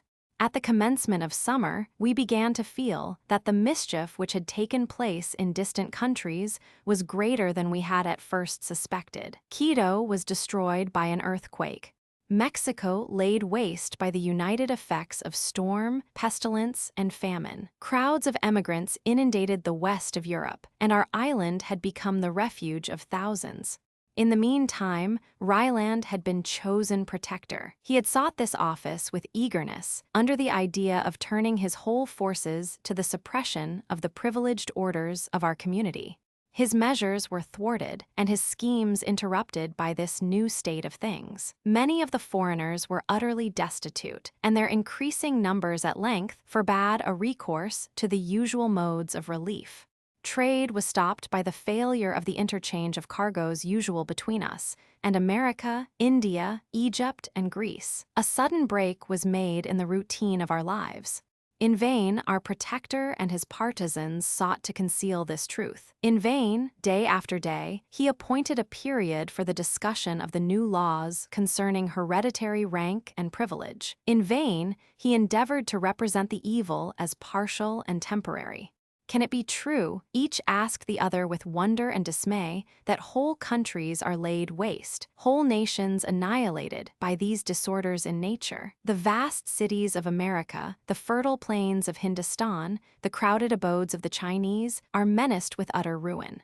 Where late the busy multitudes assembled for pleasure or profit, now only the sound of wailing and misery is heard. The air is empoisoned, and each human being inhales death. Even while in youth and health, their hopes are in the flower. We called to mind the plague of 1348, when it was calculated that a third of mankind had been destroyed. As yet Western Europe was uninfected. Would it always be so? Oh, yes, it would. Countrymen, fear not. In the still uncultivated wilds of America, what wonder that, among its other giant destroyers, plague should be numbered? It is of old a native of the East, sister of the tornado, the earthquake, and the simoon. Child of the sun and nursling of the tropics, it would expire in these climes. It drinks the dark blood of the inhabitant of the South, but it never feasts on the pale-faced Celt. If perchance some stricken Asiatic come among us, plague dies with him, uncommunicated and innoxious. Let us weep for our brethren, though we can never experience their reverse. Let us lament over and assist the children of the garden of the earth. Late we envied their abodes, their spicy groves, fertile plains, and abundant loveliness. But in this mortal life extremes are always matched. The thorn grows with the rose, the poison tree and the cinnamon mingle their boughs. Persia, with its cloth of gold, marble halls, and infinite wealth, is now a tomb. The tent of the Arab is fallen in the sands, and his horse spurns the ground unbridled and unsaddled. The voice of lamentation fills the valley of Kashmir. Its dells and woods, its cool fountains and gardens of roses are polluted by the dead. In Circassia and Georgia, the spirit of beauty weeps over the ruin of its favorite temple, the form of woman. Our own distresses, though they were occasioned by the fictitious reciprocity of commerce, increased in due proportion. Bankers, merchants, and manufacturers, whose trade depended on exports and interchange of wealth, became bankrupt. Such things, when they happen singly, affect only the immediate parties, but the prosperity of the nation was now shaken by frequent and extensive losses. Families, bred in opulence and luxury, were reduced to beggary. The very state of peace in which we gloried was injurious. There were no means of employing the idle or of sending any overplus of population out of the country. Even the source of colonies was dried up, for in New Holland, Van Diemen's Land, and the Cape of Good Hope, plague raged. Oh, for some medicinal vial to purge unwholesome nature and bring back the earth to its accustomed health. Ryland was a man of strong intellects and quick and sound decision in the usual course of things, but he stood aghast at the multitude of evils that gathered round us. Must he tax the landed interest to assist our commercial population? To do this, he must gain the favor of the chief landholders, the nobility of the country, and these were his vowed enemies. He must conciliate them by abandoning his favorite scheme of equalization. He must confirm them in their manorial rights. He must sell his cherished plans for the permanent good of his country, for temporary relief. He must aim no more at the dear object of his ambition. Throwing his arms aside, he must for present ends give up the ultimate object of his endeavors. He came to Windsor to consult with us. Every day added to his difficulties: the arrival of fresh vessels with emigrants, the total cessation of commerce, the starving multitude that thronged around the palace of the Protectorate were circumstances not to be tampered with. The blow was struck. The aristocracy obtained all they wished, and they subscribed to a 12-months bill which levied 20% on all the rentrolls of the country. Calm was now restored to the metropolis and to the populous cities before driven to desperation, and we returned to the consideration of distant calamities, wondering if the future would bring any alleviation to their excess. It was August, so there could be small hope of relief during the heats. On the contrary, the disease gained virulence, while starvation did its accustomed work. Thousands died unlamented, for beside the yet warm corpse the mourner was stretched, made mute by death. On the 18th of this month, news arrived in London that the plague was in France and Italy. These tidings were at first whispered about town, but no one dared express aloud the soul-quailing intelligence. When anyone met a friend in the street, he only cried as he hurried on, "You know," while the other, with an ejaculation of fear and horror, would answer, "What will become of us?" At length it was mentioned in the newspapers. The paragraph was inserted in an obscure part. "We regret to state that there can be no longer a doubt of the plague having been introduced at Leghorn, Genoa, and Marseille." No word of comment followed. Each reader made his own fearful one. We were as a man who hears that his house is burning, and yet hurries through the streets, borne along by a lurking hope of a mistake, till he turns the corner and sees his sheltering roof enveloped in a flame. Before it had been a rumor, but now in words unerasable, in definite and undeniable print, the knowledge went forth. Its obscurity of situation rendered it the more conspicuous. The diminutive letters grew gigantic to the bewildered eye of fear. They seemed graven with a pen of iron, impressed by fire, woven in the clouds, stamped on the very front of the universe. The English, whether travelers or residents, came pouring in one great revulsive stream back on their own country, and with them crowds of Italians and Spaniards. Our little island was filled even to bursting. At first, an unusual quantity of specie made its appearance with the emigrants, but these people had no means of receiving back into their hands what they spent among us. With the advance of summer and the increase of the distemper, rents were unpaid, and their remittances failed them. It was impossible to see these crowds of wretched, perishing creatures, late nurslings of luxury, and not stretch out a hand to save them. As at the conclusion of the 18th century, the English unlocked their hospitable store for the relief of those driven from their homes by political revolution. So now they were not backward in affording aid to the victims of a more wide-spreading calamity. We had many foreign friends whom we eagerly sought out and relieved from dreadful penury. Our castle became an asylum for the unhappy. A little population occupied its halls. The revenue of its possessor, which had always found a mode of expenditure congenial to his generous nature, was now attended to more parsimoniously, that it might embrace a wider portion of utility. It was not, however, money, except partially, but the necessaries of life that became scarce. It was difficult to find an immediate remedy. The usual one of imports was entirely cut off. In this emergency, to feed the very people to whom we had given refuge, we were obliged to yield to the plough and the mattock our pleasure grounds and parks. Livestock diminished sensibly in the country from the effects of the great demand in the market. Even the poor deer, our antlered protégés, were obliged to fall for the sake of worthier pensioners. The labor necessary to bring the lands to this sort of culture employed and fed the offcasts of the diminished manufactories. Adrian did not rest only with the exertions he could make with regard to his own possessions. He addressed himself to the wealthy of the land. He made proposals in Parliament little adapted to please the rich, but his earnest pleadings and benevolent eloquence were irresistible. To give up their pleasure grounds to the agriculturist, to diminish sensibly the number of horses kept for the purposes of luxury throughout the country, were means obvious but unpleasing. Yet, to the honor of the English be it recorded, that, although natural disinclination made them delay a while, yet when the misery of their fellow creatures became glaring, an enthusiastic generosity inspired their decrees. The most luxurious were often the first to part with their indulgencies. As is common in communities, a fashion was set. The high-born ladies of the country would have deemed themselves disgraced if they had now enjoyed, what they before called a necessary, the ease of a carriage.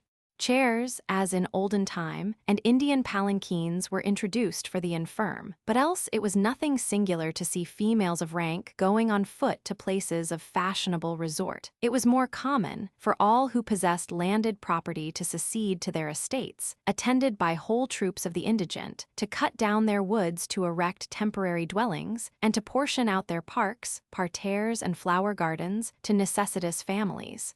Many of these, of high rank in their own countries, now, with hoe in hand, turned up the soil. It was found necessary at last to check the spirit of sacrifice, and to remind those whose generosity proceeded to lavish waste, that, until the present state of things became permanent, of which there was no likelihood, it was wrong to carry change so far as to make a reaction difficult. Experience demonstrated that in a year or two pestilence would cease. It were well that in the meantime we should not have destroyed our fine breeds of horses, or have utterly changed the face of the ornamented portion of the country. It may be imagined that things were in a bad state indeed before this spirit of benevolence could have struck such deep roots.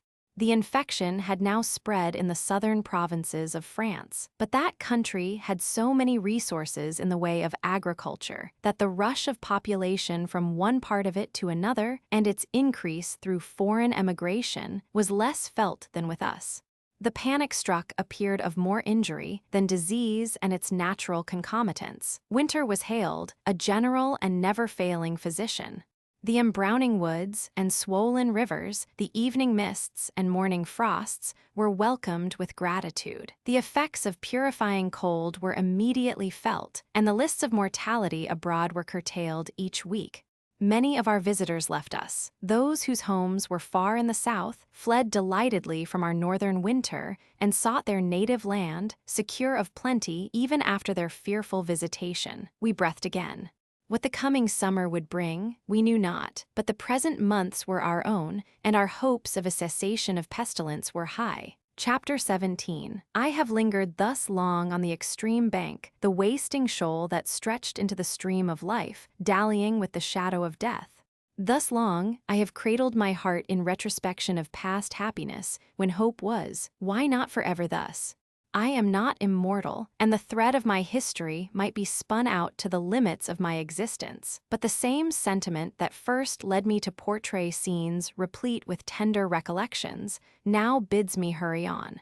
The same yearning of this warm, panting heart that has made me in written words record my vagabond youth, my serene manhood, and the passions of my soul makes me now recoil from further delay. I must complete my work. Here then I stand, as I said, beside the fleet waters of the flowing years, and now away. Spread the sail and strain with oar, hurrying by dark impending crags, adown steep rapids, even to the sea of desolation I have reached. Yet one moment, one brief interval before I put from shore. Once again let me fancy myself as I was in 2094 in my abode at Windsor. Let me close my eyes, and imagine that the immeasurable boughs of its oaks still shadow me, its castle walls Einar. Let fancy portray the joyous scene of the 20th of June, such as even now my aching heart recalls it.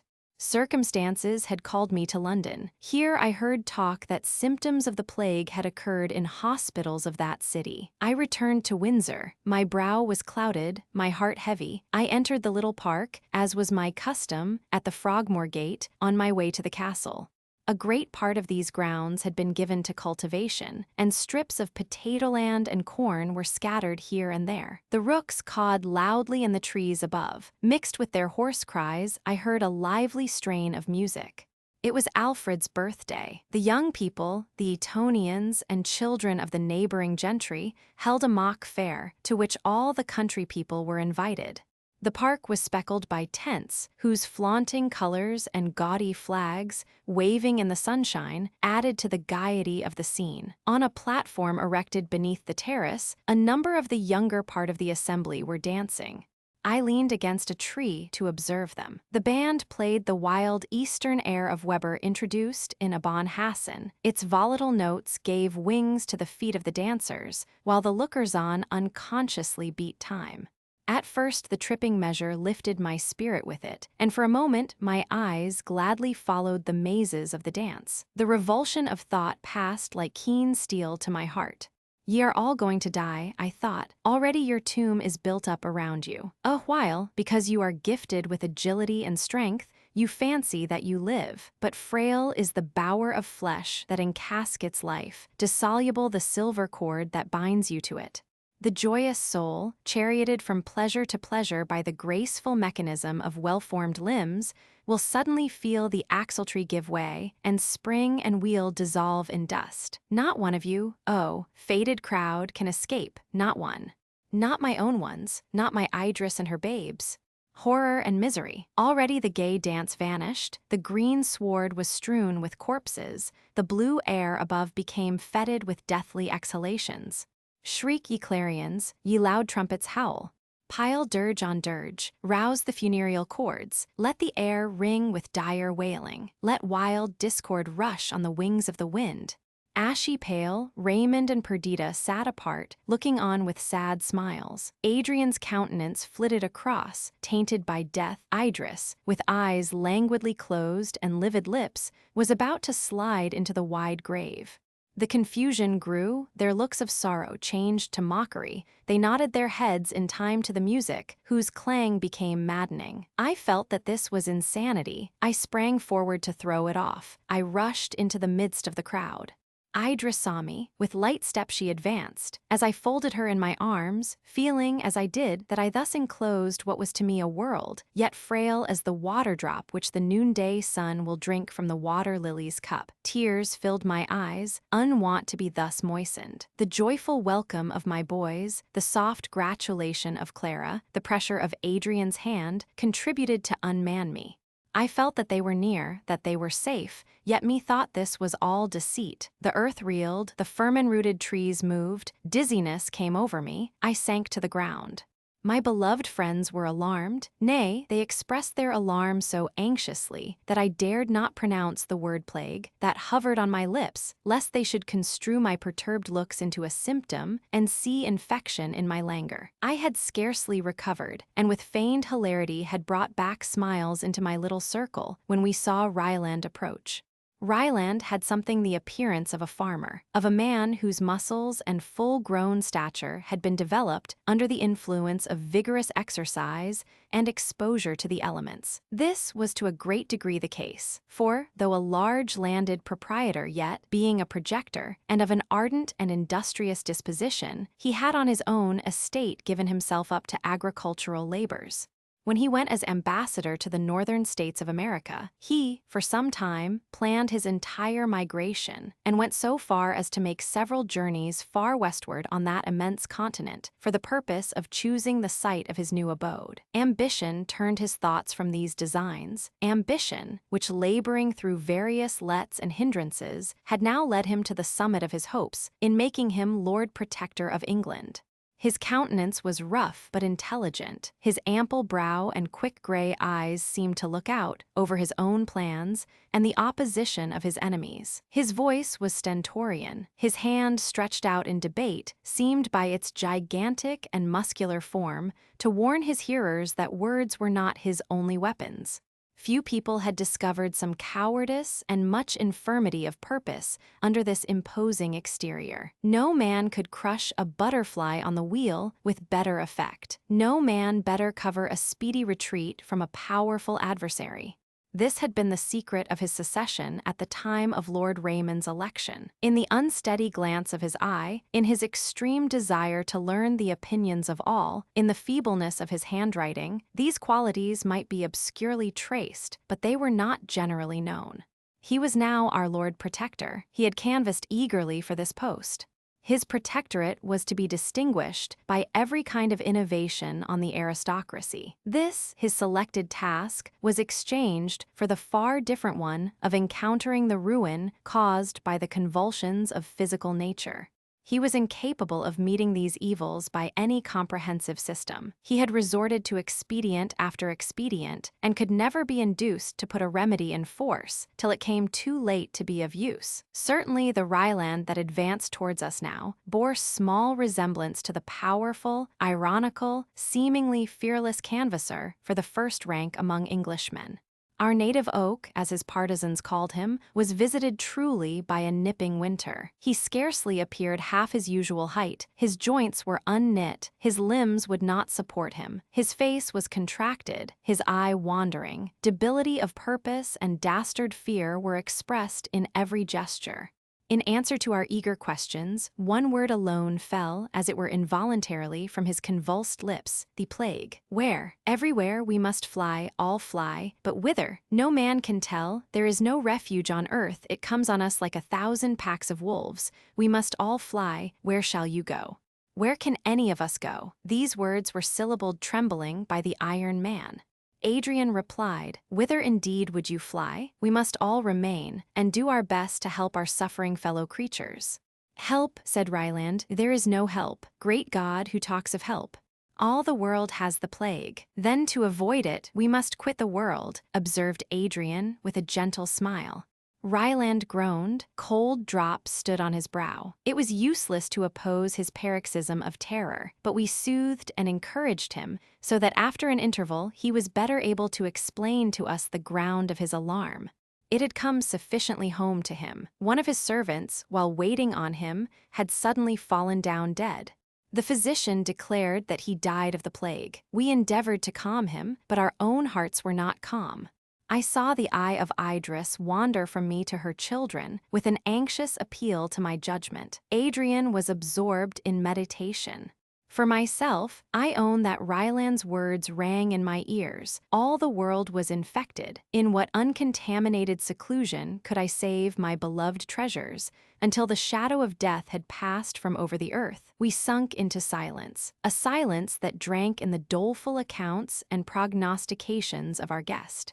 We had receded from the crowd, and ascending the steps of the terrace, sought the castle. Our change of cheer struck those nearest to us, and, by means of Ryland's servants, the report soon spread that he had fled from the plague in London.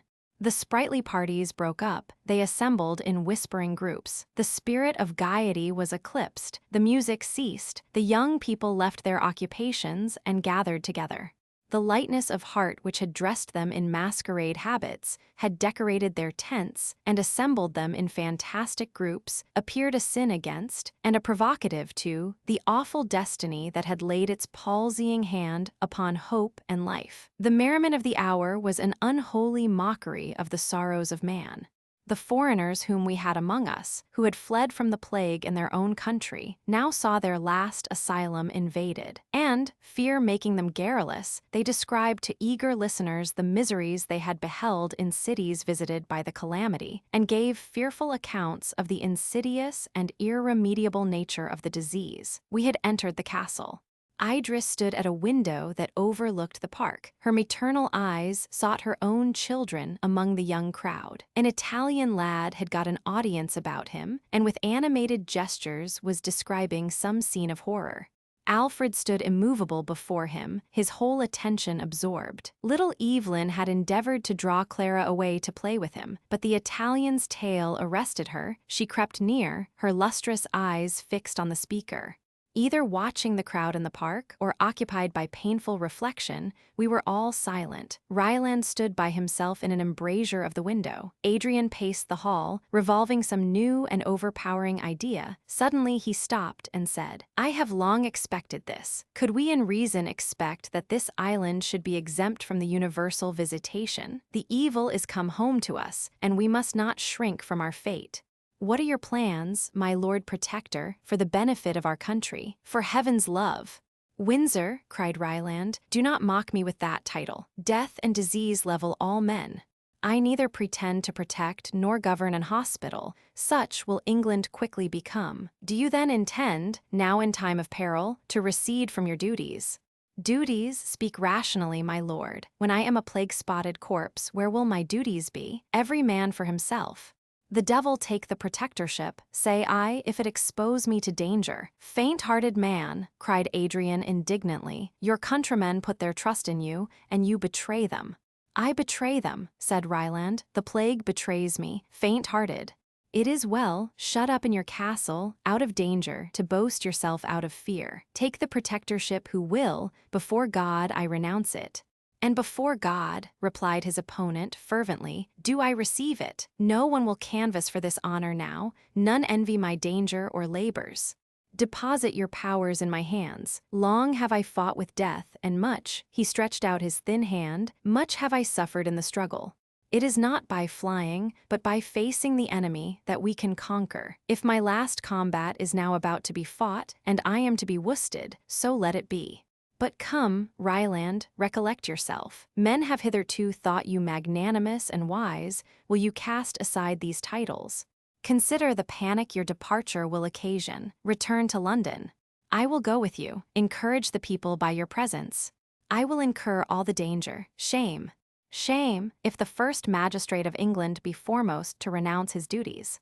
Meanwhile, among our guests in the park, all thoughts of festivity had faded. As summer flies are scattered by rain, so did this congregation, late, noisy, and happy, in sadness and melancholy murmurs break up, dwindling away apace. With the set sun and the deepening twilight the park became nearly empty. Adrian and Ryland were still in earnest discussion. We had prepared a banquet for our guests in the lower hall of the castle, and thither Idris and I repaired to receive and entertain the few that remained. There is nothing more melancholy than a merry meeting thus turned to sorrow. The gala dresses, the decorations, gay as they might otherwise be, receive a solemn and funereal appearance. If such change be painful from lighter causes, it weighed with intolerable heaviness from the knowledge that the earth's desolator had at last, even as an arch-fiend, lightly overleaped the boundaries our precautions raised, and at once enthroned himself in the full and beating heart of our country. Idris sat at the top of the half-empty hall. Pale and tearful, she almost forgot her duties as hostess. Her eyes were fixed on her children. Alfred's serious air showed that he still revolved the tragic story related by the Italian boy. Evelyn was the only mirthful creature present. He sat on Clara's lap, and, making matter of glee from his own fancies, laughed aloud. The vaulted roof echoed again his infant tone. The poor mother who had brooded long over, and suppressed the expression of her anguish, now burst into tears, and folding her babe in her arms, hurried from the hall. Clara and Alfred followed, while the rest of the company, in confused murmur, which grew louder and louder, gave voice to their many fears. The younger part gathered round me to ask my advice, and those who had friends in London were anxious beyond the rest, to ascertain the present extent of disease in the metropolis. I encouraged them with such thoughts of cheer as presented themselves. I told them exceedingly few deaths had yet been occasioned by pestilence, and gave them hopes, as we were the last visited, so the calamity might have lost its most venomous power before it had reached us. The cleanliness, habits of order, and the manner in which our cities were built were all in our favor. As it was an epidemic, its chief force was derived from pernicious qualities in the air, and it would probably do little harm where this was naturally salubrious. At first, I had spoken only to those nearest me, but the whole assembly gathered about me, and I found that I was listened to by all. "My friends," I said, "our risk is common, our precautions and exertions shall be common also. If manly courage and resistance can save us, we will be saved. We will fight the enemy to the last. Plague shall not find us a ready prey. We will dispute every inch of ground, and, by methodical and inflexible laws, pile invincible barriers to the progress of our foe. Perhaps in no part of the world has she met with so systematic and determined an opposition.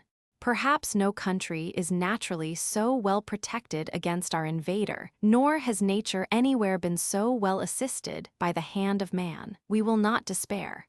We are neither cowards nor fatalists, but believing that God has placed the means for our preservation in our own hands, we will use those means to our utmost. Remember that cleanliness, sobriety, and even good humor and benevolence are our best medicines.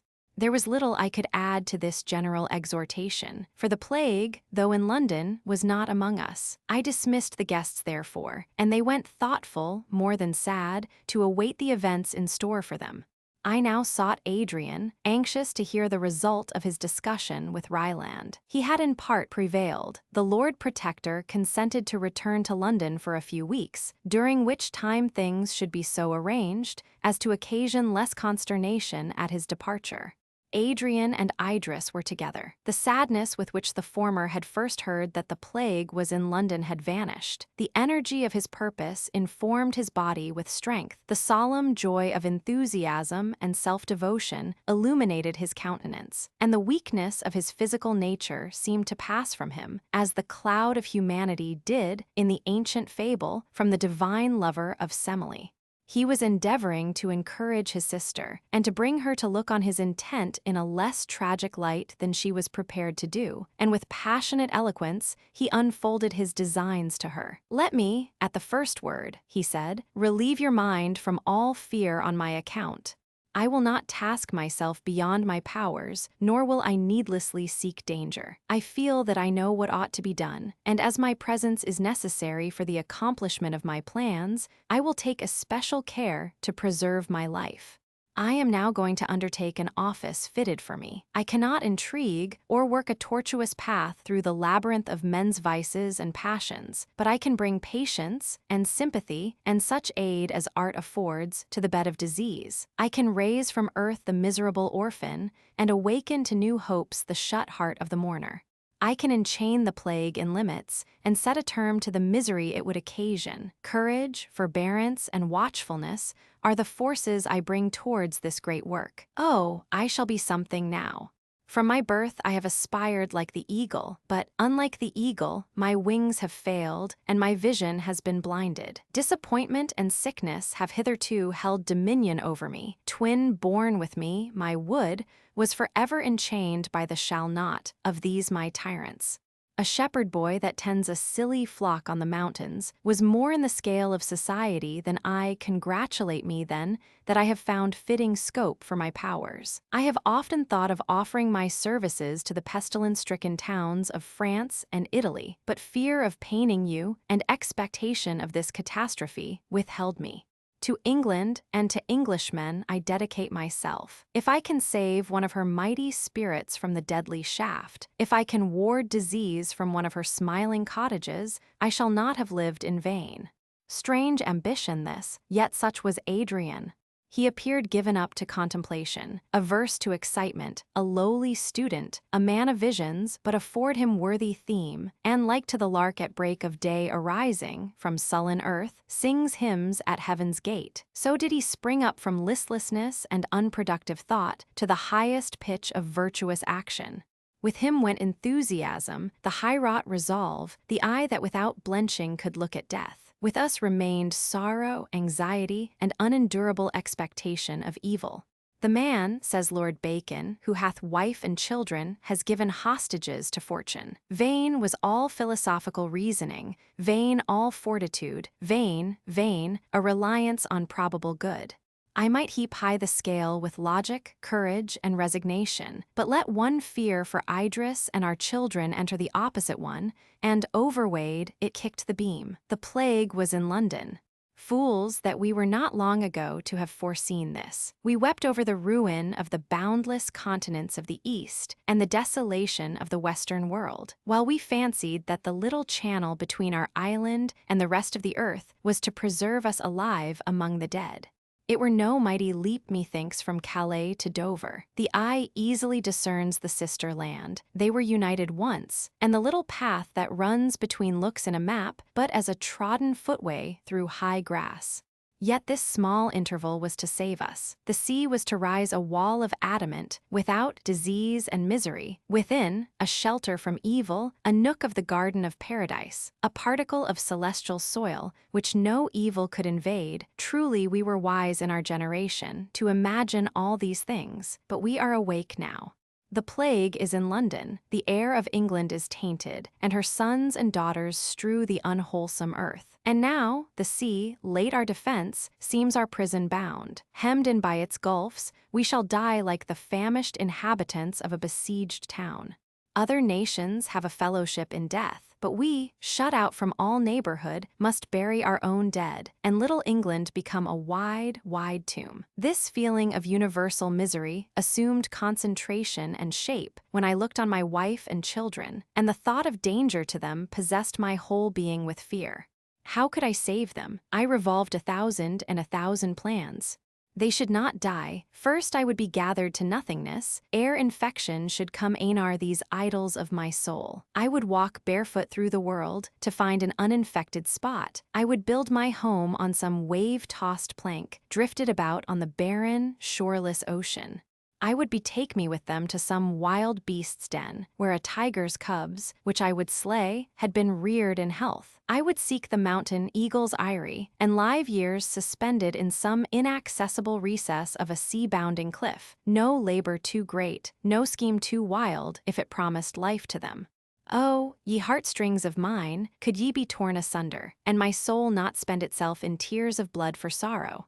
Idris, after the first shock, regained a portion of fortitude. She studiously shut out all prospect of the future and cradled her heart in present blessings. She never for a moment lost sight of her children, but while they in health sported about her, she could cherish contentment and hope.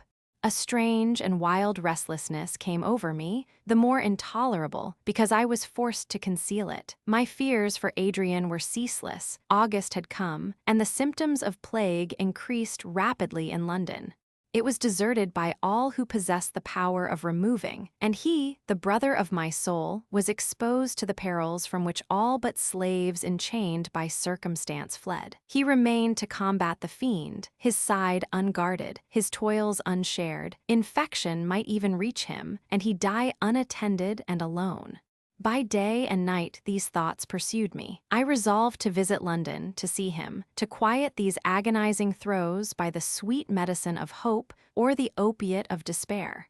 It was not until I arrived at Brentford that I perceived much change in the face of the country. The better sort of houses were shut up, the busy trade of the town palsied. There was an air of anxiety among the few passengers I met, and they looked wonderingly at my carriage, the first they had seen pass towards London, since pestilence sat on its high places and possessed its busy streets. I met several funerals. They were slenderly attended by mourners, and were regarded by the spectators as omens of direst import. Some gazed on these processions with wild eagerness, others fled timidly, some wept aloud. Adrian's chief endeavor, after the immediate succor of the sick, had been to disguise the symptoms and progress of the plague from the inhabitants of London. He knew that fear and melancholy forebodings were powerful assistants to disease, that desponding and brooding care rendered the physical nature of man peculiarly susceptible of infection. No unseemly sights were therefore discernible. The shops were in general open, the concourse of passengers in some degree kept up. But although the appearance of an infected town was avoided, to me, who had not beheld it since the commencement of the visitation, London appeared sufficiently changed.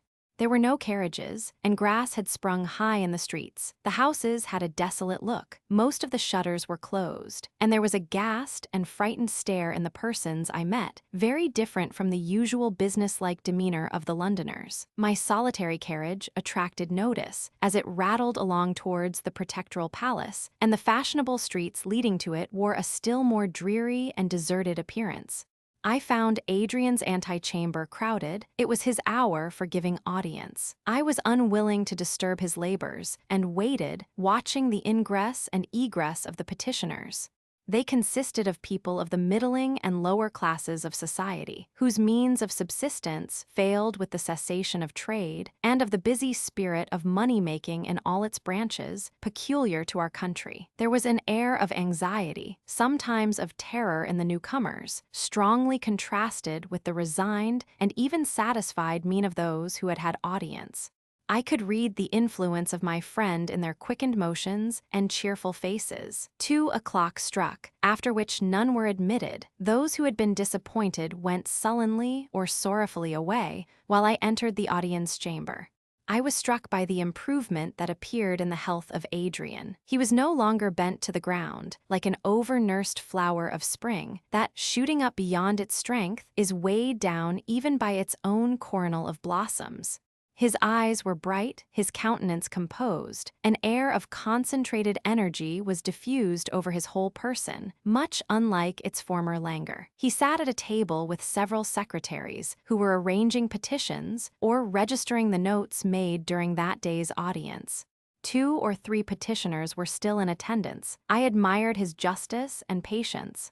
Those who possessed a power of living out of London, he advised immediately to quit it, affording them the means of so doing. Others, whose trade was beneficial to the city, or who possessed no other refuge, he provided with advice for better avoiding the epidemic, relieving overloaded families, supplying the gaps made in others by death.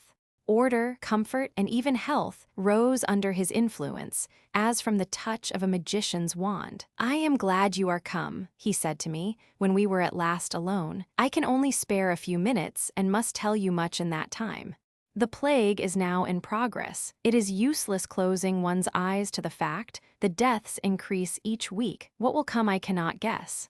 As yet, thank God, I am equal to the government of the town, and I look only to the present. Ryland, whom I have so long detained, has stipulated that I shall suffer him to depart before the end of this month. The deputy appointed by Parliament is dead. Another, therefore, must be named. I have advanced my claim, and I believe that I shall have no competitor. Tonight the question is to be decided, as there is a call of the House for the purpose. You must nominate me, Lionel. Ryland, for shame, cannot show himself, but you, my friend, will do me this service. How lovely is devotion! Here was a youth, royally sprung, bred in luxury, by nature averse to the usual struggles of a public life, and now, in time of danger, at a period when to live was the utmost scope of the ambitious, he, the beloved and heroic Adrian, made in sweet simplicity an offer to sacrifice himself for the public good. The very idea was generous and noble, but beyond this, his unpretending manner, his entire want of the assumption of a virtue, rendered his act 10 times more touching. I would have withstood his request, but I had seen the good he diffused. I felt that his resolves were not to be shaken, so, with an heavy heart, I consented to do as he asked. He grasped my hand affectionately. "Thank you," he said. "You have relieved me from a painful dilemma, and are, as you ever were, the best of my friends. Farewell, I must now leave you for a few hours. Go you and converse with Ryland. Although he deserts his post in London, he may be of the greatest service in the north of England by receiving and assisting travelers and contributing to supply the metropolis with food. Awaken him, I entreat you, to some sense of duty." Adrian left me, as I afterwards learnt, upon his daily task of visiting the hospitals and inspecting the crowded parts of London. I found Ryland much altered, even from what he had been when he visited Windsor. Perpetual fear had jaundiced his complexion and shriveled his whole person.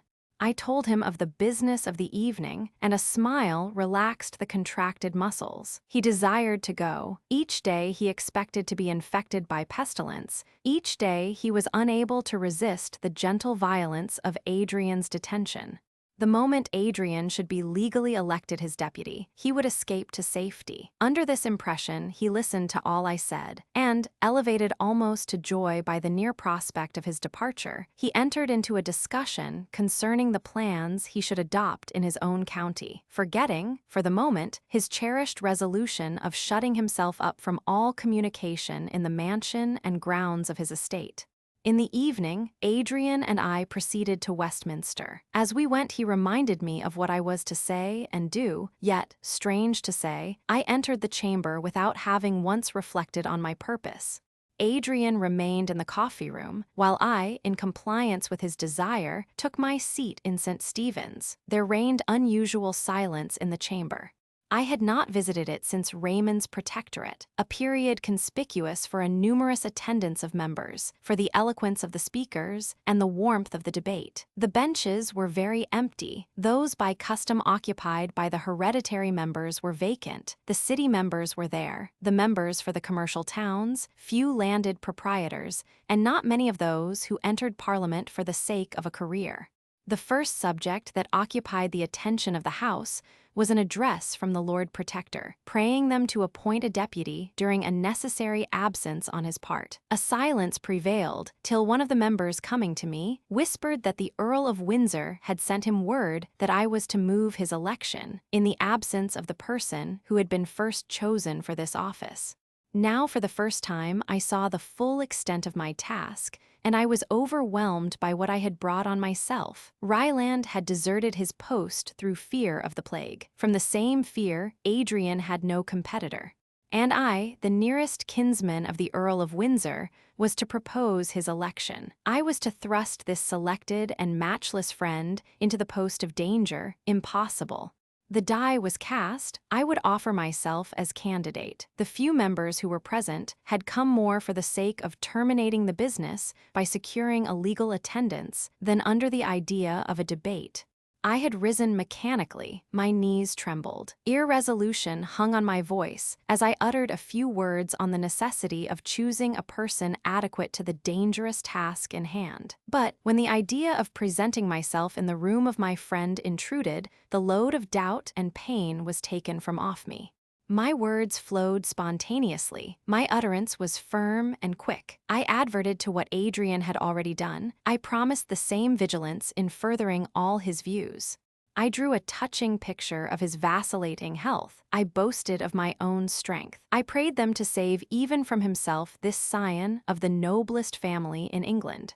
My alliance with him was the pledge of my sincerity. My union with his sister, my children, his presumptive heirs, were the hostages of my truth. This unexpected turn in the debate was quickly communicated to Adrian.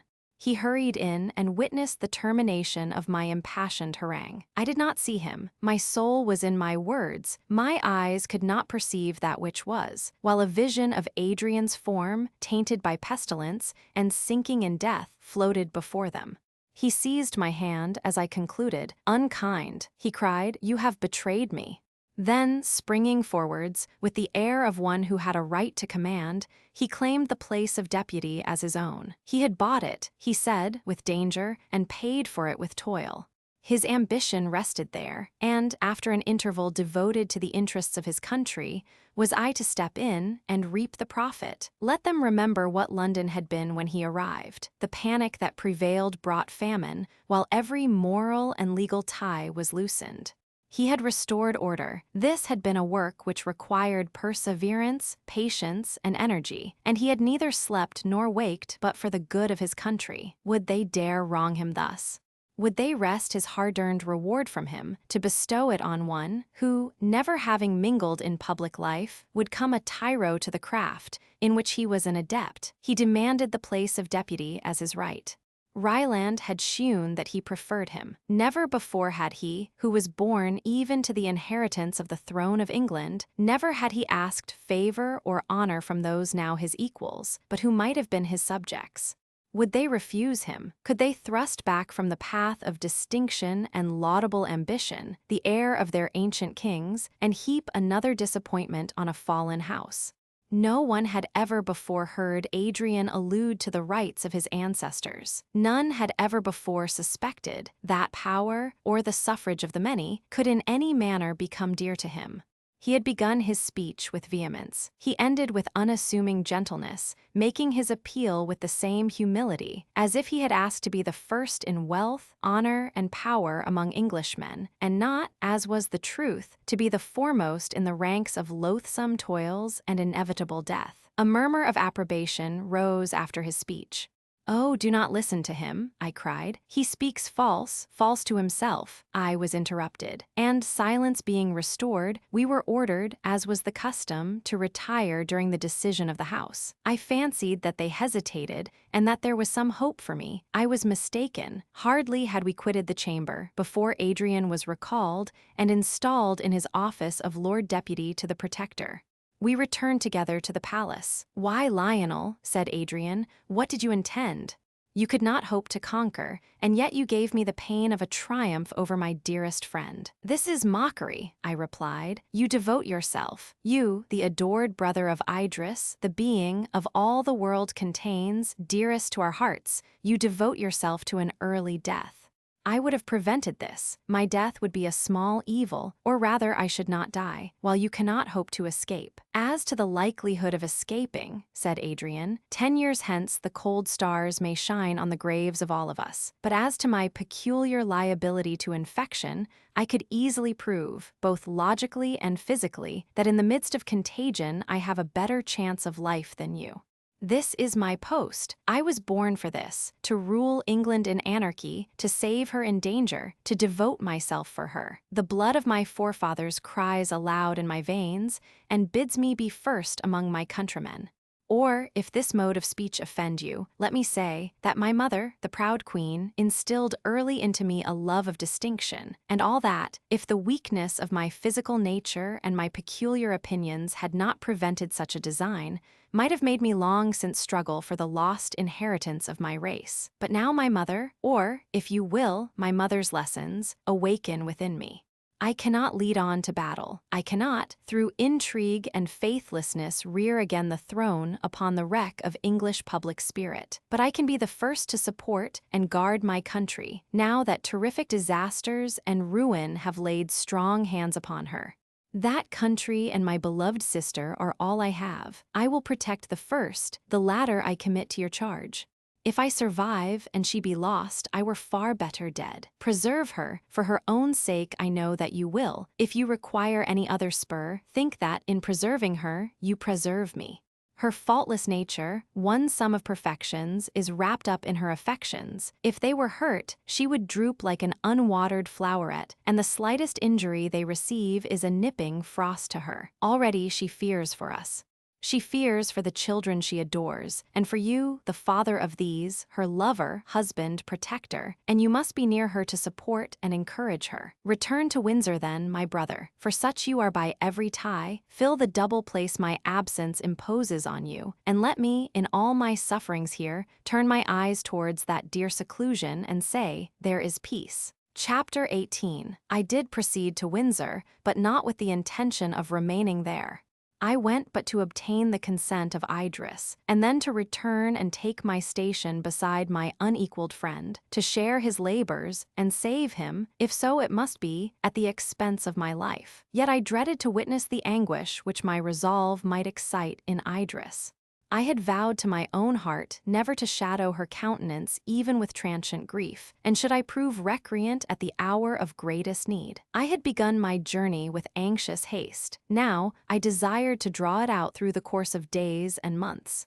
I longed to avoid the necessity of action. I strove to escape from thought. Vainly, futurity, like a dark image in a phantasmagoria, came nearer and more near, till it clasped the whole earth in its shadow. A slight circumstance induced me to alter my usual route, and to return home by Egham and Bishopgate. I alighted at Perdita's ancient abode, her cottage, and, sending forward the carriage, determined to walk across the park to the castle. This spot, dedicated to sweetest recollections, the deserted house and neglected garden were well adapted to nurse my melancholy. In our happiest days, Perdita had adorned her cottage with every aid art might bring, to that which nature had selected to favor. In the same spirit of exaggeration, she had, on the event of her separation from Raymond, caused it to be entirely neglected. It was now in ruin. The deer had climbed the broken palings and reposed among the flowers. Grass grew on the threshold, and the swinging lattice creaking to the wind gave signal of utter desertion. The sky was blue above, and the air impregnated with fragrance by the rare flowers that grew among the weeds. The trees moved overhead, awakening nature's favorite melody, but the melancholy appearance of the choked paths and weed-grown flower beds dimmed even this gay summer scene. The time when in proud and happy security we assembled at this cottage was gone. Soon the present hours would join those past, and shadows of future ones rose dark and menacing from the womb of time, their cradle and their bier. For the first time in my life, I envied the sleep of the dead, and thought with pleasure of one's bed under the sod, where grief and fear have no power. I passed through the gap of the broken paling. I felt, while I disdained, the choking tears. I rushed into the depths of the forest. O death and change, rulers of our life, where are ye, that I may grapple with you? What was there in our tranquility that excited your envy, in our happiness that ye should destroy it? We were happy, loving, and beloved. The horn of Amalthea contained no blessing unshowered upon us. But alas, la fortuna deed barber importuna, oi cadaver y ire flor, no permins jamas. As I wandered on thus ruminating, a number of country people passed me. They seemed full of careful thought, and a few words of their conversation that reached me induced me to approach and make further inquiries. A party of people flying from London, as was frequent in those days, had come up the Thames in a boat. No one at Windsor would afford them shelter, so, going a little further up, they remained all night in a deserted hut near Bolter's Lock. They pursued their way the following morning, leaving one of their company behind them, sick of the plague. This circumstance once spread abroad, none dared approach within half a mile of the infected neighborhood, and the deserted wretch was left to fight with disease and death in solitude, as he best might. I was urged by compassion to hasten to the hut for the purpose of ascertaining his situation and administering to his wants. As I advanced, I met knots of country people talking earnestly of this event. Distant as they were from the apprehended contagion, fear was impressed on every countenance. I passed by a group of these terrorists, in a lane in the direct road to the hut. One of them stopped me, and, conjecturing that I was ignorant of the circumstance, told me not to go on, for that an infected person lay but at a short distance. I know it, I replied, and I am going to see in what condition the poor fellow is. A murmur of surprise and horror ran through the assembly. I continued, this poor wretch is deserted, dying, succorless. In these unhappy times, God knows how soon any or all of us may be in like want. I am going to do as I would be done by. But you will never be able to return to the castle. Lady Idris, his children, in confused speech were the words that struck my ear. Do you not know, my friends, I said, that the Earl himself, now Lord Protector, visits daily, not only those probably infected by this disease, but the hospitals and pest houses, going near and even touching the sick? Yet he was never in better health. You labor under an entire mistake as to the nature of the plague. But do not fear, I do not ask any of you to accompany me, nor to believe me, until I return safe and sound from my patient. So I left them and hurried on. I soon arrived at the hut. The door was ajar. I entered, and one glance assured me that its former inhabitant was no more. He lay on a heap of straw, cold and stiff, while a pernicious effluvia filled the room, and various stains and marks served to show the virulence of the disorder. I had never before beheld one killed by pestilence. While every mind was full of dismay at its effects, a craving for excitement had led us to peruse Defoe's account and the masterly delineations of the author of Arthur Mervyn. The pictures drawn in these books were so vivid that we seemed to have experienced the results depicted by them. but cold were the sensations excited by words, burning though they were, and describing the death and misery of thousands, compared to what I felt in looking on the corpse of this unhappy stranger. This indeed was the plague.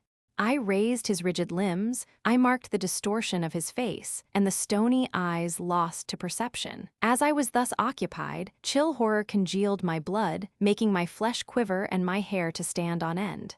Half insanely, I spoke to the dead. "So the plague killed you," I muttered. "How came this? Was the coming painful? You look as if the enemy had tortured before he murdered you." And now I leapt up precipitately and escaped from the hut before nature could revoke her laws, and inorganic words be breathed in answer from the lips of the departed. On returning through the lane, I saw at a distance the same assemblage of persons which I had left. They hurried away as soon as they saw me. My agitated mien added to their fear of coming near one who had entered within the verge of contagion. At a distance from facts, one draws conclusions which appear infallible, which yet when put to the test of reality, vanish like unreal dreams. I had ridiculed the fears of my countrymen when they related to others. Now that they came home to myself, I paused. The Rubicon, I felt, was past, and it behoved me well to reflect what I should do on this hither side of disease and danger. According to the vulgar superstition, my dress, my person, the air I breathed, bore in it mortal danger to myself and others. Should I return to the castle, to my wife and children, with this taint upon me? Not surely if I were infected, but I felt certain that I was not. A few hours would determine the question. I would spend these in the forest, in reflection on what was to come, and what my future actions were to be. In the feeling communicated to me by the sight of one struck by the plague, I forgot the events that had excited me so strongly in London. New and more painful prospects, by degrees, were cleared of the mist which had hitherto veiled them. I spread the whole earth out as a map before me. On no one spot of its surface could I put my finger and say, "Here is safety." In the south, the disease, virulent and immedicable, had nearly annihilated the race of man. Storm and inundation, poisonous winds and blights filled up the measure of suffering. In the north, it was worse. The lesser population gradually declined, and famine and plague kept watch on the survivors, who, helpless and feeble, were ready to fall an easy prey into their hands. I contracted my view to England. The overgrown metropolis, the great heart of mighty Britain, was pulseless. Commerce had ceased. All resort for ambition or pleasure was cut off. The streets were grass-grown, the houses empty. The few, that from necessity remained, seemed already branded with the taint of inevitable pestilence. In the larger manufacturing towns, the same tragedy was acted on a smaller, yet more disastrous scale. There was no Adrian to superintend and direct, while whole flocks of the poor were struck and killed. Yet we were not all to die. No, truly, though thinned, the race of man would continue, and the great plague would, in after years, become matter of history and wonder.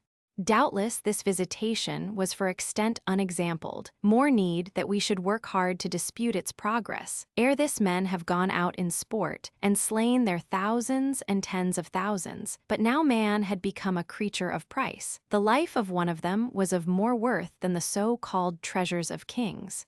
Above all, I must guard those entrusted by nature and fate to my especial care. And surely, if among all my fellow creatures I were to select those who might stand forth examples of the greatness and goodness of man, I could choose no other than those allied to me by the most sacred ties. Some from among the family of man must survive, and these should be among the survivors. That should be my task. To accomplish it, my own life were a small sacrifice. There then in that castle, in Windsor Castle, birthplace of Idris and my babes, should be the haven and retreat for the wrecked bark of human society. Its forest should be our world, its garden afford us food. Within its walls I would establish the shaken throne of health. I was an outcast and a vagabond when Adrian gently threw over me the silver net of love and civilization, and linked me inextricably to human charities and human excellence. I was one who, though an aspirant after good and an ardent lover of wisdom, was yet unenrolled in any list of worth. When Idris, the princely born, who was herself the personification of all that was divine in woman, she who walked the earth like a poet's dream, as a carved goddess endued with sense, or pictured saint stepping from the canvas, she, the most worthy, chose me and gave me herself, a priceless gift. I had wandered towards Bracknell, far to the west of Windsor. The feeling of perfect health which I enjoyed assured me that I was free from contagion. I remembered that Idris had been kept in ignorance of my proceedings. She might have heard of my return from London and my visit to Bolter's Lock, which, connected with my continued absence, might tend greatly to alarm her. I returned to Windsor by the long walk, and passing through the town towards the castle, I found it in a state of agitation and disturbance. "It is too late to be ambitious," says Sir Thomas Browne. "We cannot hope to live so long in our names as some have done in their persons. One face of Janus holds no proportion to the other." Upon this text, many fanatics arose who prophesied that the end of time was come. The spirit of superstition had birth from the wreck of our hopes, and antics wild and dangerous were played on the great theatre, while the remaining particle of futurity dwindled into a point in the eyes of the prognosticators. Weak-spirited women died of fear as they listened to their denunciations. Men of robust form and seeming strength fell into idiotcy and madness, racked by the dread of coming eternity. A man of this kind was now pouring forth his eloquent despair among the inhabitants of Windsor. The scene of the morning, and my visit to the dead, which had been spread abroad, had alarmed the country people, so they had become fit instruments to be played upon by a maniac. The poor wretch had lost his young wife and lovely infant by the plague. He was a mechanic, and, rendered unable to attend to the occupation which supplied his necessities, famine was added to his other miseries. He left the chamber which contained his wife and child no more, but dead earth upon the earth. Wild with hunger, watching, and grief, his diseased fancy made him believe himself sent by heaven to preach the end of time to the world. He entered the churches, and foretold to the congregations their speedy removal to the vaults below. He appeared like the forgotten spirit of the time in the theaters, and bade the spectators go home and die. He had been seized and confined. He had escaped and wandered from London among the neighboring towns, and, with frantic gestures and thrilling words, he unveiled to each their hidden fears, and gave voice to the soundless thought they dared not syllable. He stood under the arcade of the Town Hall of Windsor, and from this elevation harangued a trembling crowd. "Hear, O ye inhabitants of the earth," he cried, "hear thou, all-seeing but most pitiless heaven. Hear thou too, O tempest-tossed heart, which breathes out these words, yet faints beneath their meaning. Death is among us. The earth is beautiful and flower-bedecked, but she is our grave. The clouds of heaven weep for us. The pageantry of the stars is but our funeral torchlight. Gray-headed men, ye hoped for yet a few years in your long-known abode. But the lease is up, you must remove. Children, ye will never reach maturity. Even now the small grave is dug for ye, mothers, clasp them in your arms. One death embraces you." Shuddering, he stretched out his hands, his eyes cast up, seemed bursting from their sockets, while he appeared to follow shapes, to us invisible in the yielding air. "There they are," he cried, "the dead. They rise in their shrouds, and pass in silent procession towards the far land of their doom. Their bloodless lips move not, their shadowy limbs are void of motion, while still they glide onwards. We come," he exclaimed, springing forwards, "for what should we wait? Haste, my friends, apparel yourselves in the court dress of death. Pestilence will usher you to his presence. Why thus long? They the good, the wise, and the beloved are gone before. Mothers kiss you last, husbands, protectors no more, lead on the partners of your death. Come, O come, while the dear ones are yet in sight, for soon they will pass away, and we never shall join them more." From such ravings as these, he would suddenly become collected, and with unexaggerated but terrific words, paint the horrors of the time, describe with minute detail the effects of the plague on the human frame, and tell heartbreaking tales of the snapping of dear affinities, the gasping horror of despair over the deathbed of the last beloved, so that groans and even shrieks burst from the crowd. One man in particular stood in front, his eyes fixed on the prophet, his mouth open, his limbs rigid, while his face changed to various colors, yellow, blue, and green, through intense fear. The maniac caught his glance and turned his eye on him. One has heard of the gaze of the rattlesnake, which allures the trembling victim till he falls within his jaws. The maniac became composed, his person rose higher, authority beamed from his countenance. He looked on the peasant, who began to tremble while he still gazed, his knees knocked together, his teeth chattered. He at last fell down in convulsions. "That man has the plague," said the maniac calmly. A shriek burst from the lips of the poor wretch, and then sudden motionlessness came over him. It was manifest to all that he was dead. Cries of horror filled the place. Everyone endeavored to effect his escape. In a few minutes the marketplace was cleared, the corpse lay on the ground, and the maniac, subdued and exhausted, sat beside it, leaning his gaunt cheek upon his thin hand. Soon some people, deputed by the magistrates, came to remove the body. The unfortunate being saw a jailer in each. He fled precipitately, while I passed onwards to the castle. Death, cruel and relentless, had entered these beloved walls. An old servant, who had nursed Idris in infancy, and who lived with us more on the footing of a revered relative than a domestic, had gone a few days before to visit a daughter, married, and settled in the neighborhood of London. On the night of her return, she sickened of the plague. From the haughty and unbending nature of the Countess of Windsor, Idris had few tender filial associations with her. This good woman had stood in the place of a mother, and her very deficiencies of education and knowledge, by rendering her humble and defenseless, endeared her to us. She was the especial favorite of the children.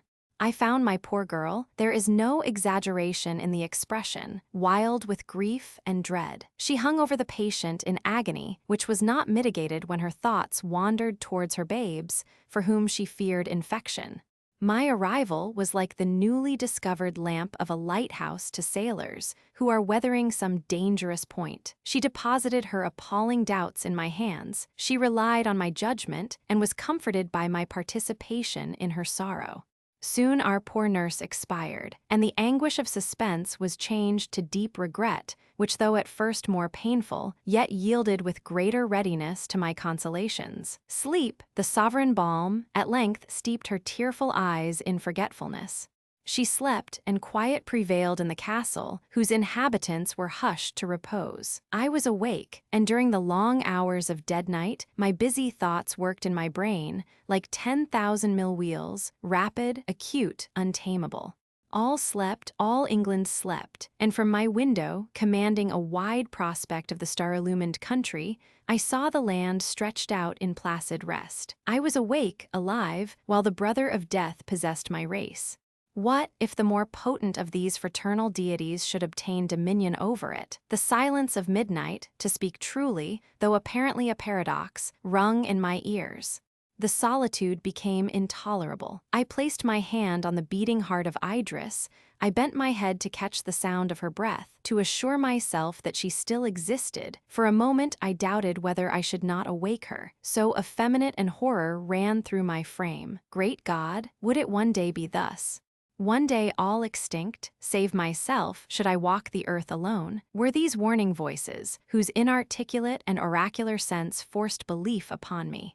Yet I would not call them voices of warning, that announce to us only the inevitable. As the sun, ere it is risen, sometimes paints its image in the atmosphere, so often do the spirits of great events stride on before the events, and in today already walks tomorrow. Chapter 19. After a long interval, I am again impelled by the restless spirit within me to continue my narration, but I must alter the mode which I have hitherto adopted.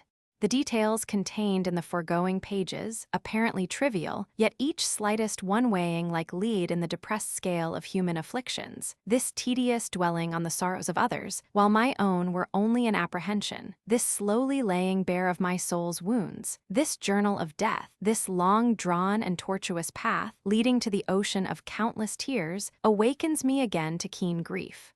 But the intermediate steps, the climbing the wall, raised up between what was and is, while I still looked back nor saw the concealed desert beyond, is a labor past my strength. Time and experience have placed me on an height from which I can comprehend the past as a whole, and in this way I must describe it, bringing forward the leading incidents and disposing light and shade so as to form a picture in whose very darkness there will be harmony.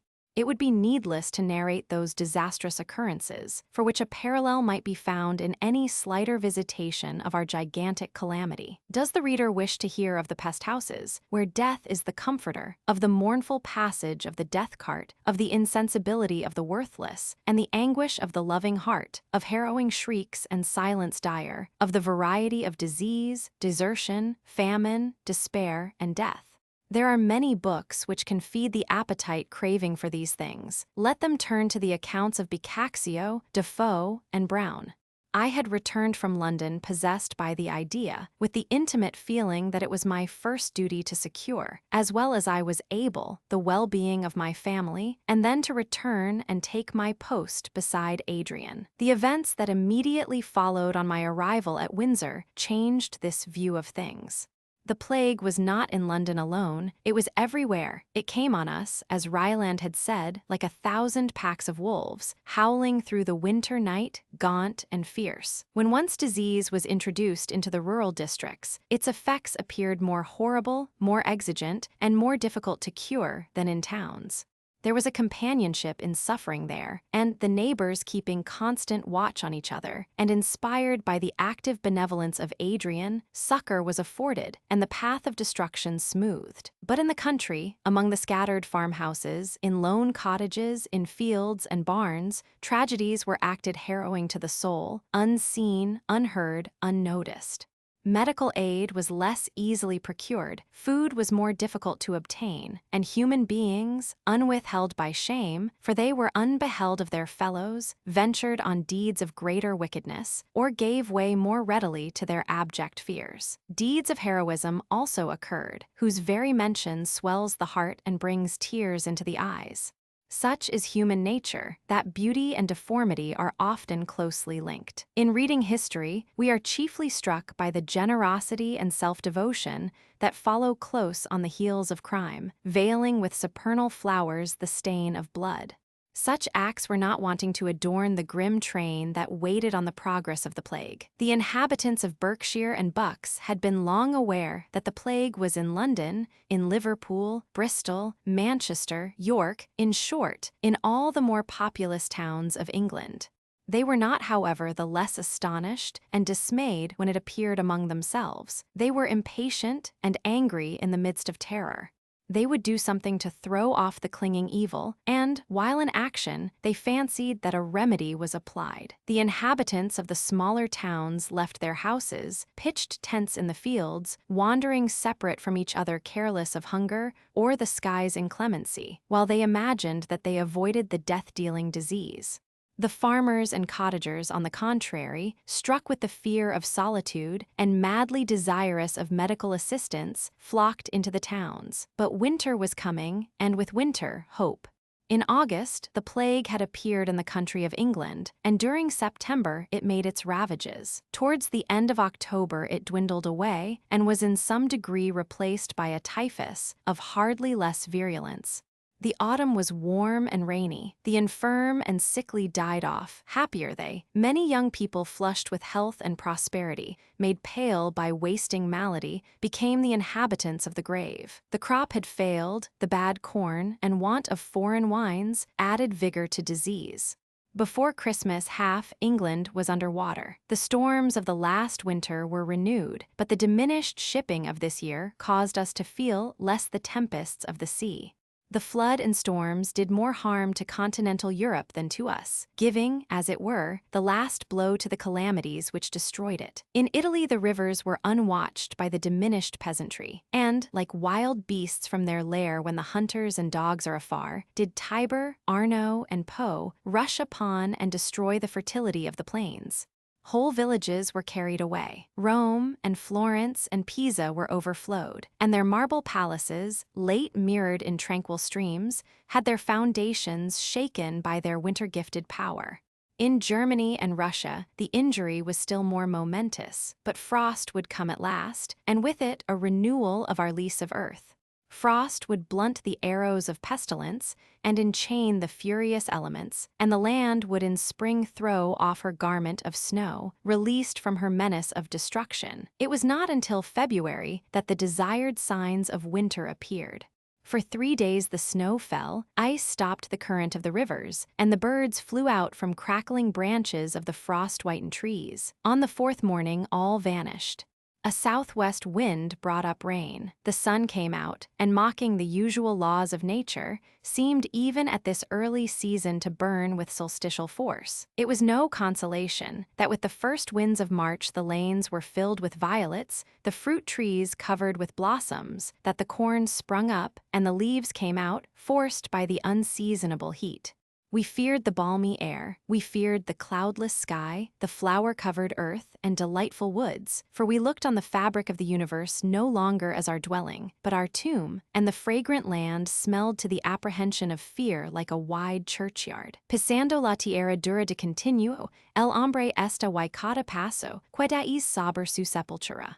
Yet notwithstanding these disadvantages, winter was breathing time, and we exerted ourselves to make the best of it. Plague might not revive with the summer, but if it did, it should find us prepared. It is a part of man's nature to adapt itself through habit even to pain and sorrow. Pestilence had become a part of our future, our existence. It was to be guarded against, like the flooding of rivers, the encroachments of ocean, or the inclemency of the sky.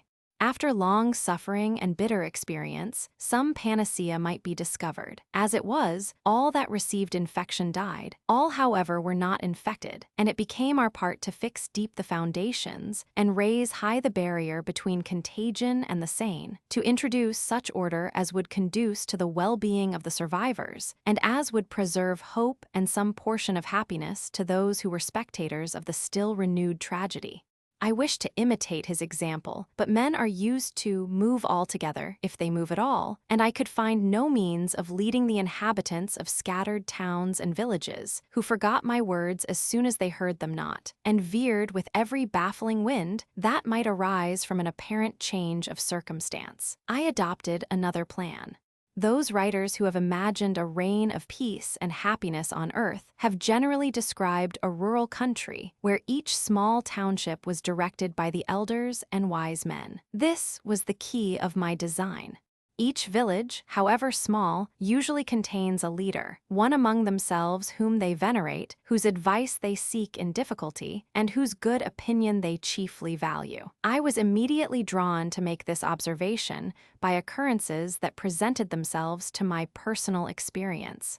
In the village of Little Marlow, an old woman ruled the community. She had lived for some years in an almshouse, and on fine Sundays her threshold was constantly beset by a crowd, seeking her advice and listening to her admonitions.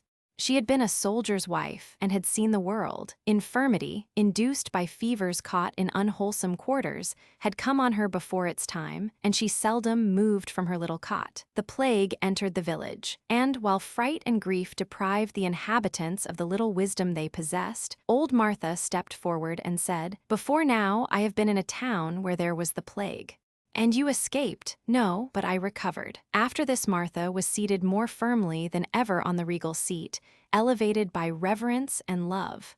She entered the cottages of the sick. She relieved their wants with her own hand. She betrayed no fear, and inspired all who saw her with some portion of her own native courage. She attended the markets. She insisted upon being supplied with food for those who were too poor to purchase it.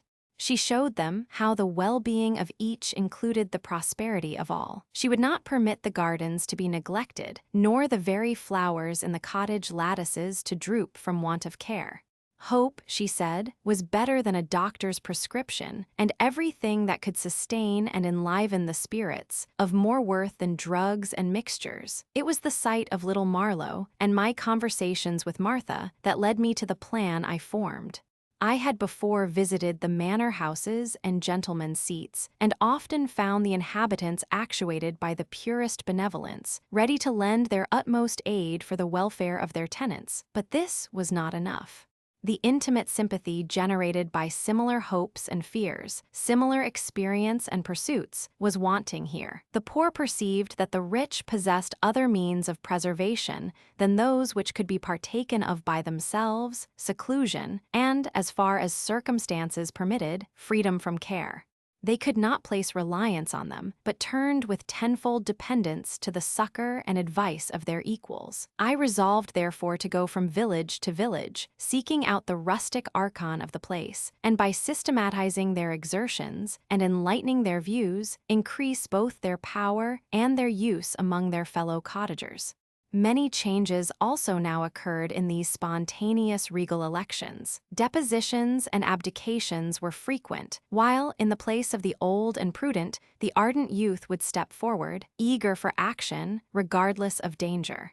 Whoever labors for man must often find ingratitude, watered by vice and folly, spring from the grain which he has sown. Death, which had in our younger days walked the earth like a thief that comes in the night, now, rising from his subterranean vault, girt with power, with dark banner floating, came a conqueror.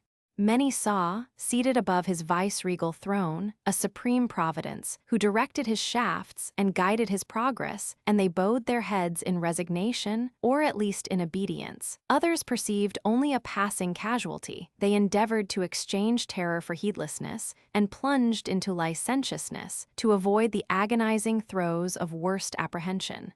Thus, while the wise, the good, and the prudent were occupied by the labors of benevolence, the truce of winter produced other effects among the young, the thoughtless, and the vicious. During the colder months there was a general rush to London in search of amusement. The ties of public opinion were loosened. Many were rich, heretofore poor. Many had lost father and mother, the guardians of their morals, their mentors and restraints.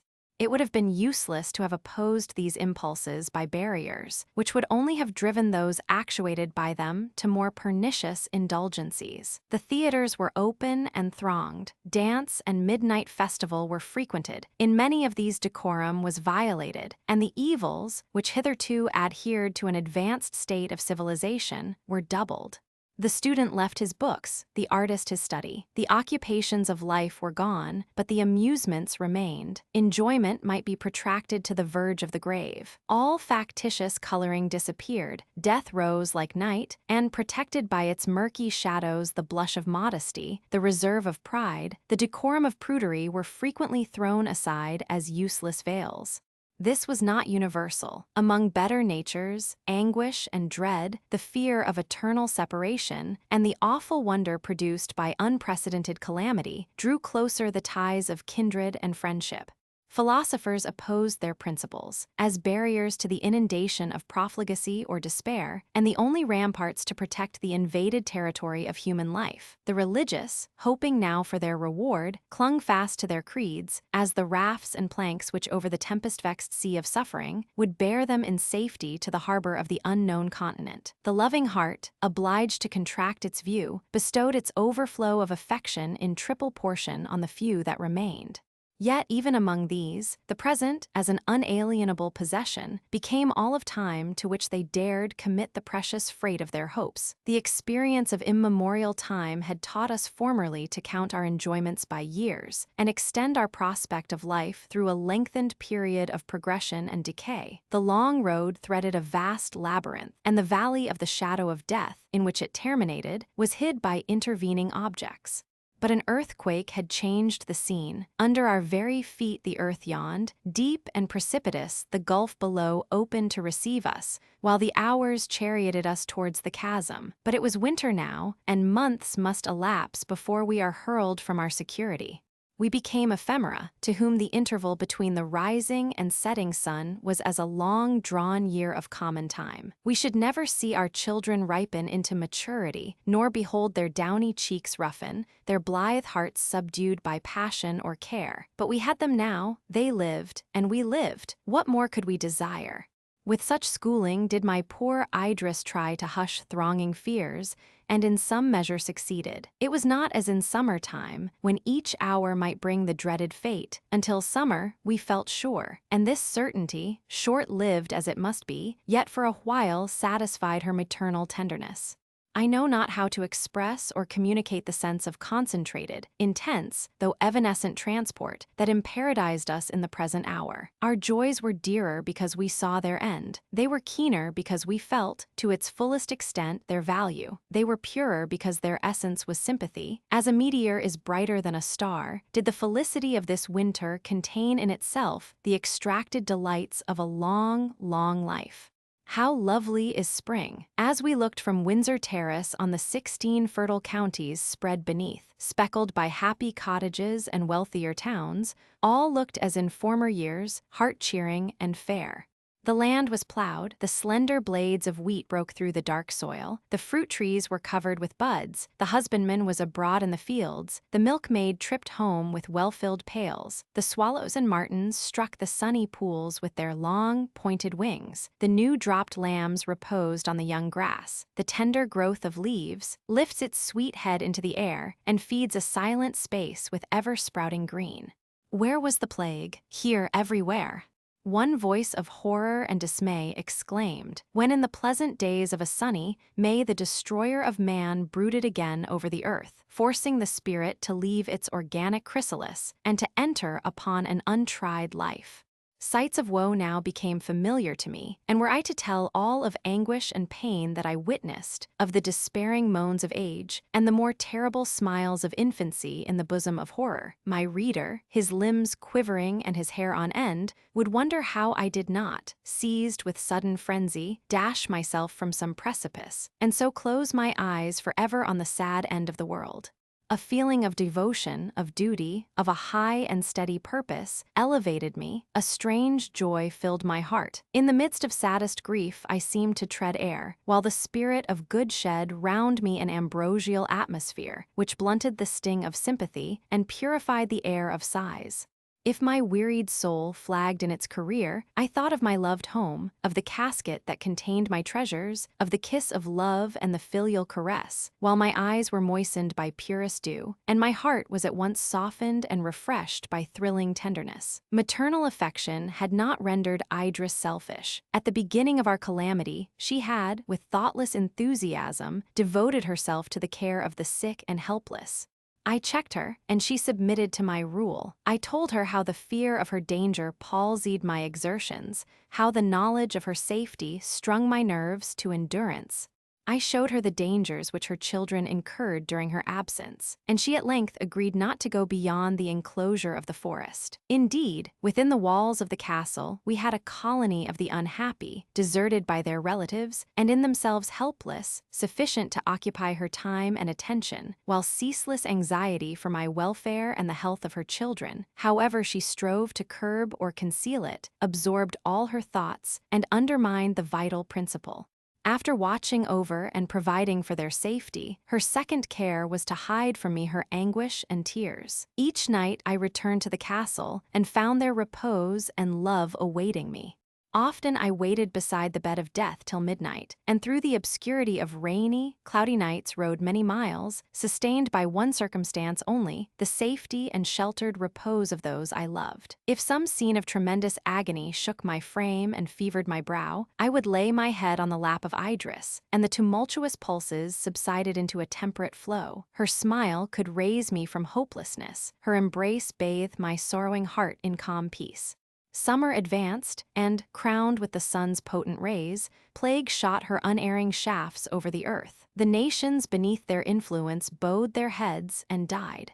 The corn that sprung up in plenty lay in autumn rotting on the ground, while the melancholy wretch who had gone out to gather bread for his children lay stiff and plague-struck in the furrow. The green woods waved their boughs majestically, while the dying were spread beneath their shade, answering the solemn melody with inharmonious cries. The painted birds flitted through the shades, the careless deer reposed unhurt upon the fern, the oxen and the horses strayed from their unguarded stables and grazed among the wheat, for death fell on man alone. With summer and mortality grew our fears. My poor love and I looked at each other, and our babes. We will save them, Idris, I said. I will save them. Years hence we shall recount to them our fears, then passed away with their occasion. though they only should remain on the earth, still they shall live, nor shall their cheeks become pale, nor their sweet voices languish. Our eldest, in some degree, understood the scenes passing around, and at times he with serious looks questioned me concerning the reason of so vast a desolation. But he was only 10 years old, and the hilarity of youth soon chased unreasonable care from his brow. Evelyn, a laughing cherub, a gamesome infant, without idea of pain or sorrow, would, shaking back his light curls from his eyes, make the halls re-echo with his merriment, and in 1,000 artless ways attract our attention to his play. Clara, our lovely gentle Clara, was our stay, our solace, our delight. She made it her task to attend the sick, comfort the sorrowing, assist the aged, and partake the sports and awaken the gaiety of the young. She flitted through the rooms, like a good spirit, dispatched from the celestial kingdom, to illumine our dark hour with alien splendor. Gratitude and praise marked where her footsteps had been.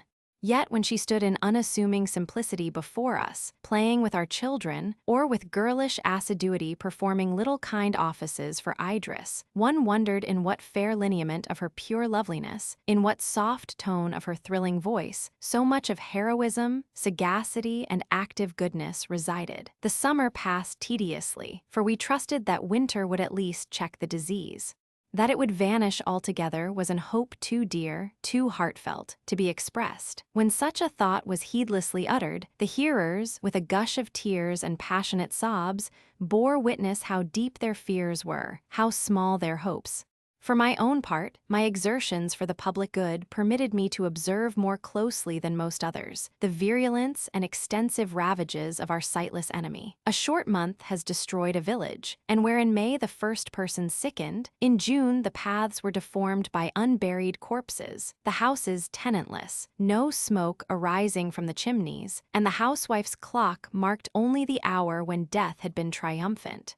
From such scenes, I have sometimes saved a deserted infant, sometimes led a young and grieving mother from the lifeless image of her firstborn, or drawn the sturdy laborer from childish weeping over his extinct family. July is gone.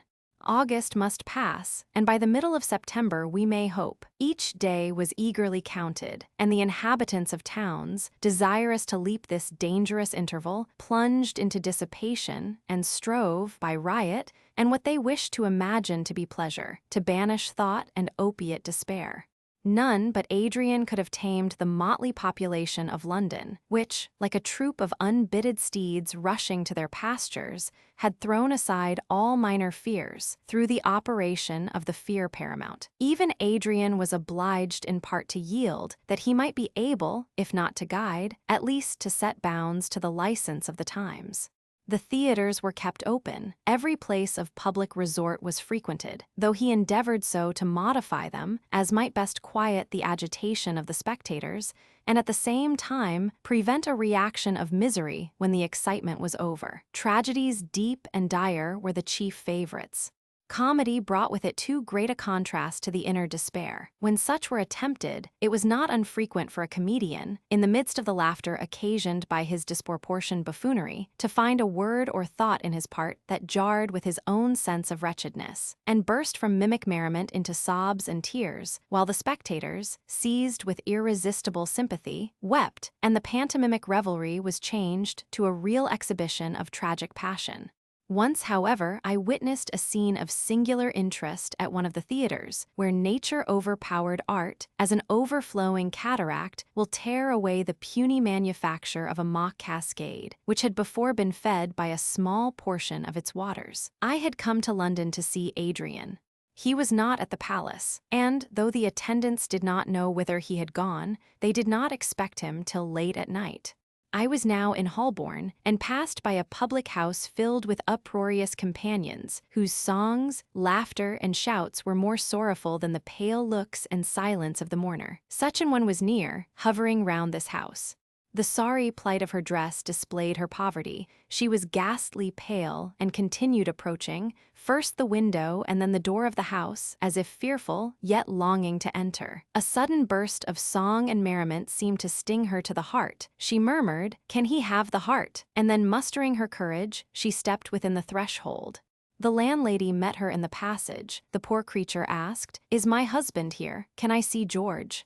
"See him?" cried the woman. "Yes, if you go to him. Last night he was taken with the plague, and we sent him to the hospital." The unfortunate inquirer staggered against a wall. A faint cry escaped her. "Oh, were you cruel enough," she exclaimed, "to send him there?"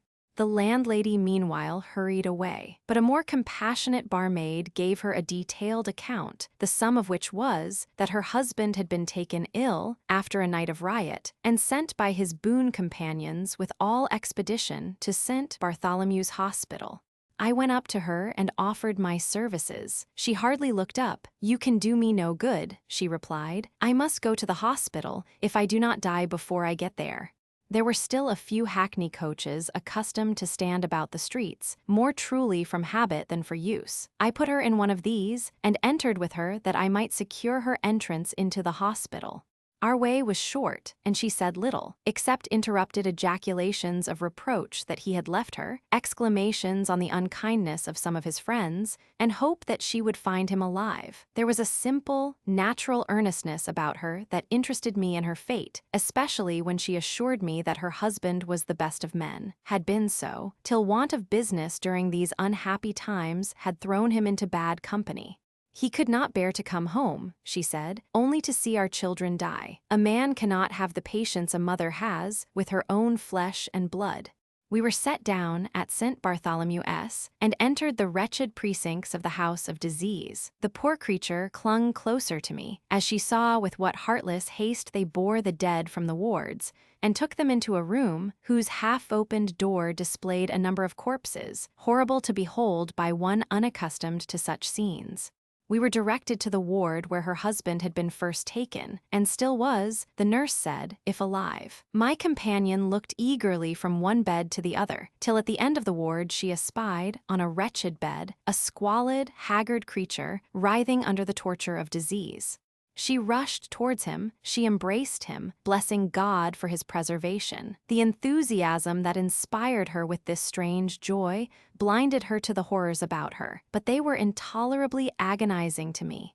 The ward was filled with an effluvia that caused my heart to heave with painful qualms. The dead were carried out, and the sick brought in, with like indifference. Some were screaming with pain, others laughing from the influence of more terrible delirium. Some were attended by weeping, despairing relations, others called aloud with thrilling tenderness or reproach on the friends who had deserted them, while the nurses went from bed to bed, incarnate images of despair, neglect, and death.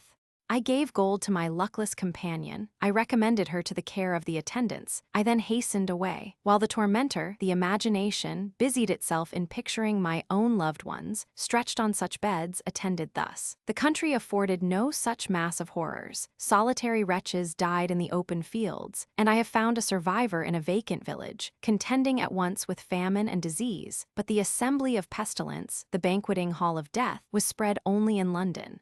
I rambled on, oppressed, distracted by painful emotions. Suddenly I found myself before Drury Lane Theatre. The play was Macbeth. The first actor of the age was there to exert his powers to drug with irreflection the auditors. Such a medicine I yearned for, so I entered.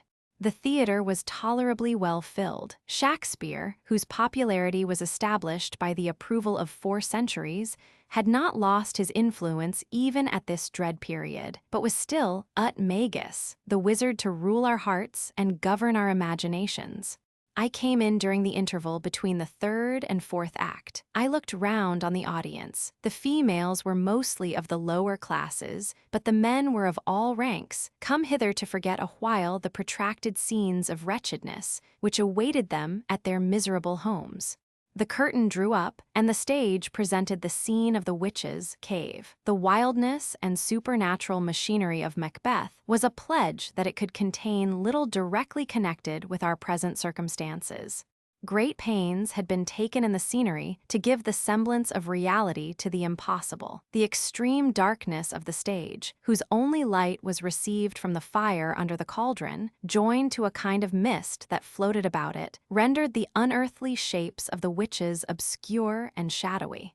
It was not 3 decrepit old hags that bent over their pot throwing in the grim ingredients of the magic charm, but forms frightful, unreal, and fanciful. The entrance of Hecate and the wild music that followed took us out of this world. The cavern shape the stage assumed, the beetling rocks, the glare of the fire, the misty shades that crossed the scene at times, the music in harmony with all witch-like fancies, permitted the imagination to revel, without fear of contradiction, or reproof from reason or the heart. I felt the beneficial result of such excitement in a renewal of those pleasing flights of fancy to which I had long been a stranger. The effect of this scene of incantation communicated a portion of its power to that which followed. We forgot that Malcolm and Macduff were mere human beings, acted upon by such simple passions as warmed our own breasts. By slow degrees, however, we were drawn to the real interest of the scene. A shudder like the swift passing of an electric shock ran through the house when Ross exclaimed, in answer to "Stand Scotland where it did, alas, poor country, almost afraid to know itself. It cannot be called our mother, but our grave, where nothing but who knows nothing is once seen to smile, where sighs and groans and shrieks that rent the air are made not marked, where violent sorrow seems a modern ecstasy. The dead man's knell is there scarce asked for who, and good men's lives expire before the flowers in their caps, dying, or ere they sicken. The person who played the part of Ross suddenly became aware of the dangerous ground he trod. He was an inferior actor, but truth now made him excellent. As he went on to announce to Macduff the slaughter of his family, he was afraid to speak, trembling from apprehension of a burst of grief from the audience, not from his fellow mime. Each word was drawn out with difficulty. Real anguish painted his features. His eyes were now lifted in sudden horror, now fixed in dread upon the ground. This show of terror increased ours. We gasped with him. Each neck was stretched out. Each face changed with the actor's changes. At length, while Macduff, who, attending to his part, was unobservant of the high-wrought sympathy of the house, cried with well-acted passion, "All my pretty ones." "Did you say all, O Hellkite, all?" "What, all my pretty chickens, and their dam, at one fell swoop." A pang of tameless grief wrenched every heart, a burst of despair was echoed from every lip. I had entered into the universal feeling, I had been absorbed by the terrors of Ross, I re-echoed the cry of Macduff, and then rushed out as from an hell of torture, to find calm in the free air and silent street. Free the air was not, or the street silent. Oh, how I longed then for the dear soothings of maternal nature, as my wounded heart was still further stung by the roar of heartless merriment from the public house, by the sight of the drunkard reeling home, having lost the memory of what he would find there in oblivious debauch, and by the more appalling salutations of those melancholy beings to whom the name of home was a mockery. I entered with soothing on the lighted chancel, and listened to the solemn religious chaunt which spoke peace and hope to the unhappy. The notes, freighted with man's dearest prayers, re-echoed through the dim aisles, and the bleeding of the soul's wounds was staunched by heavenly balm. In spite of the misery I deprecated and could not understand, in spite of the cold hearths of wide London and the corpse-strewn fields of my native land, in spite of all the variety of agonizing emotions I had that evening experienced, I thought that in reply to our melodious adjurations, the Creator looked down in compassion and promise of relief. The awful peal of the heaven-winged music seemed fitting voice wherewith to commune with the Supreme. Alas, with the failing of this solemn strain, the elevated spirit sank again to earth. Suddenly, one of the choristers died. He was lifted from his desk. The vaults below were hastily opened. He was consigned with a few muttered prayers to the darksome cavern, abode of thousands who had gone before, now wide yawning to receive even all who fulfilled the funeral rites. In vain, I would then have turned from this scene, to darkened aisle or lofty dome, echoing with melodious praise. In the open air alone I found relief. Among nature's beauteous works, her God reassumed his attribute of benevolence, and again I could trust that he who built up the mountains, planted the forests, and poured out the rivers would erect another state for lost humanity, where we might awaken again to our affections, our happiness, and our faith. My endeavors were directed towards urging them to their usual attention to their crops, and to the acting as if pestilence did not exist. The mower's scythe was at times heard, yet the joyless haymakers, after they had listlessly turned the grass, forgot to cart it. The shepherd, when he had sheared his sheep, would let the wool lie to be scattered by the winds, deeming it useless to provide clothing for another winter. At times, however, the spirit of life was awakened by these employments. The sun, the refreshing breeze, the sweet smell of the hay, the rustling leaves and prattling rivulets brought repose to the agitated bosom, and bestowed a feeling akin to happiness on the apprehensive. Nor, strange to say, was the time without its pleasures. Young couples, who had loved long and hopelessly, suddenly found every impediment removed, and wealth pour in from the death of relatives. The very danger drew them closer. The immediate peril urged them to seize the immediate opportunity. Wildly and passionately, they sought to know what delights existence afforded before they yielded to death, and snatching their pleasures with rough strife through the iron gates of life, they defied the conquering pestilence to destroy what had been, or to erase even from their deathbed thoughts the sentiment of happiness which had been theirs. He was a schoolfellow and friend of her brother, S., and usually spent a part of the holidays at the mansion of the Duke her father. They had played together as children, been the confidants of each other's little secrets, mutual aids and consolers in difficulty and sorrow. Love had crept in, noiseless, terrorless at first, till each felt their life bound up in the other, and at the same time knew that they must part. Their extreme youth and the purity of their attachment made them yield with less resistance to the tyranny of circumstances. The father of the fair Juliet separated them, but not until the young lover had promised to remain absent only till he had rendered himself worthy of her, and she had vowed to preserve her virgin heart, his treasure, till he returned to claim and possess it. Plague came, threatening to destroy at once the aim of the ambitious and the hopes of love. Long the Duke of L. derided the idea that there could be danger while he pursued his plans of cautious seclusion, and he so far succeeded that it was not till this second summer that the destroyer, at one fell stroke, overthrew his precautions, his security, and his life. Poor Juliet saw one by one father, mother, brothers, and sisters sicken and die. Most of the servants fled on the first appearance of disease. Those who remained were infected mortally. No neighbor or rustic ventured within the verge of contagion. By a strange fatality, Juliet alone escaped, and she to the last waited on her relatives and smoothed the pillow of death. The moment at length came when the last blow was given to the last of the house. The youthful survivor of her race sat alone among the dead. There was no living being near to soothe her or withdraw her from this hideous company. With the declining heat of a September night, a whirlwind of storm, thunder, and hail rattled round the house, and with ghastly harmony sung the dirge of her family. She sat upon the ground absorbed in wordless despair, when through the gusty wind and bickering rain she thought she heard her name called.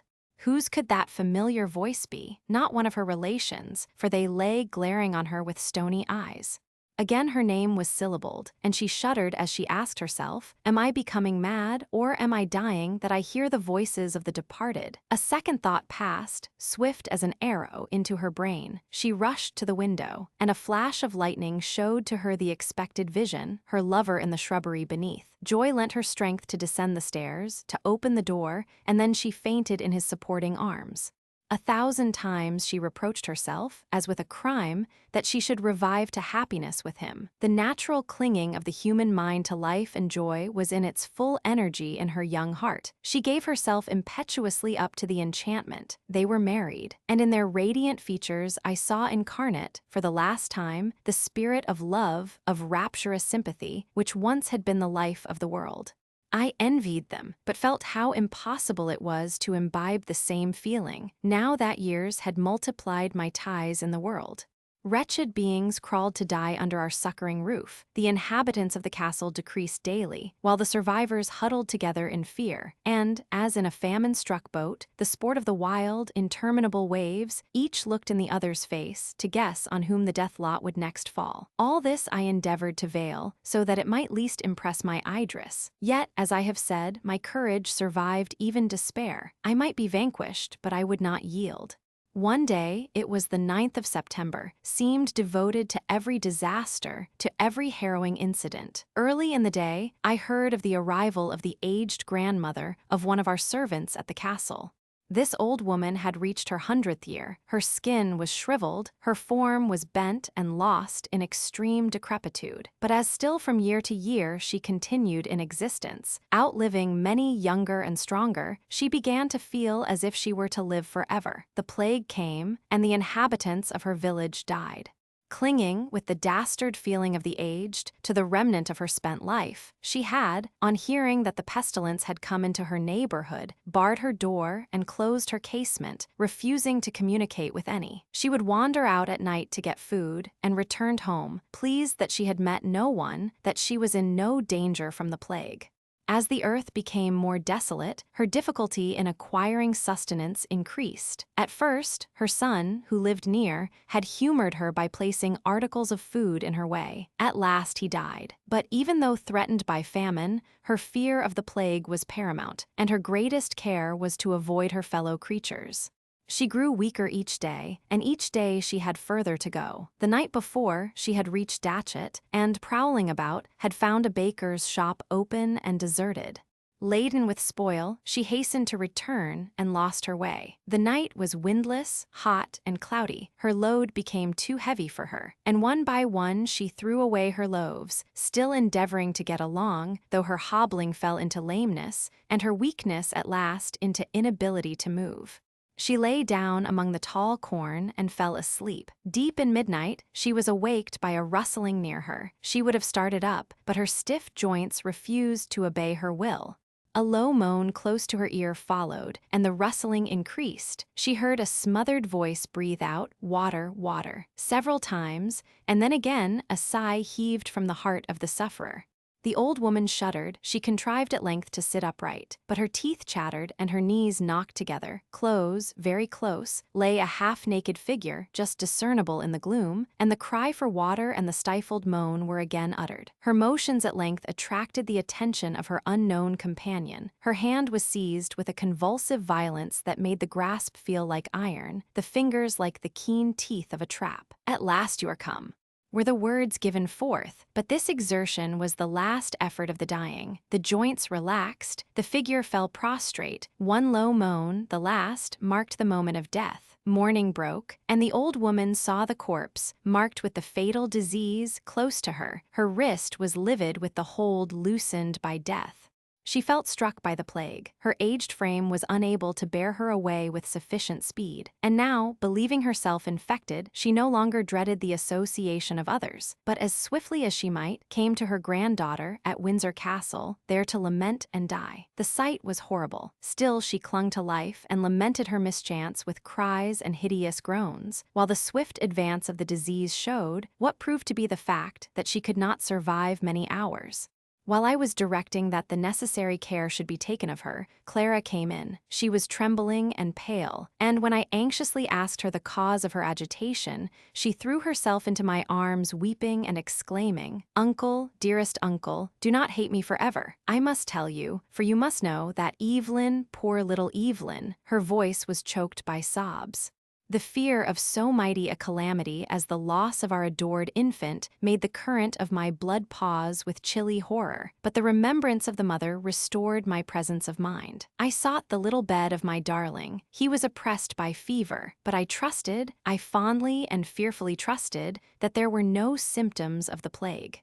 He was not 3 years old, and his illness appeared only one of those attacks incident to infancy. I watched him long, his heavy half-closed lids, his burning cheeks and restless twining of his small fingers. The fever was violent, the torpor complete, enough, without the greater fear of pestilence, to awaken alarm.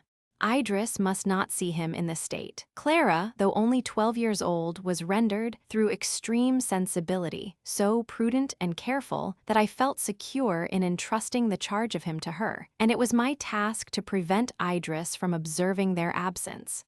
I administered the fitting remedies and left my sweet niece to watch beside him and bring me notice of any change she should observe. I then went to Idris, contriving in my way plausible excuses for remaining all day in the castle and endeavoring to disperse the traces of care from my brow. Fortunately, she was not alone. I found Merivale, the astronomer, with her. He was far too long-sighted in his view of humanity to heed the casualties of the day, and lived in the midst of contagion unconscious of its existence. This poor man, learned as Laplace, guileless and unforeseeing as a child, had often been on the point of starvation, he, his pale wife and numerous offspring, while he neither felt hunger nor observed distress. His astronomical theories absorbed him. Calculations were scrawled with coal on the bare walls of his garret. A hard-earned guinea, or an article of dress, was exchanged for a book without remorse. He neither heard his children cry, nor observed his companion's emaciated form, and the excess of calamity was merely to him as the occurrence of a cloudy night, when he would have given his right hand to observe a celestial phenomenon. Her mind was divided between boundless admiration for her husband and tender anxiety for her children. She waited on him, worked for them, and never complained, though care rendered her life one long-drawn, melancholy dream. He had introduced himself to Adrian by a request he made to observe some planetary motions from his glass. His poverty was easily detected and relieved. He often thanked us for the books we lent him and for the use of our instruments, but never spoke of his altered abode or change of circumstances. His wife assured us that he had not observed any difference, except in the absence of the children from his study, and to her infinite surprise, he complained of this unaccustomed quiet. He came now to announce to us the completion of his essay on the paracyclical motions of the Earth's axis and the precession of the equinoctial points. If an old Roman of the period of the Republic had returned to life and talked of the impending election of some laurel-crowned consul, or of the last battle with Mithridates, his ideas would not have been more alien to the times than the conversation of Merivale. He might with equal interest to us have added a commentary to describe the unknown and unimaginable lineaments of the creatures, who would then occupy the vacated dwelling of mankind. We had not the heart to undeceive the poor old man, and at the moment I came in, he was reading parts of his book to Idris, asking what answer could be given to this or that position.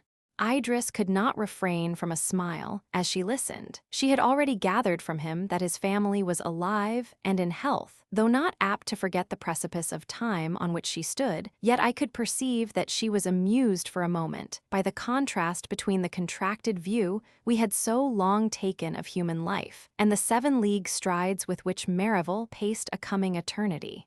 While Merivale was talking, Clara softly opened a door behind Idris and beckoned me to come with a gesture and look of grief. A mirror betrayed the sign to Idris. She started up.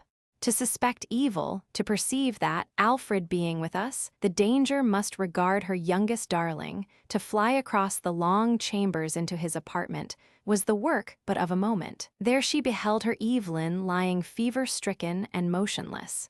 I followed her and strove to inspire more hope than I could myself entertain, but she shook her head mournfully. Anguish deprived her of presence of mind. She gave up to me and Clara the physician's and nurse's parts. She sat by the bed, holding one little burning hand, and, with glazed eyes fixed on her babe, passed the long day in one unvaried agony. It was not the plague that visited our little boy so roughly, but she could not listen to my assurances. Apprehension deprived her of judgment and reflection. Every slight convulsion of her child's features shook her frame. If he moved, she dreaded the instant crisis. If he remained still, she saw death in his torpor, and the cloud on her brow darkened. The poor little thing's fever increased towards night. The sensation is most dreary, to use no stronger term, with which one looks forward to passing the long hours of night beside a sick bed, especially if the patient be an infant who cannot explain its pain, and whose flickering life resembles the wasting flame of the watchlight, whose narrow fire is shaken by the wind, and on whose edge devouring darkness hovers. Clara, overcome by weariness, had seated herself at the foot of her cousin's bed, and in spite of her efforts slumber weighed down her lids. Twice or thrice she shook it off, but at length she was conquered and slept. Idris sat at the bedside, holding Evelyn's hand. We were afraid to speak to each other. I watched the stars, I hung over my child, I felt his little pulse. I drew near the mother. Again I receded. At the turn of morning, a gentle sigh from the patient attracted me. The burning spot on his cheek faded. His pulse beat softly and regularly. Torpor yielded to sleep. For a long time I dared not hope, but when his unobstructed breathing and the moisture that suffused his forehead were tokens no longer to be mistaken of the departure of mortal malady, I ventured to whisper the news of the change to Idris, and at length succeeded in persuading her that I spoke truth. But neither this assurance nor the speedy convalescence of our child could restore her, even to the portion of peace she before enjoyed. Her fear had been too deep, too absorbing, too entire to be changed to security. She felt as if during her past calm she had dreamed, but was now awake. She was as one in some lone watchtower on the deep, awakened from soothing visions of the home he loves, trembling to hear the wrathful billows roar, as one who has been cradled by a storm and awakes to find the vessel sinking. Before, she had been visited by pangs of fear. Now, she never enjoyed an interval of hope. No smile of the heart ever irradiated her fair countenance. Sometimes she forced one, and then gushing tears would flow, and the sea of grief close above these wrecks of past happiness. While I, not proudly as in days of joy, yet tenderly, and with glad consciousness of the comfort I afforded, drew my trembling girl close to my heart, and tried to ward every painful thought or rough circumstance from her sensitive nature. One other incident occurred at the end of this summer. The Countess of Windsor, ex-Queen of England, returned from Germany. She had at the beginning of the season quitted the vacant city of Vienna, and, unable to tame her haughty mind to anything like submission, she had delayed at Hamburg, and, when at last she came to London, many weeks elapsed before she gave Adrian notice of her arrival. In spite of her coldness and long absence, he welcomed her with sensibility, displaying such affection as sought to heal the wounds of pride and sorrow, and was repulsed only by her total apparent want of sympathy. Idris heard of her mother's return with pleasure. Her own maternal feelings were so ardent that she imagined her parent must now, in this waste world, have lost pride and harshness, and would receive with delight her filial attentions. The first check to her duteous demonstrations was a formal intimation from the fallen majesty of England that I was in no manner to be intruded upon her. She consented, she said, to forgive her daughter and acknowledge her grandchildren. Larger concessions must not be expected. To me, this proceeding appeared, if so light a term may be permitted, extremely whimsical. Now that the race of man had lost, in fact, all distinction of rank, this pride was doubly fatuitous. Now that we felt a kindred, fraternal nature with all who bore the stamp of humanity, this angry reminiscence of times forever gone was worse than foolish. Idris was too much taken up by her own dreadful fears to be angry, hardly grieved, for she judged that insensibility must be the source of this continued rancor. This was not altogether the fact, but predominant self-will assumed the arms and mask of callous feeling, and the haughty lady disdained to exhibit any token of the struggle she endured, while the slave of pride, she fancied that she sacrificed her happiness to immutable principle. False was all this, false all but the affections of our nature, and the links of sympathy with pleasure or pain. There was but one good and one evil in the world, life and death. The pomp of rank, the assumption of power, the possessions of wealth vanished like morning mist. One living beggar had become of more worth than a national peerage of dead lords, alas the day, than of dead heroes, patriots, or men of genius. There was much of degradation in this, for even vice and virtue had lost their attributes. Life, the continuation of our animal mechanism, was the alpha and omega of the desires, the prayers, the prostrate ambition of human race. Chapter 20. Half England was desolate when October came, and the equinoctial winds swept over the earth, chilling the ardors of the unhealthy season. The summer, which was uncommonly hot, had been protracted into the beginning of this month, when on the 18th a sudden change was brought about from summer temperature to winter frost. Pestilence then made a pause in her death-dealing career. Gasping, not daring to name our hopes, yet full even to the brim with intense expectation, we stood, as a shipwrecked sailor stands on a barren rock islanded by the ocean, watching a distant vessel, fancying that now it nears, and then again that it is bearing from sight. This promise of a renewed lease of life turned rugged natures to melting tenderness, and by contrast filled the soft with harsh and unnatural sentiments. When it seemed destined that all were to die, we were reckless of the how and when. Now that the virulence of the disease was mitigated, and it appeared willing to spare some, each was eager to be among the elect and clung to life with dastard tenacity. Instances of desertion became more frequent, and even murders, which made the hearer sick with horror, where the fear of contagion had armed those nearest in blood against each other.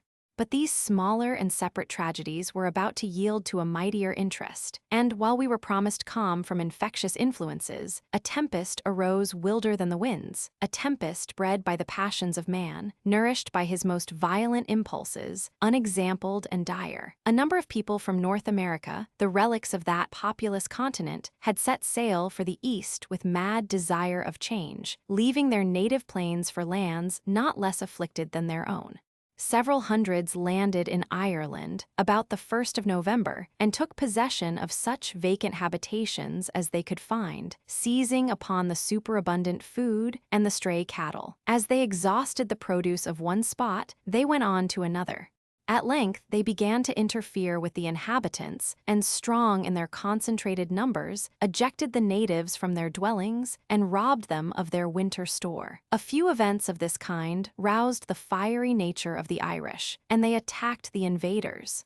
Some were destroyed, the major part escaped by quick and well-ordered movements, and danger made them careful, their numbers ably arranged, the very deaths among them concealed. Moving on in good order and apparently given up to enjoyment, they excited the envy of the Irish.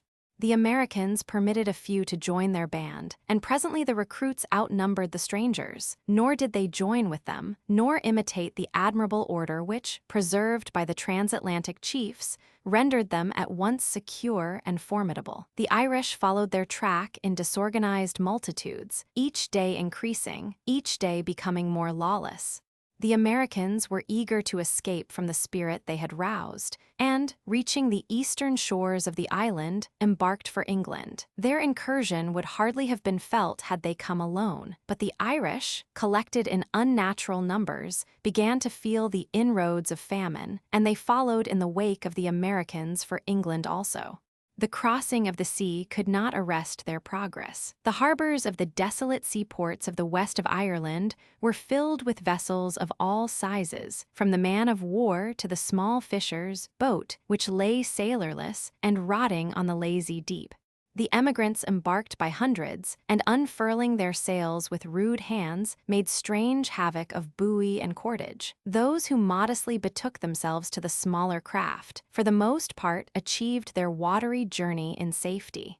Some, in the true spirit of reckless enterprise, went on board a ship of 120 guns. The vast hull drifted with the tide out of the bay, and after many hours, its crew of landsmen contrived to spread a great part of her enormous canvas. The wind took it, and while 1,000 mistakes of the helmsman made her present her head now to one point, and now to another, the vast fields of canvas that formed her sails flapped with a sound like that of a huge cataract. The difficulties were increased by a fresh breeze which began to blow, whistling among the shrouds, dashing the sails this way and that, and rending them with horrid split, and such were as may have visited the dreams of Milton, when he imagined the winnowing of the arch-fiend's van-like wings, which increased the uproar of wild chaos. These sounds were mingled with the roaring of the sea, the splash of the chafed billows round the vessel's sides, and the gurgling up of the water in the hold.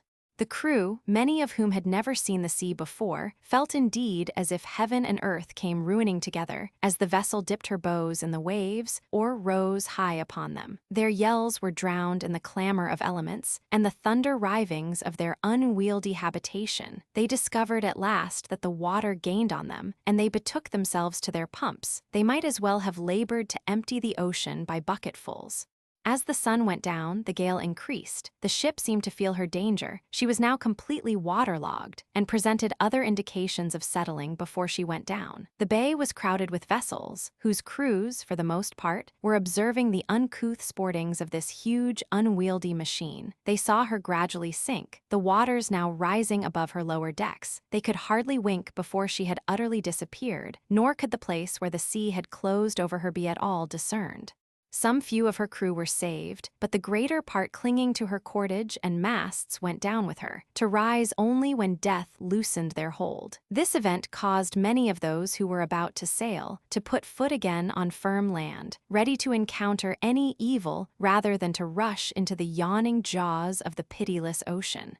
But these were few in comparison to the numbers who actually crossed. Many went up as high as Belfast to ensure a shorter passage, and then journeying south through Scotland, they were joined by the poorer natives of that country, and all poured with one consent into England.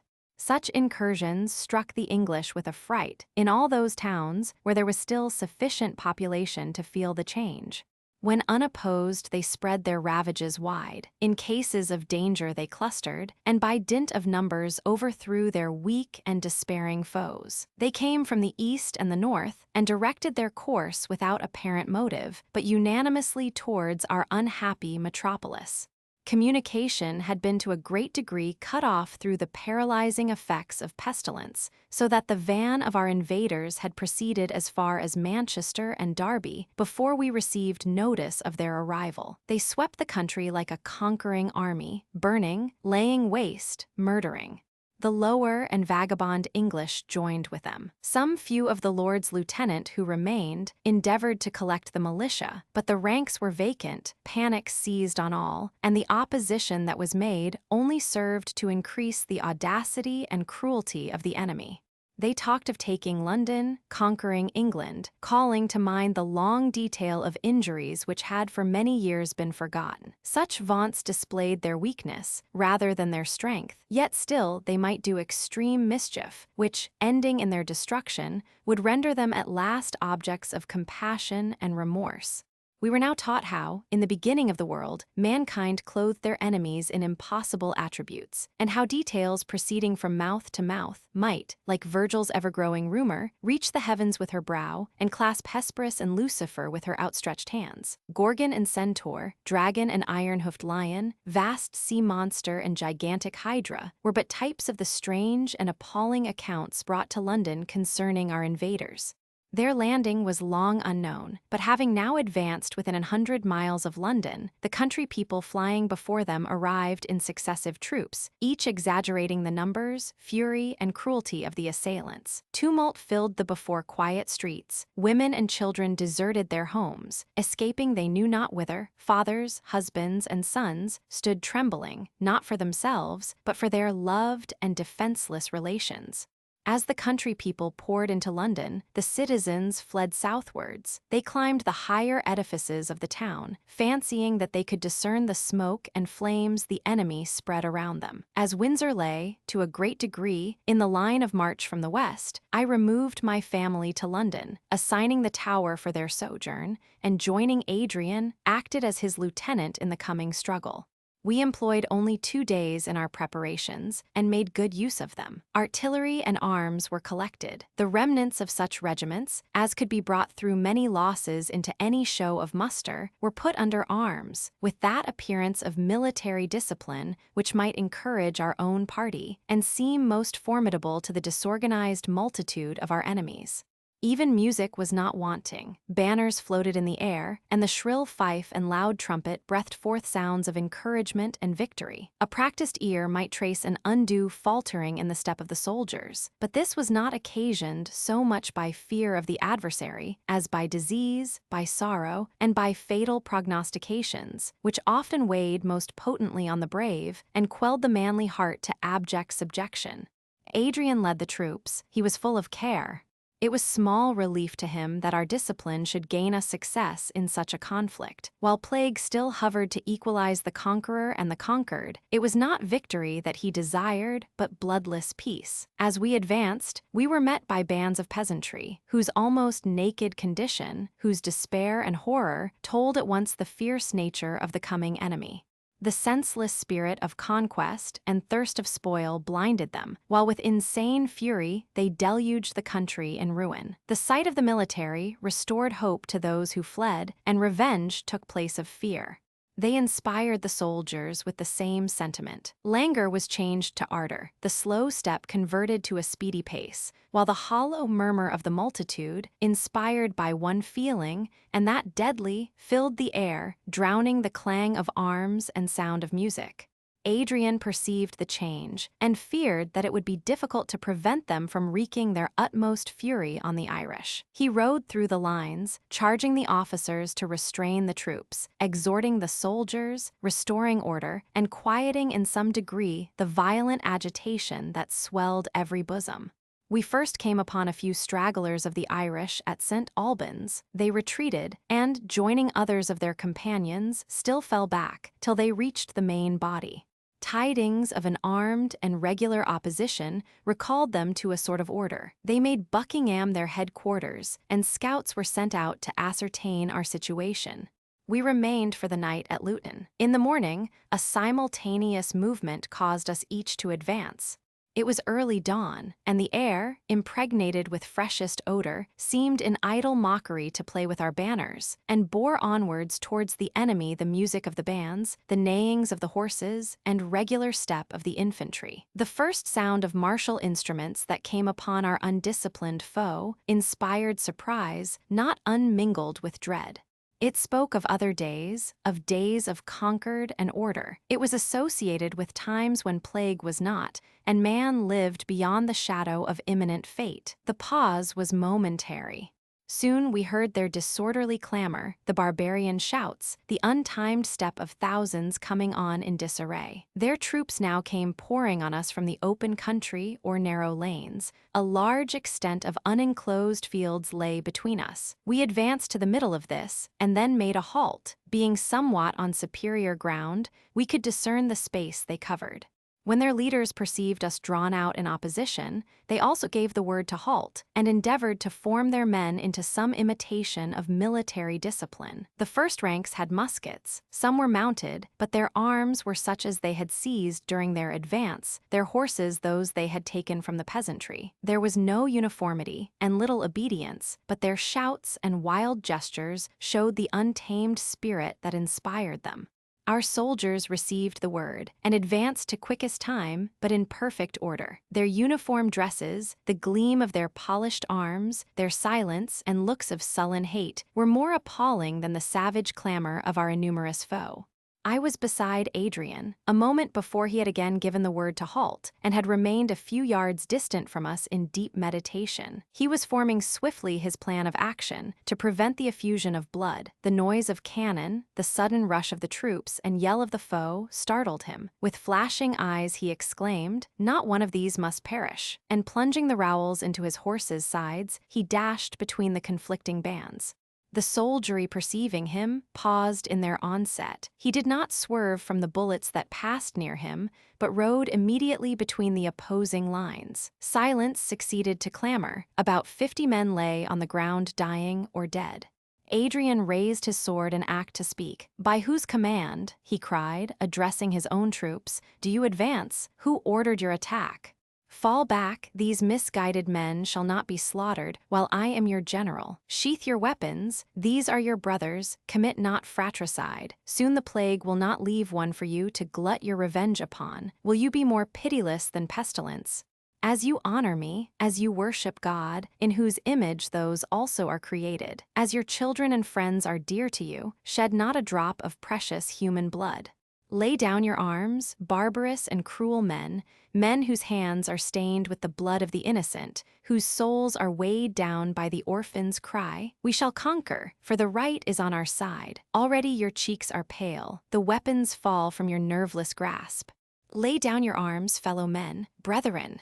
Pardon, succor, and brotherly love await your repentance. You are dear to us because you wear the frail shape of humanity. Each one among you will find a friend and host among these forces. Shall man be the enemy of man, while plague, the foe to all, even now is above us, triumphing in our butchery, more cruel than her own? Each army paused. On our side, the soldiers grasped their arms firmly and looked with stern glances on the foe. These had not thrown down their weapons, more from fear than the spirit of contest. They looked at each other, each wishing to follow some example given him, but they had no leader. Adrian threw himself from his horse, and approaching one of those just slain, "He was a man," he cried, "and he is dead. Oh, quickly bind up the wounds of the fallen, let not one die. Let not one more soul escape through your merciless gashes, to relate before the throne of God the tale of fratricide. Bind up their wounds, restore them to their friends. Cast away the hearts of tigers that burn in your breasts. Throw down those tools of cruelty and hate. In this pause of exterminating destiny, let each man be brother, guardian, and stay to the other. Away with those blood-stained arms, and hasten some of you to bind up these wounds." As he spoke, he knelt on the ground and raised in his arms a man from whose side the warm tide of life gushed. The poor wretch gasped. So still had either host become, that his moans were distinctly heard, and every heart, late fiercely bent on universal massacre, now beat anxiously in hope and fear for the fate of this one man. Adrian tore off his military scarf and bound it round the sufferer. It was too late. The man heaved a deep sigh, his head fell back, his limbs lost their sustaining power. "He is dead," said Adrian, as the corpse fell from his arms on the ground, and he bowed his head in sorrow and awe. The fate of the world seemed bound up in the death of this single man.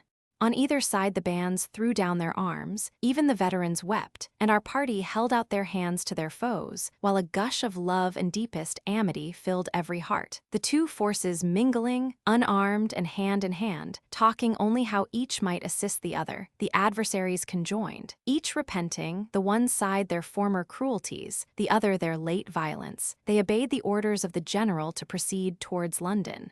Adrian was obliged to exert his utmost prudence, first to allay the discord, and then to provide for the multitude of the invaders. They were marched to various parts of the southern counties, quartered in deserted villages. A part were sent back to their own island, while the season of winter so far revived our energy that the passes of the country were defended and any increase of numbers prohibited. On this occasion, Adrian and Idris met after a separation of nearly a year. Adrian had been occupied in fulfilling a laborious and painful task. He had been familiar with every species of human misery, and had forever found his powers inadequate, his aid of small avail. Yet the purpose of his soul, his energy and ardent resolution, prevented any reaction of sorrow.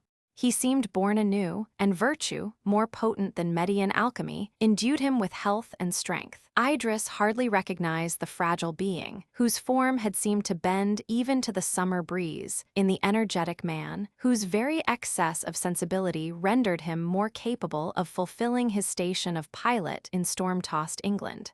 It was not thus with Idris. She was uncomplaining, but the very soul of fear had taken its seat in her heart.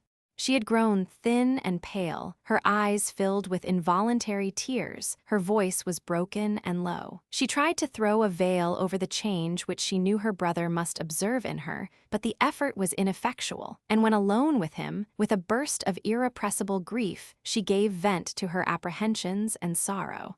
She described in vivid terms the ceaseless care that with still renewing hunger ate into her soul. She compared this gnawing of sleepless expectation of evil to the vulture that fed on the heart of Prometheus. Under the influence of this eternal excitement, and of the interminable struggles she endured to combat and conceal it, she felt, she said, as if all the wheels and springs of the animal machine worked at double rate, and were fast consuming themselves.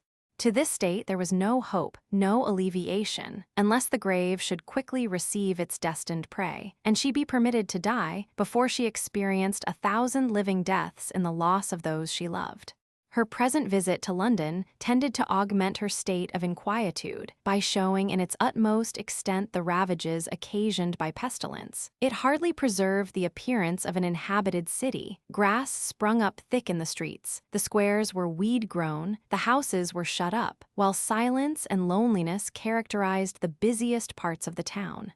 Yet in the midst of desolation, Adrian had preserved order, and each one continued to live according to law and custom, human institutions thus surviving as it were divine ones, and while the decree of population was abrogated, property continued sacred. It was a melancholy reflection, and in spite of the diminution of evil produced, it struck on the heart as a wretched mockery. All idea of resort for pleasure, of theaters and festivals had passed away. "Next summer," said Adrian as we parted on our return to Windsor, "will decide the fate of the human race. I shall not pause in my exertions until that time, but if plague revives with the coming year, all contest with her must cease, and our only occupation be the choice of a grave. I must not forget one incident that occurred during this visit to London. The visits of Merivale to Windsor, before frequent, had suddenly ceased. At this time, where but a hair's line separated the living from the dead, I feared that our friend had become a victim to the all-embracing evil.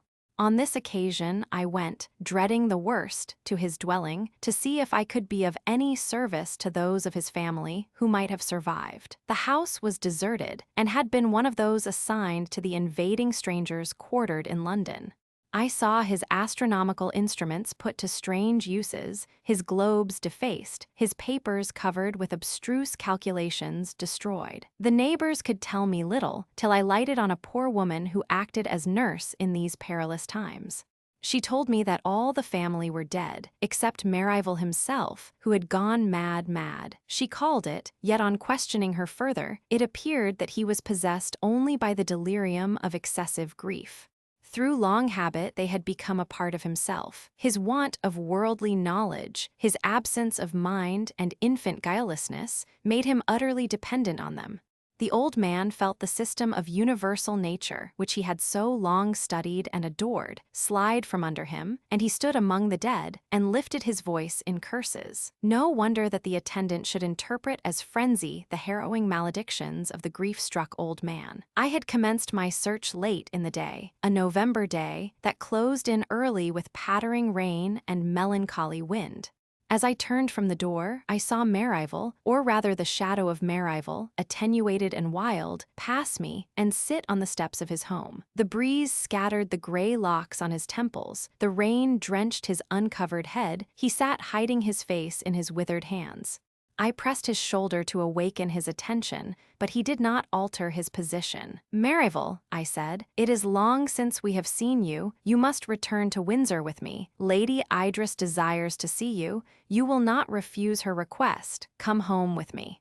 He replied in a hollow voice, "Why deceive a helpless old man? Why talk hypocritically to one half-crazed? Windsor is not my home. My true home I have found, the home that the Creator has prepared for me." His accent of bitter scorn thrilled me. "Do not tempt me to speak," he continued. "My words would scare you. In an universe of cowards I dare think, among the churchyard tombs, among the victims of his merciless tyranny I dare reproach the supreme evil. How can he punish me? Let him bare his arm and transfix me with lightning. This is also one of his attributes." And the old man laughed. He rose, and I followed him through the rain to a neighboring churchyard. He threw himself on the wet earth. "Here they are," he cried, "beautiful creatures, breathing, speaking, loving creatures. She who by day and night cherished the age-worn lover of her youth. They, parts of my flesh, my children, here they are. Call them, scream their names through the night. They will not answer."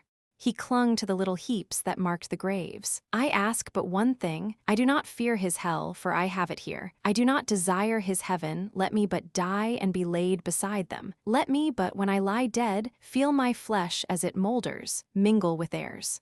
Promise, and he raised himself painfully and seized my arm, promise to bury me with them. So God help me and mine as I promise, I replied, on one condition, return with me to Windsor. To Windsor, he cried with a shriek, never! From this place I never go, my bones, my flesh, I myself are already buried here, and what you see of me is corrupted clay like them. I will lie here and cling here, till rain and hail, and lightning and storm, ruining on me, make me one in substance with them below. In a few words I must conclude this tragedy. I was obliged to leave London, and Adrian undertook to watch over him. The task was soon fulfilled. Age, grief, and inclement weather all united to hush his sorrows and bring repose to his heart, whose beats were agony. He died embracing the sod, which was piled above his breast, when he was placed beside the beings whom he regretted with such wild despair. I returned to Windsor at the wish of Idris, who seemed to think that there was greater safety for her children at that spot, and because, once having taken on me the guardianship of the district, I would not desert it while an inhabitant survived. It was a melancholy thing to return to this spot so dear to us, as the scene of a happiness rarely before enjoyed, here to mark the extinction of our species, and trace the deep, unerasable footsteps of disease over the fertile and cherished soil. The aspect of the country had so far changed that it had been impossible to enter on the task of sowing seed and other autumnal labors. That season was now gone, and winter had set in with sudden and unusual severity. Alternate frosts and thaws succeeding to floods rendered the country impassable. Heavy falls of snow gave an Arctic appearance to the scenery. The roofs of the houses peeped from the white mass. The lowly cot and stately mansion, alike deserted, were blocked up, their thresholds uncleared. The windows were broken by the hail, while the prevalence of a northeast wind rendered outdoor exertions extremely painful. The altered state of society made these accidents of nature sources of real misery.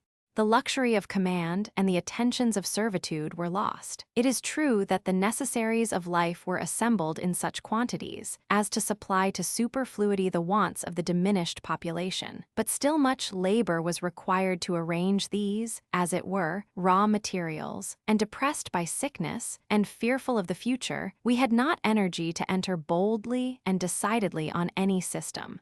I can speak for myself, want of energy was not my failing. The very spirit of the Greek mythology inhabited my heart. I deified the uplands, glades, and streams. I had sight of Proteus coming from the sea, and heard old Triton blow his wreathed horn. Strange that while the earth preserved her monotonous course, I dwelt with ever-renewing wonder on her antique laws, and now that with eccentric wheel she rushed into an untried path, I should feel this spirit fade. I struggled with despondency and weariness, but like a fog, they choked me. Perhaps, after the labors and stupendous excitement of the past summer, the calm of winter and the almost menial toils it brought with it were by natural reaction doubly irksome. It was not the grasping passion of the preceding year, which gave life and individuality to each moment. It was not the aching pangs induced by the distresses of the times. The utter inutility that had attended all my exertions took from them their usual effects of exhilaration, and despair rendered abortive the balm of self-applause. I longed to return to my old occupations, but of what use were they? To read were futile, to write, vanity indeed.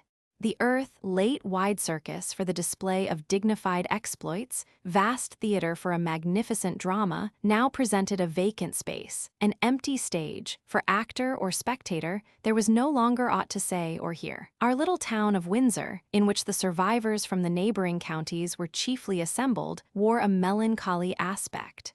Its streets were blocked up with snow, the few passengers seemed palsied and frozen by the ungenial visitation of winter. To escape these evils was the aim and scope of all our exertions.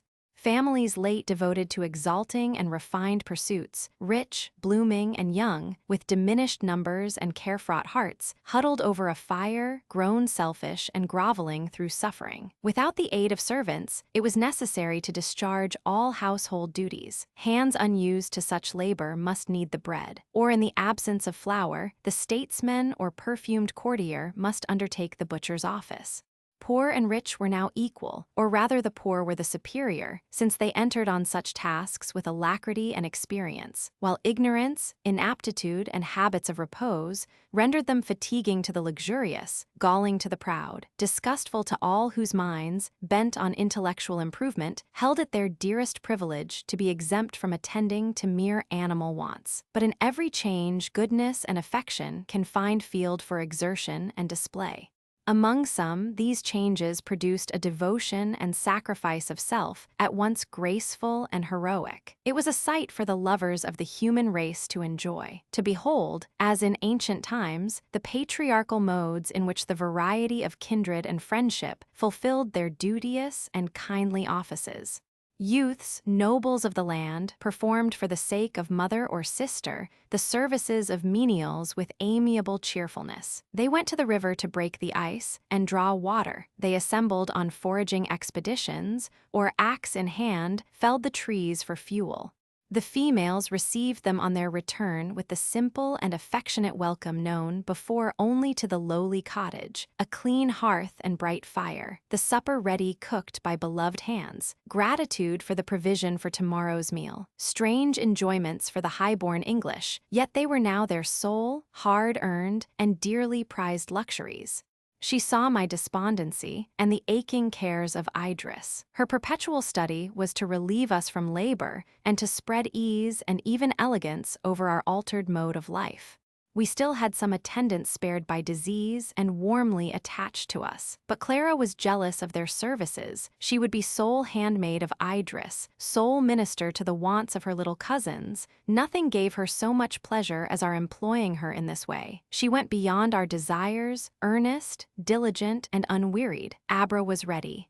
Ere we called her name, and though we called another, Abra came. It was my task each day to visit the various families assembled in our town, and when the weather permitted, I was glad to prolong my ride, and to muse in solitude over every changeful appearance of our destiny, endeavoring to gather lessons for the future from the experience of the past.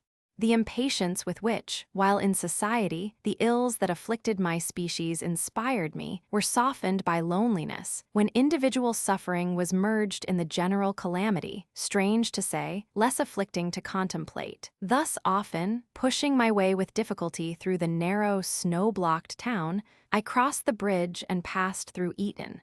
No youthful congregation of gallant-hearted boys thronged the portal of the college. Sad silence pervaded the busy schoolroom and noisy playground. I extended my ride towards Salt Hill, on every side impeded by the snow.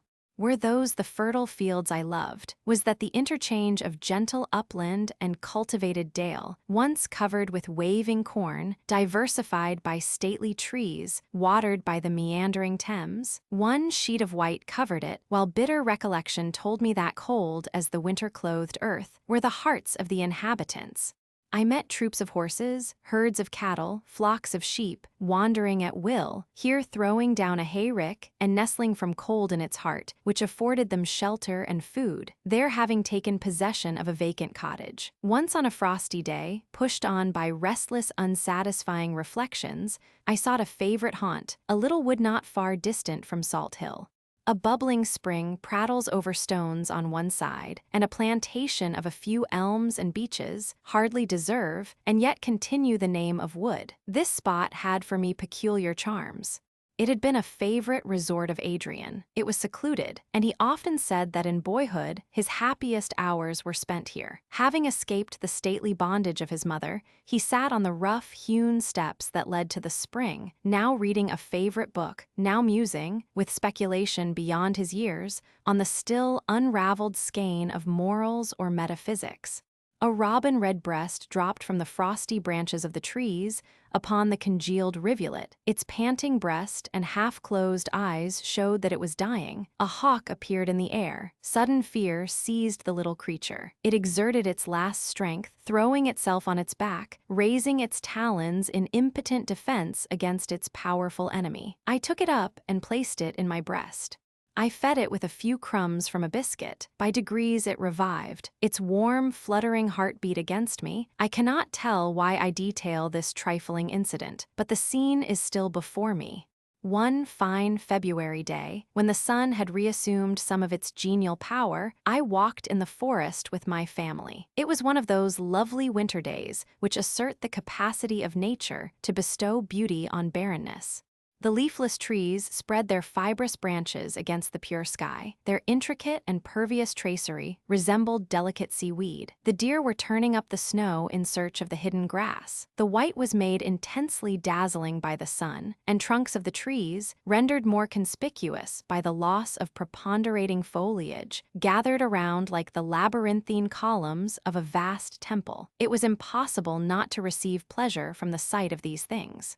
Idris leant on my arm, her sadness yielded to the present sense of pleasure. We met other families on the long walk, enjoying like ourselves the return of the genial season.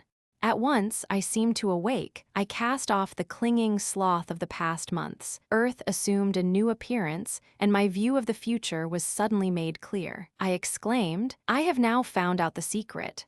What secret? In answer to this question, I described our gloomy winter life, our sordid cares, our menial labors. This northern country, I said, is no place for our diminished race. When mankind were few, it was not here that they battled with the powerful agents of nature and were enabled to cover the globe with offspring. We must seek some natural paradise, some garden of the earth, where our simple wants may be easily supplied, and the enjoyment of a delicious climate compensate for the social pleasures we have lost. If we survive this coming summer, I will not spend the ensuing winter in England, neither I nor any of us. I spoke without much heed, and the very conclusion of what I said brought with it other thoughts. Should we, any of us, survive the coming summer? I saw the brow of Idris clouded. I again felt that we were enchained to the car of fate, over whose coursers we had no control. We could no longer say, "This we will do, and this we will leave undone." A mightier power than the human was at hand to destroy our plans or to achieve the work we avoided. It were madness to calculate upon another winter. This was our last. The coming summer was the extreme end of our vista, and when we arrived there, instead of a continuation of the long road, a gulf yawned, into which we must of force be precipitated. The last blessing of humanity was wrested from us. We might no longer hope.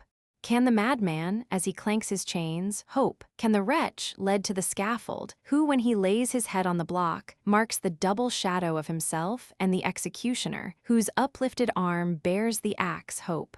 Can the shipwrecked mariner, who spent with swimming, hears close behind the splashing waters divided by a shark which pursues him through the Atlantic, hope? Such hope as theirs, we also may entertain. Old fable tells us that this gentle spirit sprung from the box of Pandora, else crammed with evils, but these were unseen and null, while all admired the inspiriting loveliness of young Hope. Each man's heart became her home. She was enthroned sovereign of our lives, here and hereafter. She was deified and worshipped, declared incorruptible and everlasting. But like all other gifts of the Creator to man, she is mortal. Her life has attained its last hour. We have watched over her, nursed her flickering existence. Now she has fallen at once from youth to decrepitude, from health to a medicinable disease. Even as we spend ourselves in struggles for her recovery, she dies. To all nations the voice goes forth, hope is dead. We are but mourners in the funeral train, and what immortal essence or perishable creation will refuse to make one in the sad procession that attends to its grave the dead comforter of humanity? Does not the sun call in his light, and day like a thin exhalation melt away, both wrapping up their beams in clouds to be themselves close mourners at this obsequy? Chapter 21. Hear you not the rushing sound of the coming tempest? Do you not behold the clouds open, and destruction lurid and dire pour down on the blasted earth? See you not the thunderbolt fall, and are deafened by the shout of heaven that follows its descent? Feel you not the earth quake and open with agonizing groans, while the air is pregnant with shrieks and wailings, all announcing the last days of man? No, none of these things accompanied our fall. The balmy air of spring, breathed from nature's ambrosial home, invested the lovely earth, which wakened as a young mother about to lead forth in pride her beauteous offspring to meet their sire who had been long absent. Where was pain and evil? Not in the calm air or weltering ocean, not in the woods or fertile fields, nor among the birds that made the woods resonant with song, nor the animals that in the midst of plenty basked in the sunshine. Our enemy, like the calamity of Homer, trod our hearts, and no sound was echoed from her steps. With ills the land is rife, with ills the sea, diseases haunt our frail humanity. Through noon, through night, on casual wing they glide, silent, a voice the power always denied. Once man was a favorite of the Creator, as the royal psalmist sang, God had made him a little lower than the angels, and had crowned him with glory and honor. God made him to have dominion over the works of his hands, and put all things under his feet. Once it was so, now is man Lord of the creation. Look at him, I see plague. She has invested his form, is incarnate in his flesh, has entwined herself with his being, and blinds his heaven-seeking eyes. Lie down, O man, on the flower-strewn earth. Give up all claim to your inheritance. All you can ever possess of it is the small cell which the dead require. Plague is the companion of spring, of sunshine and plenty. We no longer struggle with her. We have forgotten what we did when she was not. Of old navies used to stem the giant ocean waves betwixt Indus and the pole for slight articles of luxury. Men made perilous journeys to possess themselves of earth's splendid trifles, gems, and gold. Human labor was wasted, human life set at naught. Now life is all that we covet, that this automaton of flesh should, with joints and springs in order, perform its functions, that this dwelling of the soul should be capable of containing its dweller. Our minds, late spread abroad through countless spheres and endless combinations of thought, now retrench themselves behind this wall of flesh, eager to preserve its well-being only.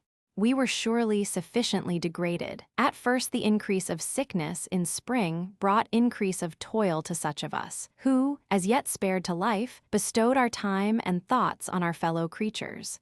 We nerved ourselves to the task. In the midst of despair, we performed the tasks of hope. We went out with the resolution of disputing with our foe. We aided the sick and comforted the sorrowing, turning from the multitudinous dead to the rare survivors, with an energy of desire that bore the resemblance of power. We bade them live. Plague sat paramount the while and laughed us to scorn.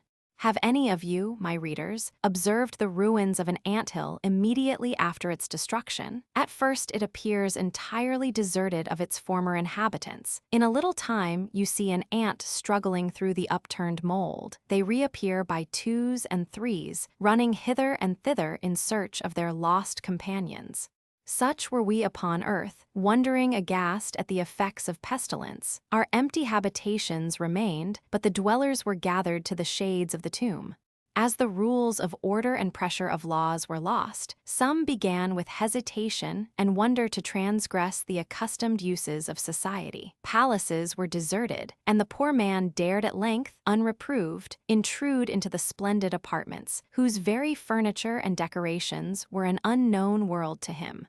It was found that, though at first the stop put to all circulation of property had reduced those before supported by the factitious wants of society to sudden and hideous poverty, yet when the boundaries of private possession were thrown down, the products of human labor at present existing were more, far more, than the thin generation could possibly consume. To some among the poor this was matter of exultation. We were all equal now. Magnificent dwellings, luxurious carpets, and beds of down were afforded to all. Carriages and horses, gardens, pictures, statues, and princely libraries, there were enough of these even to superfluity, and there was nothing to prevent each from assuming possession of his share. We were all equal now, but near at hand was an equality still more leveling, a state where beauty and strength and wisdom would be as vain as riches and birth. The grave yawned beneath us all, and its prospect prevented any of us from enjoying the ease and plenty which in so awful a manner was presented to us. Still the bloom did not fade on the cheeks of my babes, and Clara sprung up in years and growth, unsullied by disease. We had no reason to think the site of Windsor Castle peculiarly healthy, for many other families had expired beneath its roof. We lived, therefore, without any particular precaution, but we lived, it seemed, in safety. If Idris became thin and pale, it was anxiety that occasioned the change, an anxiety I could in no way alleviate. She never complained, but sleep and appetite fled from her. A slow fever preyed on her veins, her color was hectic, and she often wept in secret. Gloomy prognostications, care, and agonizing dread ate up the principle of life within her. I could not fail to perceive this change. I often wished that I had permitted her to take her own course and engage herself in such labors for the welfare of others as might have distracted her thoughts. But it was too late now. Besides that, with the nearly extinct race of man, all our toils grew near a conclusion. She was too weak. Consumption, if so it might be called, or rather the overactive life within her, which, as with Adrian, spent the vital oil in the early morning hours, deprived her limbs of strength. At night, when she could leave me unperceived, she wandered through the house or hung over the couches of her children, and in the daytime would sink into a perturbed sleep, while her murmurs and starts betrayed the unquiet dreams that vexed her. As this state of wretchedness became more confirmed, and in spite of her endeavors at concealment more apparent, I strove, though vainly, to awaken in her courage and hope. I could not wonder at the vehemence of her care. Her very soul was tenderness. She trusted indeed that she should not outlive me if I became the prey of the vast calamity, and this thought sometimes relieved her. But it would not be so. Young and blooming as they were, they would die, and from the hopes of maturity, from the proud name of attained manhood, they were cut off forever. Often with maternal affection, she had figured their merits and talents exerted on life's wide stage. Alas for these latter days! The world had grown old, and all its inmates partook of the decrepitude. Why talk of infancy, manhood, and old age? We all stood equal sharers of the last throes of time-worn nature. Arrived at the same point of the world's age, there was no difference in us. The name of parent and child had lost their meaning. Young boys and girls were level now with men. This was all true, but it was not less agonizing to take the admonition home. Where could we turn, and not find a desolation pregnant with the dire lesson of example? Sickly and few, the country people neither went out to sow nor reap, but sauntered about the meadows or lay under the hedges, when the inclement sky did not drive them to take shelter under the nearest roof. Many of those who remained secluded themselves. Some had laid up stores which should prevent the necessity of leaving their homes, some deserted wife and child, and imagined that they secured their safety in utter solitude. Such had been Ryland's plan, and he was discovered dead and half-devoured by insects, in a house many miles from any other, with piles of food laid up in useless superfluity. Others made long journeys to unite themselves to those they loved, and arrived to find them dead. London did not contain above 1,000 inhabitants, and this number was continually diminishing. Most of them were country people, come up for the sake of change. The Londoners had sought the country. The busy eastern part of the town was silent, or at most you saw only where, half from cupidity, half from curiosity, the warehouses had been more ransacked than pillaged. Bales of rich India goods, shawls of price, jewels and spices, unpacked, strewed the floors. In some places the possessor had to the last kept watch on his store, and died before the barred gates. The massy portals of the churches swung creaking on their hinges, and some few lay dead on the pavement. The wretched female, loveless victim of vulgar brutality had wandered to the toilet of high-born beauty, and, arraying herself in the garb of splendor, had died before the mirror which reflected to herself alone her altered appearance. Women whose delicate feet had seldom touched the earth in their luxury had fled in fright and horror from their homes, till, losing themselves in the squalid streets of the metropolis, they had died on the threshold of poverty. The heart sickened at the variety of misery presented, and, when I saw a specimen of this gloomy change, my soul ached with the fear of what might befall my beloved Idris and my babes. Were they, surviving Adrian and myself, to find themselves protectorless in the world? As yet the mind alone had suffered. Could I forever put off the time when the delicate frame and shrinking nerves of my child of prosperity, the nursling of rank and wealth, who was my companion, should be invaded by famine, hardship, and disease? Better die at once, better plunge a poignard in her bosom, still untouched by drear adversity, and then again sheathe it in my own. But no, in times of misery we must fight against our destinies and strive not to be overcome by them. I would not yield, but to the last gasp resolutely defended my dear ones against sorrow and pain, and if I were vanquished at last, it should not be ingloriously. I stood in the gap, resisting the enemy, the impalpable, invisible foe who had so long besieged us. As yet he had made no breach. It must be my care that he should not, secretly undermining, burst up within the very threshold of the temple of love, at whose altar I daily sacrificed.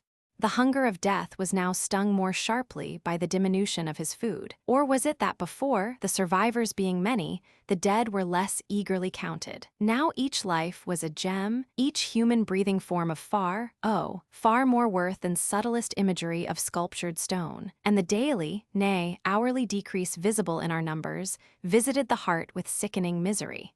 This summer extinguished our hopes, the vessel of society was wrecked, and the shattered raft, which carried the few survivors over the sea of misery, was riven and tempest-tossed. Man existed by twos and threes, man, the individual who might sleep and wake and perform the animal functions, but man, in himself weak, yet more powerful in congregated numbers than wind or ocean. Man, the queller of the elements, the lord of created nature, the peer of demigods, existed no longer. Farewell to the patriotic scene, to the love of liberty and well-earned meed of virtuous aspiration. Farewell to crowded senate, vocal with the counsels of the wise, whose laws were keener than the sword blade tempered at Damascus. Farewell to kingly pomp and warlike pageantry. The crowns are in the dust, and the wearers are in their graves. Farewell to the desire of rule and the hope of victory, to high vaulting ambition, to the appetite for praise, and the craving for the suffrage of their fellows.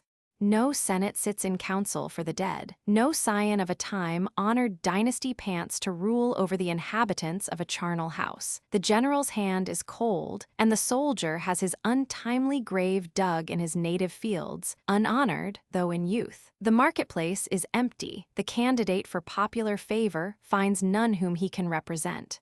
To chambers of painted state farewell, to midnight revelry and the panting emulation of beauty, to costly dress and birthday show, to title and the gilded coronet farewell. Farewell to the arts, to eloquence, which is to the human mind as the winds to the sea, stirring and then allaying it. Farewell to poetry and deep philosophy, for man's imagination is cold, and his inquiring mind can no longer expatiate on the wonders of life. For there is no work, nor device, nor knowledge, nor wisdom in the grave, whither thou goest. To the graceful building, which in its perfect proportion transcended the rude forms of nature, the fretted Gothic and massy Saracenic pile. Alas, to enumerate the adornments of humanity shows, by what we have lost, how supremely great man was. It is all over now. He is solitary. Like our first parents expelled from paradise, he looks back towards the scene he has quitted. The high walls of the tomb and the flaming sword of plague lie between it and him. Like to our first parents, the whole earth is before him, a wide desart. Unsupported and weak, let him wander through fields where the unreaped corn stands in barren plenty, through copses planted by his fathers, through towns built for his use. Posterity is no more. Fame and ambition and love are words void of meaning. Even as the cattle that grazes in the field, do thou, O deserted one, lie down at evening-tide, unknowing of the past, careless of the future, for from such fond ignorance alone canst thou hope for ease. Joy paints with its own colors every act and thought. The happy do not feel poverty, for delight is as a gold-tissued robe and crowns them with priceless gems. Enjoyment plays the cook to their homely fare and mingles intoxication with their simple drink. Joy strews the hard couch with roses and makes labor ease. Sorrow doubles the burthen to the bent-down back, plants thorns in the unyielding pillow, mingles gall with water, adds saltness to their bitter bread, clothing them in rags and strewing ashes on their bare heads. To our irremediable distress, every small and pelting inconvenience came with added force. We had strung our frames to endure the Atlian weight thrown on us. We sank beneath the added feather chance threw on us. The grasshopper was a burthen. Many of the survivors had been bred in luxury. Their servants were gone, their powers of command vanished like unreal shadows. The poor even suffered various privations, and the idea of another winter like the last brought a fright to our minds. Was it not enough that we must die, but toil must be added? Must we prepare our funeral repast with labor, and with unseemly drudgery heap fuel on our deserted hearths? Must we with servile hands fabricate the garments, soon to be our shroud? Not so, we are presently to die. Let us then enjoy to its full relish the remnant of our lives. Sordid care, avaunt. Menial labors and pains, slight in themselves, but too gigantic for our exhausted strength, shall make no part of our ephemeral existences. In the beginning of time, when as now, man lived by families, and not by tribes or nations, they were placed in a genial clime, where earth fed them untilled, and the balmy air enwrapped their reposing limbs with warmth more pleasant than beds of down. The south is the native place of the human race, the land of fruits, more grateful to man than the hard-earned ceres of the north, of trees, whose boughs are as a palace roof, of couches of roses, and of the thirst-appeasing grape. We need not there fear cold and hunger. Look at England. The grass shoots up high in the meadows, but they are dank and cold, unfit bed for us. Corn we have none, and the crude fruits cannot support us. We must seek firing in the bowels of the earth, or the unkind atmosphere will fill us with rheums and aches. The labor of hundreds of thousands alone could make this inclement nook fit habitation for one man. To the south then, to the sun, where nature is kind, where Jove has showered forth the contents of Amalthea's horn, and earth is garden. England, late birthplace of excellence and school of the wise, thy children are gone, thy glory faded. Thou, England, wert the triumph of man. Small favor was shewn thee by thy Creator, thou Isle of the North, a ragged canvas naturally, painted by man with alien colors, but the hues he gave are faded, never more to be renewed.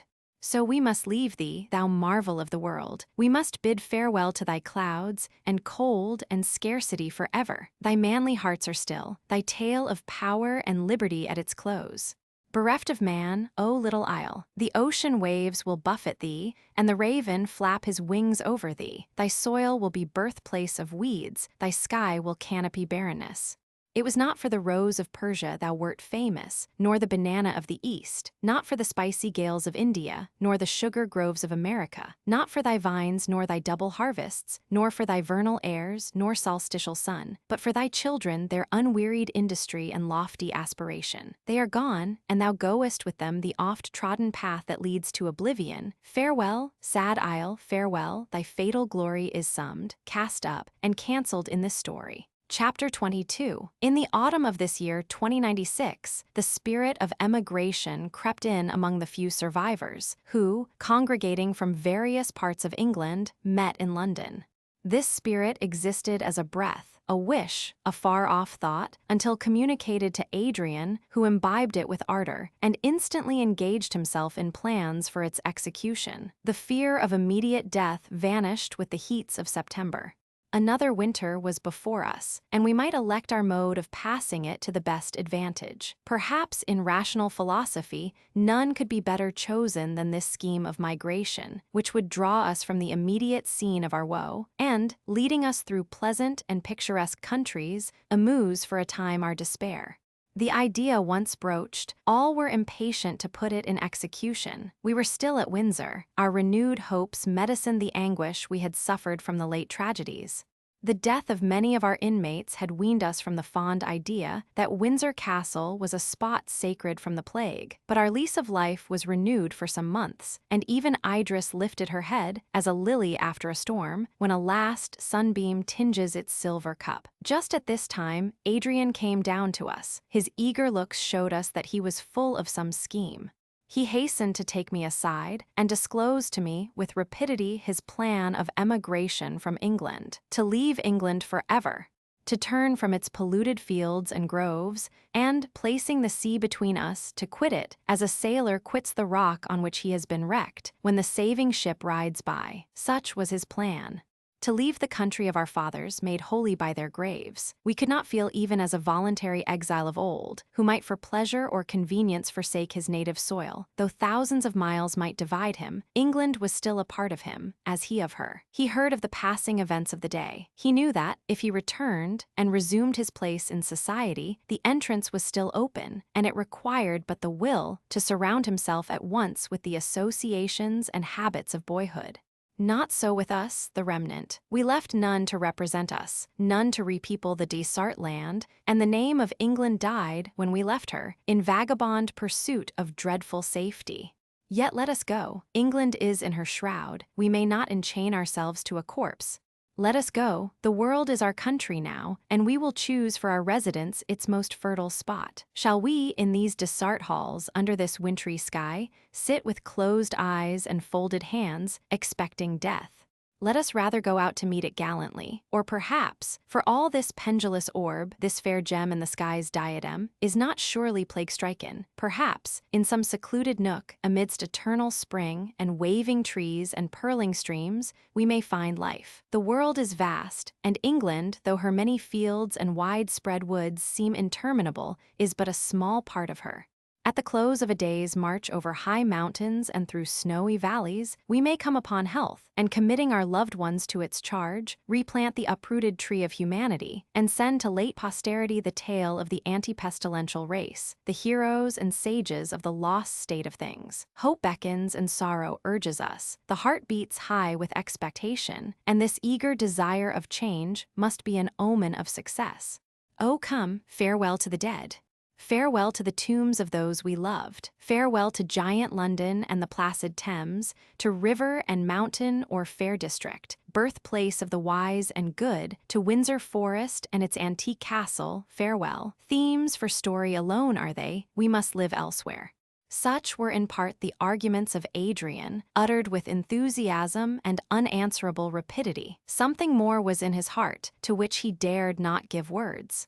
He felt that the end of time was come. He knew that one by one we should dwindle into nothingness. It was not advisable to wait this sad consummation in our native country, but traveling would give us our object for each day that would distract our thoughts from the swift approaching end of things.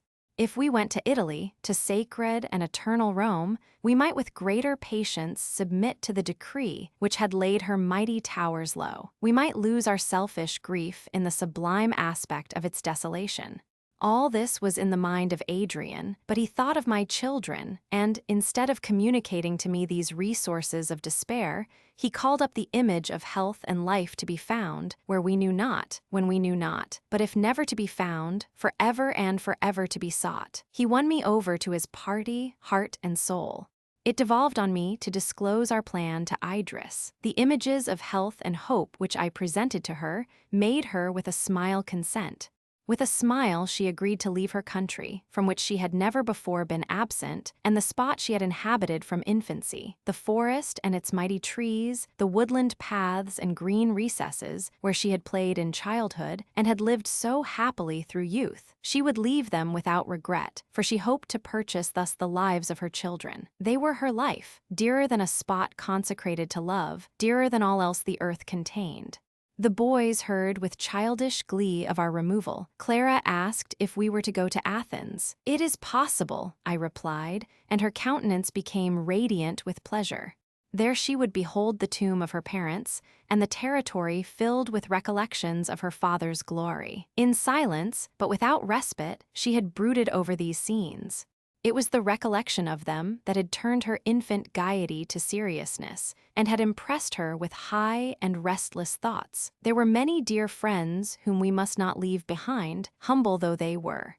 There was the spirited and obedient steed which Lord Raymond had given his daughter. There was Alfred's dog and a pet eagle, whose sight was dimmed through age. But this catalogue of favorites to be taken with us could not be made without grief to think of our heavy losses, and a deep sigh for the many things we must leave behind. The tears rushed into the eyes of Idris, while Alfred and Evelyn brought now a favorite rose tree, now a marble vase beautifully carved, insisting that these must go, and exclaiming on the pity that we could not take the castle and the forest, the deer and the birds, and all accustomed and cherished objects along with us. Fond and foolish ones, I said, we have lost forever treasures far more precious than these, and we desert them to preserve treasures to which in comparison they are nothing. Let us not for a moment forget our object and our hope, and they will form a resistless mound to stop the overflowing of our regret for trifles. The children were easily distracted and again returned to their prospect of future amusement. Idris had disappeared. She had gone to hide her weakness. Escaping from the castle, she had descended to the little park and sought solitude that she might there indulge her tears. I found her clinging round an old oak, pressing its rough trunk with her roseate lips as her tears fell plenteously, and her sobs and broken exclamations could not be suppressed. With surpassing grief, I beheld this loved one of my heart thus lost in sorrow. I drew her towards me, and, as she felt my kisses on her eyelids, as she felt my arms press her, she revived to the knowledge of what remained to her. "You are very kind not to reproach me," she said. "I weep, and a bitter pang of intolerable sorrow tears my heart. And yet I am happy. Mothers lament their children, wives lose their husbands, while you and my children are left to me. Yes, I am happy, most happy, that I can weep thus for imaginary sorrows, and that the slight loss of my adored country is not dwindled and annihilated in mightier misery. Take me where you will. Where you and my children are, there shall be Windsor, and every country will be England to me. Let these tears flow not for myself, happy and ungrateful as I am, but for the dead world, for our lost country, for all of love and life and joy now choked in the dusty chambers of death." She spoke quickly, as if to convince herself. She turned her eyes from the trees and forest paths she loved. She hid her face in my bosom, and yes, my masculine firmness dissolved, we wept together consolatory tears, and then calm, nay, almost cheerful, we returned to the castle. The first cold weather of an English October made us hasten our preparations. I persuaded Idris to go up to London, where she might better attend to necessary arrangements. I did not tell her that to spare her the pang of parting from inanimate objects, now the only things left, I had resolved that we should none of us return to Windsor. For the last time, we looked on the wide extent of country visible from the terrace, and saw the last rays of the sun tinge the dark masses of wood variegated by autumnal tints. The uncultivated fields and smokeless cottages lay in shadow below. The Thames wound through the wide plain, and the venerable pile of Eton College stood in dark relief, a prominent object. Why should the breeze gently stir the trees? Man felt not its refreshment. Why did dark night adorn herself with stars? Man saw them not. Why are there fruits or flowers or streams? Man is not here to enjoy them. Idris stood beside me, her dear hand locked in mine. Her face was radiant with a smile. "The sun is alone," she said, "but we are not. A strange star, my Lionel, ruled our birth. Sadly and with dismay we may look upon the annihilation of man, but we remain for each other. Did I ever in the wide world seek other than thee? And since in the wide world thou remainest, why should I complain? Thou and nature are still true to me. Beneath the shades of night, and through the day, whose garish light displays our solitude, thou wilt still be at my side, and even Windsor will not be regretted. I had chosen night time for our journey to London, that the change and desolation of the country might be the less observable. Our only surviving servant drove us. We passed down the steep hill and entered the dusky avenue of the Long Walk. At times like these, minute circumstances assume giant and majestic proportions. The very swinging open of the white gate that admitted us into the forest arrested my thoughts as matter of interest. It was an everyday act, never to occur again. The setting crescent of the moon glittered through the massy trees to our right, and when we entered the park, we scared a troop of deer that fled bounding away in the forest shades. Our two boys quietly slept. Once, before our road turned from the view, I looked back on the castle. Its windows glistened in the moonshine, and its heavy outline lay in a dark mass against the sky. The trees near us waved a solemn dirge to the midnight breeze. Idris leaned back in the carriage. Her 2 hands pressed mine, her countenance was placid. She seemed to lose the sense of what she now left, in the memory of what she still possessed. My thoughts were sad and solemn, yet not of unmingled pain. The very excess of our misery carried a relief with it, giving sublimity and elevation to sorrow. I felt that I carried with me those I best loved. I was pleased, after a long separation, to rejoin Adrian, never again to part. I felt that I quitted what I loved, not what loved me.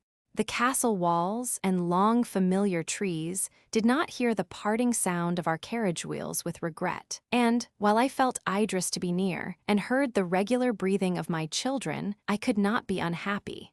Clara was greatly moved. With streaming eyes, suppressing her sobs, she leaned from the window, watching the last glimpse of her native Windsor. Adrian welcomed us on our arrival. He was all animation. You could no longer trace in his look of health the suffering valetudinarian. From his smile and sprightly tones, you could not guess that he was about to lead forth from their native country, the numbered remnant of the English nation, into the tenantless realms of the South, there to die, one by one, till the last man should remain in a voiceless, empty world. Adrian was impatient for our departure, and had advanced far in his preparations. His wisdom guided all. His care was the sole to move the luckless crowd who relied wholly on him. It was useless to provide many things, for we should find abundant provision in every town. It was Adrian's wish to prevent all labor, to bestow a festive appearance on this funeral train. Our numbers amounted to not quite 2,000 persons. These were not all assembled in London, but each day witnessed the arrival of fresh numbers, and those who resided in the neighboring towns had received orders to assemble at one place on the 20th of November. Carriages and horses were provided for all, captains and under-officers chosen, and the whole assemblage wisely organized. All obeyed the Lord Protector of dying England, all looked up to him.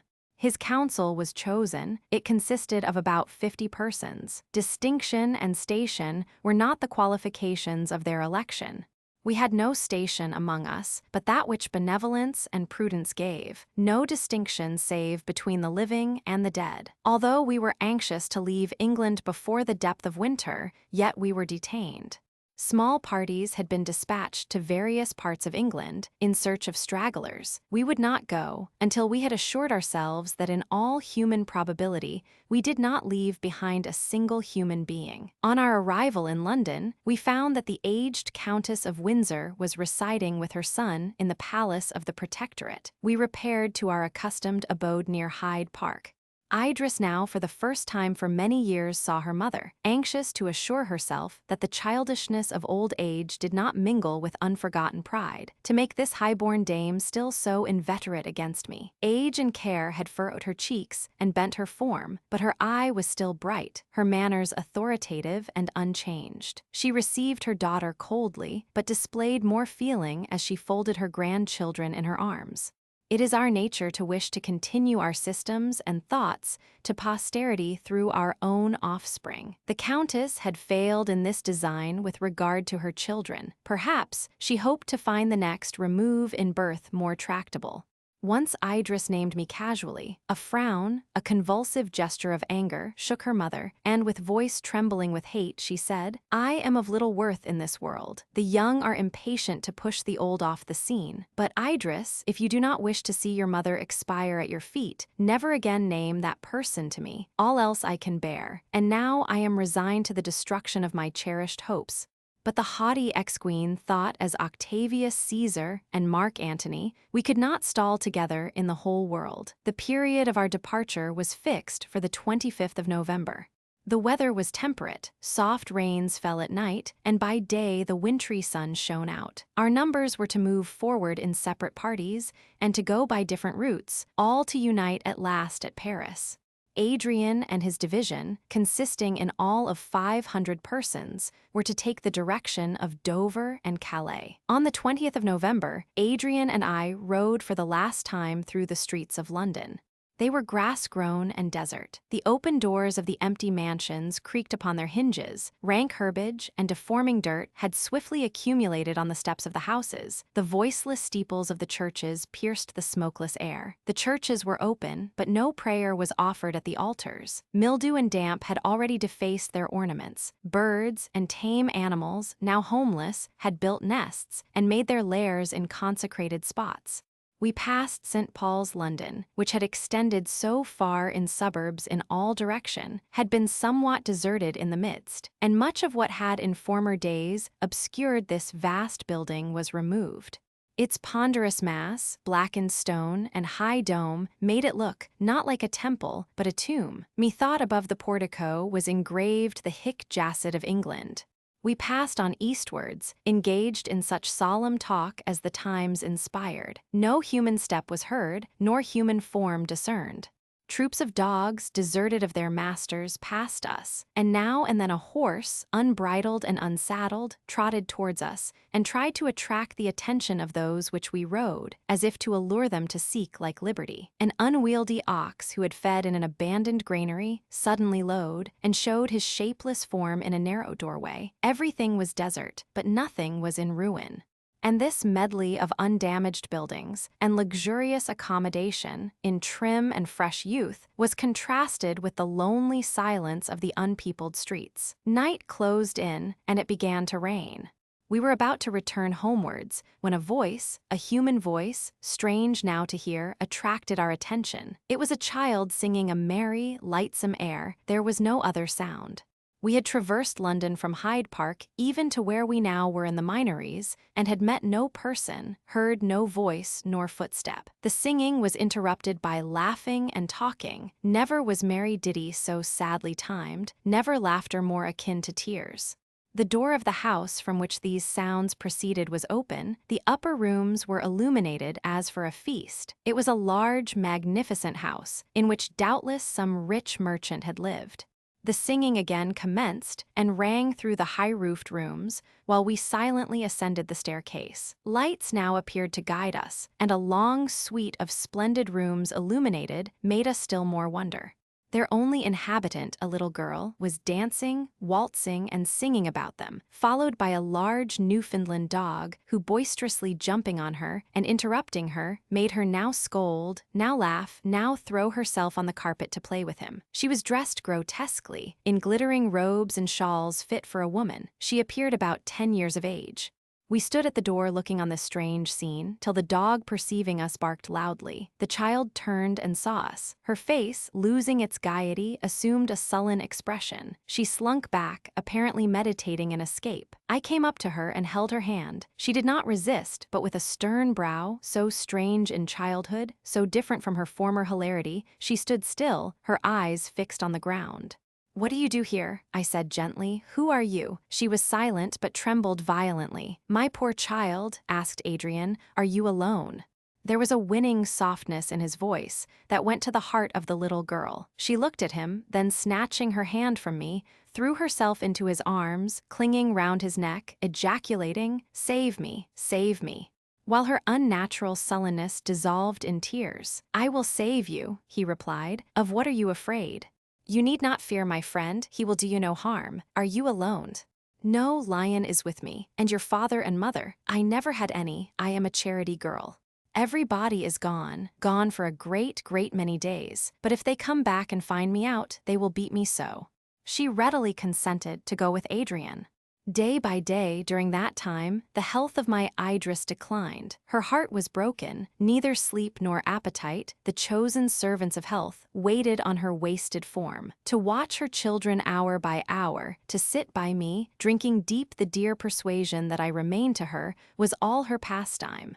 Her vivacity, so long assumed, her affectionate display of cheerfulness, her light-hearted tone and springy gait were gone. I could not disguise to myself, nor could she conceal, her life-consuming sorrow. Still change of scene and reviving hopes might restore her. I feared the plague only, and she was untouched by that. I had left her this evening, reposing after the fatigues of her preparations. Clara sat beside her, relating a story to the two boys. The eyes of Idris were closed, but Clara perceived a sudden change in the appearance of our eldest darling. His heavy lids veiled his eyes, an unnatural color burnt in his cheeks, his breath became short.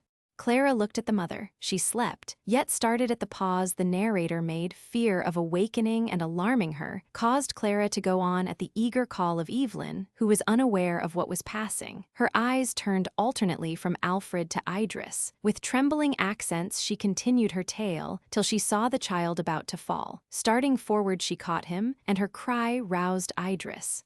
She looked on her son. She saw death stealing across his features. She laid him on a bed. She held drink to his parched lips.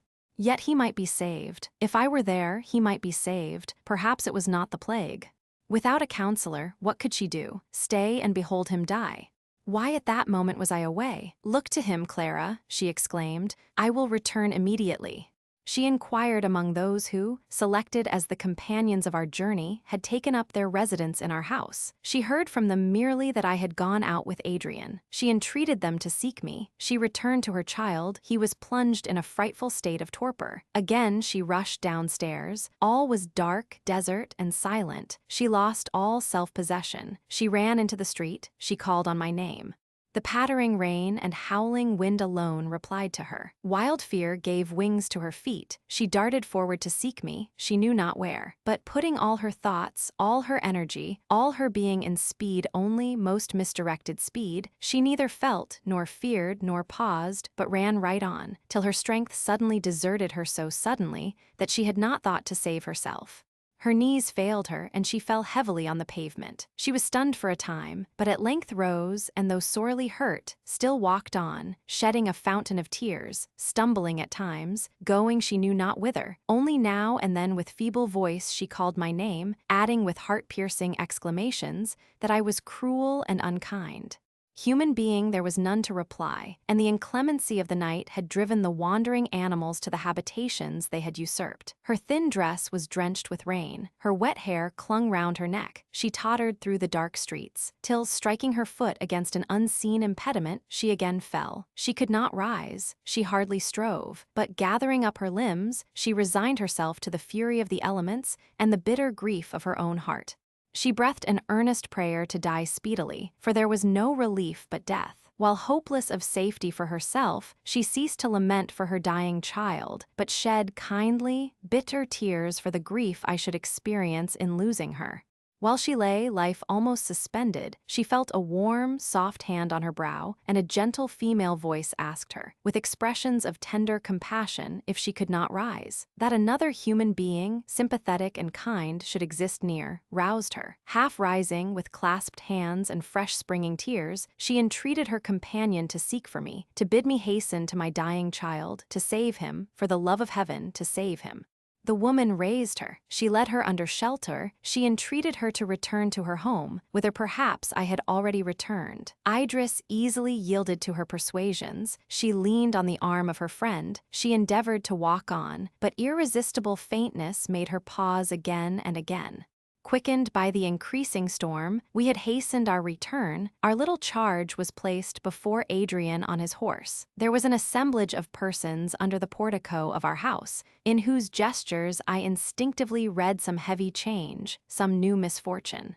With swift alarm, afraid to ask a single question, I leapt from my horse. The spectators saw me, knew me, and in awful silence divided to make way for me. I snatched a light, and rushing upstairs, and hearing a groan, without reflection, I threw open the door of the first room that presented itself. It was quite dark, but as I stepped within, a pernicious scent assailed my senses, producing sickening qualms, which made their way to my very heart, while I felt my leg clasped, and a groan repeated by the person that held me. I lowered my lamp and saw a negro half-clad, writhing under the agony of disease, while he held me with a convulsive grasp. With mixed horror and impatience, I strove to disengage myself and fell on the sufferer. He wound his naked, festering arms round me, his face was close to mine, and his breath, death-laden, entered my vitals. For a moment I was overcome, my head was bowed by aching nausea, till, reflection returning, I sprung up, threw the wretch from me, and darting up the staircase, entered the chamber usually inhabited by my family. A dim light showed me Alfred on a couch. Clara, trembling and paler than white as snow, had raised him on her arm, holding a cup of water to his lips. I saw full well that no spark of life existed in that ruined form. His features were rigid, his eyes glazed, his head had fallen back.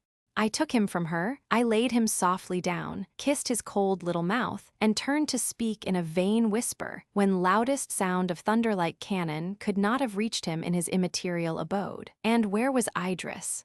That she had gone out to seek me, and had not returned, were fearful tidings, while the rain and driving wind clattered against the window, and roared round the house. Added to this, the sickening sensation of disease gained upon me. No time was to be lost, if ever I would see her again. I mounted my horse and rode out to seek her, fancying that I heard her voice in every gust, oppressed by fever and aching pain. I rode in the dark and rain through the labyrinthine streets of unpeopled London. My child lay dead at home. The seeds of mortal disease had taken root in my bosom. I went to seek Idris, my adored, now wandering alone, while the waters were rushing from heaven like a cataract to bathe her dear head in chill damp, her fair limbs in numbing cold. A female stood on the step of a door and called to me as I galloped past. It was not Idris, so I rode swiftly on until a kind of second sight, a reflection back again on my senses of what I had seen but not marked, made me feel sure that another figure, thin, graceful, and tall, stood clinging to the foremost person who supported her. In a minute I was beside the suppliant. In a minute I received the sinking Idris in my arms. Lifting her up, I placed her on the horse. She had not strength to support herself, so I mounted behind her and held her close to my bosom, wrapping my riding cloak round her, while her companion, whose well-known but changed countenance, it was Juliet, daughter of the Duke of L, could at this moment of horror obtain from me no more than a passing glance of compassion. She took the abandoned rein and conducted our obedient steed homewards. Dare I avouch it, that was the last moment of my happiness, but I was happy. Idris must die, for her heart was broken. I must die, for I had caught the plague. Earth was a scene of desolation. Hope was madness. Life had married death. They were one. But thus supporting my fainting love, thus feeling that I must soon die, I reveled in the delight of possessing her once more. Again and again I kissed her and pressed her to my heart. We arrived at our home. I assisted her to dismount, I carried her upstairs, and gave her into Clara's care, that her wet garments might be changed. Briefly, I assured Adrian of her safety, and requested that we might be left to repose. As the miser, who with trembling caution visits his treasure to count it again and again, so I numbered each moment, and grudged everyone that was not spent with Idris. She was lying on a couch, carefully fastening the door to prevent all intrusion. I sat by her, we embraced, and our lips met in a kiss long drawn and breathless. Would that moment had been my last. Maternal feeling now awoke in my poor girl's bosom, and she asked, "And Alfred?" "Idris," I replied, "we are spared to each other, we are together. Do not let any other idea intrude. I am happy. Even on this fatal night, I declare myself happy, beyond all name, all thought." "What would you more, sweet one?" Idris understood me. She bowed her head on my shoulder and wept. "Why," she again asked, "do you tremble, Lionel? What shakes you thus?" "Well may I be shaken," I replied, "happy as I am. Our child is dead, and the present hour is dark and ominous. Well may I tremble, but I am happy, mine own Idris, most happy." "I understand thee, my kind love," said Idris. "Thus pale as thou art with sorrow at our loss, trembling and aghast, thou wouldest assuage my grief by thy dear assurances. I am not happy," and the tears flashed and fell from under her downcast lids, "for we are inmates of a miserable prison, and there is no joy for us, but the true love I bear you will render this and every other loss endurable." "We have been happy together, at least," I said. "No future misery can deprive us of the past. We have been true to each other for years, ever since my sweet princess love came through the snow to the lowly cottage of the poverty-stricken heir of the ruined Verney. Even now that eternity is before us, we take hope only from the presence of each other. Idris, do you think that when we die, we shall be divided? Die when we die. What mean you? What secret lies hid from me in those dreadful words? Must we not all die, dearest? I asked with a sad smile. Gracious God, are you ill, Lionel, that you speak of death? My only friend, heart of my heart, speak. I do not think, replied I, that we have any of us long to live, and when the curtain drops on this mortal scene, where, think you, we shall find ourselves? Idris was calmed by my unembarrassed tone and look. She answered, You may easily believe that during this long progress of the plague, I have thought much on death, and asked myself, now that all mankind is dead to this life, to what other life they may have been born. Hour after hour, I have dwelt on these thoughts, and strove to form a rational conclusion concerning the mystery of a future state. What a scarecrow, indeed, would death be, if we were merely to cast aside the shadow in which we now walk, and, stepping forth into the unclouded sunshine of knowledge and love, revived with the same companions, the same affections, and reached the fulfillment of our hopes, leaving our fears with our earthly vesture in the grave. Alas! The same strong feeling which makes me sure that I shall not wholly die, makes me refuse to believe that I shall live wholly as I do now. Yet, Lionel, never, never can I love any but you. Through eternity I must desire your society. And, as I am innocent of harm to others, and as relying and confident as my mortal nature permits, I trust that the ruler of the world will never tear us asunder. Your remarks are like yourself, dear love, replied I, gentle and good. Let us cherish such a belief and dismiss anxiety from our minds. But sweet, we are so formed, and there is no sin if God made our nature to yield to what he ordains. We are so formed that we must love life and cling to it. We must love the living smile, the sympathetic touch and thrilling voice, peculiar to our mortal mechanism. Let us not, through security in hereafter, neglect the present. This present moment, short as it is a part of eternity, and the dearest part, since it is our own unalienably. Thou, the hope of my futurity, art my present joy. Let me then look on thy dear eyes, and, reading love in them, drink intoxicating pleasure. Timidly, for my vehemence somewhat terrified her, Idris looked on me. My eyes were bloodshot, starting from my head. Every artery beat, methought, audibly, every muscle throbbed, each single nerve felt. Her look of wild affright told me that I could no longer keep my secret. So it is, mine own beloved, I said. The last hour of many happy ones is arrived, nor can we shun any longer the inevitable destiny. I cannot live long, but again and again, I say, this moment is ours. Paler than marble, with white lips and convulsed features, Idris became aware of my situation. My arm, as I sat, encircled her waist. She felt the palm burn with fever, even on the heart it pressed. One moment, she murmured, scarce audibly, only one moment. She kneeled, and hiding her face in her hands, uttered a brief but earnest prayer that she might fulfill her duty and watch over me to the last. While there was hope, the agony had been unendurable. All was now concluded. Her feelings became solemn and calm. Even as Epicurus, unperturbed and firm, submitted to the instruments of torture, did Idris, suppressing every sigh and sign of grief, enter upon the endurance of torments, of which the rack and the wheel are but faint and metaphysical symbols. I was changed. The tight-drawn cord that sounded so harshly was loosened, the moment that Idris participated in my knowledge of our real situation. The perturbed and passion-tossed waves of thought subsided, leaving only the heavy swell that kept right on without any outward manifestation of its disturbance, till it should break on the remote shore towards which I rapidly advanced. It is true that I am sick, I said, and your society, my Idris, is my only medicine. Come and sit beside me. She made me lie down on the couch, and, drawing a low ottoman near, sat close to my pillow, pressing my burning hands in her cold palms. She yielded to my feverish restlessness, and let me talk and talk to me on subjects strange indeed to beings, who thus looked the last, and heard the last, of what they loved alone in the world. We talked of times gone by, of the happy period of our early love, of Raymond, Perdita, and Evadne. We talked of what might arise on this desert earth. If 2 or 3 being saved, it were slowly repeopled. We talked of what was beyond the tomb, and man in his human shape being nearly extinct, we felt with certainty of faith that other spirits, other minds, other perceptive beings, sightless to us, must people with thought and love this beauteous and imperishable universe. We talked, I know not how long, but in the morning I awoke from a painful heavy slumber. The pale cheek of Idris rested on my pillow. The large orbs of her eyes half raised the lids and showed the deep blue lights beneath. Her lips were unclosed, and the slight murmurs they formed told that, even while asleep, she suffered. If she were dead, I thought, what difference?